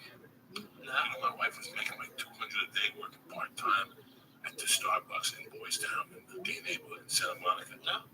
Because that's the most prosperous fucking gay guys tip. So fucking much. She was working with 3 guys, 3 chicks or something. She was coming home with a deuce a day, 3 days a week, 600 in tips and fucking salaries. That's what my wife did until she got the job as the accountant. You know, like she I didn't know that. Yeah, I knew about the comedy store, but I didn't know about the comedy store. She quit there to do taxes and to fucking do the Starbucks. Then she didn't like that, so she flew over to the Disney Center, whatever the fuck she works. Okay. And that's what she does. But I could tell last night as I was leaving her poor little eyes, she was fucking whacked, bro. Well, you've said it a bunch of times. Like, she didn't expect the kid, like, this is a happy. No, she didn't expect nothing. Nothing. This is her, you know, this is her whole life, guys. Yeah. Do you think she's gonna last 6 months? No, I think she'll go to December and get the fuck out of Dodge. Yeah. You know, we're gonna see what happens before we make a move or whatever. We're taking you to Vegas, we're taking you to Nashville. It's over. Let's do it. We're going for fucking. There's nothing funny here. But I wanted to get your opinion on something. Something happened to me last night that I think you've probably been on both sides of, and it made me feel bad. But I feel like I did the right thing. When I went to Vegas, I took a lot of money out because they charge you to take money out at ATMs in Vegas. And I actually came back on top, so I had some money on me, and I wanted to go return it last night at the ATM. And when I got there, there's one guy at the ATM, and for some reason I didn't like him, so I waited in my car. And I saw him, he walked up, and he did the thing on my door handle on the passenger side. He looked in. I said, "This isn't your car." He's like, And then he walked in and got in another car, and he just sat there with his buddies.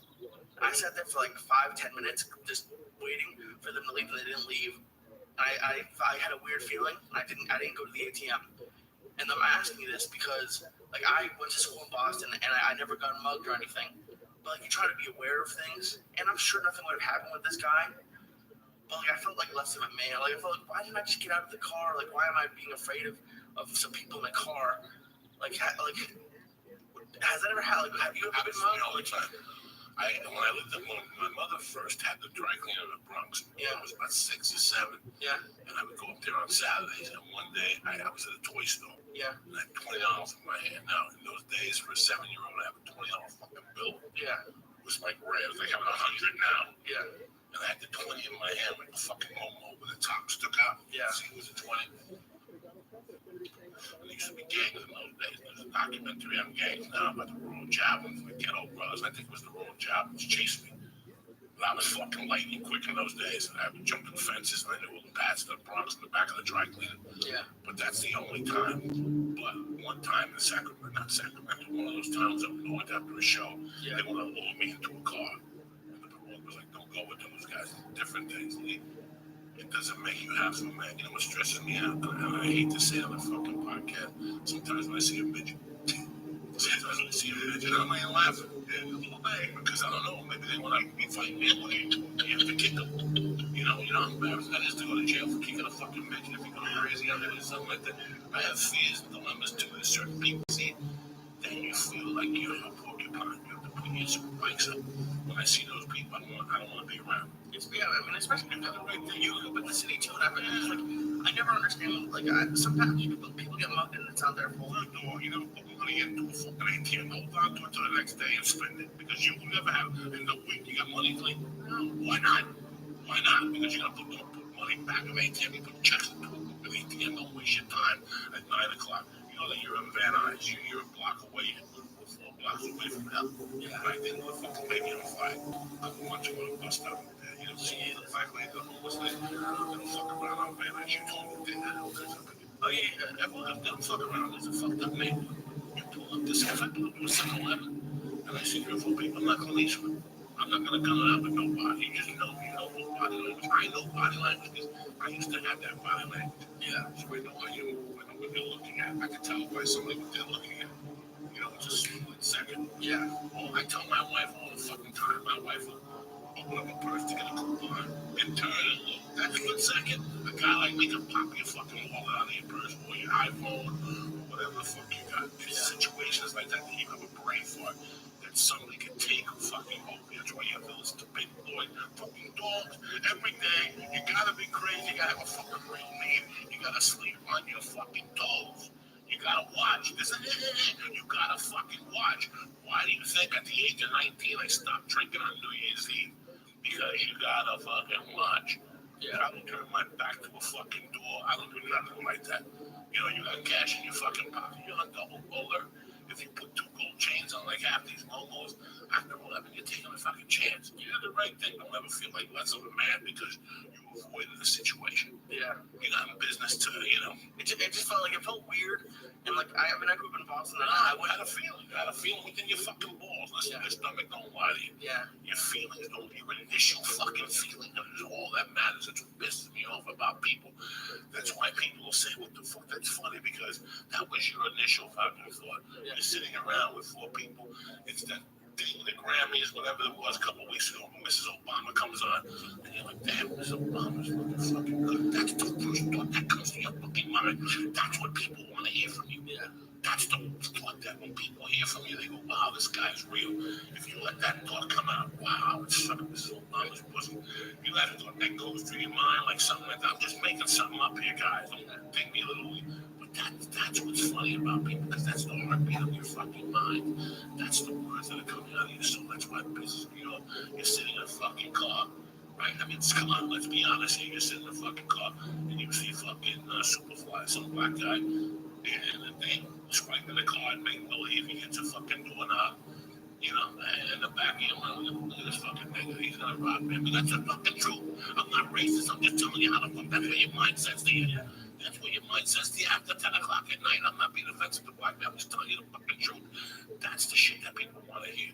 And when we hear that from ourselves, it scares us. The fucker is always killing me. It scares us because that's what we don't want to hear. That's what society doesn't want to hear. Yeah, but that's what we think. Fuck you, kid. Last night I was at the storyteller show. Doesn't bother me. But this guy said something about from driving in LA, and there's a young Mexican boy, and people laughed. A young Mexican criminal, people laughed. That little circle of people have a little bit of racism. I'm not Mexican, it don't affect me. But that's the same type of fucking thing. It's very hard to laugh, and that's the first voice in your head. Yeah, I used to hang out with a kid that used to narrate life, and we'd be walking. Some guy be walking with a fucking club before he go look at me at a rough night. And something he always fucking had little things to say. So after hanging out with him for all those years, when I lived in Boulder, he would say the same shit. I'd see a guy with long hair, look at this filthy fuck. I see a chick with a missing eye, look at somebody gangbanged her in the eyeball. There's always something. That initial thing, that's what funny is. So when you get that people, whatever fucking gut feeling you have, just go with it. Your gut never lies to you. Yeah, that happens a lot. Fuck yeah. Fuck yeah. What's that Biggie shit gonna play for me? Fat man alert. Fat man alert. It's fucking Wednesday. Count your calories, but if you don't count them, who gives a fuck? Biggie Smalls that count fucking calories. It's Wednesday, motherfuckers. Watch that pussy. Like I said on Twitter, dreams are dreams. You gotta get out there and fucking do something today. Get a gun. I don't give a fuck. Just don't shoot nobody with it. You're gonna rob somebody, I don't get mad at you. What the fuck? Somebody got a suitcase with a box of diamonds in it. The economy is bad. You put a gun to his head, take the time, nobody gets shot. This guy's gotta get his insurance back. He makes their fucking muscle. What the guy got a whole thrill seeker. The back of the club sipping Moe is where you'll find me, bro. That number. Lead up feminist. What time is time for the fucking number? Jesus, you put a lot of them today. I'm telling you, I put a G-ball up like I was telling you. Oh shit, this is just too far. I'll blow off my spot where the people got no chicken. Oh shit. This fucking joint. Make this up your asshole. Just leave it there for like a year and then you get arrested. You pull it out the fucking cell. Tremendous. Did you read that with anything when you got arrested? Fucking kidding me? No, I never. Well, no, I didn't mean to join, but like, I don't know if you hit anything up there. No, but there's people who stick 22s up their ass and shoot silences and hats. I don't know how the fuck they do it. I feel bad. I puncture a kidney or something. Do you ever like eat a whole bag of coke or nothing like that? Nothing like they said they have in the movies? No. You know what, man? When I got locked up, I fucked around a few times, but I saw the people that were getting high and getting caught because they gotta catch you, they gotta pee test you. Oh yeah. The state automatically does 3 pee tests a day at that time. So every fucking couple of days, every day they come knock on your door. Now some days you had it was by the state, and some days you had the staff pick. And you know, all those 8 months I was in there, I walked the thin line. I never got picked to fucking do a piss test. Oh, jeez. What we talking about there? I took a test to be the attorney. And when I got talking about the San Diego, that, you know, you asked me what I did, and I told you that it was easy. At first, I became the baker, and after I became the baker, they didn't really fuck with me no more because I was the stock clerk. And I used to hide the drugs for people, steroids and heroin. And speed in my thing under the crates. Okay. And I never brought the dogs back then. The state would come around with dogs once a month or something. Fucking crazy. But I learned the other side of it. I learned about what people do when they're addicted. Like, this is what they'll do. This is the extremes that they'll go. It's funny, I told the story about the cat. Me getting off the blow. I had to rewrite it. We get live back in Tennessee just to be sharp. You know, sometimes you rewrite a story out on the paper, you look at it, you make little corrections on the story. I would never do that 3 years ago. Now that we're fucking rock and roll, I gotta look over everything. So, and just looking over, I thought about that last year, me getting high, and I get all these emails from people that, you know, we help with their addiction or whatever. It's so weird how, man, I was there, and how bad I was. And I'm like, you couldn't count on me as a human being. And even though I loved what I did as a comic, and I loved all this shit, and I loved the drugs fucking more. I liked that feeling. The last 5 years, the drugs were comfortable. It wasn't like I was having a good time. I was getting high. I would go to a place of, not anger, but I would go to a place of, like, frustration. Because I didn't want to get high anymore. I just didn't fucking want to get high no more. But I still needed to go out there and get that 60 piece. You know, $60 piece, you know, twice a night. Now, you just did the opening with ROTHSCHILD podcast, right? And the kid got on, did heroin for like a year and a half. It wasn't nearly as long as you did drugs, but the way he described it was that he took the drugs at the worst points, not to get high, but he felt to feel normal. Like it wasn't even like he had to take it to feel normal instead of trying to get high. Was that what was happening? Like you didn't feel no, because I didn't do it in the daytime. I did it at night. No, I felt fucking normal. I felt normal. I just felt I felt that like I was missing out on something by doing this. I was trying to quit. I wanted to fucking quit. But on the other hand, I also felt that if I quit, I wouldn't be funny anymore on stage. Take that craziness and that edge off. Okay. It's funny that way before I got high, guys. That was fucking crazy. Yeah. I got my kids saying, you fucking crazy. How you talking shit like that? Crazy. So I knew for low standards, I didn't want to take a chance. And man, when you're addicted to the toxicants and the opiates, on my heart goes out there, I'm addicted to opiates. I wasn't addicted to blow anymore. I was addicted to the action. Okay. One day I didn't need the action. Sometimes you need action to get life. I'm an action guy. You know what action is? Like making something happen at night. Instead of writing a joke, that's action. You know, I've been reading this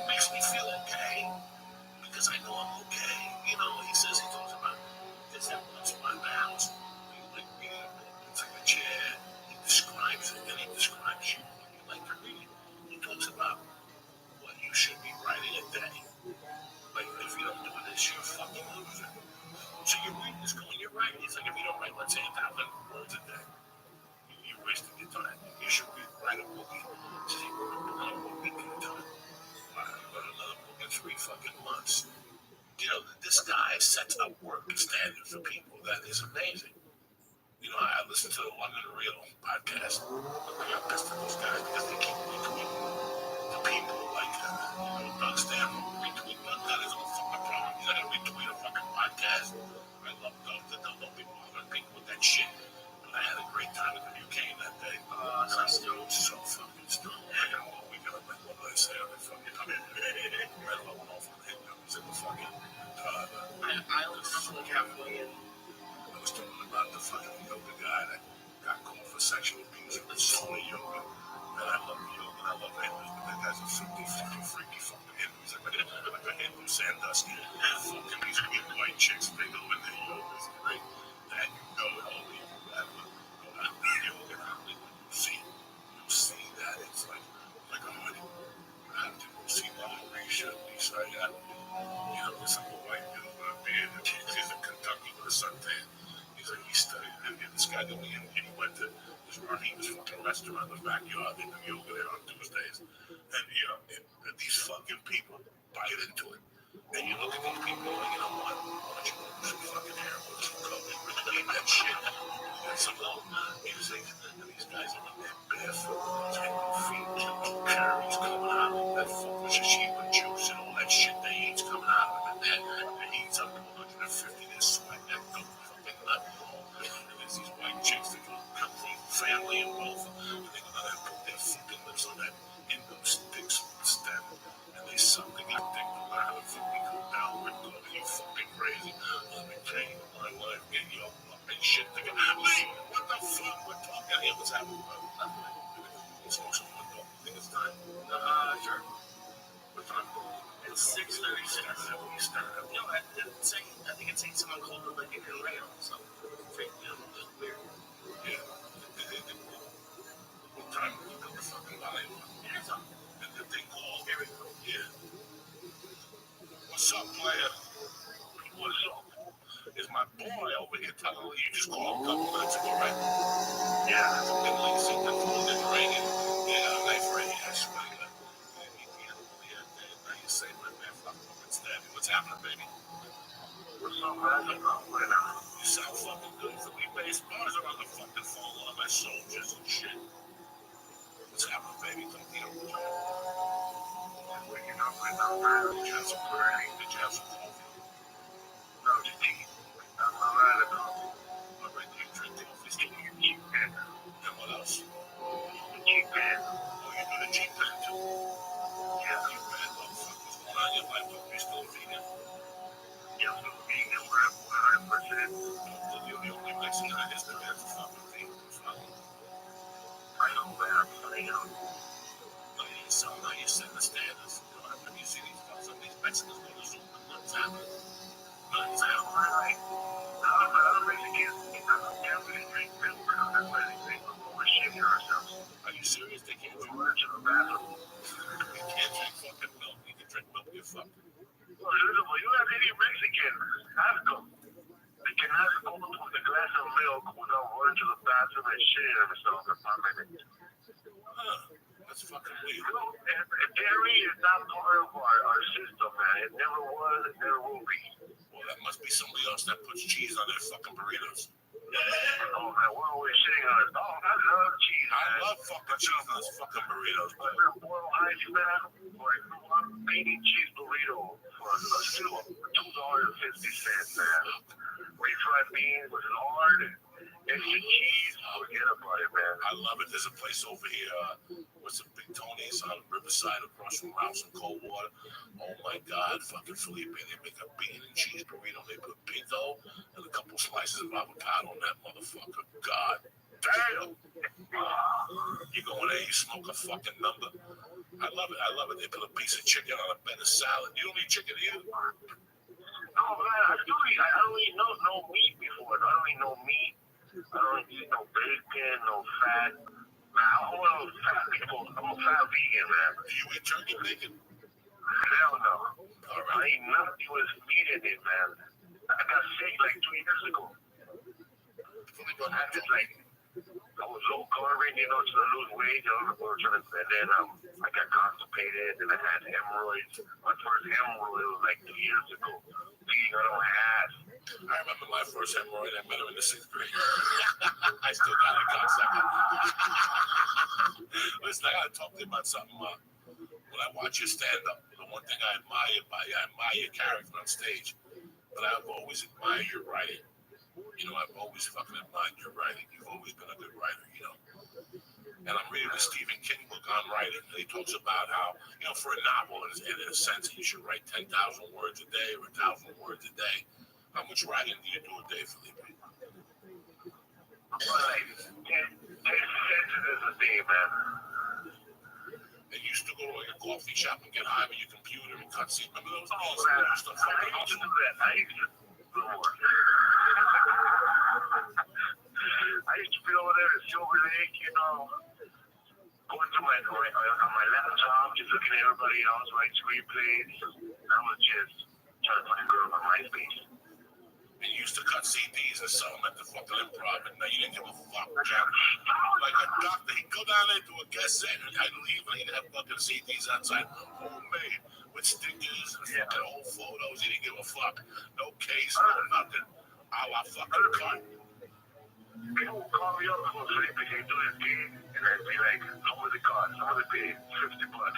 Okay, I'll be there an hour, and then I'll be burning like 10 CDs in 1 hour. Then I went to the gig and started for $10 each. Make $100 and spend it on the way home. Oh my God, I remember that fucking you used to sell CDs right outside fucking the Improv. It was something that I'd never seen before, because you usually see that on the road. You know, you do it on the road, but not in town. Only like Darren Carter, a couple of hustlers, and you're a fucking hustler, dog. You're the last of the Mohicans. Have you read this book by whatever his name is, Stephen King, on writing, Felipe? You gotta read it, bro. You know why you got guys like you have to read this? Because you realize there ain't fucking nothing wrong with you. Felipe, this guy's crazy than us, Felipe. Crazy. Talks about doing blow for days and writing books. Can you imagine, Felipe, me and you doing blow in a room and writing fucking books about Mexican getting chased with fucking... Are you fucking kidding me? That's where your imagination comes from.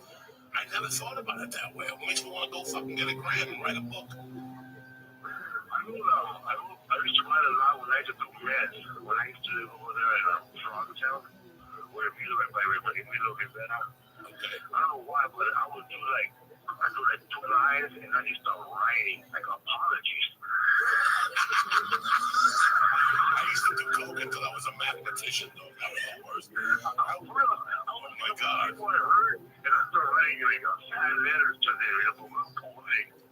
And then you wake up in the morning like, what the fuck's wrong with me? I ain't ever writing. I can't feel it. It's wet, fucking crying, hiding. I can't send an apology letter. I still owe that bitch $180 and shit. I can't believe how much money I probably still owe them. People like that motherfuckers in movies still owes me $48. I still. You know what? I owe my father like $11,000 just in gambling. Does he ever try to call you and get the thing? Oh, hell no, man. See, my dad's a gangster, man. My dad, man, he got this big old settlement that he's done for years, man. Like, he hurt his back when I was a kid. He got fucked by a lawyer. First of all, he blamed that shit on me, man, because my dad never speak no English. He's been keeping me along to translate his whole life. So I'm here to translate for a lawyer when I was like 15. And my dad finally got the money, you know, and he took the man off. You should write a bit about it. It's fucking funny how we grew up translators. Yeah, bro. I was my dad's paralegal when I was 11 years old. I was my mother's fucking... you know, and it's funny because they all spoke Spanish till something legal happened. And they lost the Spanish. They didn't know how to speak English no more. I'd have to cut school. My mother would take me to Sam Luca's fucking office, and she'd play fucking stupid, and he'd fucking lay it on me. And then she'd lay it on me in Spanish, and I'd lay it back on him. I'll never forget those days as a criminal interpreter for my mother and shit like that. Fucking tremendous. You know, my mom used to be because they could leave my money. Remember fucking Avon, how big it was? Who the fuck buys Avon? It's still fucking huge. I used to have the cologne in the car, a glass car that had wheels on it, and you put aftershave and you were fucking 10. After cream. And you know what? It's funny, like, my mom, and everybody pays too. My mom, look at her name on the page. Page 9, the fire engine red lipstick. Yeah. Fucking Avon. They used to have a book. You know where I sold Avon? When I went to Catholic school, they made you sell Avon. Those fucking Catholic churches were fucking evil in those days. You had to bring them home for your mother and come back with an order. Well, they tell you to take the fucking book back. I ain't kidding you, Lee. That wasn't a fucking juice. We put those Avon books on my friends' lockers in high school. I'm telling you, they're fucking brutal. What's the company? They win the pink car. There's a different company that they win a pink car. Lady K. That's Lady KKK. Lady KKK. Oh no, Carrie K. What the Mary K. With the Mary K. The Mary K. The fucking gangsters. They're like 70 years old. They recruited fucking like Denny's and shit. You see them there in the afternoon. If you sell this, I used to have them when I lived in Boulder for like 6 months. I got attacked about selling them. Like, they were like Jehovah's Witnesses, bro. Come to me for coffee, have an opportunity. You meet them, that's a fucking wear. What kind of t-shirt do you wear? Is it cotton? What type of tree? Amway is in charge. What the fuck? You took me to Coco to talk about fucking Amway. I'm embarrassed enough being at this fucking shit restaurant.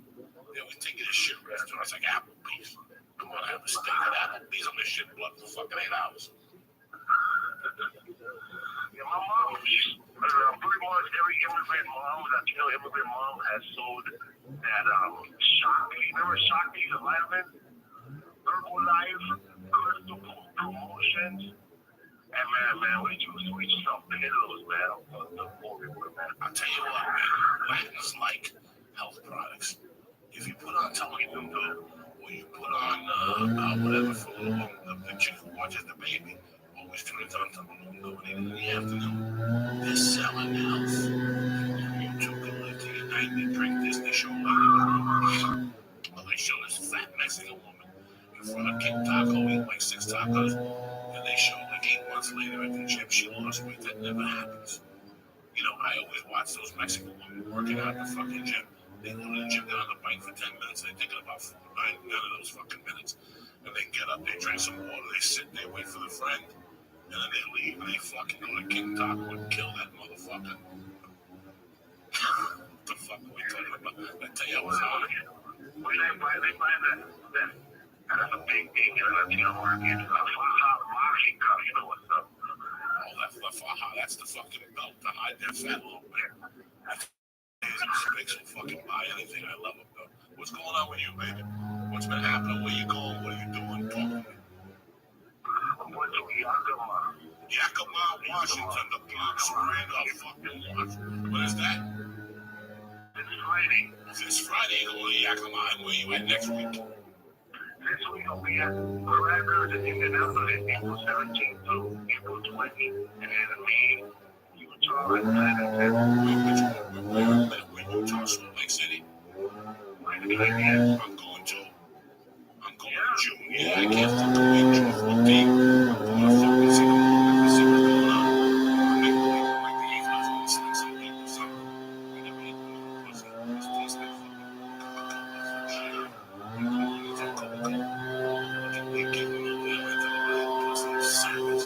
I'm fucking to Vegas. They even fuck the transvestite.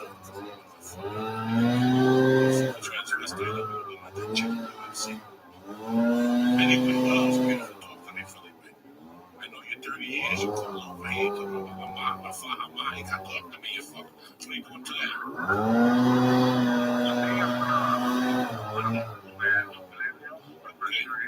That's a good fucking name. You got the Romanians, you got fucking you got the bigger fat tall store by the mall.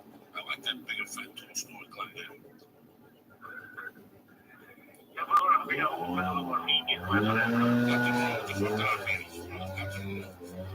long as you're I like what you're doing. You're looking good. The man is just looking good. And hopefully we're going to dodge your name. We're going to try to go last week.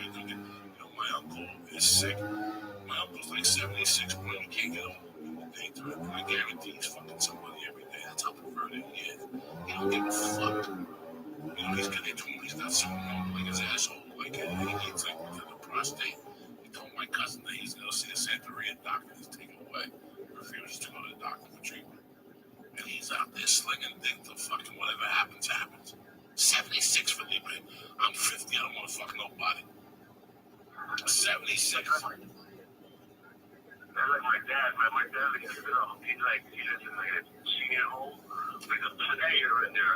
Working at the office guy in there. You know, that was a different woman all the time.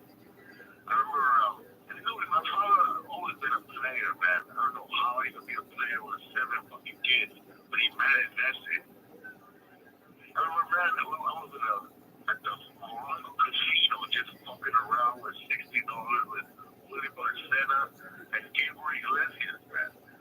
And Willie Barcena seen my dad with another woman, man. You know who Willie is, bro.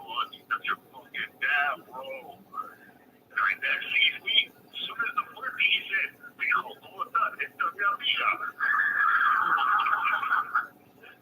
He goes, "Son, this is my friend." And she was paying for everything. That's fucking crazy, bro. That is fucking crazy. Philippe, I don't know what else to tell you, cocksucker. You make my day by calling. You always make my day when you call me. We always talk once a week about something stupid. We talk about what's going on, who sucks dick, and then we get off the phone and go on with our lives and shit. We'll go to a Dodger game. I talked to Jordan last night. He says, I got a friend, bro, that comes to all these shows. That he does parents do something for the Dodgers. And he tells me, just pick a game. And I always forget. He's like, pick a game. I told him last night, well, me and Felipe, just tell me, bro. I'll take me, motherfucker, to a Dodger game. So we gotta fucking coincide. We'll bring the camera and do a little video. We'll go over there and get stoned, eat an edible. Felipe, I'm getting stoned every fucking day on those edibles. I finally figured out why I'm not losing no weight. It's the fucking edibles.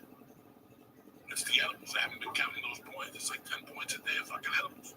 I gotta stay on the fucking elliptical an extra 2 fucking hours to burn through edibles. But I get so fucking high on the edibles, Felipe, the bang chocolates. They gave me a fucking vitamin drink the other day. Did I tell you about that? There's a vitamin drink now with 100 and something fucking milligrams of THC. Those Chibo chews, the one I gave Lee the double dose, those things will fuck you up. It tastes like a Tootsie Roll. They will fuck you up. So, I'm just trying to help you out here. I mean, some good edibles at this place, like vegan cheesecakes. Vegan cheesecake? Vegan, bro. You don't think I noticed, Lee? I'm over here smoking by myself, cocksucker. This joint like a soldier I'm smoking. And this is all 28% shit. So, that's what I thought, man. I love you, cocksucker. I'll call you later. So you're in Yakima this week and Visalia next week. So Yakima this week and Crackers next week. Crackers in Indianapolis next week. I gotta type this down. Because I was on Twitter before you said anything. You were there, man. I'm so happy for you, man. You've come a long way, man. You're doing the things, you're a little kid, man. I'm surprised we're fucking alive, bro. Can you fucking tell these motherfuckers? Dude, I can't believe it, bro. I mean, I can't believe it, like, what we come from, you know, like, watching everybody else blow up. Everybody was getting fat all these years. We're over here. People they want to book us. People say, nah, I can't go for anything. Porque never fucking shows up. And then, I was surprised about you, man, how you could just do blow and then eat a burrito right after. I can drink 2 cups of coffee and go to bed. I told the story about drinking the 2 fucking Red Bulls. And I could go right to sleep. That shit, I remember you being in the car with me that night. You would give me a ride. I never forget that, Felipe. And I took a bag of coke out and I was crushing it with my fingers. And you were driving and I put the dollar bill in and did the whole 60 while I was talking to you. And I remember me going, do you have a line for me? And I go, I did it already, but I just told you lines. You looked at me and it's just to tell you people I was fucked up. I was fucked up. Like, what the fuck? He ate that shit like you were like a little kid that I gave all my nerves and candy to hold, and then it was all gone. It was something that I've never felt so embarrassed in my life because there was no way I was giving you it. There was no fucking way I was giving you it. any at all. Not even know the quantity of coke, and you just broke it down that day. Let me tell you, man. If you do coke, you gotta do it in New York, LA, Miami, Texas. Once you get to the Midwest, that shit has been stepped on 35 fucking times. Remember that one time you told me you was that fucking bit in Iowa and they gave you that fucked up shit? Bro, there was one time in Iowa, they were giving me speed. One time in West Virginia, they took me to a trailer in the middle of the night. They were playing banjos and burning white people. These motherfuckers gave me a 20 of speed. I was up for a fucking week, man. It's fucking crazy what's out there. It's crazy the shit I was doing. I was playing fucking Russian roulette. I was going to Houston, Texas, had some good motherfucking powder. I had like 4 different Texas, Corpus Christi. Remember that place? The south border of Texas, like El Paso. You do a line there, and then you go do a line in Oakland. Forget about it, man. You already said the dealer will tell you this ain't the regular shit you used to. Don't take us right. I'm telling you, now it's El Paso. Last night we were talking about how the comedy clubs. There's only one comedy club in Houston, and I got to be as honest as I can with him. You agree, Felipe? We cut our comedy teeth in Texas. I gotta give Texas. Well, think about it. Between El Paso, Houston, the Dallas Improv, McAllen, Corpus Christi, and all points south, I did it. Most of my fucking teeth cutting in Texas. That's the truth. Yeah, me too. From Brownsville. Which one? Brownsville. Texas. What about the time we went to that place with that kid that he was married? He was convicted of being a polygamist. When you have different wives in different states, and this guy was always coked up, and the DEA jumped the club while we were on fucking stage. The guy would do an 8-ball. He gave us both an 8-ball. He did one. He did the 8-ball before the night was over, and he was the fucking host. He was on stage fucking chewing. I had never seen anything like that. Corpus Christi, the comedy club that had 2 floors. Oh, I know he's talking about that guy Jenkins. Rob Jenkins, yeah, that fucking freaky motherfucker that was married 18 times. The club got busted 11 fucking times. Tell you how fucked up it is. The guy at the hotel wanted to rape Marilyn. Nobody ever fucking thought of raping Marilyn. She was 400 fucking pounds. He kept knocking on the glass door, jerking off his dick outside the fucking window. This is real. We lived through this shit. Dude, how about Wild Wild West Comedy Club in Odessa? The place will be fucking empty. 5 people Friday night, 20 people on Saturday, and the guy will still pay you everything in cash. But remember the shit, the bartender had big tits. Big tits, oh yeah. Fucking Her tits. husband. And her husband, they all went to federal prison. The guy looked like long hair, like a biker, but the wife had gigantic, beautiful fucking tits.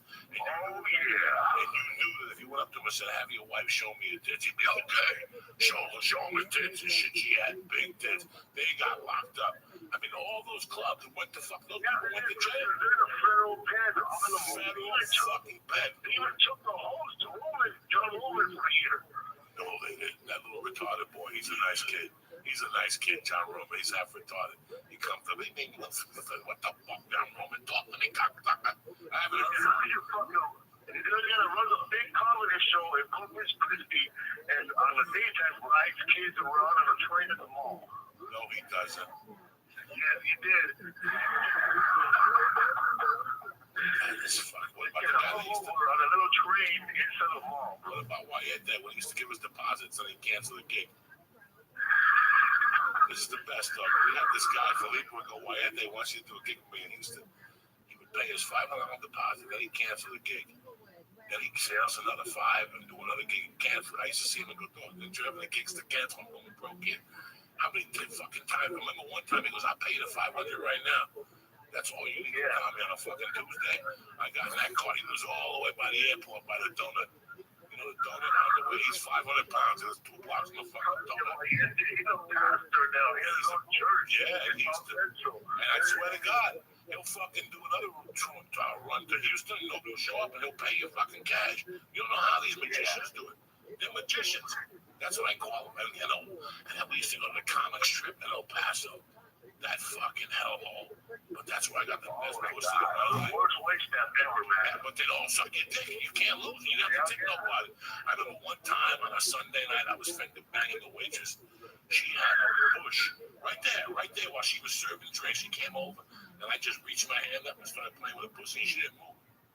So I think I'm fucking kidding you. I'm fucking kidding you, though. That was the crazy. Another time on New Year's, I fucked a chick on the bar staff on the desk in his office. 69 with this girl was beautiful. I took her outside, and already I had fucked her and ate her pussy. So I'm mingling with other people on New Year's, right? The world ended. It was like Y2K or whatever.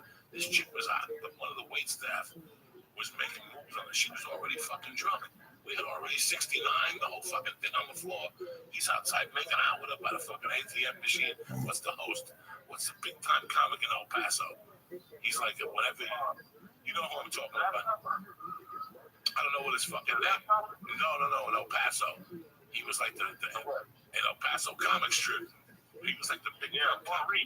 No, that's the owner. But there was a comedian down there that was like the hot comic for the last 18 years. He never came up. Like every time you go to El Paso. George Ramirez. George fucking was hitting on this chick, was banging. I mean, I just happened to swoop her as she came out of the bathroom. She would have fucked anybody every night. That was nothing special, trust me. She was just, I caught her at that right time. I told her she was beautiful. We started swapping spin. I swear to God, we went a little off at 69. It was fucking shot. Pussy was perfect, too. She gave me a number. She never answered after that. She must have fucking went to therapy. But that same night, as I'm leaving, she's outside making out with George Ramirez after I shot a fucking load of him out. That would have killed anybody. And he's out there coming up with a weird look on his fucking face. We love this. One of the waitresses that used to work at El Paso, she moved to Houston, I think. Funny, big tits. Oh, that chick had good car. car. She showed up to Houston, and then she was showing she had brand new boobs, right? And she was like, I got boobs now. I could tell that she's been up for 2 days, right? She had that look like, I've been up for 2 days. She went to a party. She was doing Reminiscence El Paso. And she was fucking partied out. And I remember, she was showing her body, and then she bent over. She had a dog. I swear to God, dog. She had shit in her underwear. Yeah, she was a nasty bitch. But she would deliver coke and suck your dick. Shit, bro. I thought, shit. But she her legs, dog. That was like, fuck. Yeah, this chick would deliver coke for her boyfriend. boyfriend. But suck your dick. Right there. No, I'm telling you, I would have eaten her ass. No, I wouldn't have eaten her ass. I would have ate her pussy. I just would have put a couple on the block. I would have blocked the muffler and told her to wash that. Let me tell you something. That girl used to deliver coke for her boyfriend. And while she was there, she'd do a line with you and suck your dick and get in the car. She was great, beautiful. Her face was fucking beautiful. Big, fat fucking titties. I'm telling you, guys, that comedy in El Paso. That dude that wanted to hire that Asian girl boyfriend just to beat up customers. No, I don't remember that fucking lunatic. That you say the last chick standing in El Paso. She had that one boyfriend that was crazy. She was like Asian. She was Asian. Oh, yeah. She had that little one crazy little left too fool. Oh, yeah, she sold coke, too. She was like party on her boyfriend. Bro, those people in El Paso. I remember taking a girl home on a Wednesday and on Friday. She come back with her husband. And if I introduced me to the husband, this is crazy. This was fucking crazy, El Paso. And Houston was just as fucking crazy. Before the flood took that hotel down, that hotel where they used to put you, that hotel, as soon as you checked in, bro, you could go home, take a shower, and lay on the bed and get a gram of coke. Somebody would knock on your door offering you a blowjob. We're looking for a beer, looking for Owen papers. It was amazing. It was fucking amazing. You didn't need to do anything. Fuck going out. The Houston was great. And it's a shame, but I'm really proud of those guys down in Houston. I'll tell you why, Felipe. I was looking at the charts the other day. The Whiskey Brothers podcast is number 171 the other day. These are 3 fucking guys from Houston that, even though they don't have the clubs, they've stuck on to that fucking podcast and they make it happen. I know people are doing a podcast for 10 years and can't do nothing with it. So I'm really proud of those guys in a way. I just bumped into one of the old Houston guys last night, Matt. Tremendous down at the Comedy Central taping. And we talked about our Good old days in Houston when fucking Felipe was ordering spoons from room service. Oh, yeah. Felipe fucking, he broke Rick James's record. You ordered 6 spoons in 2 fucking hours. Held by Rick James, circa 1973, Buffalo, New York. No, bro, yeah, bro. But he didn't have a mouth like that there with him, bro. Who? He didn't have that half. Remember that chick that used to work in El Paso who had a penis? Yeah, she had a dick. What was her name? Nikki, and you called her Tricky? I called her Dicky. And she had a little clip with a dick over it. Oh, dude, it was like a little 12-year-old little pee-pee. And she had a pussy right next to it. I don't forget how much the girl was doing. And I already had fucked the fat and waitress that was used to these 3. And then she left, and then the other one came. And then, like, I put her shorts down in the jacuzzi. Put them on the whole room in front of her. And then she had a little peanut showed up, and a little tiny one went into her pussy. And I was like, what the fuck? Remember Johnny Wayne? What was his name? Billy Ray? Billy Wayne. He ended up marrying the girl that was fucking hot. That chick had big. Yeah, Rachel. Oh my God. That chick was back. That guy though, he used to fucking sleep in the green room. Yeah, bro. That dude used to sleep in the bulldog. He loved Rachel. He loved her, and he stuck it out. Hey, that's why you love a woman. You fucking stuck it out with her.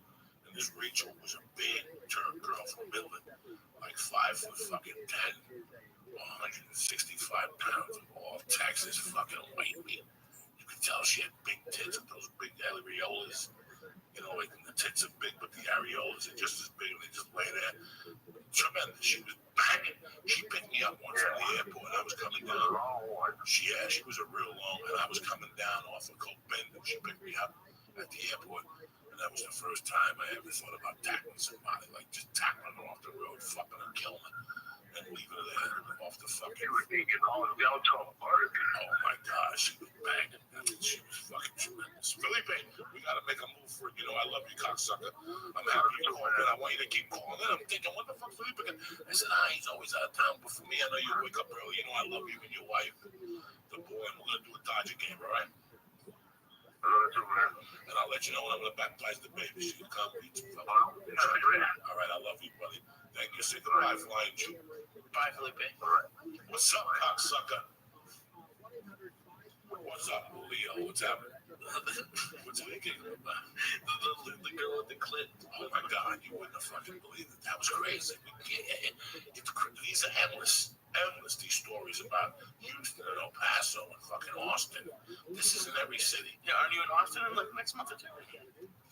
First, I'm in Miami in 2 fucking weeks. And as usual, let me tell you something. So, Monday, I'm telling you, this strong woman working Monday. I went back to kickboxing after a week. I had the 8 o'clock class. And there was only 6 people in the fucking class. But I was like, it was me and somebody else that had been going. So I made me do the warm-ups. I did the warm-ups. He gave me a new guy, worked with the new guy. He made me teach him how to kick. I taught him how to kick. But I had to keep spinning my fucking heel again. And I kept doing it. When you throw a roundhouse kick, you gotta spin on the ball of your fucking foot. Okay. You know, if you don't, you'll tear your fucking knee. Eventually, you'll tear meniscus or you'll do something. I went, you know what, my cardio was on the money on Monday. I was very surprised because it was a late workout. And then yesterday, I had a big day. I had to go to acupuncture. I had to go to fucking ear doctor. And I had to get a workout in because when I do a show like that, I want to work out so I can think about the material and think about the water and, sometimes. Yeah. I gotta tell you, Leo, when I'm at fucking Olympic, when I hit 30 minutes for the first time. Oh, so that's hard for 30 minutes. My goal was 26 minutes. Okay. Yeah. 26 and 1 minute of the warm-up, and I was out of it. But you know what, Lee? I was really proud. And I hit the bag for 30 minutes. The fucking shirt still smells. It was dry last night when I finally got home. I went over and did. But the strong bone really takes that pain away from my joints. I used to get my feet. Like if I want to jump rope or something, jump on rope. 5 minutes of jump on rope, they say, is 20 minutes of jogging. You're a fat fuck. You don't really want to jog, because you don't have pain in your feet. But if you jump rope, even if you want to eliminate that pain and still get that aerobic workout, please do me a favor. Go to Onnit.com. You got some great fucking shit. Get the strong bone. I couldn't fucking tell you enough. Get the fucking hemp protein. Learn how to eat a little better. Listen, I ain't losing weight because I don't want to lose weight. I mean, these fucking edibles, they make me hungry. Yesterday I was down to the point. I had 2 salads, and I went to that show with Ari. I ended up eating 2 slices of fucking pizza because I was so high from the other one. I wanted to come down. Sometimes you gotta trim the fucking fat off. Tonight I'm going to ROTHSCHILD's to do comedy. I wanted you to come again because ROTHSCHILD's is in Orange with George Perez, and I love their fucking sandwiches. Oh, they got sandwiches, real healthy meat, like, you know, nice cut turkey, nice cut tuna salad, have an albacore. So what I do when I go down there, I get the albacore in a cup. I eliminate the bread. You like tuna too? I love tuna out of a fucking cup. I had some at Rob's yesterday in Hollywood.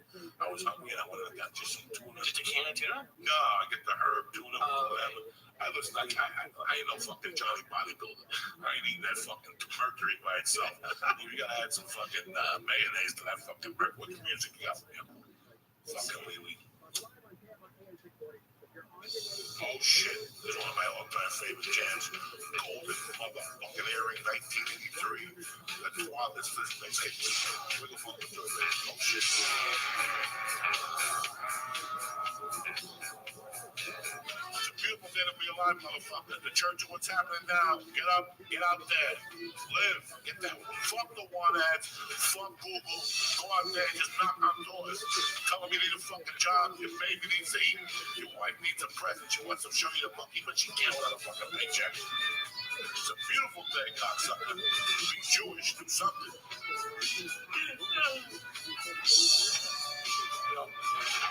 Oh shit, I was thinking about something. Yeah. You know, with the Django, I'm not hypocrite sometimes.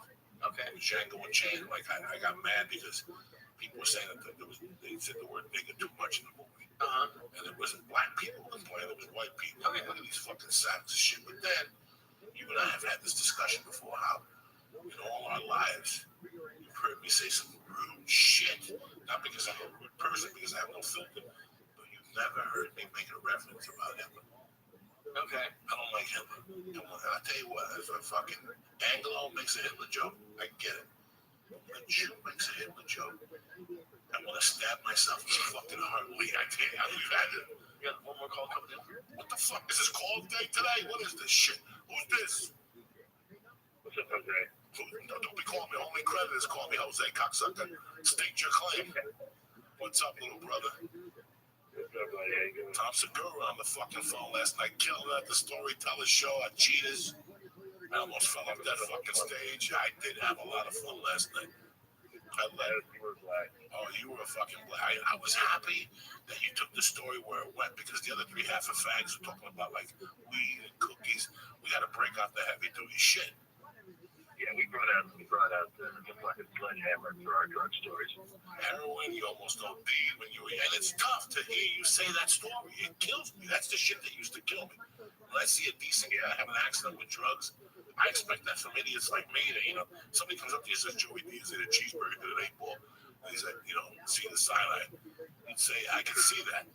But if somebody said, Tom Segura drank a bunch of MGH and passed out, I don't see that, So there was more going on in your life at that time. How are you, Tommy?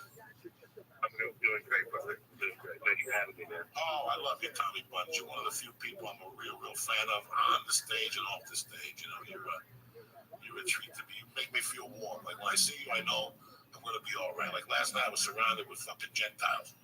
All these people looking to fucking write a warrant for me. But once I saw you, I know I went by the chicken. I tore up that fucking chicken, those little chicken wings they had. They had like Pollo Loco, those wings. I must have ate 85 of them. I was so fucking high. How high was I? I saw you. When that first got there, I was like, shit. That made me feel like relaxed. I saw you tearing up chicken wings. I was like, everything's gonna be all right. Fuck.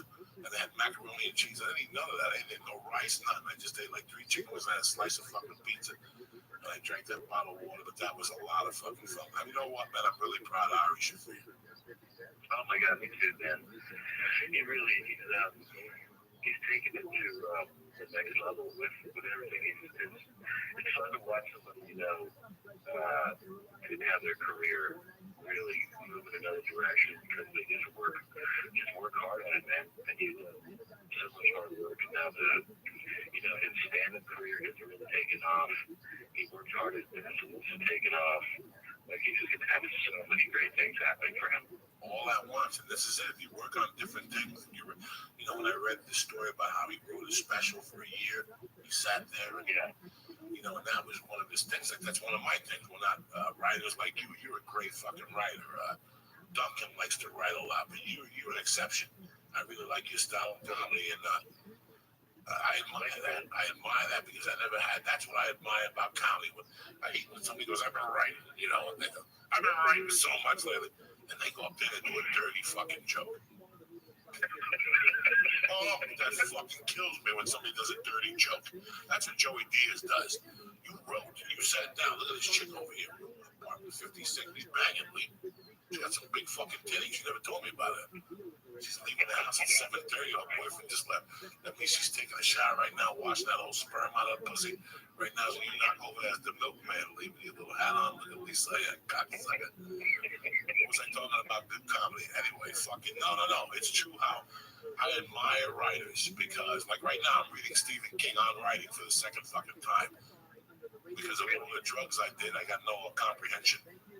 So I got to read everything twice, and he's blowing my mind. This time on the plane, he was blowing my mind with talking about what you need to write a day. You need to write 1,000 words a day, and he was talking about if you're not doing that, he writes to I admire people who are honest with you. You know, nothing bothers me more when I see a guy teaching a comedy class that never did the work to teach a comedy class. Just because he got a couple credits on a TV show doesn't mean he worked as a comic. Yeah, and you're passing bad vibes on. You know, for you to teach a comedy class, I want you to be first in stand-up, something I'm not. But guys like you are, there's a few guys who can do it. Do you feel like that sometimes, Tommy Buns? Oh yeah, man. I mean, I feel like, and I totally agree. First of all, I've been talking to people like, I got a new bit, and you're like, I just wrote a little bit. You're like, oh, cool. And they're like, you ever notice how that pussy really pops on you? It kills me. It kills me. I wrote a joke for the thing last night that I didn't write, that I didn't say on stage last night. But to me, this is a brilliant joke. Ready? I hate needles so much. It's made like I hate needles. You know, like when I go to the doctor, I hate fucking. That's true. It's true. I hate needles. My hate for needles is so big that it's made me hate fucking cotton. You follow me? You know when you go to a needle and they put the cotton on your ass, nothing happens. Nothing good happens after they swipe your ass with that fucking cotton. You just feel that prick going into your fucking ass. I hate needles so much, Tom Segura, that I fucking sit there and glare at the cotton balls. And I wish I was lying to you. Like today, I gotta go for my weekly shot. I sit there when I'm waiting for the doctor, I just glare at the cotton balls, you motherfucker. That's a well-written joke right there. That's a joke that I wish, you know, I tell, Flying Jew over here, that when I watched that guy from the Family Thing host the Oscars, Tom Segura, he said one of the most brilliant jokes I've ever heard in my life. And you're going to think, Joey, come on, get it together. This is what he said. He goes, the Oscars is being watched by 8 million people worldwide. That's why in 30 minutes, what's her name? Silence of the Lambs, Jodie Foster's going to come up here and ask for her privacy. That's amazing. It's a well-written joke. In 30 minutes, Jodie Foster's going to come up here and ask for her privacy. I admire that. That fucking makes my dick hard. That's like a fucking joke right there. So, yeah, that's good. I wish I had that ability. Like, there's people that can bang out just such really well-crafted jokes. It can be about like anything. You can toss anything, and they'll give you set up punch. I still have to write more. I should have to I'll overwrite. I'll do 5 minutes of setup for a joke. I don't have that discipline with cutting out words that people do. That shit I admire too, man. I'm a big fan of that. I'm a big fan of anybody who I can hear the joke and see them. I can see them writing it. Yeah, I can see them. Like, I love watching Letterman sometimes because that's the quality of jokes that he has on there. So I'll tape Letterman every night. You know, and yeah, I'm one of those guys. Before I leave the house, I look to see who's on Conan. I look to see who's on Letterman, and I look to see who's on Showtime.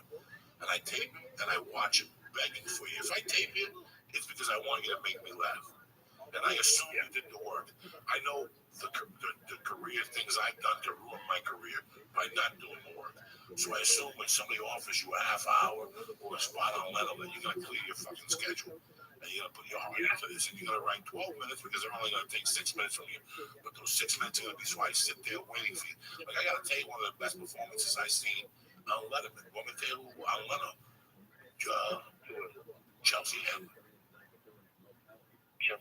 Chelsea Handler in 2007 when I was still doing Blow. In 2006 when I got home. And I turned on Leno and she was going to be on, and I taped it, and I go, this is going to be a fucking disaster. And I went in the bathroom, I did the coke, I took my shit, I looked out the window, I jerked off. And at about 12:15, I came out, or 11:55, I came out to watch Chelsea Handler destroy the fucking Tonight Show. In fact, I still remember her closer because I watched the set 80 times. Her closer was, is it okay to drink when you're going to abort the baby? She closed with that on Leno.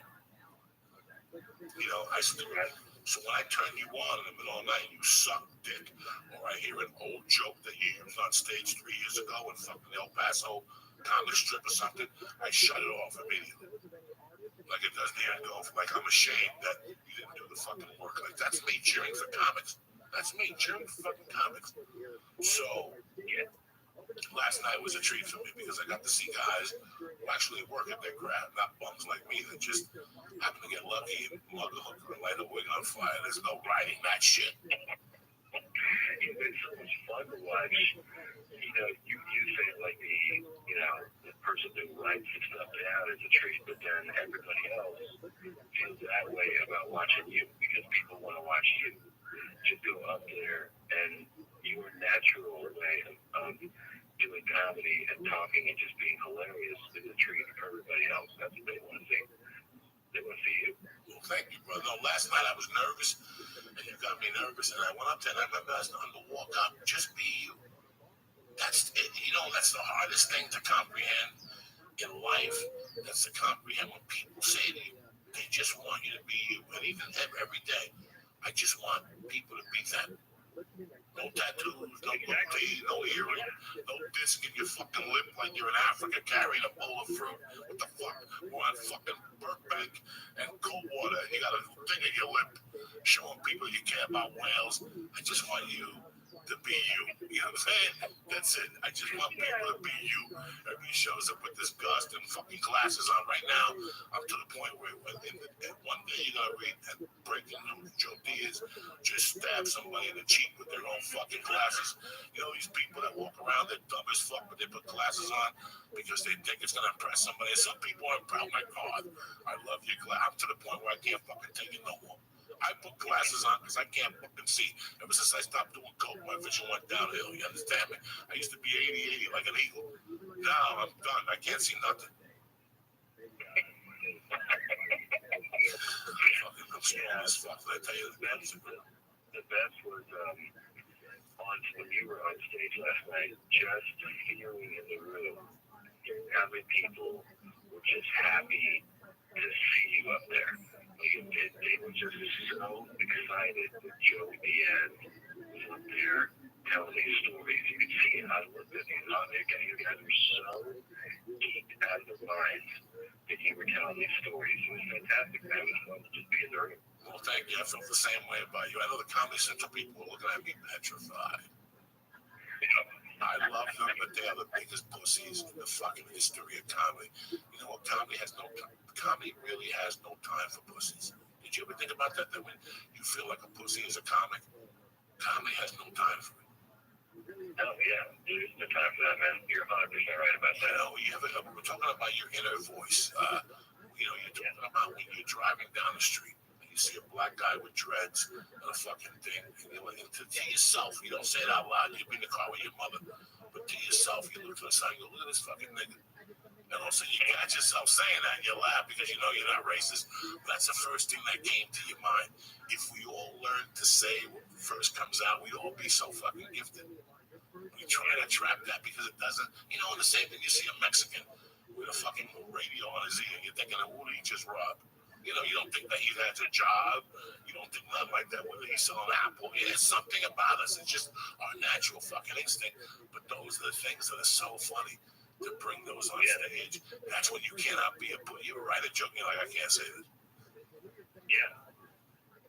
Oh, yeah, of course. And then you're right. We're like, you say, I can't say this. And then you go back and forth. Which should I don't? And then you say it. And usually that'll get a crazy reaction. And that's when you had your doubts about it. But when you say it, it'll explode. Because it was your impulse, like a first thought, like you said, where it's a genuine, authentic, real reaction to something. And that's why it goes well. Because it's totally true. Really, really is true. I love you, Tom Segura. What do we got going on next Tuesday? Tell these people a story from A to Z of what happened. We need these people to come out next Tuesday and why. Next Tuesday is going to be awesome. We're doing a fundraiser show at Flappers Comedy Club in Burbank for the dog that Christina and I adopted about a month ago now. Theo Huxtable, so we named him. And he is adorable. Here's what happened. We went to a shelter. We adopted this dog, this beautiful, adorable little Brussels 8-pound dog, and he had a cough, and they're like, he's got a kennel cough. There's a couple pills. He'll be fine. We bring him home. We don't trust them because they're fucking, scumbag shelters. So we take him to the vet, and the vet, they're like, yeah, he definitely has a real case of kennel cough. So can you take care of it? They give us additional meds. We take care of this guy for a week. He's not eating, so we're hand feeding him yogurt, peanut butter, just anything to get him to eat. A week later, he's actually worse after a week, Joey. So we're totally just not knowing what to do. We go back to that. They tell us to take him to the emergency room. We take him there, and they tell us that he's basically at death's door, and he's got a 50-50 chance to make it. And we are just, so broken, dude. I'm bawling, crying. I'm crying like I've had this dog 10 years at this point. And, it breaks me up so bad. And then the thing he's going to die. And in the emergency room, they take amazing care of him. It's also crazy expensive. I don't know if you've ever put a dog in the hospital. But it's pretty. My friend Alicia last year, the dog, $4,000 2 days before Christmas. Really? Yeah, $4,000 2 days before Christmas. She had to fly back and take him to a fucking vet. He scraped his foot or something. And they bang you out. What are you going to do? They don't even let you take the fucking dog. Here's the thing. It's like, when you're a dad, I'm emotional too. Like, I don't even understand how people can. There's a dog at that point. We had a dog for 10 days, and we were that attached to him. There's no way you're going to say no to whatever they're suggesting to save his life. It's everything that they say to us. Like, do you want us to get that and run this test? And I'm like, yeah, man. Like, is that going to help him? Yeah. Do you want us to, run this oxygen into him? Yes, of course, man. We need to make it live. So, it's just the great thing, of course, is that after 5-6 days in the hospital, and all this treatment, he started to get better, and they moved from their intensive care to the regular care, and now he's like 95% better. He's out of the hospital, he's like a regular dog, and we're just the happiest dog parents ever. We love this guy, but that show next Tuesday is just to help pay the hospital bills for the little Theo who we adopted, and the line is insane to you. It is Bert Kreischer, it is Mary Lynn Rice Cup, Brian Hader, Christina, myself, and even our little brother, Red Band, is going to join us as well. So good night, my lineup. Good night. It's at Flappers. They got good chicken wings. They got good blue cheese. They don't fuck around there. They got good pizza. They got a couple dishes there. I mean, they're Christians. Bring your cross and you get 10% off at the fucking door. But as far as the food, they don't fuck around there. They got nice salads, healthy. They really, really do a good job there. So bring an appetite. Get you home. There's going to be no lineup like that on a Tuesday night in LA anywhere. So if you come by, you're going to see the amazing show. You're going to see the whole Diaz and Bert, everybody, and you're going to support an awesome cause, which is this amazing club that we have that we're totally in love with. Anything for you, brother. I fucking love you with all my heart, man. You inspire the shit out of me, Segura. I love you, Dan. Thank you for having me and for taking me to the show, man. Yeah, you got a number for Flappers or anything? It's like fucking Burbank. It's on the corner. Barney's Eatery. You got food over there. I'm telling you, it's a nice. They got a P.F. Chang's up the corner. So bring a date. You know, come to the show and get that fucker in the ass. If you go online, if you go to tomsegura.com, you go to my website, there's links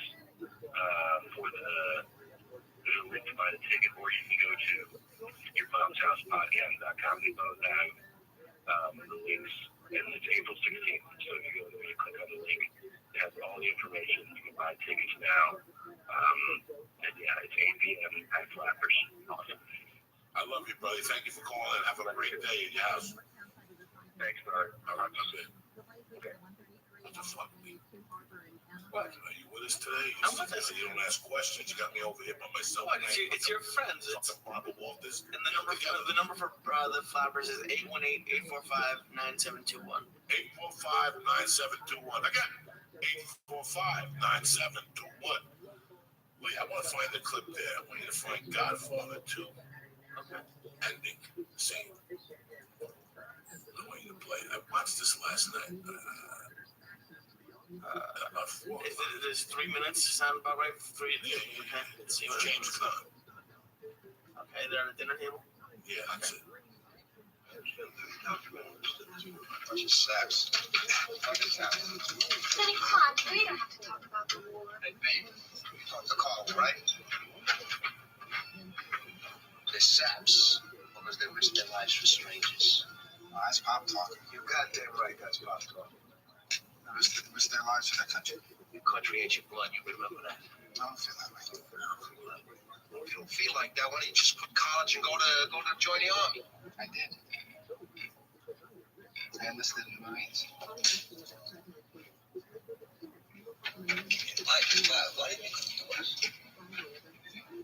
Hey, Pop had to pull a lot of strings to get you deferment. I didn't ask for deferment. I didn't want it. Come on. Hey, Sonny. Go on, Sonny.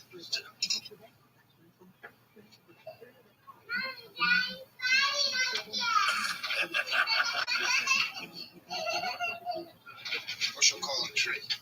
Go show Carl the fucking tree. That means get the fuck out of here.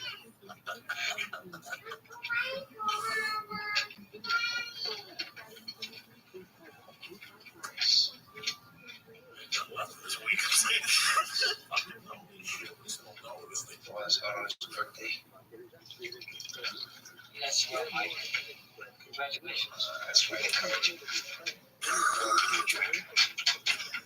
What? The best scenes. That ain't movie, a family. Fucking discussing a situation. Something you don't see no more. Many times, he and I have talked about your future. Talked to my father about my future. My future. Mikey, he has high hopes for you. I have my own plans for my future. If you go to college, you get stupid.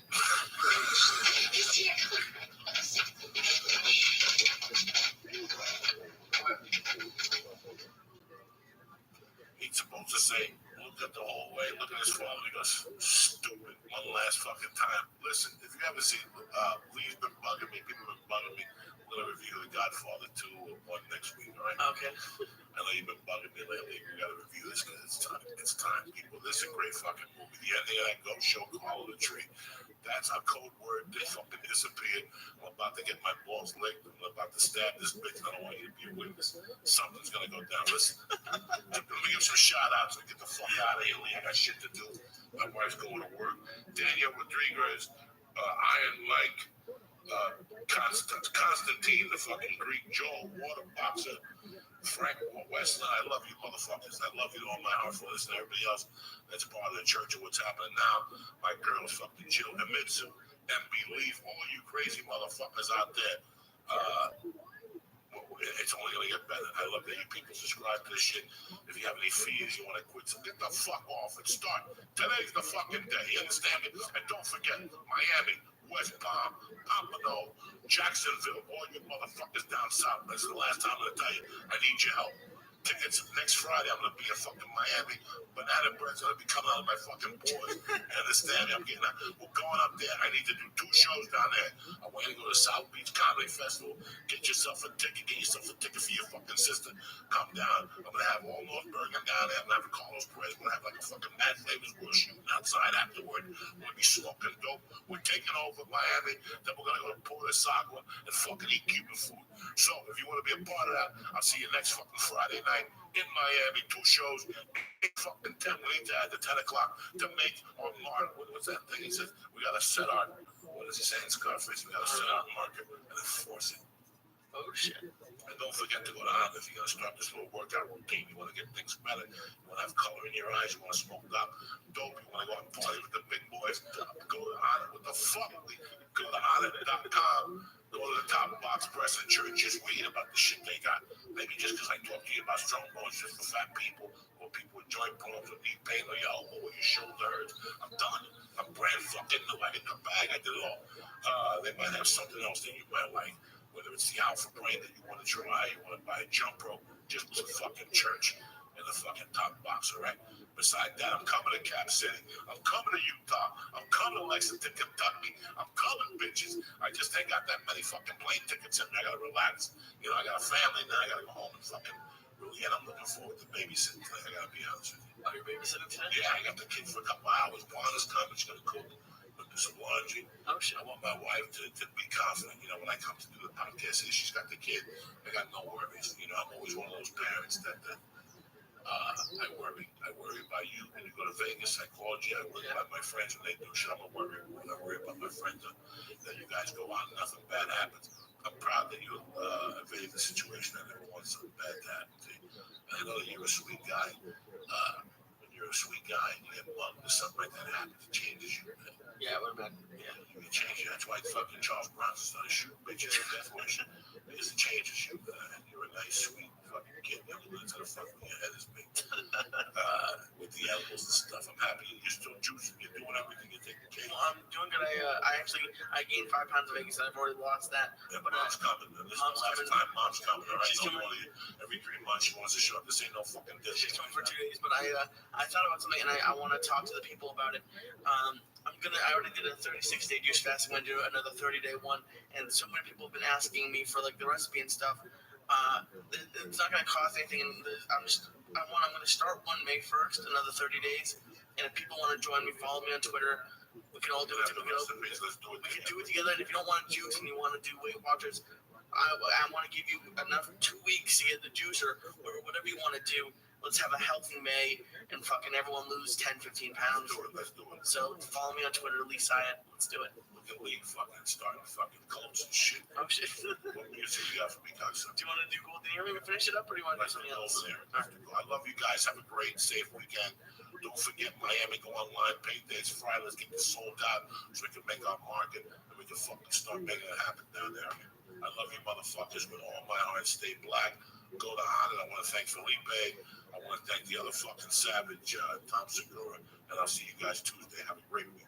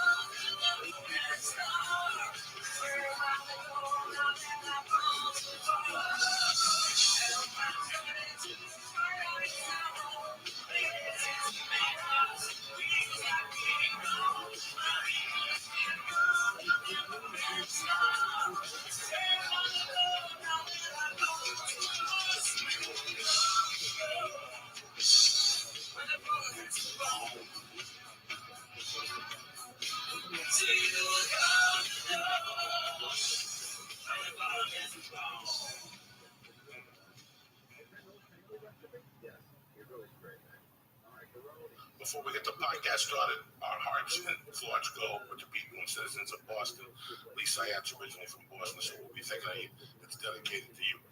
And we... Oh, shit. Oh, shit.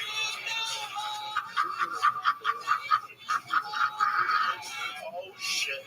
I that motherfucker. What's the problem here? I'm related to the Cosmo. You want to do this shit, Lee? Another one? Sure. Oh, shit. Another one. Mike, you did one. I just walked in the kitchen. I got a fucking 16-year-old nephew with fucking problems with his ears. He's supposed to me. I think he said another one. Get it together, guys.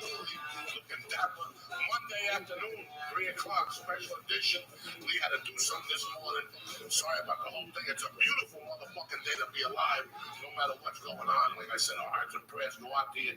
Let's get this motherfucking party started, bitches. It's a beautiful fucking day. How was the weekend? Lee, talk to me about something good. It was great. I had my mom here from Friday to Monday, which is really, I mean, it would be nice to see her for longer, but that's really the perfect amount of time. Did something fun every night. I actually took her to the Comedy Store, which I was kind of nervous about, but our buddy Steve Simone killed it, which was fucking awesome. Your best behavior.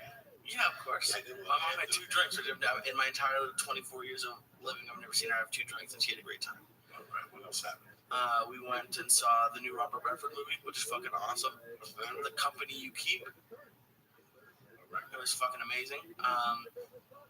And then we went on a whale watch yesterday, which was a ton of fun. So, you're a fucking savage. I don't know. It was weird. But I have some videos I put up on Twitter of just hundreds of dolphins just swimming right up against a boat. And it was a lot of fun. Oh, you want a boat? Yeah. Oh, okay. I think you want a piece like a fucking movie. That's what you would want to watch. No, I don't fucking know. You go there with an animal, you just go to the beach, you're like, I can't fucking see no whales. Why you gotta throw the animal in here? Why you just can't go? Because you came to my house more stoned than I've ever seen you. Stop it. I'm fine. It's 3 o'clock. I'm just getting the party started. You and I by 2. It's fucking 3 anyway. You expect me to show up here and practice what I preach? You know, we fucking wear watch. You got on a boat and everything. Yeah. You have a little sun on and everything. No, fuck that. But I got sun. I got burned. It was fucking. It was cloudy yesterday, but I got fucking burned. Yeah, that's the best sun. That's the best fucking sun day when it's like drizzling. Oh shit. Okay. You didn't know that shit? No, I didn't. I don't go outside. For the entire reason. That's the problem. It's fucking Monday. Get up, you fuck. A lot of people have been home all day. Oh, it's raining and snow. There's a flop. What are you? Get up. It's a beautiful day. Go out there. Go get a job. Do something. A bunch of shit going on this week. I got a new day. Nothing. I did a bunch of spots. What I do this last Wednesday. I don't even fucking know. I know with the family, I'm on the road for the next 5 fucking weeks, so I just wanted to, I did spots every night. I went on stage last night, got on stage Saturday night, got on stage Friday. I went to the Ice House Friday. Yeah. Thursday I was somewhere. I was with George Perez and the boys Thursday or somewhere, right? No. I was in Orlando Thursday night. Wednesday I was with George, and a lot of people showed up for the podcast. Thank you. Guy gave me a picture of a fucking monkey he drew. Some other guy gave me some posters. Seriously, we'll get some cool fucking shit. I got some shit like that. My man sent us some fucking t-shirts to we'll have to wear. Once the fucking camera gets in, we've been waiting for these cameras for a year, people. A year. For 2 weeks, I've been going, yeah, the wire. No, I gotta figure it out. You cocks, so you're in Vegas dancing, having a good time. Yeah, I take one vacation in 2.5 years.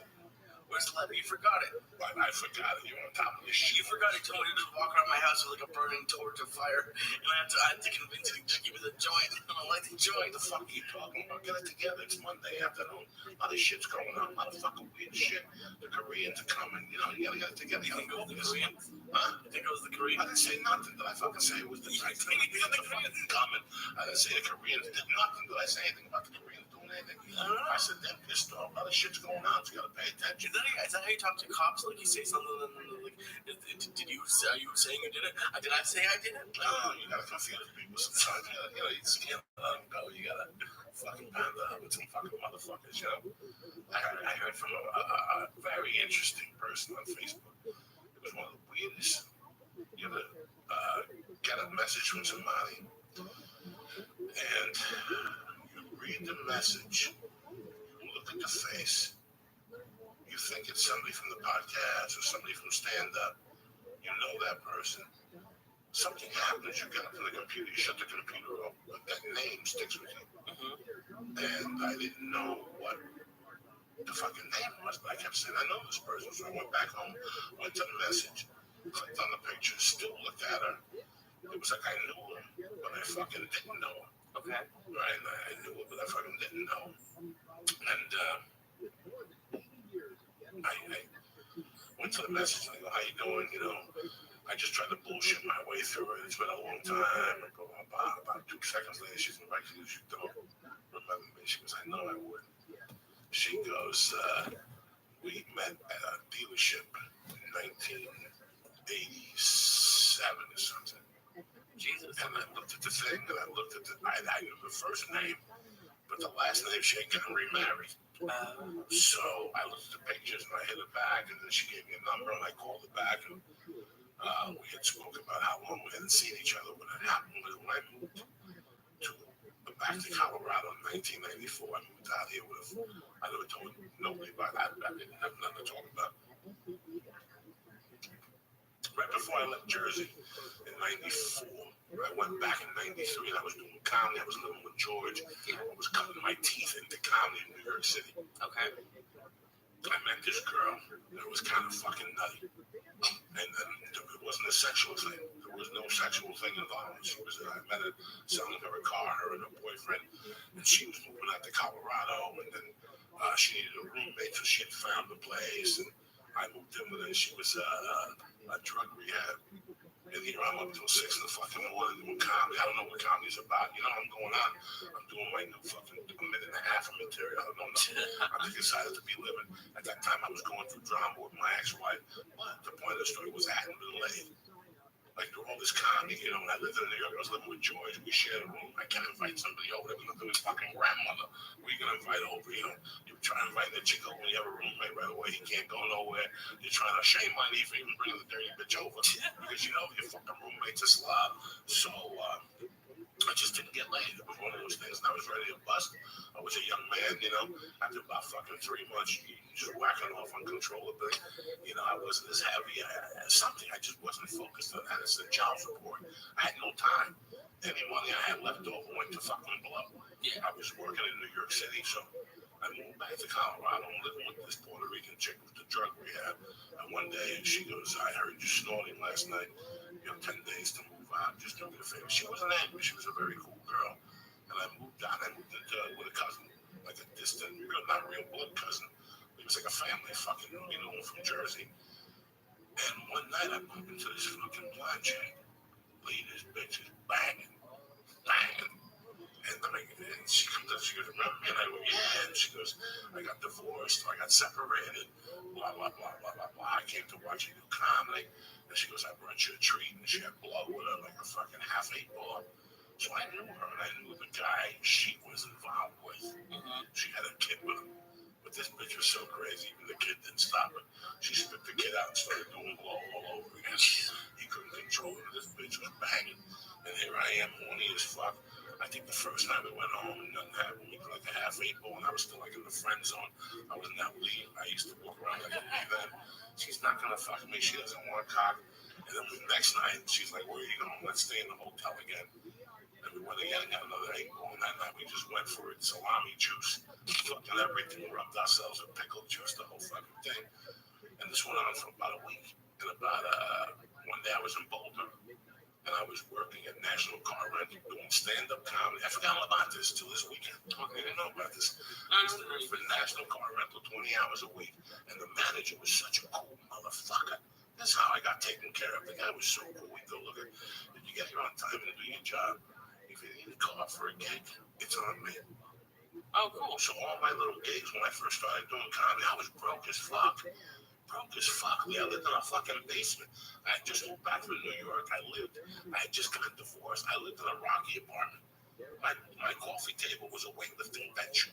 I had a Sony Trinitron. I had a couch, and I had a bedroom, and it was a mattress. That's it. There was nothing else in the bed. The bedroom was so small. There was no wall space. Oh, yeah. Once you open the door, was open, the mattresses. I would just fall onto the fucking bed. Yeah. I had nothing. I was basically just banging out fucking stand-up. And this guy used to give me cars and shit like that. If I worked 20 hours a week for him, he paid me $8 an hour, whatever the fuck it was at that time. I'd go in there at 7, I'd wash cars for rentals, pick whatever he needed up, parts for service, whatever, and boom, he paid me. Then he goes, "You're gonna come on down." So I was down there washing cars, and her ex-husband pulled up, who I knew for years, who was a great guy. And he came out like a man. He goes, "Hey, can I talk to you for a second?" He goes, "Listen, man, I'm not here to rain on your fucking parade or nothing." He goes, "Lori's a piece of fucking ass." Right? I mean, he said it right out. He goes, "But do me a favor." He goes, "I got a 2-year-old kid with her. And I went to therapy and all this shit. I really wanted to get back with her. And if she doesn't have a cohort, a partner, it's easier for me to get her back. Just do me that favor as a man. Can you do that?" And as horny as I was at that time, like I had enough juice in me to give this freak thing for a fucking month. That's how horny I was. And she was that beautiful. Even after the kid, whatever. I don't know how old she was. I don't know how old I was. But anyway, to make a long story short, I went back to my stuff. And just the way he came up to me as a man. You have to respect that. You gotta fucking respect that type of shit. He didn't threaten me. He didn't do nothing. He said, "Listen to me a favor, if you could," you know. And I remember thinking about how hard it would be for me. I had been going through that. You know, my ex, and I wish at one time my ex, his boyfriend, would have came to me like a man and said, "Hey, I'm not here to cause problems. I just met her. She's got a kid." Sometimes it's easy just to get the shit out of the way. Did you ever think about doing that with your ex? Now at this point, No, not when you were 50. when it was going down at the time. But listen, the last thing I want, Bo, is to fucking have problems with somebody. Yeah. The last fucking thing I want in my world is that shit around me. So at first I would try to talk to her. Lee, I would try to fucking talk to her. Yeah. And a week later I get a letter from an attorney. Oh, Jesus. For spilling my guts to her. This is what I get. You follow me? Like I'd say to her, for example, like, my agreement with you was this. I gave you an extra 100 because I made a little extra money. I'm trying to put some money away to move. A week later, I get a fucking letter that you want to take me back to court to raise my child support. Oh, fuck that. Okay. So that's the fucking deal, Lee. You follow me? So it's just really weird that she hit me up and she remarried. And she was in Wyoming or something like that. And that's the end of that fucking story. But I always thought about that story, how as horny as I was, Lee. But just, and you know what? Let me tell you the fucked up thing. Let me tell you how weird that happened. What happened at that time that we ended up, me and the guy who came up to me, he lived in Boulder, and he knew people who sold coke. So we ended up becoming my fucking coke dealer. And we never talked about it again. I probably still owe him $1,400 fucking $19.95. And you know what? If I ever bump into him, I'll give him the money. Just because of that story, how he came to me like a man. I've never forgotten him. And I know mutual friends of his now that go to Boulder.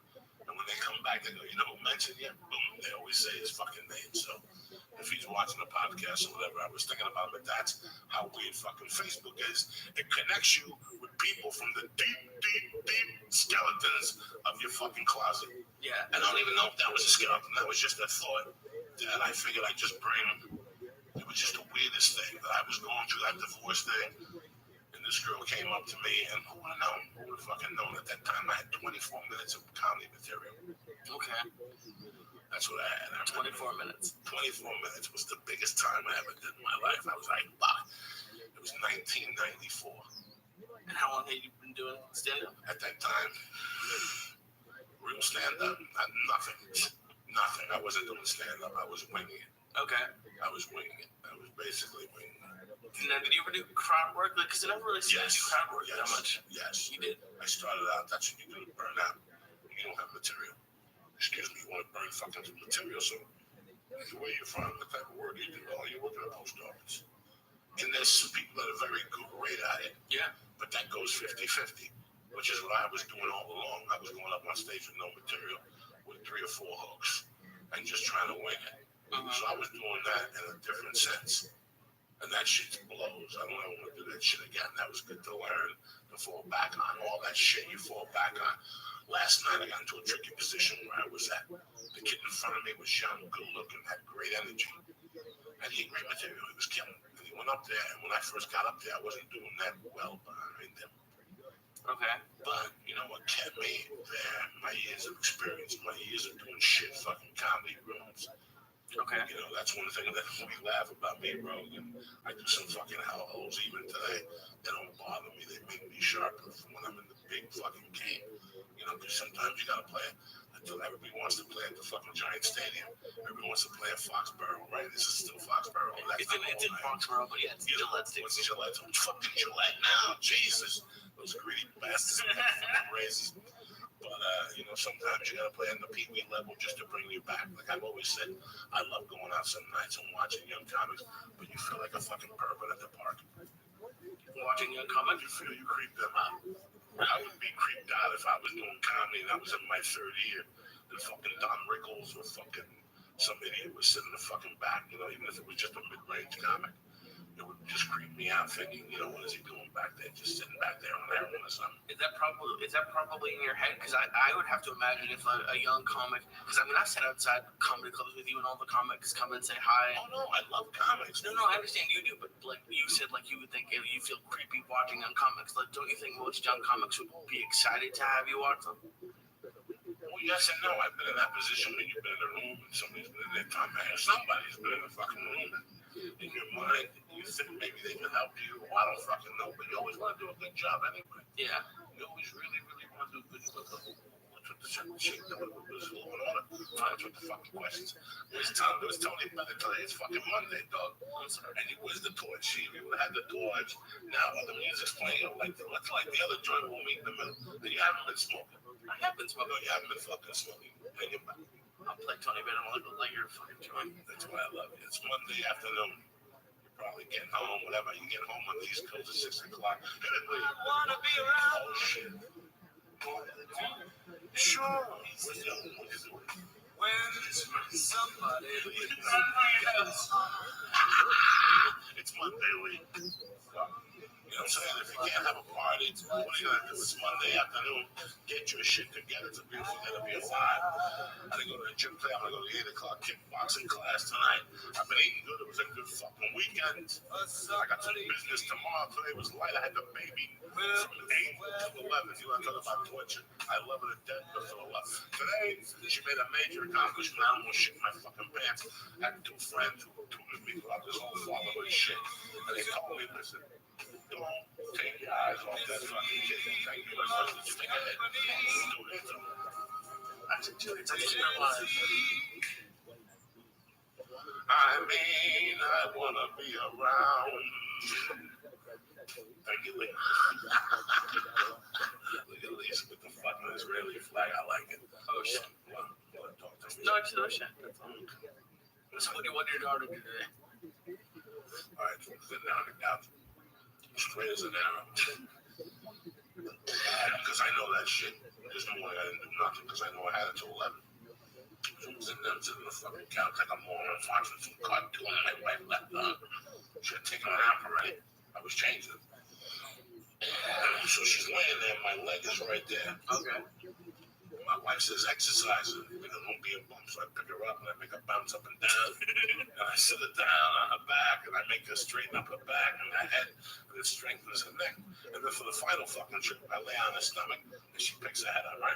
Okay. So today she was picking her head up and she's looking at me, and next thing you know, I see it going, and this little monster just flips over. I almost fucking lose it. You know, I'm ready to run for the fucking reefer.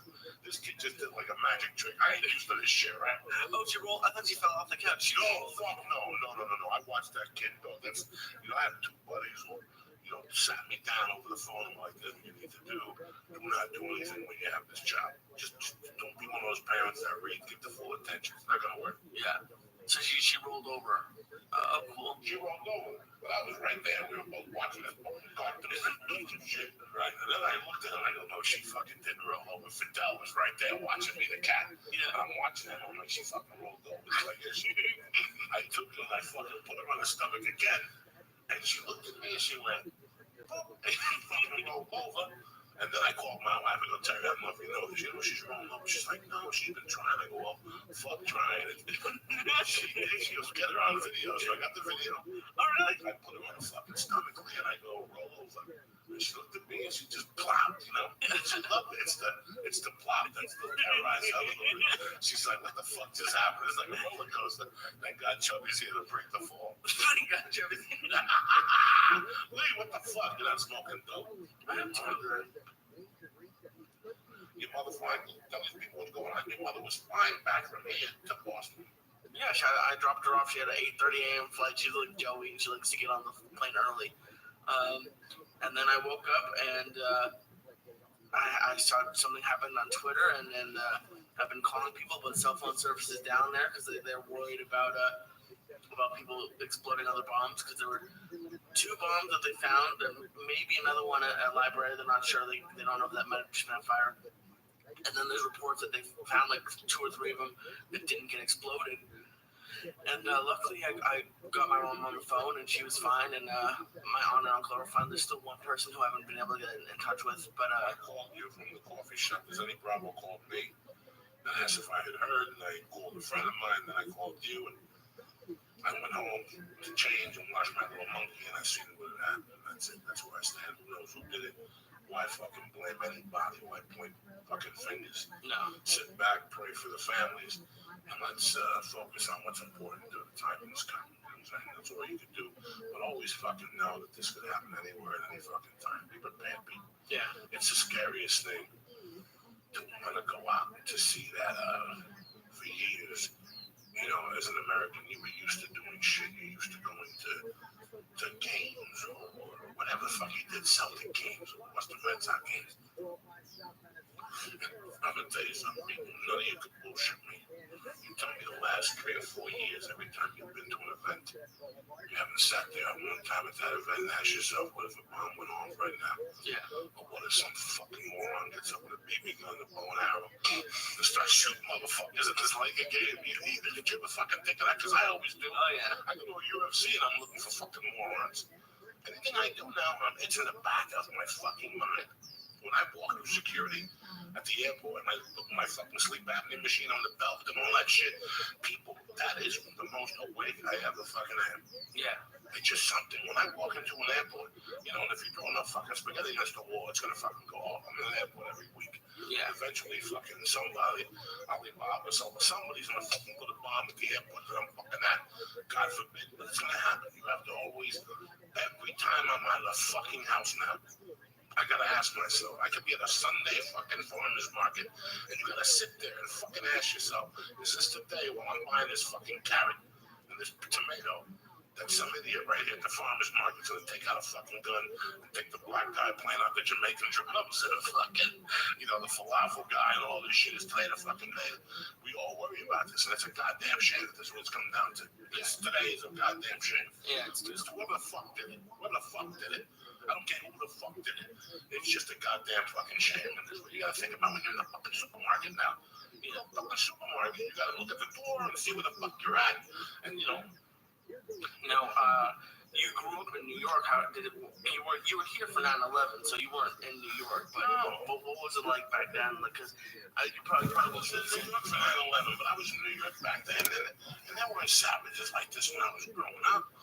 I said there was a fight. It was between 2 fucking idiots that had a beef over something stupid, and some waitress got shot. God forbid, it could be somebody's daughter, you know. But this shit is a different level, people. yeah, And you gotta be able to, you gotta watch it, you know, it's fucking done. That shit of fucking around when you're walking around, you know, how many people got on that train in Boston? How many fucking people get on that fucking train? I don't even live there, and I've been into Boston. When I get off that airport, I've taken that fucking train into whatever, and then the cab picks you up and takes you to fucking bumfuck wing seat. Where the hell you're going to, you know, the shipyard, where the fuck you going? It was the Club 52. I've been in that beautiful fucking city. Listen, as a comedian, what happened today smacked you in the face, because you're not a real comic when you go to fucking Boston. Look at all the greats that came out of fucking Boston, all the people that went out there and developed. This is the Joe Rogan story out there. It was so good they even thought they had. yeah, You know what I'm saying? I mean, that was the talent that was up there. So I didn't become a comic till I did that Faneuil Hall. Even if I went in there for 6 years, I had to bring 3 fucking people. It didn't matter. I did it.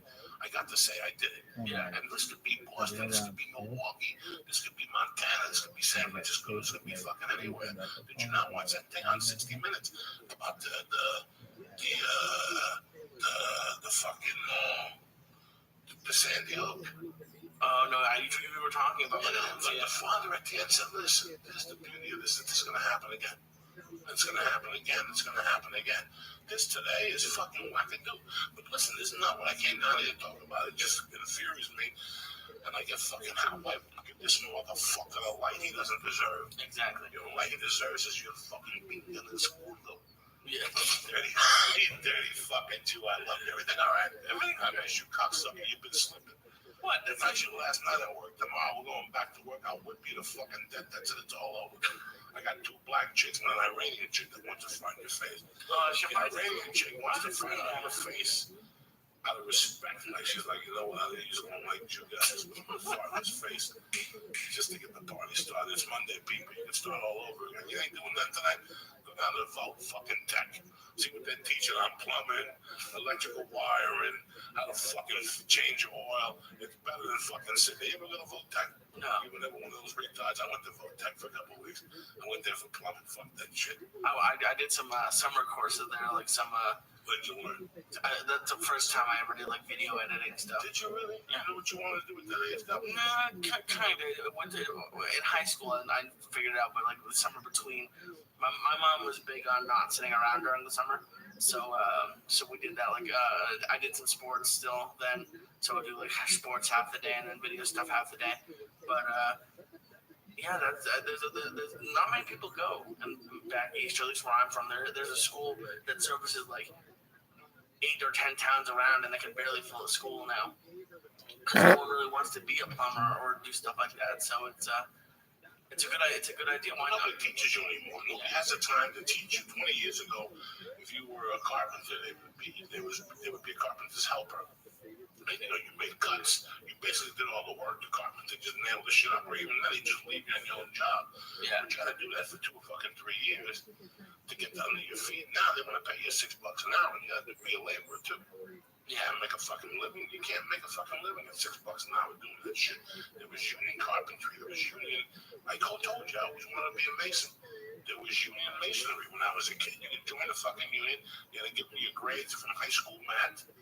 I swear to God, bring your high school diploma. You got to pay a fucking fee, $1,500. You went down there, you shaped every day. You know what shaping is? When you have to go down there every fucking day and they pick you. Okay. And sometimes it's like a movie role. Sometimes you get 1 day. Sometimes you get 3 days. Sometimes you get the jackpot. They're going to be there for 2 fucking years. And you got yourself a job as a mason's helper, which is a fucking nightmare if you've ever done it. I did it. Yeah. We have to get the machine and put a bucket of water in there. And then you got to put 13 scoops of sand in there. Then you got to pick up a 100-pound bag of fucking cement, break that on your fucking leg, dump that in there, and then like another 16 scoops of sand, a little bit more water, because each bricklayer likes it a certain fucking way. Then you got to tip the machine over, it goes in there. Then you got to get wheelbarrows and fill 3 of those motherfuckers up with cement and bring them each to the fucking masons and drop off the cement on each of their fucking trays. That's how I did it. I don't fuck around. But I'm exhausted just from listening to that. Please, it's a nightmare. I mean, being on planks like a fucking pirate. I did be in a hole. Yeah. They would put 2 by 12s, 30 fucking feet, and they'd adjust the middle so they wouldn't crack in the middle. And you'd have to walk over like Indiana Jones with a wheelbarrow filled. You'd have to get across the fucking bridge, and there was like skulls on the bottom. Some shit. I don't fuck around. You don't go, Joey, don't fuck. God, what do you think you're dealing with, Joey Bananas? This is why I tell people, I fucking pay attention. Henry with some talking heads, Lee, a little something for these people. And Lee, I need to see you wiggle. Yeah, I've been wiggling lately. You're pissing me off, Lee. I'm sorry. Lee, you're slipping on the music. Oh, shit, Lee. It's coming. See how it's fast. You may find yourself in fucking Russia sewing hats. Or you're in Sherman Oaks. All right? Getting high with Joey D. That's right. Let me see the wheel from the Joey. What? Baby. That's it. That's all you got for me. It's time to start again. Do it slow. What? Shake it, Lee. All right, motherfuckers. Monday, 3:30 in the afternoon. A beautiful day to be alive. Get your shit together. I even want to look for you. Watch it. Watch it. Oh, shit, Lee. Oh, shit, Lee. Same as it ever was. Please don't yell. No, we can light another fucking party. I like 8 more this smoke. I'm sure you did wrong. They're half done. You fucking.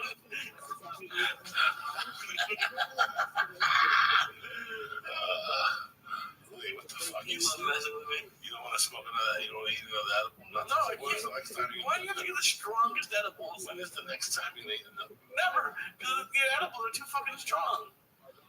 Why are you gonna torture me for? What am I torturing you for? You come over here, you can't. It's like, oh, thank God. Here we go.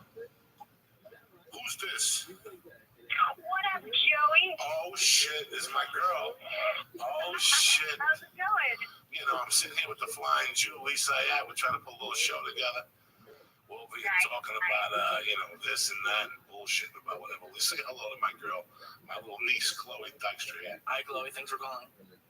Hey, thanks for having me on. How are you guys doing? You know, it's a Monday afternoon. Lee don't want to eat an edible because he has to work at 6 o'clock. I'm trying to make him eat a pot cookie to get the blood going. And he's always turning me down like he's an AA or something now. So I'm trying to straighten him out. I'm trying to tell him, that shit don't work on the Jews. I'm telling you, Lee, don't do it. I'm a Cuban Jew. Work with me. What's going on with you, my love? It's been a while since I saw you. I know, it has. It's been quite a while. God, we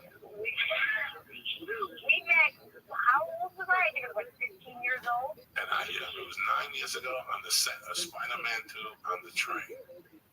Yep. One of my favorite jobs that I ever had. I actually wanted to tell you, because this was really funny. We were talking earlier today, and I went on my live journal, and I found all these excerpts from when I was working on the set. It was very interesting. I had done day work up to that time. I had done like a day on Cold Case, an afternoon on this, and it was like I was telling you earlier when I booked it, I was waiting. I don't know if you've been in between jobs where you're up to 2 jobs and they really want you for both jobs, but there's one that you're really leaning towards. And when the agent called and said to me, you got booked. And I was like, I got this recurring role. And you got Spider-Man 2, one day, scale, it works July 31st. And I'm like, I remember the date. Yes, it was amazing because it's Spider-Man 2, so in my heart I was happy. But I was like, it's one fucking day. I'm going to get this type of movie again. This is my life, one fucking day. And they called me like the end of June, and they're like, hey, come on down to wardrobe. And I go, why am I coming in, sir? And you start work next week. And it turned into 14 days for one line. It was freaking awesome. I have like a similar experience, but for me, like, it's okay, because my dad did the visual effects. So my dad always, when I was younger, he'd be like, come on down to set. So this was sort of a new experience for me. And I mean, I had a blast the whole freaking time. I had no idea what was going on, but I just, I just had so much fun. And then I got one line too, but your line was way more awesome than mine. But it's funny how, for me, the movie meant something different because at the time, I was kind of fucked up. I was just really struggling as a comic. When I was doing Spider-Man 2, I got contacted by The Sopranos to be, do you remember that on the train? To be Big Pussy's brother for 4 episodes. That's right. And I put the audition on tape. Yes, and I put the audition on tape late night, like at 12 o'clock at night. A comic from Houston, John Wesley, put it on tape for me in his house while his wife was sleeping. And we were singing Pat Benatar songs, and he put the fucking audition on tape, and they booked me. And they fired me that following Friday. Well, I was telling them, listen, but I didn't give a fuck. I was at Sony Studios eating lobster tails with Chloe like a motherfucker. People eating salad, just banging out the lobster tails and the pomegranate juice. It was big then. I would not give up that experience for anything. you think that, you know, with a job where you're cooped up on a train every day for 2 weeks that you get really sick of it. But, you know, we were all friends. Like, I made friends that I still talk to. And this was 9 freaking years ago, and I was 15 years old.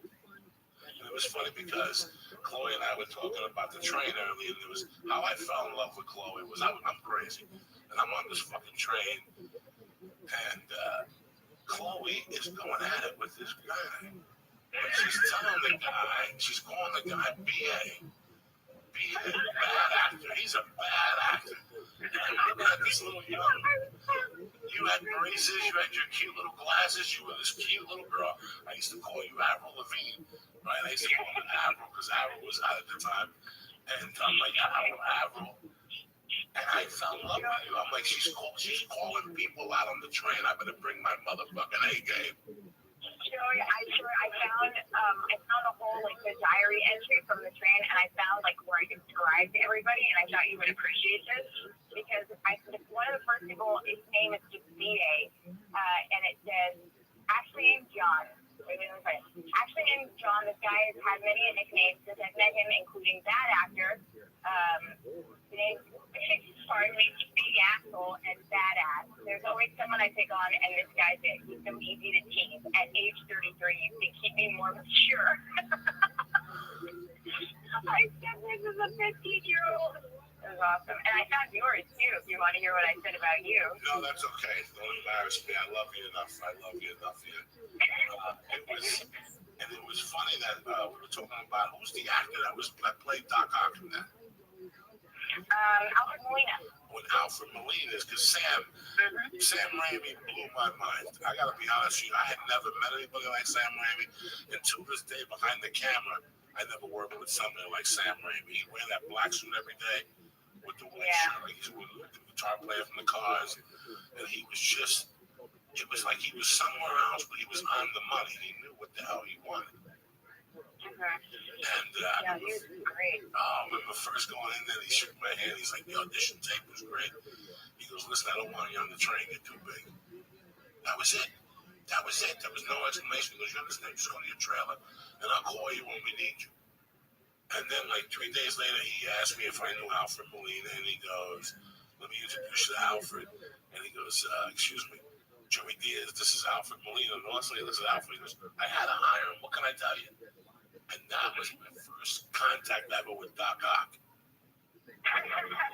He was cool. He was really nice. I remember, like, everybody on that movie was super affable and nice. I remember we played a prank on Sam. Do you remember this? I found this. When we got stuck on set because Sam was late or something like that. And so, and then there's like hundreds of people on the soundstage. We all just played dead. We all played, like, and falling asleep waiting for him, and he showed up and he thought it was hysterical. Yeah. Do you remember that? We were all like draped all over the grave. I kind of remember we did something else to him one day. We did something to his coffee, and this is Sam Raimi you're talking about. This is like a greatness, like Hollywood greatness. I remember I was telling you earlier, I went to say hi to him, and he was shooting it, because we were talking about they had a camera, and they had the second camera, and that's what shot us in the train, and he was shooting something else at the same time. And I went over to that other stage, which was the director, the lead from Michael Jackson's Thriller. He was on the set with Raimi when I walked into this fucking room. So I'm watching this, and I'm already like in tears. Like I know I'm at the comedy store for $15 a night. John Landis. I'm at the comedy store for $15 a night, Chloe. And here I am. Oh shoot, John Landis! I didn't even realize. Holy crap! That was fucking John Landis on the fucking set, and this is who I'm talking to. I'm like, are you? And he goes, John, do you know Joe Diaz? Boom, boom. And then he goes, what can I do for you? I go, listen, man, I had a pleasure working with you. You're a great director. And he goes, hold on 1 second. Cut. And he cut the scene. And he goes, tell these people you just told me you're a great director. This is what I'm talking about. And he goes, back to work, everybody. That was Sam Raimi. That's so funny. Wait. Did you say Sam said that to John? Yes. Sam said that. Okay. That's really funny. John Landis' his kid, Max Landis, is actually a really good friend of mine. I didn't even make that connection. Yes. It's hysterical. Yes, and I don't think he's in the IMDb, but if you watch the film, He's the one of the surgeons. When the Of course he is. Sam always puts people like that. Yes. He always puts buddies in. Duh. Oh my God, I didn't even realize that he was in the movie. That's amazing. He's John Landis. He's on IMDb. He is on IMDb. Okay, yeah, this is John Landis. I walked into Sam Raimi and John Landis. I'm doing 12, 15 spots at the store for $15 because I'm saying fuck on stage. This is where I was at.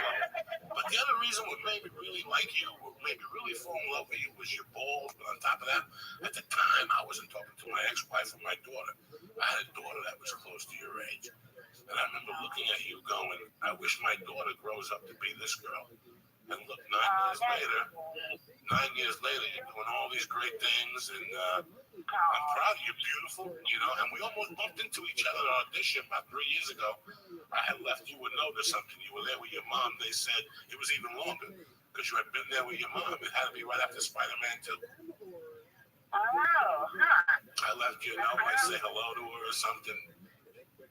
Aw, Joey, I was always freaking crazy about you. Oh, me too. I was crazy about you. Wonderful. You're a real sweetheart, and I'm really happy that just to see you doing all these great things, and you're on Twitter still. You have a great sense of humor, and I looked at some of your stuff. You grew up to be a beautiful girl, and I'm really proud of you, man. Thank you, Like, Joey. you're not gonna be a Hollywood star. Yourself. Yeah, you're a savage, man. You know, and that's why I wanted to get you on. To be honest, I wanted to tell you what you meant to me. You were really, I'm proud of you. If I had a daughter, I wanted to grow up to be you. Yeah, that's it. That's it. Thank you so much. It's really, that means a lot to me. And, you know, I used to have, this is silly, but I used to have a fear of men. For some reason, when I was younger, I was just scared of men. But you just made me feel so comfortable, and I just adored you. So, that, you know, that really means a lot. Thanks, Joey. Thank you for calling in. Listen, you have my number. You're a friend of the show. You want to promote anything, you want to get on stage and let me come down and see you. I'd love to be there when you get on stage the first time. I think you would do great.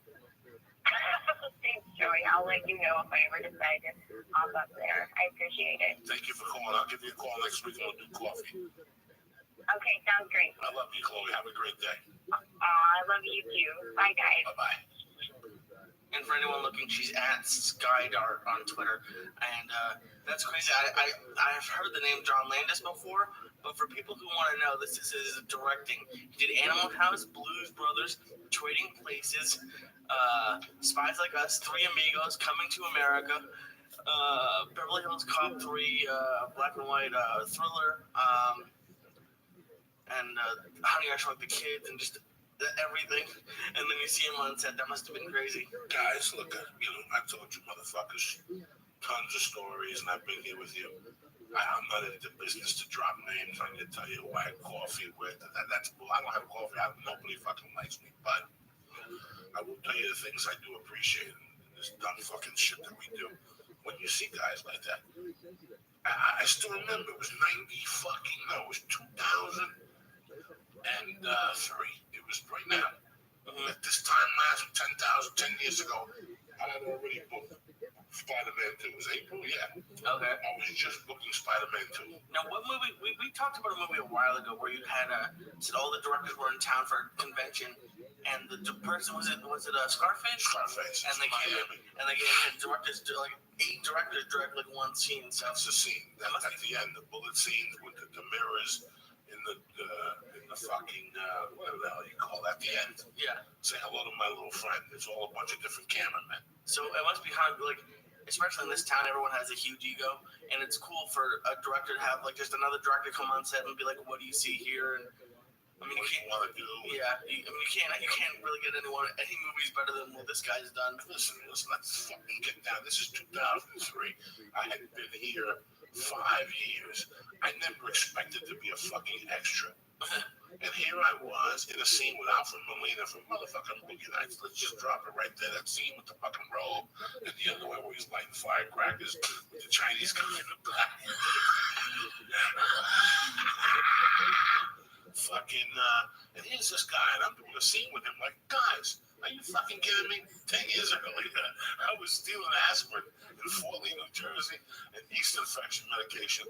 walking down the fucking Grand Union, walking over the George Washington Bridge, and selling it to the Dominican bodega owners for $40.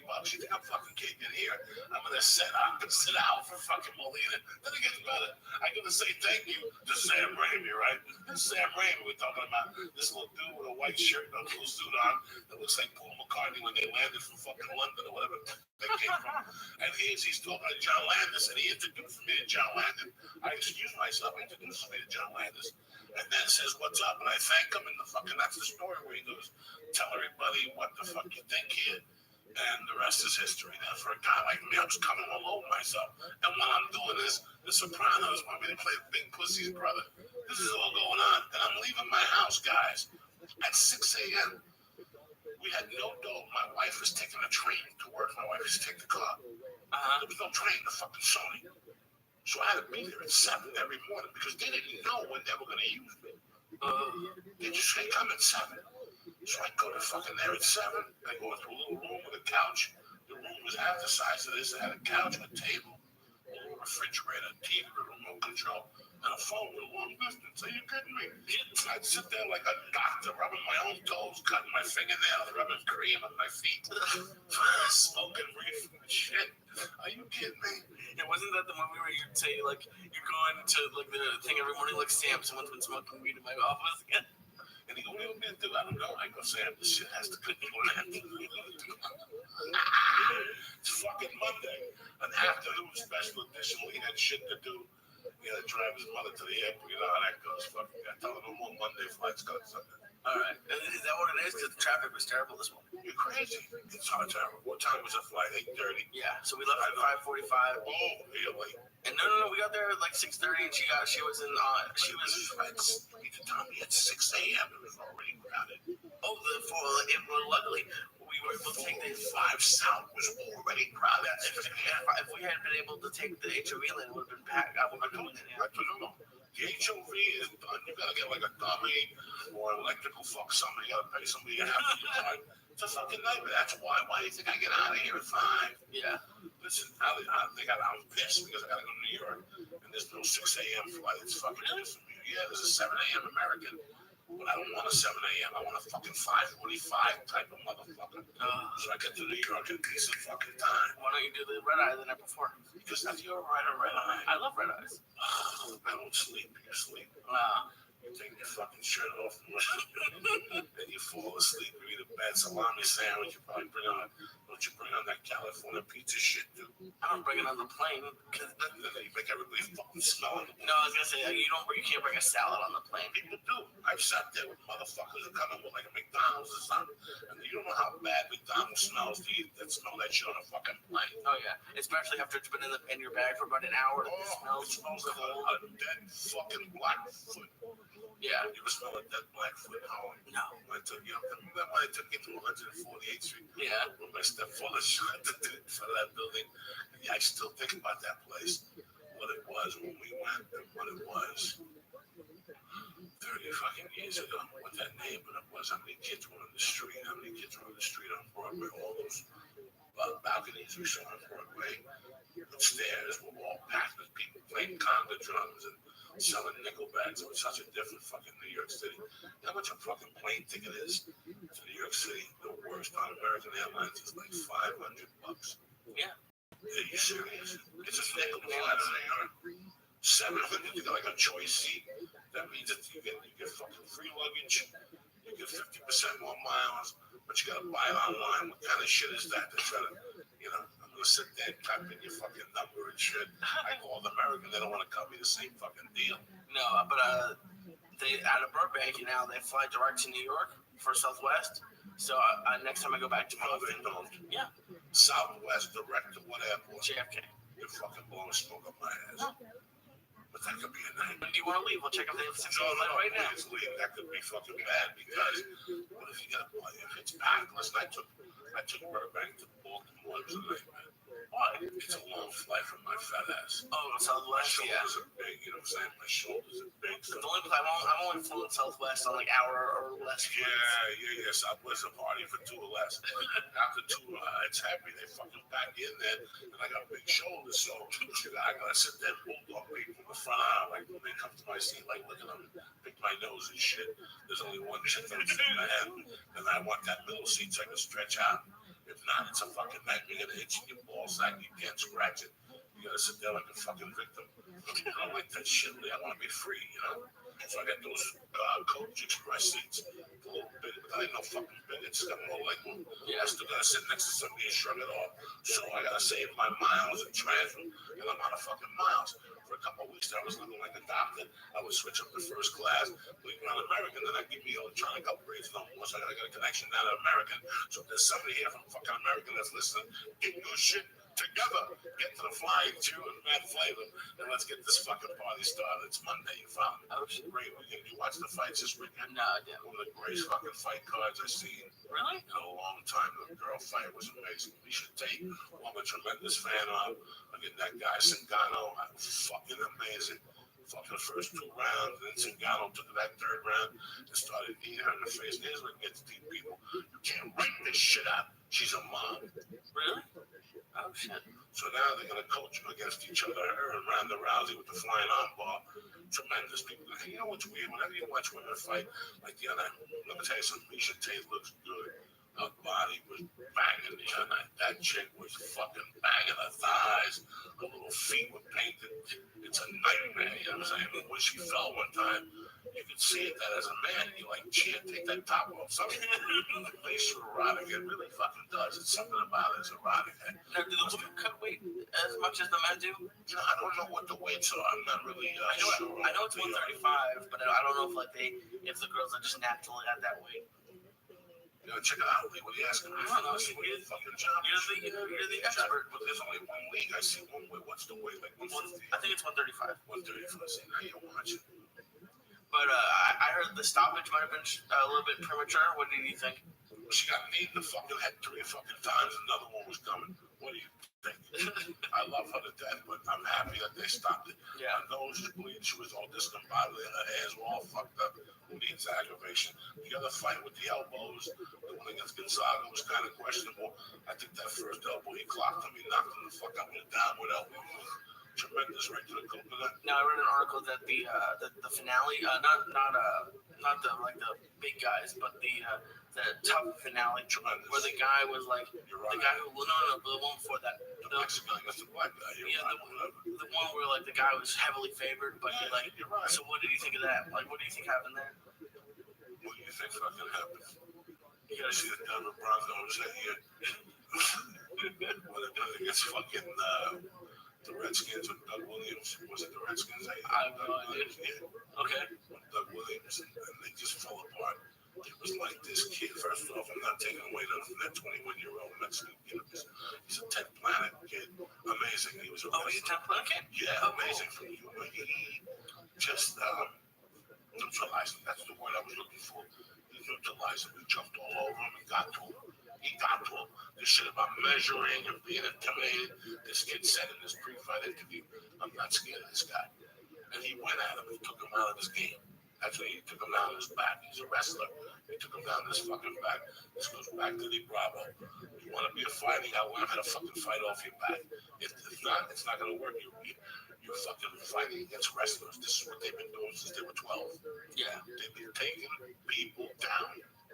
This is what they do. So if you think you're going to go in there, you're going to hit them with a little leg kick, a little fucking type of leg kick, that shit ain't going to work. They're going to fucking take you down. And if you watch the fight, he's coached by Chael Sonnen, who say whatever the fuck you want about Chael Sonnen. He lost it with him. So this guy lost to that guy. Chael Sonnen will take your fucking ass down. Chael Sonnen took Anderson Silva down at will. He has this linebacker, defensive back type of takedown that just takes you right the fuck down. There's nothing else to say. There was an interesting takedown in the Misha Tate fight. She grabbed it by the fucking feet and just pushed it. Really? I've never seen nothing like that. Usually people push it with the hips and push it down. She fell over, grabbed her legs, and just banged it with her elbows. It's the natural reaction. You're going to go down. Yeah, you're going to fucking go down. It was beautiful. Textbook. Oh, shit. So you're right. You have to learn. And Uriah wasn't attacking. He did do some attacks, but it was too late. The kid wasn't going down. That kid is a tremendous fucking. And I was laughing with Joe because of a dominant joke with The kid's black, but instead of saying they're black, he says he's very athletic. And he comes from a very athletic neighborhood. You follow me? It's a brilliant joke down the rabbit. We're talking on the Rogan podcast, but it's so weird how this kid, he neutralized him. Little Mexican kid came home from a single mom, and that's the other thing. These motherfuckers from single mom homes, they're just tough. That shit started with Madonna. Her mother died and left her with some Puerto Ricans, and the 18 brothers were half retarded. The one who ratted on his sister, remember the one Madonna brother who ratted on his sister? The drug addict one? Yeah, she was cheap. He's fucking confused. Fuck him. Yeah. And then what do you think? Because Uriah Faber's won a couple fights in a row now. Faber, yeah, he beat this kid last week, which that was an interesting fight. I didn't get to watch the end. I had to go leave and do comedy. It was a great card. I was very happy. I love watching a good card. We have another card this week too. Is this Saturday the John Jones? This Saturday is Gilbert Melendez against the black Japanese kid, whatever, the black Korean kid. I forget what his name is. I'll look it up. It's a little stoned. It's fucking 5-4. I'm trying to recoup my fucking losses. They hit me with shit to do tomorrow. It's very weird to have the child by yourself in the daytime. That's a lot of pressure on you. My heart goes out to mom. It's Henderson versus Melendez. Henderson, that's in San Jose. Sorry about that. Henderson just fight. It feels like a couple weeks ago. But against Diaz was his last fight, correct? Yeah. It's weird because I won't be going to San Jose with Joe. I'll be at the Miami Comedy Festival. Oh, yeah. Within the following week, I will be in motherfucking New Brunswick, New Jersey, bitches, eating like a savage. Oh, cool. Nelson is fighting Congo. Oh, shit. Yeah. And Alan Belcher is fighting Michael Bisping. Are you kidding me or what? Oh, shit, yeah. What are you dealing with? And then Miller versus Healy. Yeah, that's Davis versus Davis. Mahavis or whatever. What are you fucking up the words for? I don't speak Portuguese. I'm sorry. We'll get it together. I'm going to hit a Portuguese restaurant in Newark. Oh, you're going to get to see a female fight. Oh, shit. Wait, what the fuck? You know how I put it together? And I'd be in San Jose, but I got shit to do. It's 4:20 on Saturday. So you're in Miami. Right. I'm in Miami. I fly back Saturday.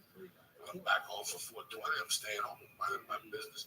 Why you want to go out and smoke with a bunch of people? You can smoke reefer at home by yourself and meditate to the fucking cosmos. I got some good music. You know me, dog. I'm always fucking prepared. I just burped. It smells like a fucking taco. That's what I had. A nice chicken taco. I'm jealous. One chicken taco. That's all I had. We want to try it, dog. I'm trying. You gotta try. What you got the garlic? How long did you take a shit yet?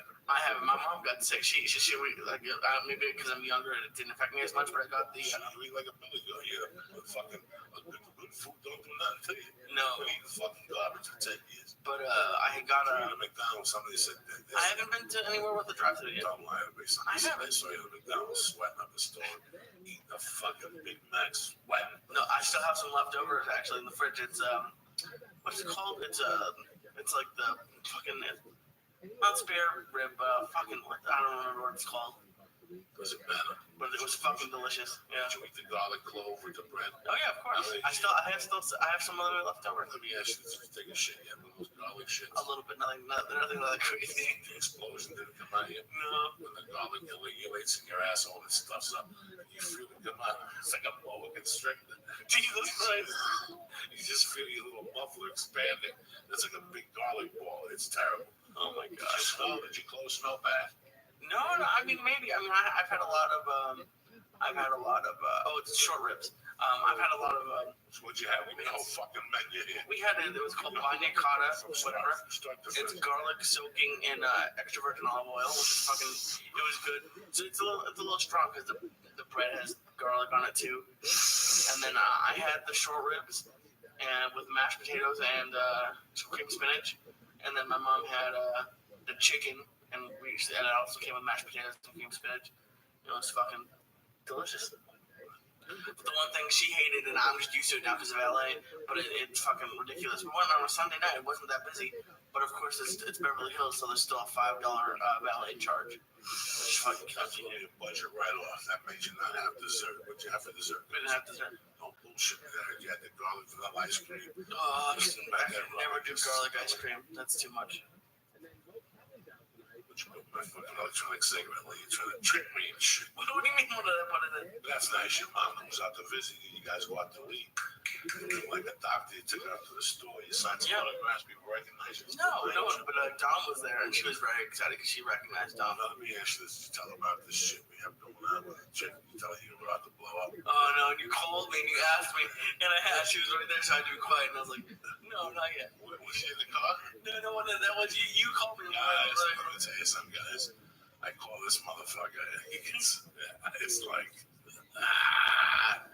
he just stopped in his tracks. Like, he was like, hello? What are you doing, Lee? And he goes, huh?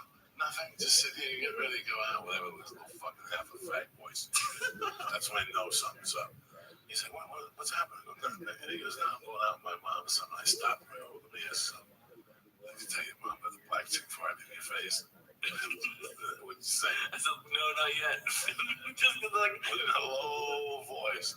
And I thought his mom was in the car. And he was about to get backhanded or something. Yeah, no. What would your mom say if you got a nice hot black chick? Oh, she met my black girlfriend. She doesn't mind that. What's going on with the black girl? So she's making a comeback. You got rid of Rosie and the fucking... No, I didn't get her. Dirty feet. I didn't get rid of anybody, but don't be bullshit, man. She's the one girl who I haven't been able to get in touch with. You fucking piece of shit. But I'm talking to you, soldier. I was nervous. Rosie, get rid of it. No, we're still talking. Still talking on the phone, put Skype on and bang out. No, yeah. Tell us what the fuck. Tell us. Nothing. We're just friends. Told me that you had the Skype and you banged. No, we didn't. She got a leg up. She showed your asshole. You got this. No one showed me any asshole. That's so fucking gross. But I was nervous because Joey said, call me when you leave for dinner. Maybe we'll catch up. And I called you, and I was like, oh, please don't say anything about the head in the face. But I can always tell when I call you when you're fucking stoned. Because you sound like you're like dead asleep. And you'd be like, what's up? It was like 7 o'clock. You're like, what's up, man? You fucking called me yesterday. I ate the same thing I ate today when I was night drunk with those 3 string. Fuck. With the hash in it, I was fucking gone on the Lord's Day. And I ate it. I took a nap, and I got up and ate it. And it fucking ba-boom. I had a salad for dinner, just hit me with a right fucking cross. Ba-boom. So you called me off guard. My wife had just kissed me, so I'm taking a baby into sleep. And right there, you called. It was amazing. You called her, she was shutting the door, and I'm like, but my wife at like 5 was like, forget the baby was on fire last night. So it's weird. So something that was there. She went to bed early. But it's funny with you when you're high, because I can always, when we got off the phone, because we were driving, so you were on the speakerphone, she's like, I couldn't understand the mind. She said, oh, he's just tired. You know, when I'm on the computer, I'm high, I'm typing. Oh, yeah, did you answer emails last night? I answered emails, 80-something emails. I fucking tried to write last night. I had an email, the editor guy. You know, I'm doing my emails and I'm working on this fucking film. And people call me sometimes and it's so embarrassing. I don't recognize the number without my glasses. I don't know what the fuck they're talking about. I don't recognize my voice. And they're talking to me. I go, listen, I'm stepping into something. I'll call you back. And they get off the phone for an hour. I can't figure out who they are. And I won't call them back because I don't recognize the fucking number. I don't recognize it. Somebody called me yesterday. I know this fucking number, but I won't call them back. Why get involved? If I don't know what the fuck it is, why get the fuck involved? Mind your business. Get out there, bitch. What do you got for me? What kind of music? What are you going to play for me? We got one more. We got a Discograph on you. Oh, shit. That's what you got for me. That's all we have so far. Fucking Spanish music from Uncle Joey. That's it. It's almost over. I can't believe it's going to. The fuck up like this afternoon. Why not? Let's see, that's Uncle Joey. It's 1971 at the Cheetah, the Fine All-Stars. If you want to go to YouTube, check out our Latin thing. This is it. I've seen this movie every day one summer. Every fucking day. One day I seen it twice. That's how much of a fucking lobo I was. Let me see what the Uncle Joey. What do you have for the chick? What about it? You have to go dance to the show. You said you would dance. me see your hands. Let me see it from the back.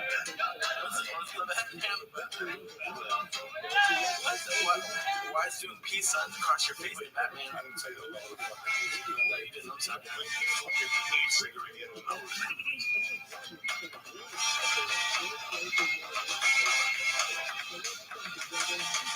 Oh shit, it's a beautiful motherfucking day to be alive. Monday, April 15th. I hope you fucking paid your tax or not. They're gonna stick you in the fucking jail where Wesley Snipes was. They're gonna suck a vampire's dick in there in some federal hole in the penitentiary.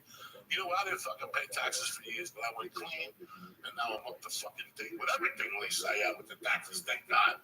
When you're out there banging out, they fucking want their fucking dough, and you can't blame them. Oh, yeah, I paid a month You ago. know, I want to fucking get paid. I go to the supermarket and get stabbed in the fucking neck. That's what I'm paying taxes for.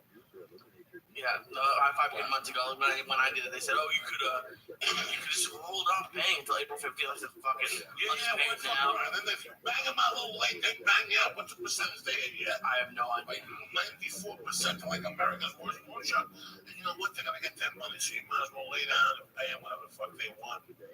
Get over it. What are you gonna do? Well, I don't know. You ask me. I'm trying to put the fucking pieces together, just letting people know. And then they general block is scary. You see all the people that are getting sued now. These people like part-time butchers, and they go to a 3-day seminar, and all of a sudden they just lie to you. Whatever the thing you need is, you get a quick refund, and it's all over. Yeah. That's what I'm hearing. I don't know how fucking true it is. I used to go over and fix my taxes. No, I used to do my own taxes when I was a kid. I swear to God, until I was about 19. And you never got audited? Never. When I was 20, what's the order? I was 19, 20. I sold drugs. I did a job here, a job there. The paperwork will come. You put it together. You write the deductions. You live at home. Bam. You get a check for $260, $270. In 1982, the motherfucker sent me 2 checks. State and federal? No, it was 2 federals. They sent me the same amount of check twice. One on a Friday, one on a Monday. But that you buy. And did he cash both? No, I still got them at home. I wrote it back to Uncle Sam. I was a faithful fucking taxpayer. I cashed it within 2 minutes. Both of them did the same thing. A friend that had a fucking bodega. He cashed his checks and nobody knew nothing. No, why didn't you just have a bank account? Because I was too fucking young. I wasn't gonna put no way in the bank at 18. There was no way at 18. I didn't even think like that. You think rather lose the 1% or something? Oh yeah, what am I gonna put? What if I need money on Wednesday and I gotta stop what I'm doing and go to the bank and take it out? I didn't know where I was getting money from. It wasn't like I had a job every week. When you're out there hustling, you don't know what you're gonna get. So what am I gonna do? Put $50 in the bank and go back 3 days and get it like with puppy dog bags. Now I lose the whole 50 because I gotta leave 10 in there. If not, they think I'm a fucking schmuck. That was one of the funniest things. The first things he said to me was, like, Drew just has to be in the bank just counting your money all day. Like, that's the first thing he said to me. If I was in June, I had the money. I'd be at the bank 10 times a day. One out, put me out. I want to go in the back room and count my money. I do what the fuck I want. It's my money. You only pay me a little bit percentage. I want to make sure my money's in there. I want to see it physically with my own fucking eyeball. I got $2,000. I want to see it every fucking day. I want to make sure it's here. You know what I'm saying? Some people don't want to do that shit. Can you imagine how fun it would be to be in jail with a lot of money? I just fuck with them every day. I go in there one day, take 200,000 out, come back the next day, deposit 175, make them count it in front of me. I'd have like a fucking Chinese people deliver lunch to the bank, right to the bank, as they count, take your time. They've been counting, that's how to live. I told you that in the podcast. By the way, we'll do another podcast next Wednesday night. Up for I'll have a live podcast. I'm waiting those stories. What do you mean? I have to beg you to do it. What are you talking about? I'm shy. I'm just a poor boy. I'm a poor family over here. It's just a poor boy. All depressed. I had to yell at you for 4 months. I had to smack him 2 times and talk him 50 times to shut the fuck up. He was talking to him. He called me every 2 in the morning. How did I do? I didn't make him. Oh my God. Sucker. It's a beautiful. Get up. I love you guys. I had a good time doing some shows at Ari. I did all those shows last week. This week I'm headed to Miami Beach. I'm going to Port Sago to eat. I'm teaming up with Dave Yakulo down there. Oh shit. I'm teaming up with the old fucking crew from giving out terrorist people. It's just scary motherfuckers. I had to call in. Let me blow it to you how scary this crew is. There's my man Carlos who's going to call a podcast. And he called me like a man and said I can't do it. Because I'll be fucking devoured with information. He couldn't call this other guy fucking Nandy or Randy, whatever his fucking name is, with his girlfriend. I got their families. but they were all friends of mine in Given that Terrace. Yeah. Now, this is how creepy it is. We all were friends with the kid who drowned in the THC crystal. Anthony, right? Dominic Michelle. Oh, Dominic. We're all friends with him. I mean, I'm doing my boom buzz. This guy was my buddy. Guess who's showing up Friday night for the early show? The fucking sister and the mother. Oh, shit. The mother, you might be having a conversation. So I was thinking about my new medical. She'll still go in the person and take out a rap picture of the medical from the 8th grade and all his football pictures and shit. So I called that last week and I said, guys, listen, before you get excited, doing 8 balls and Quaaludes and Gorilla Biscuits and shooting heroin, remember who's going to be there. Because it's going to set you back. It sets you back when you're straight. I can't imagine being on blow and her taking out a picture of a kid that you were the same age, that you guys grew up together. He died, and you were 35 years fucking later. And in the way, you might think to yourself, what have I done with my fuckers? That's what I feel when I see that. Yeah. Whenever I see Vita and the mother, I always say to myself, what have I fucking done lately to prove that I justified this? Because they lost their fucking son at 15, 16. He fucking drowned on Gorilla Biscuits. And it happened, and it's very fucking sad. And so they're going to come, so I let these motherfuckers know. I said, listen, do not do anything until afterward. Danny B's in the show, my main man from the show. He's coming down with Tim Donahue, the ref. Oh, yeah, we ain't fucking around no more. I'll bring the cameras so we can do a Meth Flavors World. It's going to be real. Friday night, it's going down. 8 o'clock, I'm going to Jersey. Then the following week, I'm going to Austin, Texas. Then the following week, I'm going to Arizona, the fucking place with whatever the fuck it is, Stand Up Live. Then the following week, we're going back to Long Island and shit like the Ramones or whatever the fuck is from there, Jerry Seinfeld or somebody. And that's how we're doing it. But if West Palm, Coconut fucking Beach, wherever you're at, Steve Mark, whatever the fuck you're doing, come on down, Friday. Let's get down. Reefer's getting shipped in by the fucking hours we speak. Tracy Morgan will be there that night on the other side of the building. So if you want to go see him instead of me, I love you to death. It's my brother Tracy. I don't give a fuck. At least you're getting out of the house and supporting live comedy and just fucking laughing for once instead of sitting there like a fucking piece of out looking out the window wishing of what you could have had. How fucking high am I? Jesus Christ, I feel like scratching my nuts. I don't have the energy. I got to go to kickboxing tonight. Me and my wife got to do something for dinner. I forgot to tell Warner to cook chicken. It's fucked up. I can't make it this island. I'm gonna throw me away this afternoon. I've got no fucking story for the week. So you're working tonight. Yeah. And that's it. You're back. Then we're doing. What do you got to find mouse in your pocket? What are we doing? I'm going to see you perform at the benefit first. Oh, okay. You're coming. Yeah. And then Wednesday, are you leaving Wednesday or Thursday? I think I'm leaving Thursday. Okay, I'm leaving Wednesday after the podcast. I'm have a little trip going and seeing if I can be a professional gambler. How much money do you take?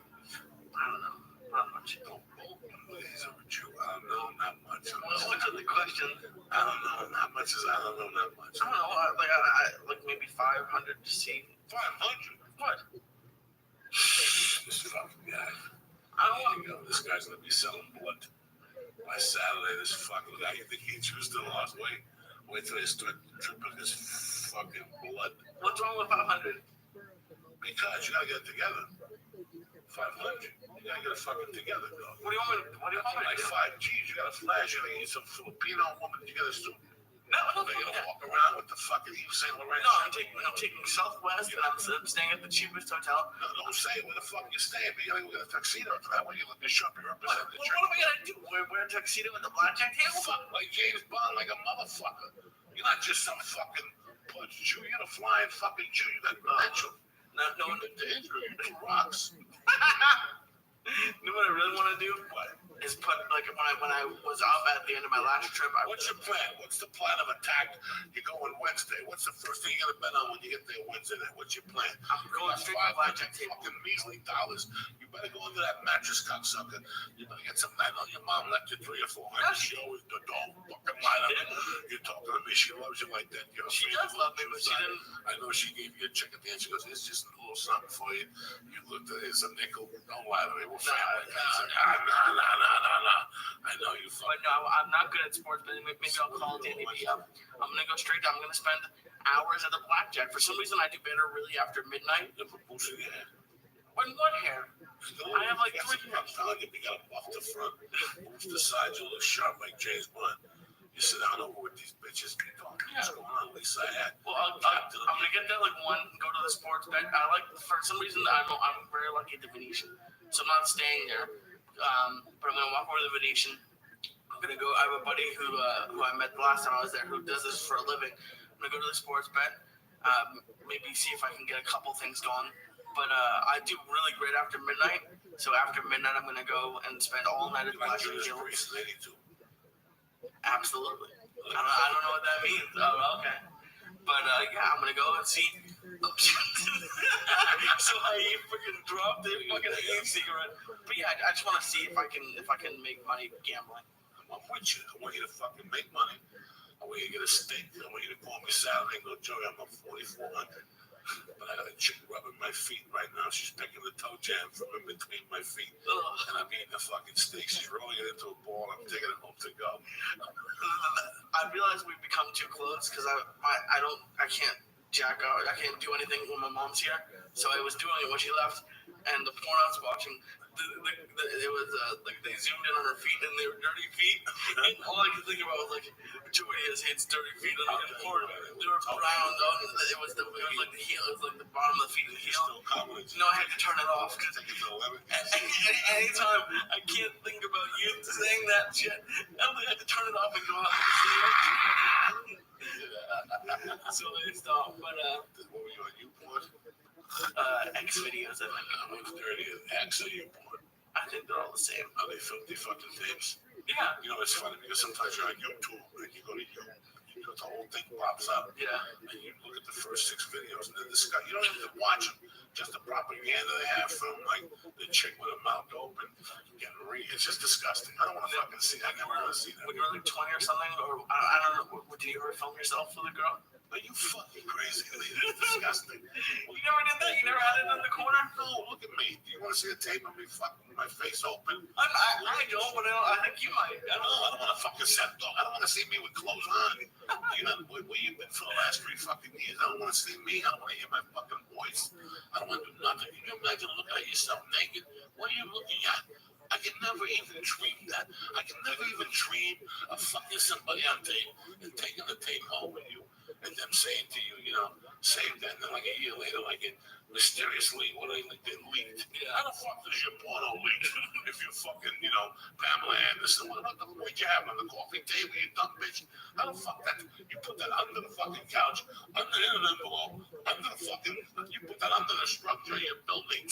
If you sucking some fucking bowl in your mouth, that's filthy. That's disgusting. So we're never gonna see a Joey Diaz sex tape. Fuck no. Who wants this wrinkled fucking uncircumcised Cuban cock? Who needs this shit in their fucking pussy hole? I don't last. I'm like 2 minutes. This movie, I'm like a warm up to something. Like if I come on, I'd be like the opener. I'd do like 2 minutes in calm, and they put the camera on me and they put like oxygen in my face. And they show me finger there and coming. Because once I stick my finger in your ass, I'm coming. That's how fucking sensitive I'm to that shit anymore. If I'm a man, I won't even tell you I'm a piece of ass. Stop it. No, what I thought one of those girls in Miami, one of those like 20 years ago, would have broken out a camera or something. Stop it, man. I've had thoughts. I had to blog you one night. Some chick was taking her clothes off, man. And I thought about like the comedy club, right? Like outside the comedy club. Yeah. Some fucking chick was taking, like, I don't know where the fuck this was.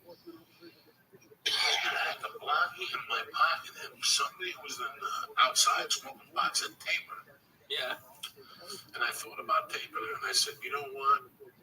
As I put my camera up, I said no, because she's going to wake up in the morning. Yeah. I'm going to get a fucking call, or I'm going to be on YouTube, and I'm going to get a fucking call from YouTube. That's some chick watching her take down a video of her. You know, because you can't let tit down, they'll pick it up by themselves. But whenever she leaves, like ass, don't let you run around with ass. You can push the envelope. And I'm not going to show the chick on the back masturbating on a fucking Ford truck. I'm not going to show that. But, you know, you can see it, whatever. I don't need that shit. Those chicks, there comes a time when you're young and you attack those women because they're like fucking deer. But there comes a time you look at those chicks and that's fucking potential trouble. That's when that chick's gonna wake up in the morning and realize she blew 3 dudes and she woke up on your couch and it's a completely different story. She's gonna answer somebody. The boyfriend's looking for her. Oh, yeah. You know, she blacked out. She looks at her cell phone page and she got 19 missed calls. Now the boyfriend wants to know where the fuck she's at. She hangs up with him. Then she takes a cab to a different spot and lies to him. You don't need that shit at the end of the morning. Now you gotta sit there thinking that. Think about it. You pick your girlfriend up at 2 in the afternoon, and she smells like a foreign substance, and the neck is all bleeding. You're gonna say, "Where were you? Take me. I'm gonna stab you." And next thing you know, here you are watching Sunday football, and you gotta answer this fucking gorilla because he can't control his fucking woman. She's out there. You found me. So sometimes you see it unfolding in front of you. Trust me. You didn't tell me one of the. I don't think I ever seen him go to Vegas, but you told me your theory on it. You're like, I used to go to bed at like 9 or 10, and then I wake up at 5 and catch the stragglers coming in. That's the only way ugly dudes. We're not gonna work them big. Those are 20-year-old guys with jeans with pockets in them, and they got tight t-shirts. I don't need that kind of aggravation. You go to bed early. You go to like at 5. You go right, and you go to that one club. If you're a fucking pervert, you go to that one place in Las Vegas. What's that one? Spearmint Rhino? No, that's a Disgusto-ville. You go to the other fucking place, the fucking cheap hotel where young kids hang out, the Pearl, the Palm. Oh, okay. If you really want to attack some good fucking old American style young pussy, you go to the Palm. You get some fucking. You go downstairs about 4:30. Okay. You get some oatmeal. Just set the fucking oatmeal thing. Sit depressed like James Dean. Like just sit like that. Keep it about 15, 20 minutes. Some poor victim will come up to you and start talking to you, whatever. You don't even need blow. Just give her some aspirin, back up in the room. But I'm telling you, it's fucking crazy because nobody expects that. You're out there banging out with fucking 20-year-olds. We can't compete. I'm not handsome like I used to be. I'm sounding like Elvis no more. I've never eaten chocolate. No more fucking afternoon podcast league. All right, I get too high in the daytime. You're not high in the morning. No, but at least I'm half cohesive. Right now, I'm falling fucking apart right now. You follow me? At least in the mornings, I've been there. I'm only high for an hour or so. I've been high for fucking. I've been high since say no. I had to get high this morning. I got high as soon as fucking water came. As soon as I got out that fucking door before I even hit the car. What happened? Nothing. The fucking. What's wrong with you? Where's the phone? What? Your phone has been ringing for 3 hours. I get one text. Fuck calls me. Nobody calls me. Joey. No. You got all your bitches calling me. I got no bitches, dog. So anyway, what else is going on? Tell me what. So you're leaving Wednesday. What's your plan? How much are we coming back with? You're leaving with 500. It's 300 for the plane. All right, hold on. Let me get the fucking. Oh shit. If we're gonna work this thing, you got the accountants. Fucking. Let me give you some shout outs. My main man Andrew McKay, aka Andy or fucking Chester, hell to me, Charlie B. No, this fucking guy, Andy Borhell, Andrew McKay from Canada sent me a picture of Charles fucking Bronson. I forgot to bring it up here. That is fucking amazing. Him and Mike Maxwell did fucking pictures of me, and it's different how Mike Maxwell drew it and how this kid drew it. But I want to give him a shout out. This kid's a fucking savage. Andrew McKay, I love you, cocksucker. Andrew Borhell, I love this guy. Kevin DeVaro, my man from pre-med, you know what I'm saying? Self-help books, all that shit. Paulie, the G, Matt Sieber, and my man Jane from Amsterdam, you sexy bitch. I'll see you soon. When I get my passport, I'll come over there and fucking tickle your feet with a feather. Stick a finger up your a-hole and shit. I remember one thing, I hate these fucking glasses because the people say, look at Joey fronting and shit. I ain't fronting, bitch. I'm going blind. I gotta start eating carrots. I got carrots in the fridge. You want to help me? No, it's a fucking expression. All right, don't get carried away. I'll make you carrots juice in 2 seconds. Please, I'll fucking stab you in the heart and make you listen to Tom Waits backwards. Anyway. So anyway, it's 300 for the flight, the hotel, and the shuttle. So I got 300 in there. So I'd like to come back. And you got 500 in your pocket. Well, that's what I'm willing to lose. So how many days are you gonna be there? All right, so this is the Jew I am. I got a hotel room for Wednesday and Thursday. All right. And my flight's not until 8 a.m. Saturday morning. So I'm just going to play all Friday night, and take like a 5 a.m. shuttle to the airport Saturday morning. And your balls are going to sweat. Your assholes are going to smell like fucking. I'm going to come back with $2,000 though. $2,000, that should go. So 800 investment. You're going to come back with $2,000 for 3 days. I'd like to. I'd like to come back with $1,000. It's not what you like to. You're gonna come back with $5,000. Right? You're gonna give me 500. You get 10%. Yeah, that's 10% off. I gotta do paperwork on you. That's not 10%. So what's 10 cents? Yeah, I'll take it. Vegas. Once you come back, we'll take care of it. Why do you get 10% of this? Because what the fuck you think you're dealing with, though? Some fucking novice? You're over there making money, having a good If you're getting 10%, I should be staying at the Venetian. I should be taking a limo to the place. All you gotta do is ask. You say, Jim, I want to stay at the Venetian, we'll make a few bucks. Next thing I give you the Venetian eat Italian food. Sing an Italian song to Pavarotti. You look at Pavarotti's nephew, tell me Pavarotti's nephew.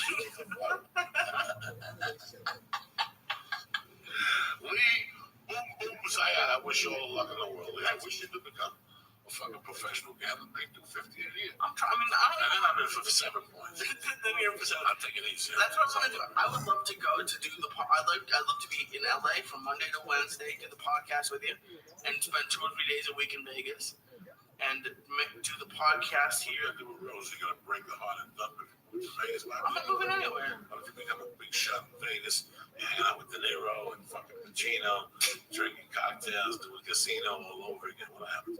You're gonna dump Rose. You're gonna forget about your goomba. No, that's what I just said. I wanted to be here half the week. You want to have kids with Rose, you have a family, jump up and down, stop scratching your ass, you filthy motherfucker. You been sitting for 1 hour, you know what your asshole smells like. You want to sit. You want to smell it? No, but you want to sit in Vegas for 24 hours with a rotten ass. What happens if you gotta take a shit? Then you gotta sit there. No, they have bathrooms everywhere. So that's it. What are you gonna do with that little crud that sits in your muffler? You gotta go. There's no crud. I'm white. What are you talking about? You say awful things.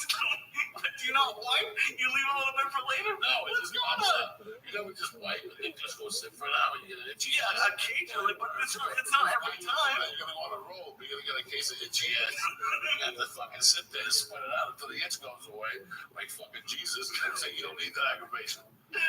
Get a room so you go upstairs and relax. I'm not paying the rate for the Friday nights. For the 2 nights, it's $50 from staying at a shitty hotel on the strip. But it went up to like $100. So go for another 50. No, you're gonna win how much? I'm trying to win. You're gonna win. Be positive. I'm gonna win a couple of. You gotta mug somebody. You're gonna win $5,000. That's not winning. That's mugging. You still get home with money at the end of the week. That's all that matters. That's true. All right. You know, I'm gonna be here Monday at 5:45. We'll see $5 grand. You just count it like Joe. Help yourself. You know what I'm saying? You got a little load on. A way to be positive. If you're gonna go fucking Thursday. You're not gonna sleep. You're gonna bang it out Thursday on your luck. You got a late NBA game. They're in the playoffs now. Take a look what's going on. Don't count on it. You got baseball too, and it's early. Some of these bitches are weak. Yeah. Take a look. I don't know about this, but I know you do. Maybe I'll give Danny B a call. And I know you're shit. I forget Danny B. You have a good feeling. Just no trifectas. That's no parlays. You're gonna go one move at a time. Ba-boom. One move at a time. Ba-boom. One move at a time. And then after you get 2 under your belt, you're gonna bet low because you'll probably lose. But you gotta know the fucking odds against you. And you're gonna feel it. And you're gonna lay 500 on it. At the same time, you're gonna be racking up fucking 5,000, 6,000. You're gonna be blinds all over you. You're gonna know your Lisa had the director from Israel. Why you go with these fucking Mumbo shirts and shit? You gotta get a tuxedo, Lee. Right now, we'll go after this. We'll get you a nice tuxedo. That's what I'm doing. Not ruffles, but like Sinatra. They wouldn't know who the fuck you are. After I lose the rest of the weight, and speaking of which, starting May 1st, I'm going to that Hollywood suit outlet. I'm gonna get the 3 suits for the 300 and 3 suits. No, Lee, you're a class act. Why do you need a fucking tailor? Look at you, got a physique. You look at you like a savage, like an Olympic lifter. I do shit together. You need like a fucking tailor to sit there. What am I gonna walk around with a tuxedo? Listen, if you get a tuxedo with me, I'm not a young fucking guy, but you have a tuxedo. James Bond always had tuxedos. He can go wrong.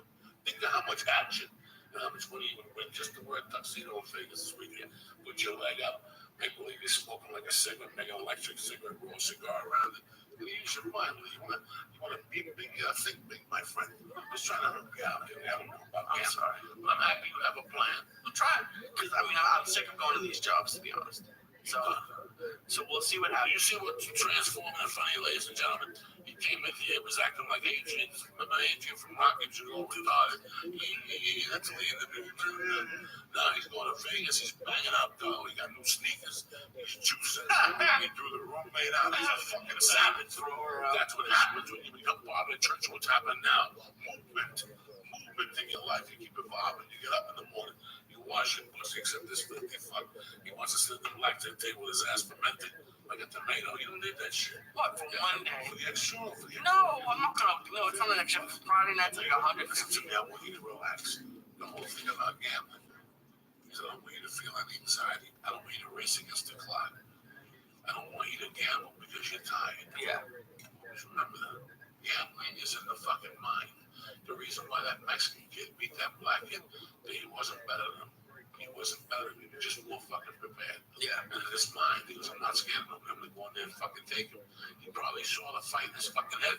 Something I definitely don't do, and some weirdo probably do. But he saw it. You're a fucking smart guy. I try. Don't cut yourself short for saving $50. If I can make an extra 500, you just make. We'll see if I have a good first couple of days, maybe I'll come on Friday. Then Friday, I got a few fucking games. And Saturday, you got a shrimp cocktail. It's gonna cost you to change your flight on Southwest. Unless I know you because you got the Jew flight, the $69 each way, which means they're banging out for $800 when you go. So you're gonna have to leave Friday morning anyway. But you're gonna have to win big. So it's gonna cost you $150 just to stay, maybe $200. Okay. All right, so you're gonna have to hit it for $5 grand. So you gotta come home with $7 grand. It's not 7? You gotta come home with $7 fucking grand. You're gonna be $5 grand on the table. You gotta come with a fucking. Pretty soon it's gonna be 100. You're gonna come back with 100 grand. You're gonna come back with a Bentley. Way torturing. I'm torturing you. Where's that sound guy thing? Don't forget, this weekend I'm gonna be in Miami rocking the motherfucking house with you cocksuckers. Friday at 8 o'clock, go to the South Beach Comedy Festival. Get your tickets now. I appreciate all the love I've been getting that lately from the nasties and all you guys looking out, which is the most fucking important thing every day. I got Lee Syed here busting out some music. I love you guys with all my heart. See you Wednesday, unless you gotta drive somebody to the airport this week, cocksucker. 2 times in the fucking 8 months we're doing it. 2 times. Fucking you go to Tennessee. You go to all these always here Mondays or Wednesdays. No, you're not. Lee, I'll fucking stab you. Yeah. And I'm here. It's 2 times I've had to. 9 hours later. 9 hours later. Oh, yeah, fucking Sunday morning. We could have done it at 7, but I I don't want to get out. Fucks up the metabolism. People out now. Fucks up them because they get home from work, especially East Coast. Big shout out. That's Squad Harlem. That's Squad organizations all over the country, from Minneapolis to Nashville. Stop rubbing your head, guys, like you didn't do it up in Georgia. We gotta go to work, but fucking Wednesday at 6. Get ready to eat an edible. We're giving you cheap. I can't eat an edible right before I get on a plane. Fuck me. Why not? Tell me why you can't eat an edible. Because I gotta drive to the airport. Who gives a fuck? That's the best thing. The last time you gave me an edible, and I had to drive my show an hour and a half early because I was nervous about driving. Well, at least you'll have time for your flight. You get the early check-in on your flight Southwest. Fuck that. For the extra $12.50. It's a Burbank. Why am I gonna fucking? You don't get the early check-in. Why am I gonna do the early Because check-in? where you're lucky, you're gonna get C94. You get stuck in the middle with 2 people around you. And you have to smell this guy who brought a cheeseburger, and this guy smells like salami. It's an hour flight. I'll bring on a cheeseburger to combat it. I gotta teach this fucking kid. I'm a Jew. I'm not gonna pay $20 to get on early. 12, 15, you get on there like a doctor. I'm saying, why run down here and fuck one of them when you can walk on and fuck them all? Who am I fucking? Nobody, but you're living like a doctor. That's what I'm fucking, my point is. That's the point of the story here, right? I'll try. I love you. Have a great fucking week. Thank you for checking in with a little bots today, fucking guy. I'm a bots. Because if we're both high, we can make this work. I love you guys. Play some music for me. You got that? You said soundcard. All right, let's do this shit. All right. JoeyDiaz.net. Don't forget about me. Without you direct.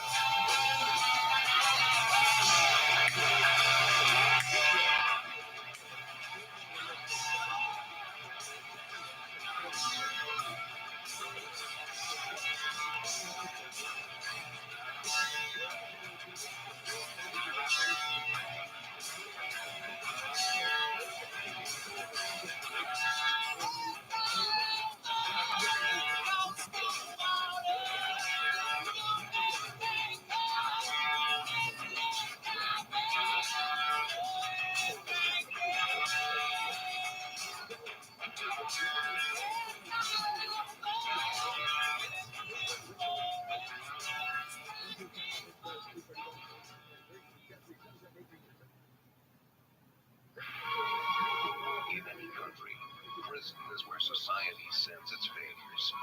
But in this country, society itself is failing. Oh, shit. It's that motherfucking time. April 17th, a beautiful Wednesday morning to get your shit together.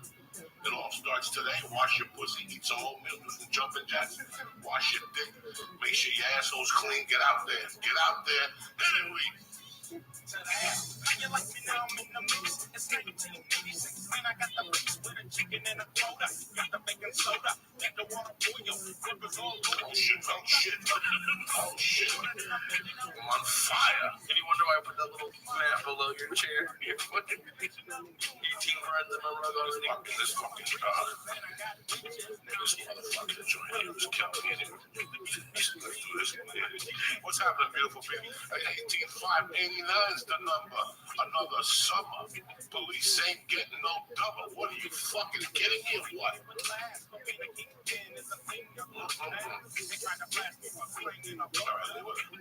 Oh shit, wiggling before you even ask them to. It's all brand new. Damn. Beautiful day to be alive here in the church of what's happening now. Thank you very much for joining us. If you came out to Flappers last night for the fucking benefit, it was a blast. It really fucking was awesome. That was a great. That's the one thing I don't like about LA because I love comedy. It's a lot of you guys who are great don't do shows here, and if you do it, it's 15 minutes and it's unannounced. Like this, right? A few hours here, but the show last night was like 6 or 7 20-minute sets at a great comic. So that's what you gotta do when you live here is go to those shows. We had a fucking great time last night. I'm happy they put it together. I'm happy it all worked out for Christine and whatever. They got a fucking bum dog. They brought it home. It was fucked up. I was thinking about it yesterday. Who brings a little bum fucking dog? You know? Yeah. It happens sometimes. But at least they made the effort. It was a nice turnout. If you came out, God bless you. You know, what the tickets were. Fucking food. I was just telling Lee at Flappers, listen, these motherfuckers ain't fucking around. They don't give a fuck about Weight Watchers, paleo. They don't give a fuck in that. Yeah, you were saying they're like grilled cheese and bacon. I didn't eat. I just watched the show, so I just had a little piece. They make little sliders of bacon, cheese, burgers, chicken. They had like a little tray out. Okay. And they had wings. I'm getting sick and fucking tired of people out here making wings. That's why I went on that rant out there. I'm sick and tired. At least Flappers does use real blue cheese. They finally got hit when they opened up. They had this blue cheese garlic mix that was a stoner's fucking paradise. You understand me? A stoner's fucking paradise. But it all worked out. You want to let us? Sure, but I got one. I have a question for you before I go. I know they're not buffalo wings, but they have things in Boston called like chicken drummies, and like they're kind of breaded. And it's not like the regular wings, but it's like kind of spicy, kind of breaded fried wings. Do you like those too, or no? Yeah, but whatever. You know, we're gonna make buffalo wings. Let's get that. You know what I'm saying? Look at Lee with his Emerson shirt today. Ralph Waldo, I'm gonna stop burning shit, Lee. Fucking security deposit gonna get me up the ass over here. These guys. Lee blows smoke up my face. Lee blows smoke up my security deposit. Lee blows smoke up my face for all kinds of. But anyway, if you came to Flappers last night, it was a great time. And you probably saw one of the highest Joey Diaz's you've ever seen. Oh, shit. Fucking Lee would need an edible on over it. In fact, I got the body of Christ today. The Chiba fucking chew. Fuck you, I don't care what anyone says on Twitter. The edibles he has are not edibles you eat ever. What do you do with these? What do you give to dead bodies? No, people usually split them up once a year for like the biggest high they've ever had. This is a double dose. This is nothing. No, the fuck you double dose. You got so high you were rubbing my head as you left the show last night. I'd rub your little Jew head.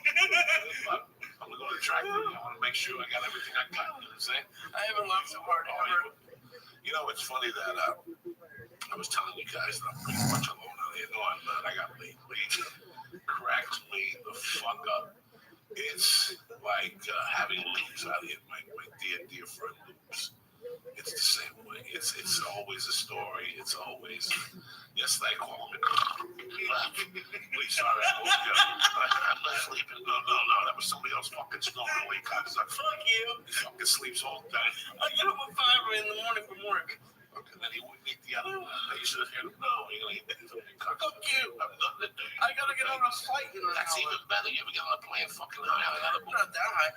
The last time we ate this, we had a meeting. I got there 45 minutes early because I drove 20 miles an hour the entire way there. Fuck that edible. But you're gonna do half of that today. Yeah, I'll do a third. How's that? A third. Just a That's last night I gave a little fucking Milky Way piece, like a little tiny bit. He was I throw him out of the car, kick him out of the car in fucking Glendale. Kick me out of the car. Behind this Armenian body shop. Literally walking. You should have seen how high he was. He couldn't. He like his eyes were like not even open as he was driving home.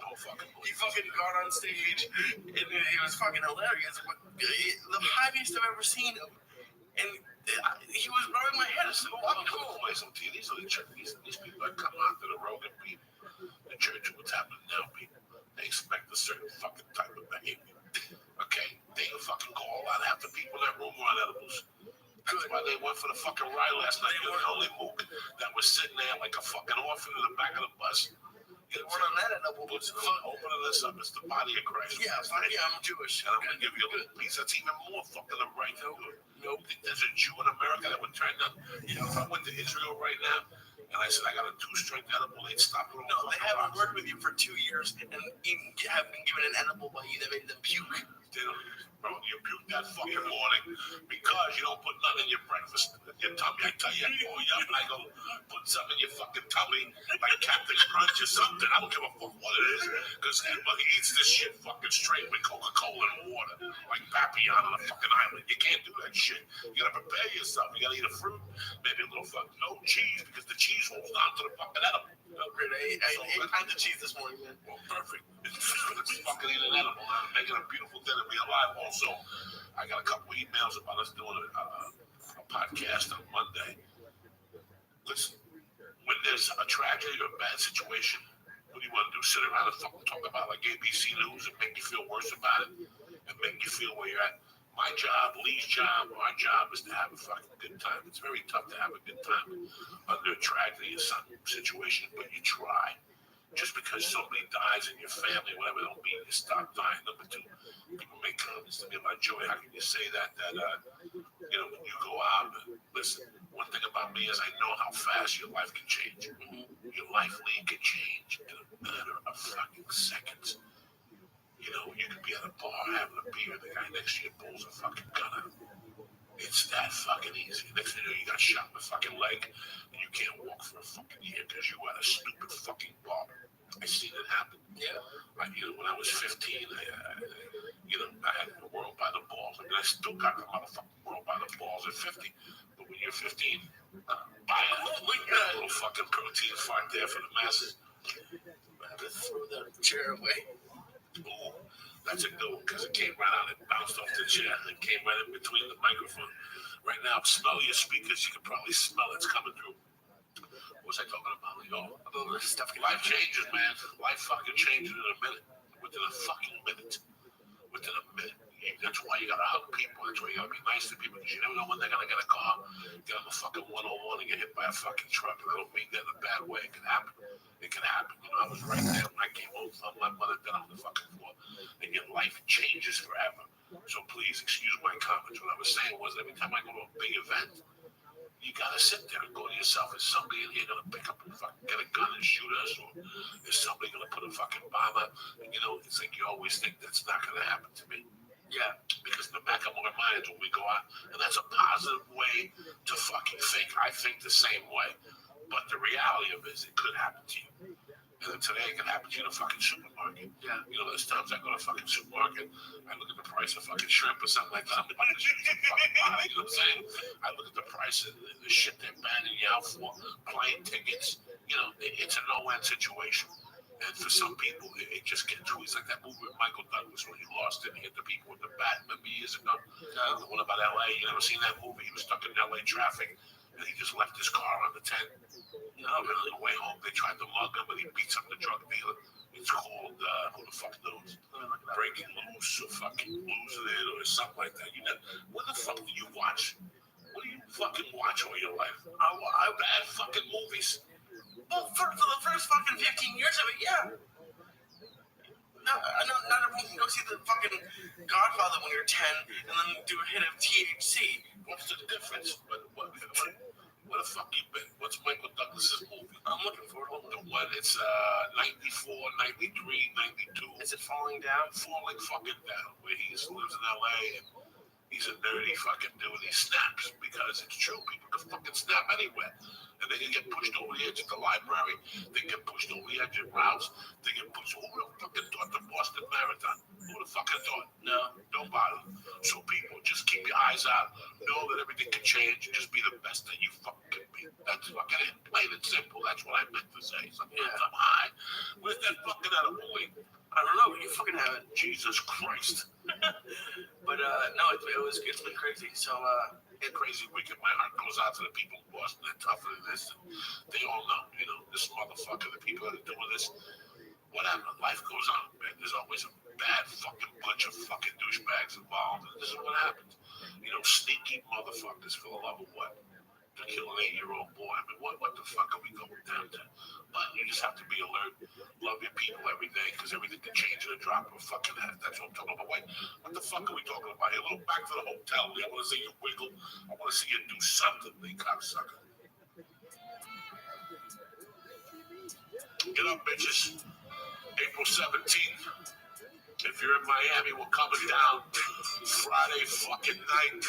The foodporn. I got 2 shows. They just added the 10:30 show. Oh shit. Donahue coming down with Danny Bianculo. I got my friends from. It's gonna be a walking testicle testament that night. So fucking come on down. Here you go, cocksuckers. Get that oatmeal out. What? Get that oatmeal out. Check it out. Oh shit. Should we spark another one, Lee? Sure, why not? You can't walk on one leg, brother. It's Wednesday. My boys don't play boo. Go inside and you know how the sound goes. Oh shit.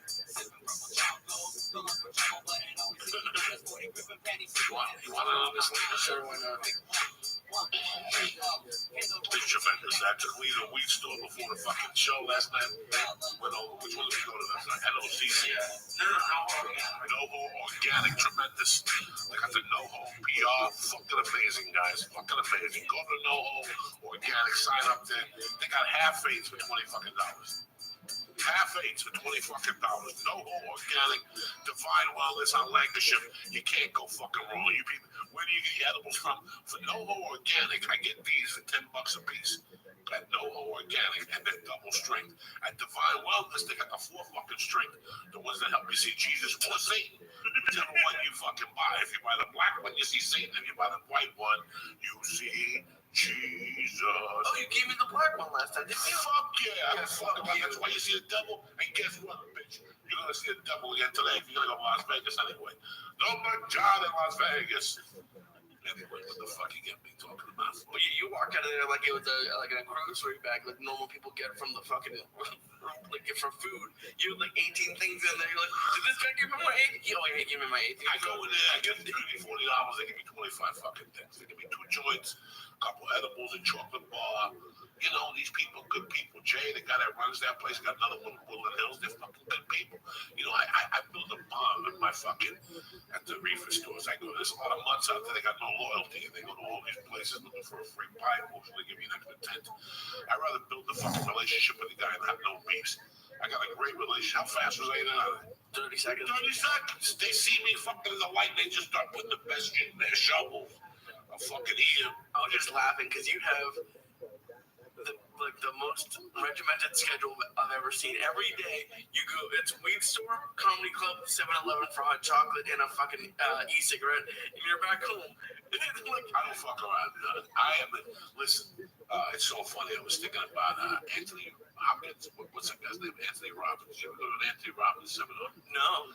I remember I'm working at a car dealership, and they wanted to maximize potential when I was in college. So I went to 2 years in a row. I went to Anthony Robbins. You walk on coals. And, you jump and up and down.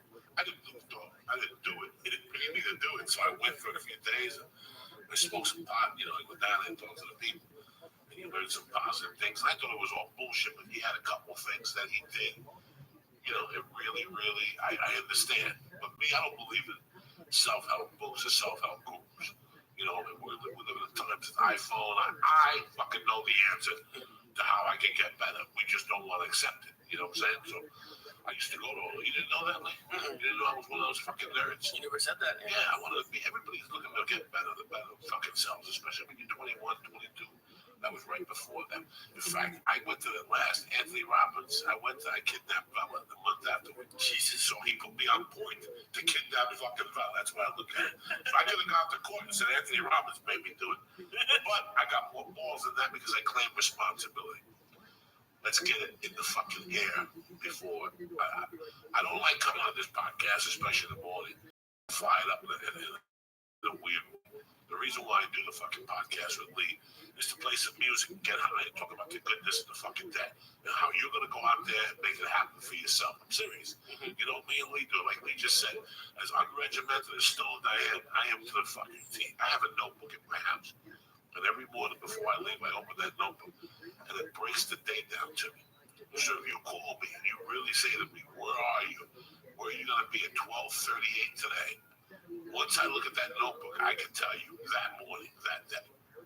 That's how I want my day to be. Yeah. I have to sit in between 10 and 4, so I got to go to Hollywood today. I got to run a bunch of shit. Ari wants to meet 11. I don't even think I can meet Ari. I didn't know until I went home last night because most of my shit is on the other side of fucking LA.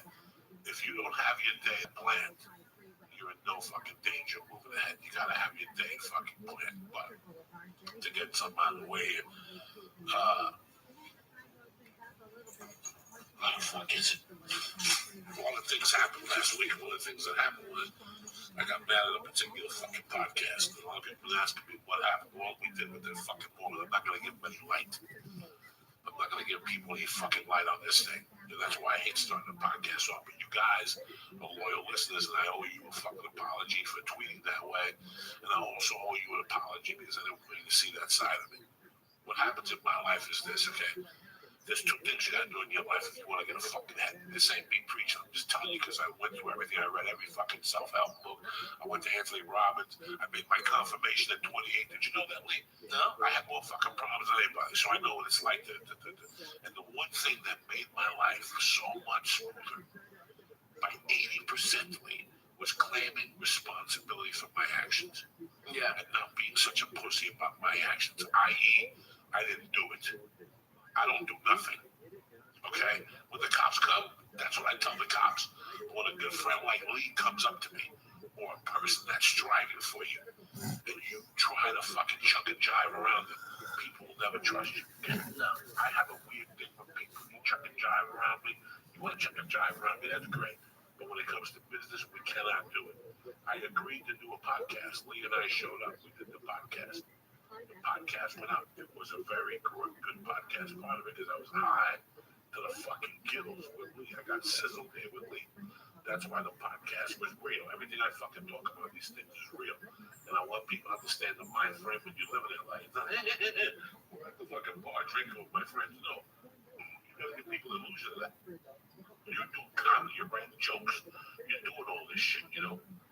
So I do this podcast, they put it up, they hit me, but I noticed that they were doing little things before that were kind of weird. They were sending me emails to retweet shit for Eddie Bravo and all this shit. They're friends, but you know what? If you do your own marketing, you don't need other people to fucking retweet shit for you. Nothing bothers me more when I go to some of these pages and I see 15 fucking retweets. What, don't you have a fucking personality of your own? Don't you have anything to fucking say on your own? But some people are shy or whatever. No worries. The podcast comes out that day on the feed. I see it there, friends of mine. Okay, like Bert Kreischer retweet this for Joe Diaz. This guy retweet this for Joe Diaz. Right away, that's a fucking no-no of my book.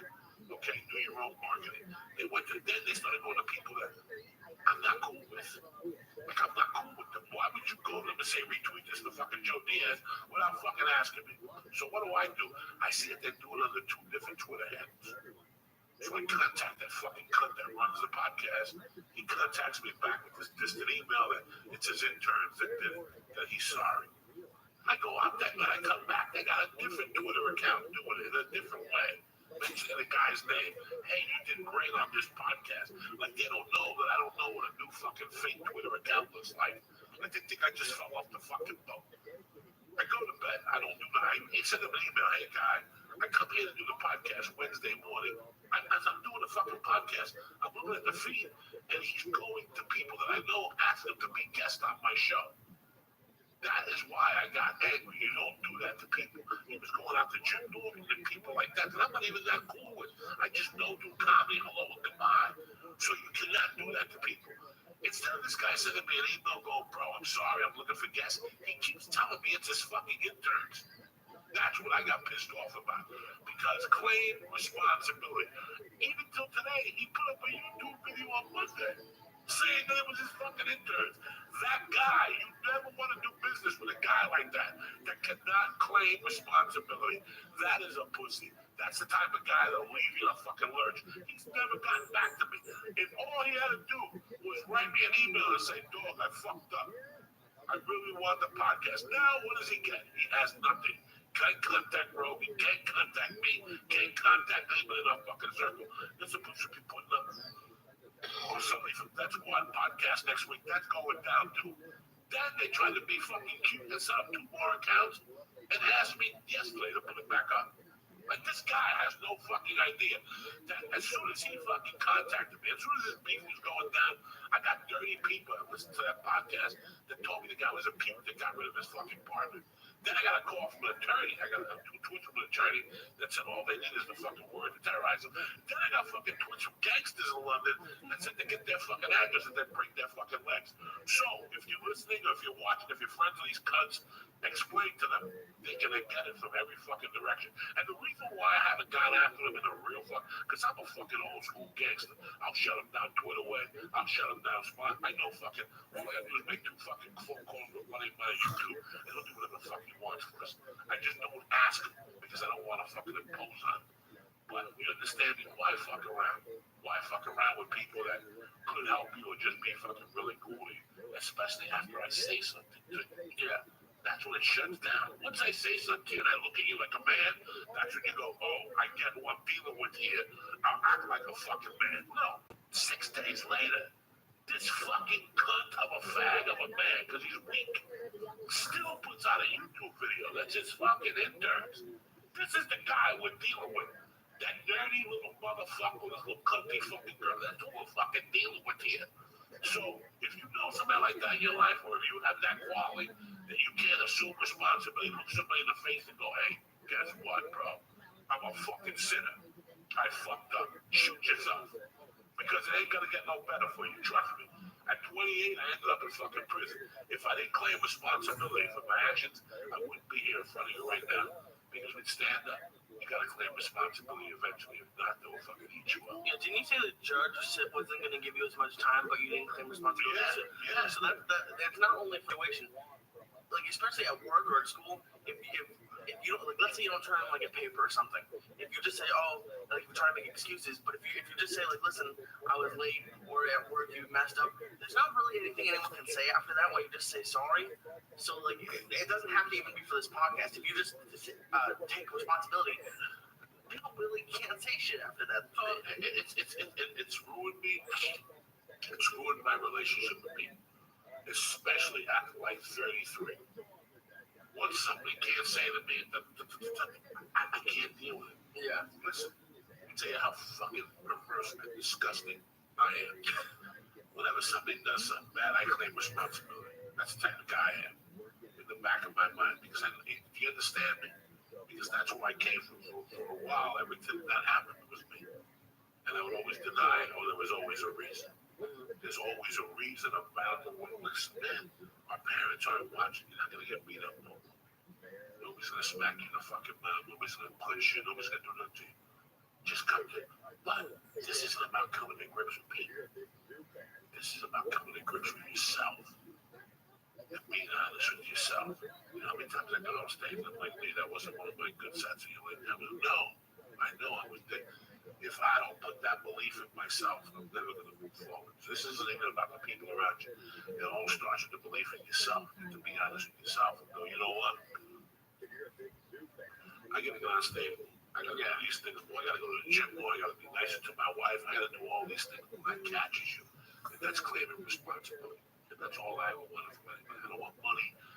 I don't want friendship. If you do that around me, we'll always be fucking cool. Yeah. No, it's a tough thing to do because I mean, that guy is excited about his podcast and he wants people to see it. But the way to go, that's not the way to go about it. Yeah, there's a way to do things. Men have to do things. It would have been cool with me from the jump if you would have said, bro, don't worry about it. Hey, man, do me a favor. You hit up this guy or that guy to be on your podcast. I would have said, let me try for you. But for you to have to blame it on your fucking interns, and then on Monday they keep blaming it on your interns, it does something to you. To me, I'm as sensitive as they fucking come. You see me big and fuck you and all this stuff. I cry at the side of a fucking hat. Okay? And I get very unsensitized with me.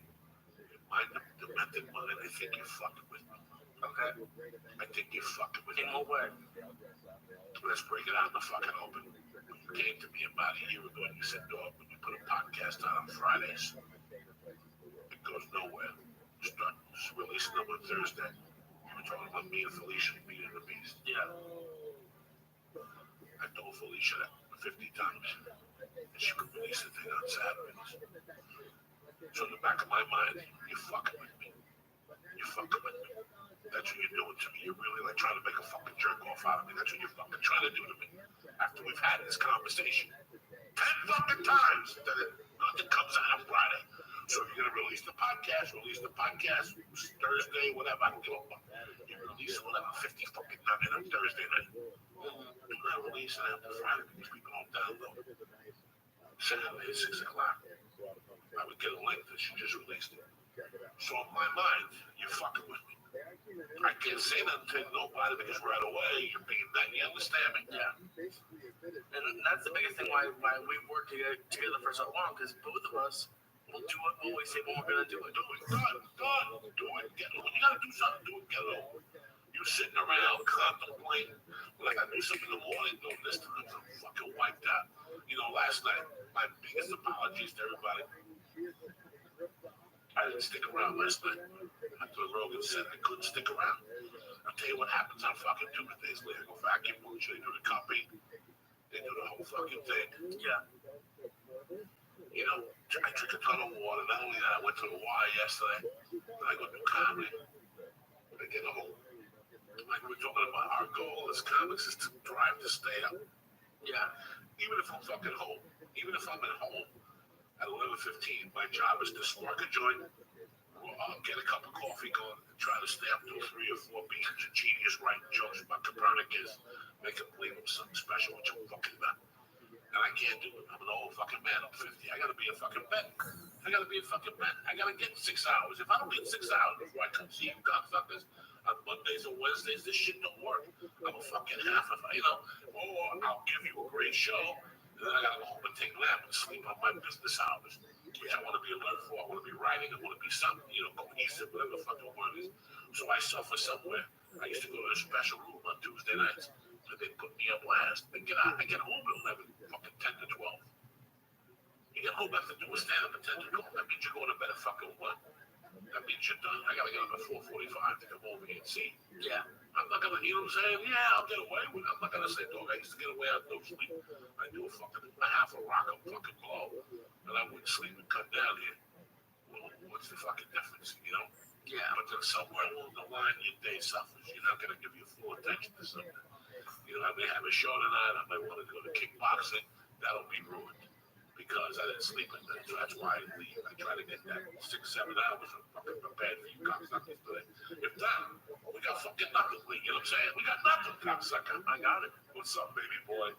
Out of here. Look at you going to Vegas. You're going to bang out some fucking dough. You're going to get your stomach kiss up today. We're going to try. Yeah, we're going to try to get your little stomach kiss up.